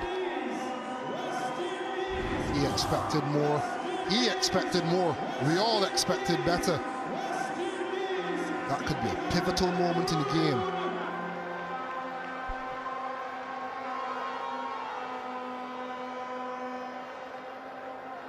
So many things you can say about that missed opportunity.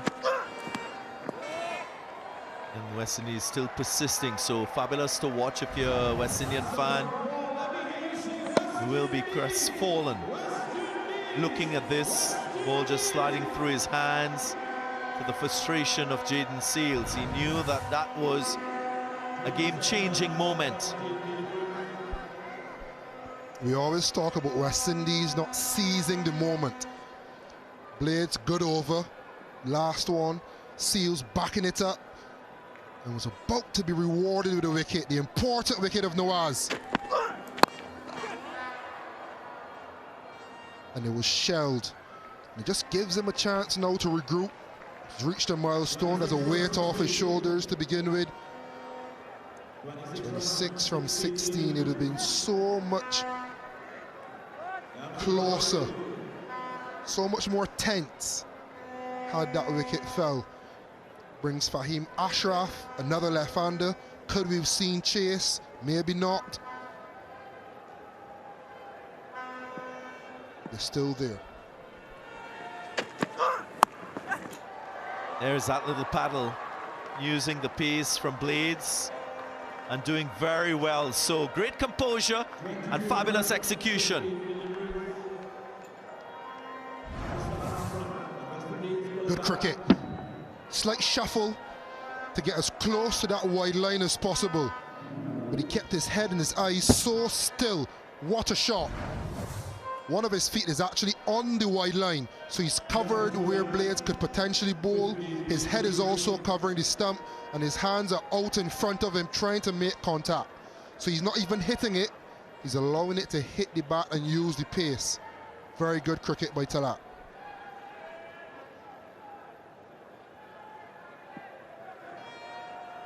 He tried that paddle once more. Blades goes short and is punished. So a powerful blow once more from Talat, getting the elevation and distance. And in 2 balls, he secured 10 for his team.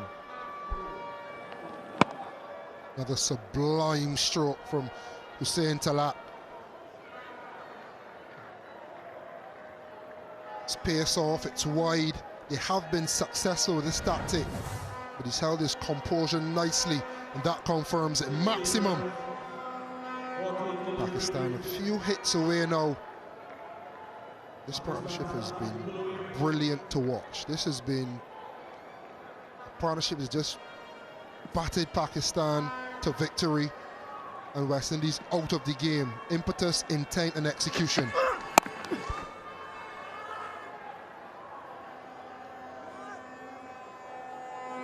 Already 12 from the over, so again the equation was proving to be very challenging for this batting pair, and then with a couple lusty blows, it has now reduced to 15 from 13, something that is very manageable. Not required rate, just on the 7s now.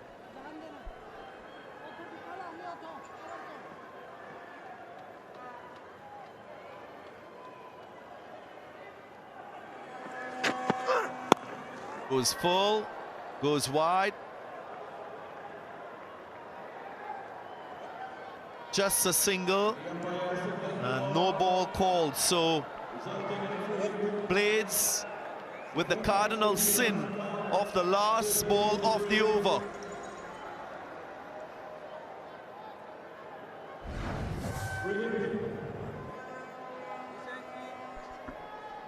Yeah, above waist height. For a moment I thought it was the field. It was indeed the height.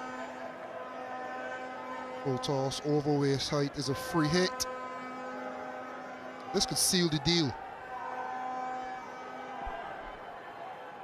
And he has to believe that he can bowl a dot delivery. That is something he should focus on. Back himself to bowl that attacking Yorker. Has to execute well. What's he thinking? Blades goes for the Yorker. It ends up being a full toss. And he only concedes 1, so still hope for the West Indians. As we end the 48, it's 269 for 5, just 12 required.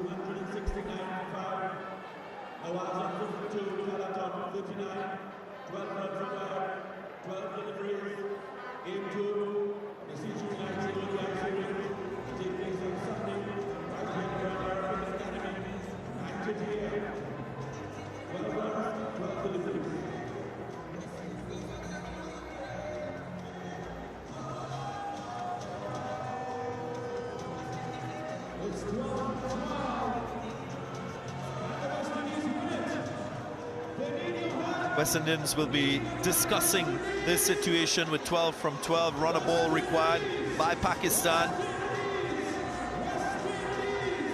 This glorious game has served us a lot of entertainment tonight.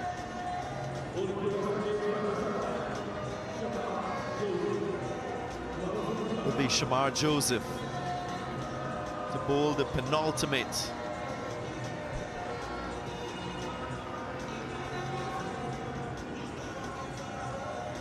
Situation still requires the West Indians to believe Pakistan. With this partnership, the highest of the innings, 89 from 70, they'll feel much more comfortable than the West Indians.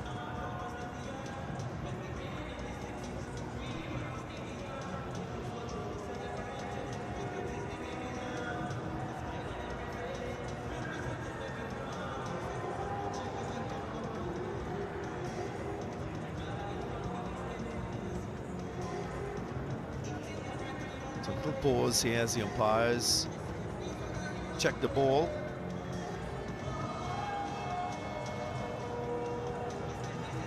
There's a ball change as well. So will this help the West Indians? The bowlers, of course, will have a better grip. We spoke previously about the intensity of the dew factor, so that's a slight positive for the West Indians.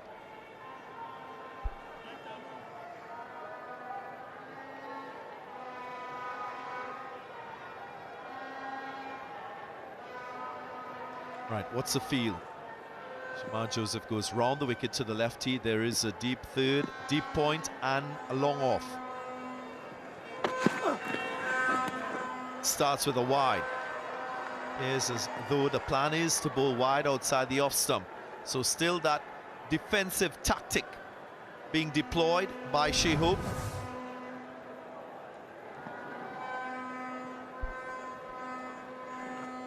But when the batter moves offside, that blue line also moves an equivalent distance.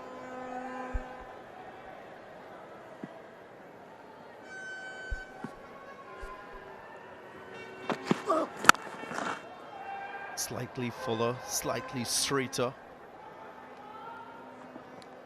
Yes, in this situation, it's also very important as a bowler to have the sequencing of your over at the back of your mind. Or you're going to try and set things up for that delivery that creates a wicket-taking opportunity that can bring your team back into this game. On the other hand, Pakistan batters will feel that there's one delivery that they can dispatch to the boundary to further simplify this equation. At the moment, it's 10 from 11 balls. We know that Nawaz is a very strong striker of the ball in the V. And he goes straight. And that's long enough for 6. So one that was in the slot, he missed the Yorker. And that's punished with disdain. Serious ball striking from Nawaz. Look at the flourish of the flick of the wrist. Absolutely middled, and to get under it, watch the bend of the back knee. Saying to that knows, he knows Pakistan can feel it.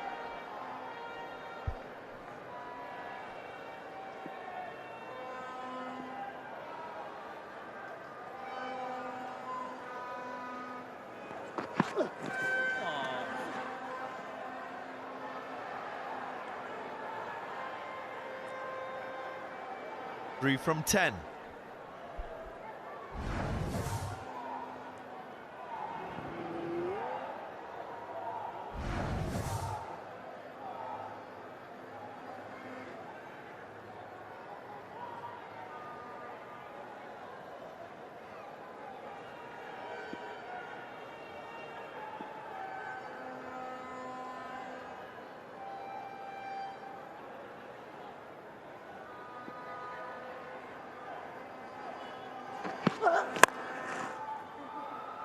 To be onside. Just 2 required. this partnership, 99. So again, it shows the excellence that we've seen from these two Pakistan batters.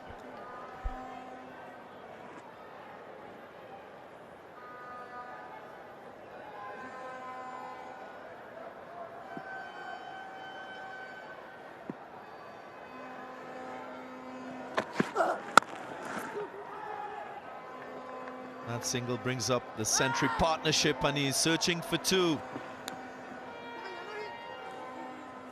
Real substance, you can see, from this batting effort.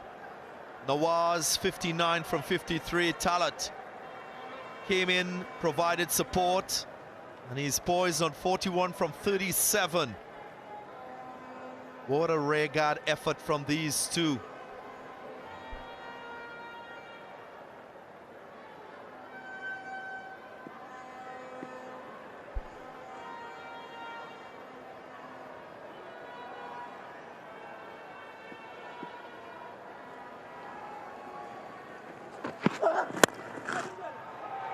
And that's a winning moment.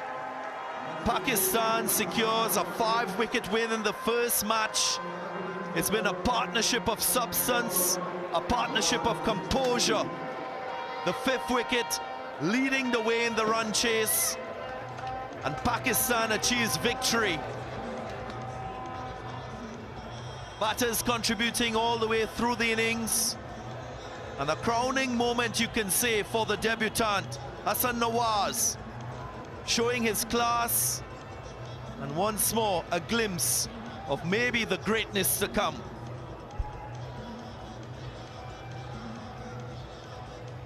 Sigh of relief from the coach, Darren Sammy.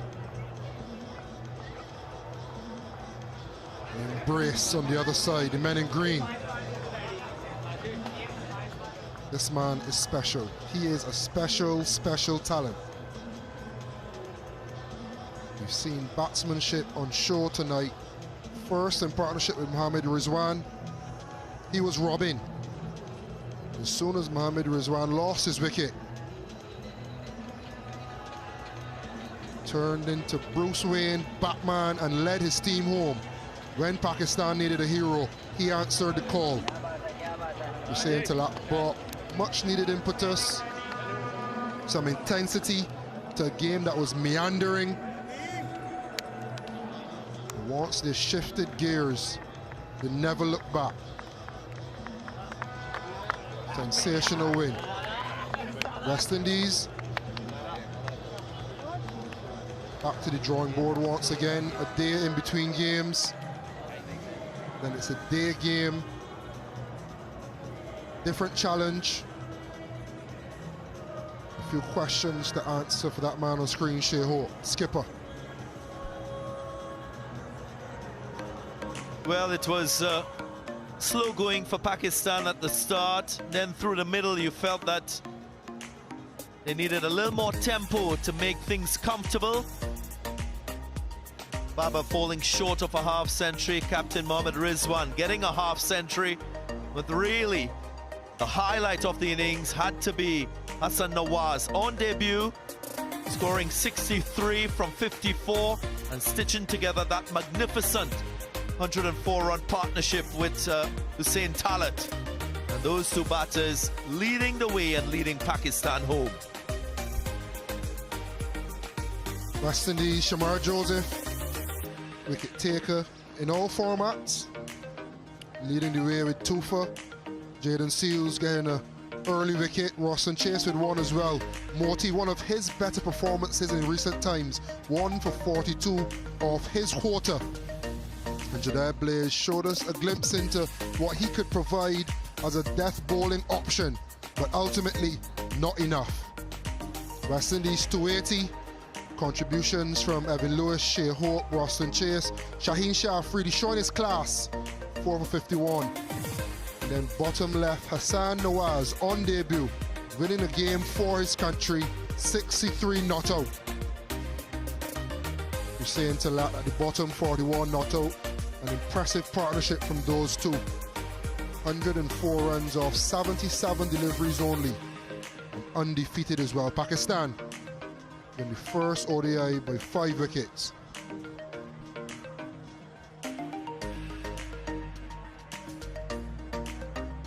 Well, the CG United moment of the match was a special one. Saint Nawaz pouncing on one from Roston Chase. Was a little bit short and he latched onto it. That was maybe the moment that pushed the partnership forward. And he was there to the end. What a moment for him, what a moment to celebrate with Pakistan. So look at the schedule once more between these two sides. Of course, we had the completion of that T20 International Series. That series was won by Pakistan 2-1. And in this very first game of the CG United ODI series, Pakistan once more drawing first blood and going on to win by 5 wickets.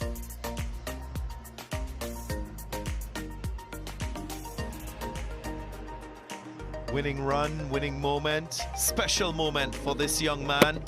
On debut, a maiden 50, and it led to his team winning and crossing the line after being in a difficult situation in this run chase. So as Pakistan celebrates, of course, after the break, we'll have a chat with the captains and more analysis on this very first match.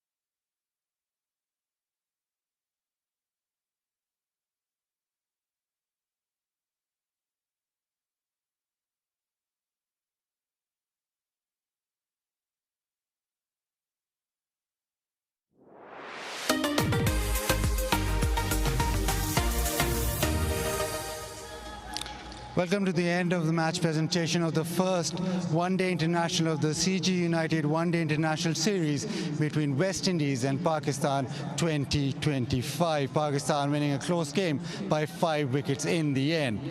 Now, firstly, we'd like to thank the official sponsors of the series who made this possible. CG United, title sponsor, Pet Cage Sports, Dasani, Courts, Macaron, Coca-Cola, and Powerade. Now to the awards. Firstly, the CWI Player of the Match, Hassan Nawaz, will be awarded a check and an award by Stacey Ann Ram Logan, Property and Casualty Underwriter, CJ United. Hassan, debut match one day international का उसमें 50 किया, match जिताया, इससे बेहतर नहीं हो सकता था। जी बिल्कुल, अल्लाह का शुक्र है, डेब्यू मैच में ऐसी इनिंग खेली क्योंकि मुझे अपने ऊपर बिलीव था कि मैं पीएसएल में जैसे फिनिश करता आ रहा था कि मैं फिनिश करूंगा, तो वही प्लान था। अल्हम्दुलिल्लाह उसमें सक्सेस मिली। अपनी इनिंग्स के बारे में बताएं, थोड़ा सा स्टार्ट में थोड़ा स्लो किया, फिर एक जो आपने छक्का लगाया उसके बाद जरा रिदम आया आपकी इनिंग्स को। बिल्कुल, प्लान यही था हमारा कि पार्टनरशिप लगाएंगे क्योंकि ऊपर नीचे 2 आउट हो गए थे, तो रिजवान भी और मैंने यही सोचा था कि एंड पे फिनिश हो जाएगा। शुरू में स्पिनर बहुत अच्छी बॉल कर रहा था, उसका बॉल ग्रिप हो रहा था, बाद में थोड़ी ओस पड़ी है तो बॉल अच्छा आ रहा था, तो उसमें उसका फ़ायदा लिया। तो आप कॉन्फिडेंट रहते हैं कि छक्का किसी टाइम भी मार लूँगा? जी बिल्कुल, नेचुरल है, एबिलिटी है, तो यकीन होता है अपने ऊपर।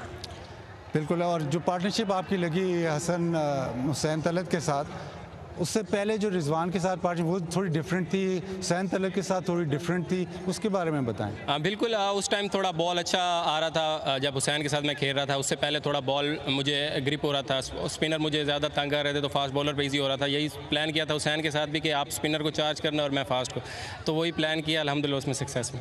प्लान बहुत ज़बरदस्त किया, वेरी वेल प्लेड, बहुत अच्छी आज इनिंग्स खेली, thank you very much. Thank you.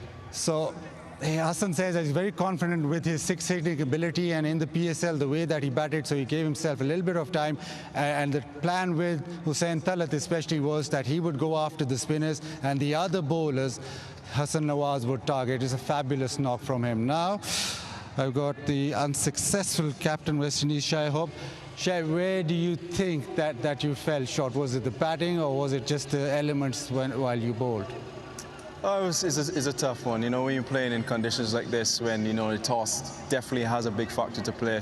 I must commend the bowlers for the effort they showed, obviously with the wet conditions there in the back end. But maybe we could have got a bit more runs to put them under a bit more pressure. Again, the spin threat that Pakistan throws at us in the middle period, we just need to find ways to negate that. But like I said before, I definitely need to commend the bowlers for the fight that they showed in the back end there. We've talked about how you're going to tackle spin in the middle overs. Do you think overall tonight it was all right batting through those middle overs against spin, or you could have maybe pushed the pedal a little bit more? Maybe a bit more. You know, the surface played way different in the night as well. The ball wasn't gripping as much. The odd one would turn, but in the first innings when we batted, it was a little bit more challenging for stroke play. The ball was a lot slower off the surface.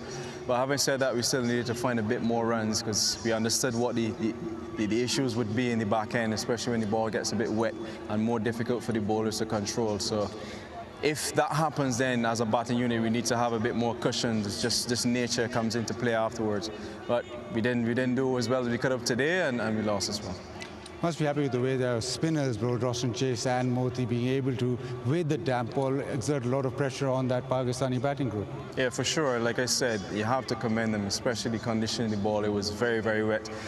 Difficult to grip, especially as a finger spinner. So I must commend them for the fight that they showed. Moti certainly kept things tight, and then Rawson came in at a crucial stage of the game as well. So it's great to see him coming in and doing some damage.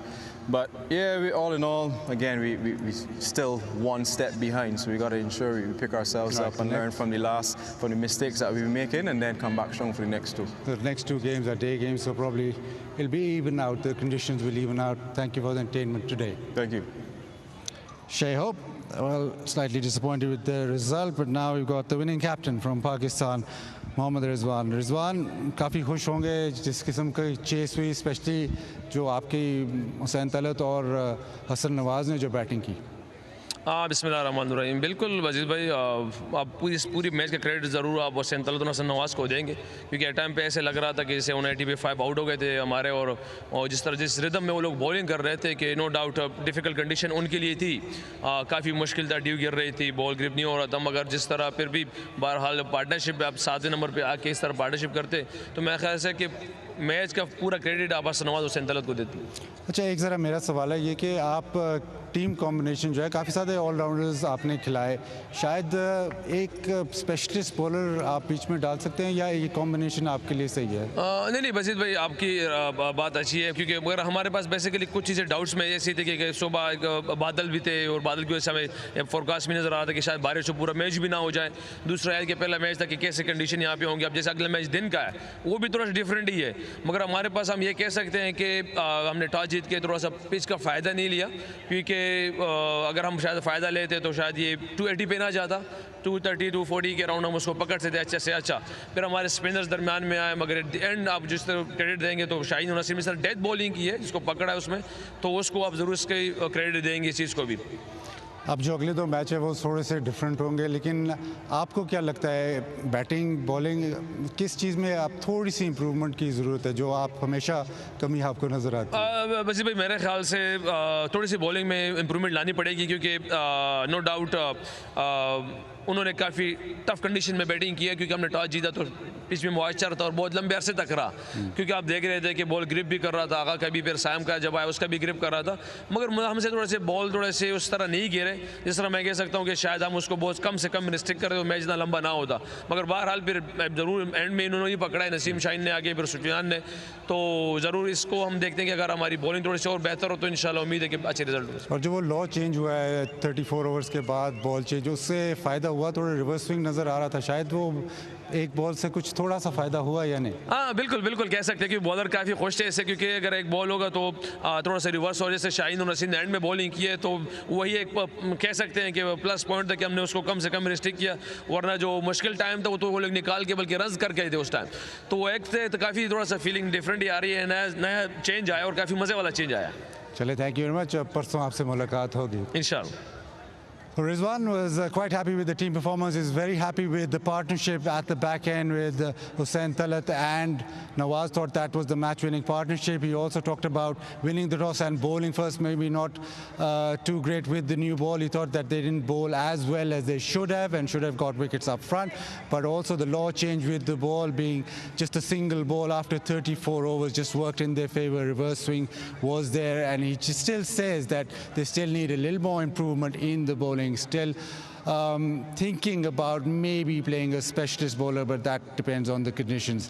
And that is it from down here with the post-match presentation. So as we conclude this first CG United one-day international, it's Pakistan winning by 5 wickets, thanks mainly to excellence with the ball from Shaheen and Naseem. 7 wickets between them. Then after the half-century from their captain Mohammad Rizwan, it was left to the debutant Nawaz and Talat, who really ushered Pakistan to its first win. So as we enjoyed that first match and the action on the field, we're going to take a break, and when we come back, we'll have some more analysis for you.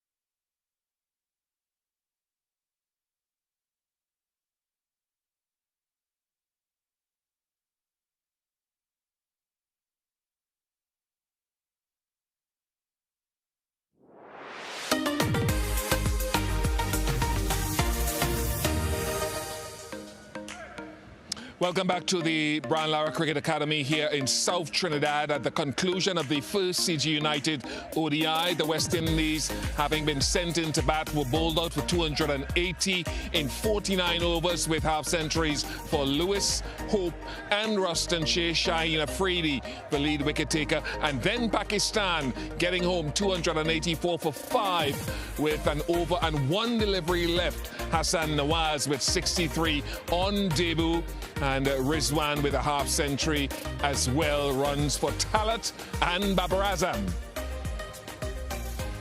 So a win by 5 wickets in this 3-match series. Pakistan forge ahead. Stacey-Ann King and, of course, Bazid Khan here with me, a smiling Bazid Khan.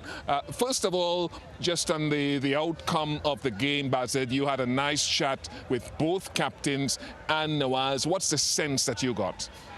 Just felt that the elements just got the better of the game. There was a lot of due formation which played a part, and Pakistan were very happy. I asked Rizwan this about the ball change, the law change, and he was very happy with that. He said we actually made a comeback at the back end and got the ball to reverse and bowl well and bowl the side out. He wasn't happy with the start of their innings where he thought that they didn't bowl well enough. So with West Indies, on the other hand, you look at that bowling attack with the spinners, with the wet ball. I thought they bowled really well.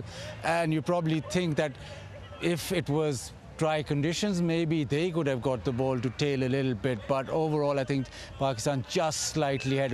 It is still a very close game. The result or the manner in which it finished, it seems as if it might have been an easy game. But I think West Indies fought exceptionally well. We'll come down to some individual batting performances, Stacey-Ann, but a quick one for you in terms of West Indies bowled out for 280. Where did you feel that score lay at the halfway point?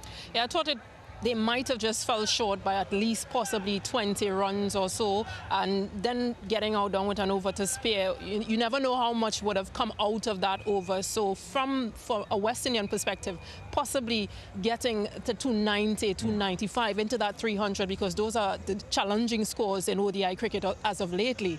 And yeah, just think that that's probably where they fell short, not getting to a respectable total. Yeah, I think you'd have some concurrence with that. If we look back at the foundation of Pakistan's batting and that Rizwan-Babar Azam partnership, 55 from 69. Yeah, just the calm at which they were playing, and it almost seemed that they have everything under control. I thought Babar looked in really good form, and it came as a surprise when he did get out. But these two bat together in most cricket, and they do well. And once they're on the crease, they sort of have a set plan on how to go about things.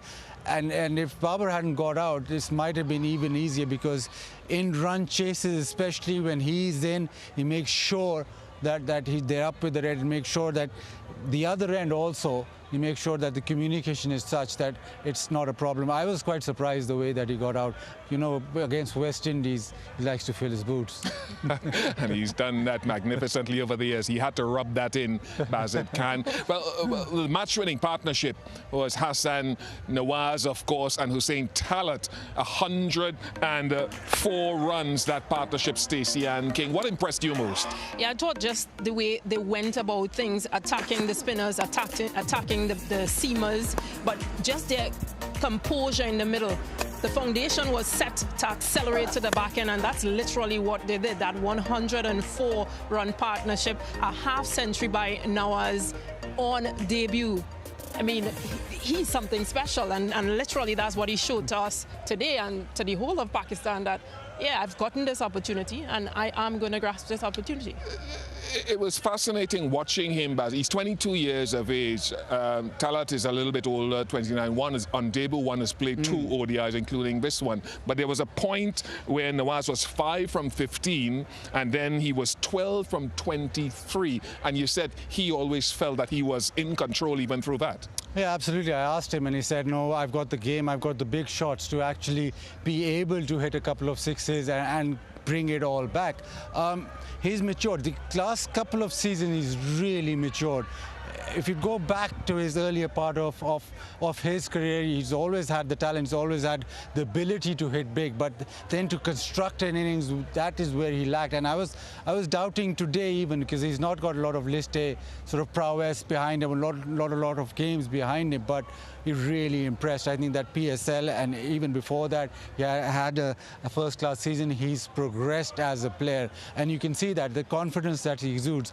Normally, when he started off playing, he was a very talented player who hit a lot of boundaries along the ground, and then looking at T20 footage and looking at how players played, he made a conscious effort of hitting the ball in the air and hitting it out of the ground. So that tells me that he's a player who's actually thinking about his game at a very early age and actually wants to improve every day. So that is a great sign to go with his talent. I was very impressed, actually, given that he started as slowly as he did. He had some fortune as well, because on 49, Gudakish Moti put one down at short field. Yeah, that was just too easy. That was just too easy. And you saw the reaction from Jaden Seals. He just tried to guide that delivery. Wasn't sure where Moti was, but that was in and out just as quick as it came. If we were to talk about a positive from the West Indies, I thought Ruston Chase had a good night, to be quite honest. Bowling with that wet ball, he had a half century as well. But from the other side of seam, Shamar Joseph, your impressions of him tonight with ball?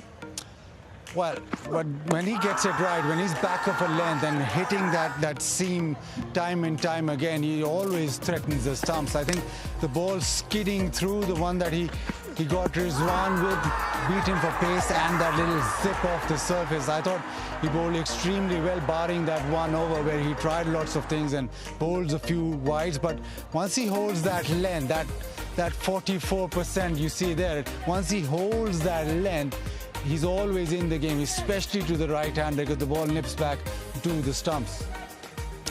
Yeah, he had some company with Jaden Seals a little bit earlier. Disappointing night for Jediah Blades. So one or two little things for the West Indies to take positively out of this contest. Let's look forward quickly, because Sunday we're back here again to start over again.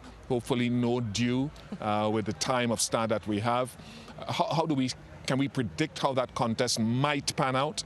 Yeah, I think in the interview that you had with the captains, they mentioned that that dew factor won't be there on Sunday. It's a day match, so it's even ground for both teams. I think from a West Indies perspective, you're coming from a defeat in tonight's match, so you know some of the areas that you need to work on. Yes, they bowled in the right channels at times, but they were guilty of just a few odd deliveries, a few no balls as well. And 22 plus or 20 plus extras, it's too much in an ODI match, especially if you're defending a total. So to me, it's those areas, as well as if you are able to start the innings, you have to bat through. It's something we've always talked about in international cricket. If you get a start, you have to be the batter to bat throughout the innings and send back those messages. Yeah, don't leave it for anyone else. Pakistan, what areas do you feel they might discuss and say, on Sunday, we need to be better in this area?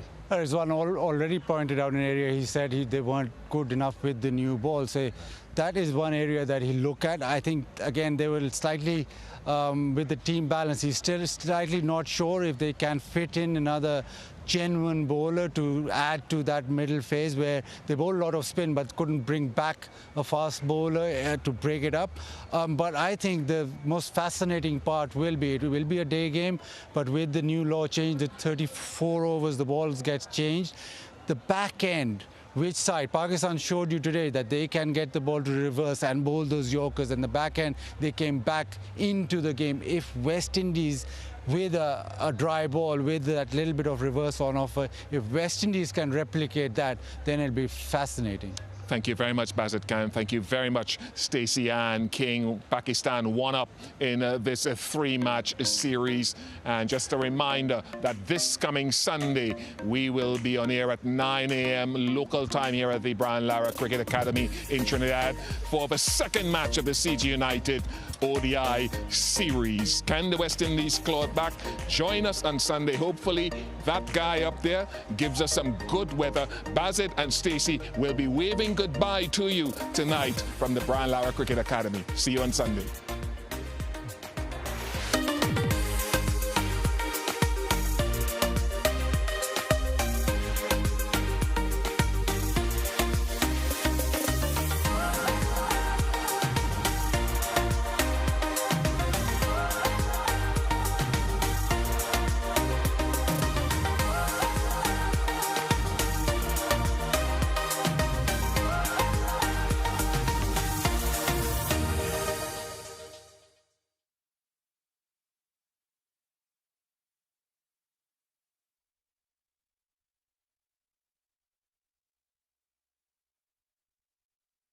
The CG United moment of the match. Yes.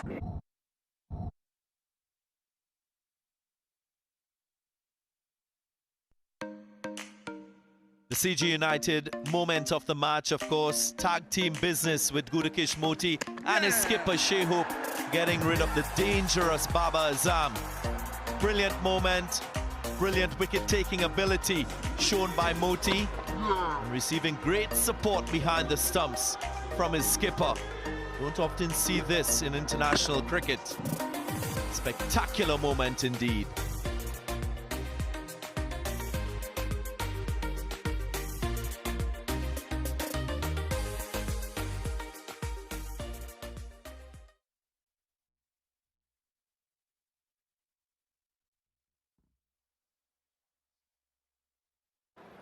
Highlights of the first CG United one-day international with the West Indies and Pakistan. It was Shaheen Shah Afridi with the first wicket, getting rid of Brandon King. Then Casey Carty fell to Mukeem. Evan Lewis played some brilliant strokes. He was batting alongside his skipper, but then he produced a skyer. Shaheen Shah Afridi making no mistake on that occasion. Shea Hope had to steady things on. He lost his partner, Shafeen Rutherford. Then Ruston Chase joined Shea Hope. What was expected from these two, Hope bringing up another half-century in ODI cricket before he edged one. And Rizwan made no mistake. Romario Shepherd didn't last too long. He skied one. And Naseem Shah trying to prize wickets. Ruston Chase brought a half-century up before he chipped one to long on. Gudakesh Moti with some rearguard action. A few lusty blows. Lost Shamar Joseph along the way. That was a biggie from Moti before he got too cheeky. And Naseem cleaned him up. And then the end of the innings. The chase required 281. Saim Ayub was the first to be dismissed. And then he lost his partner, Shafiq, before Baba Azam started to show his class with his stroke play. He was eventually stumped by Moti. And Rizwan playing nicely before Pakistan lost another wicket. And things were becoming a little bit tougher with the run chase. Rizwan bringing up a half-century before Joseph intervened. Rizwan LBW. And it was 5 wickets down. Pakistan needed a partnership, and that is what they got. Nawaz and Talat held their nerves. Nawaz was put down just shy of his half-century before both batters brought glory to Pakistan. Those were the winning runs, and Pakistan went on to win by 5 wickets.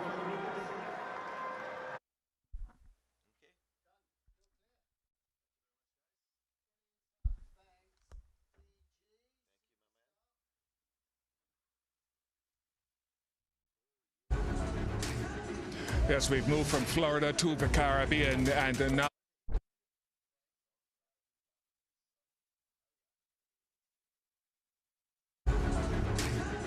yes, we've moved from Florida to the Caribbean, and now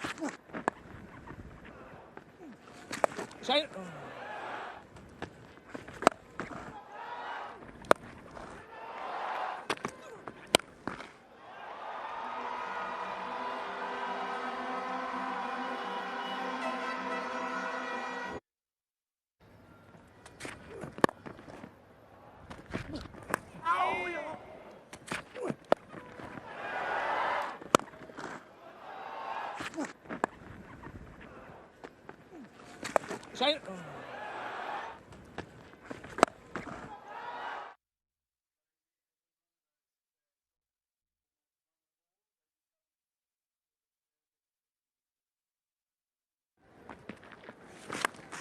Yeah. Catch it! Win! Catch it!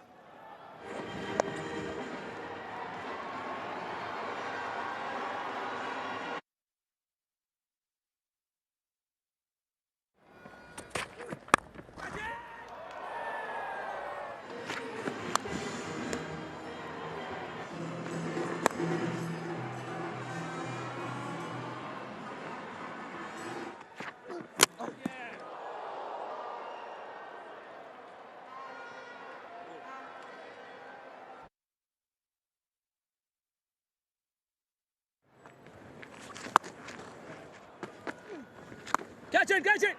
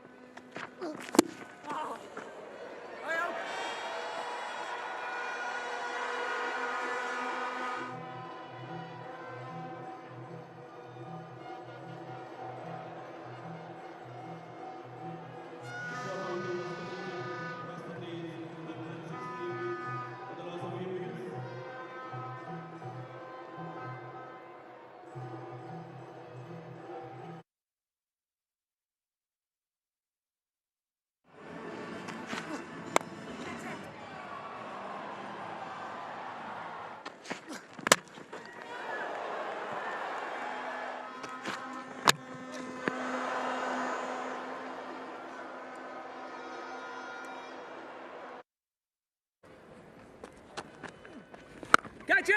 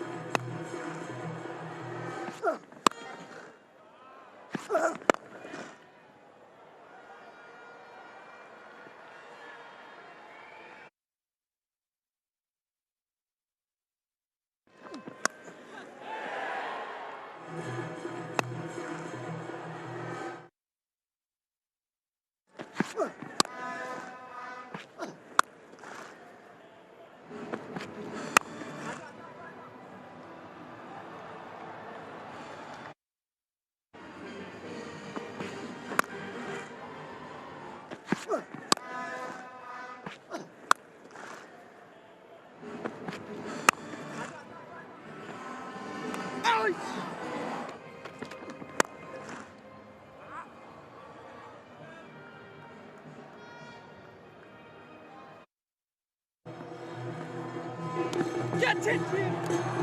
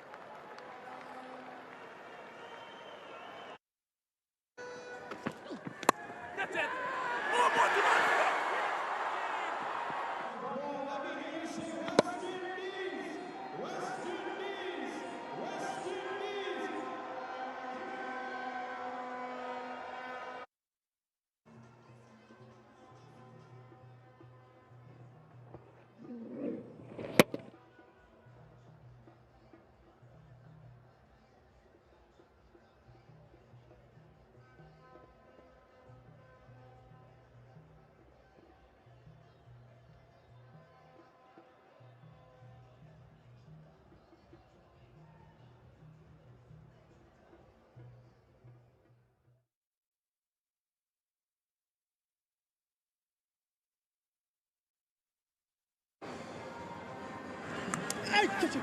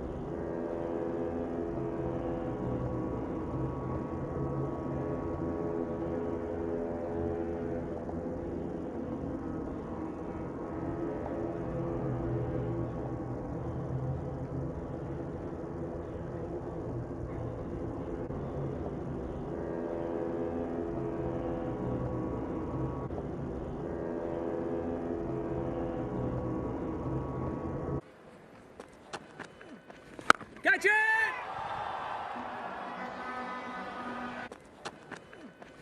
Catch it!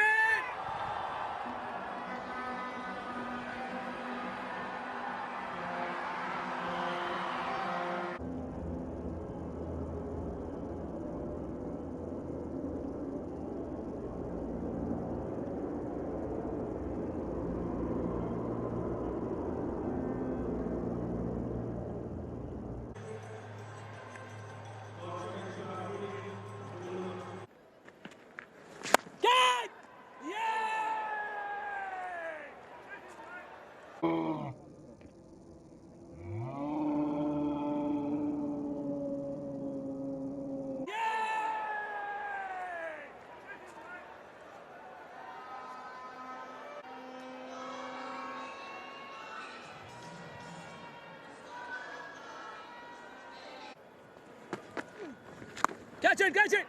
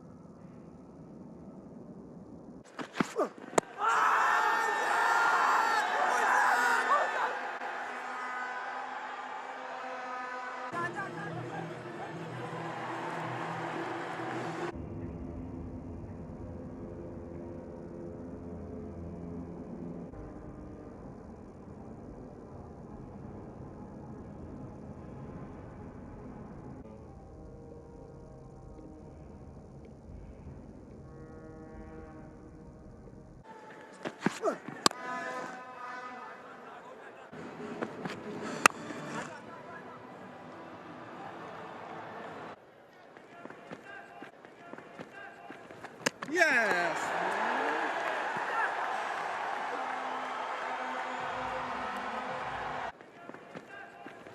Yes!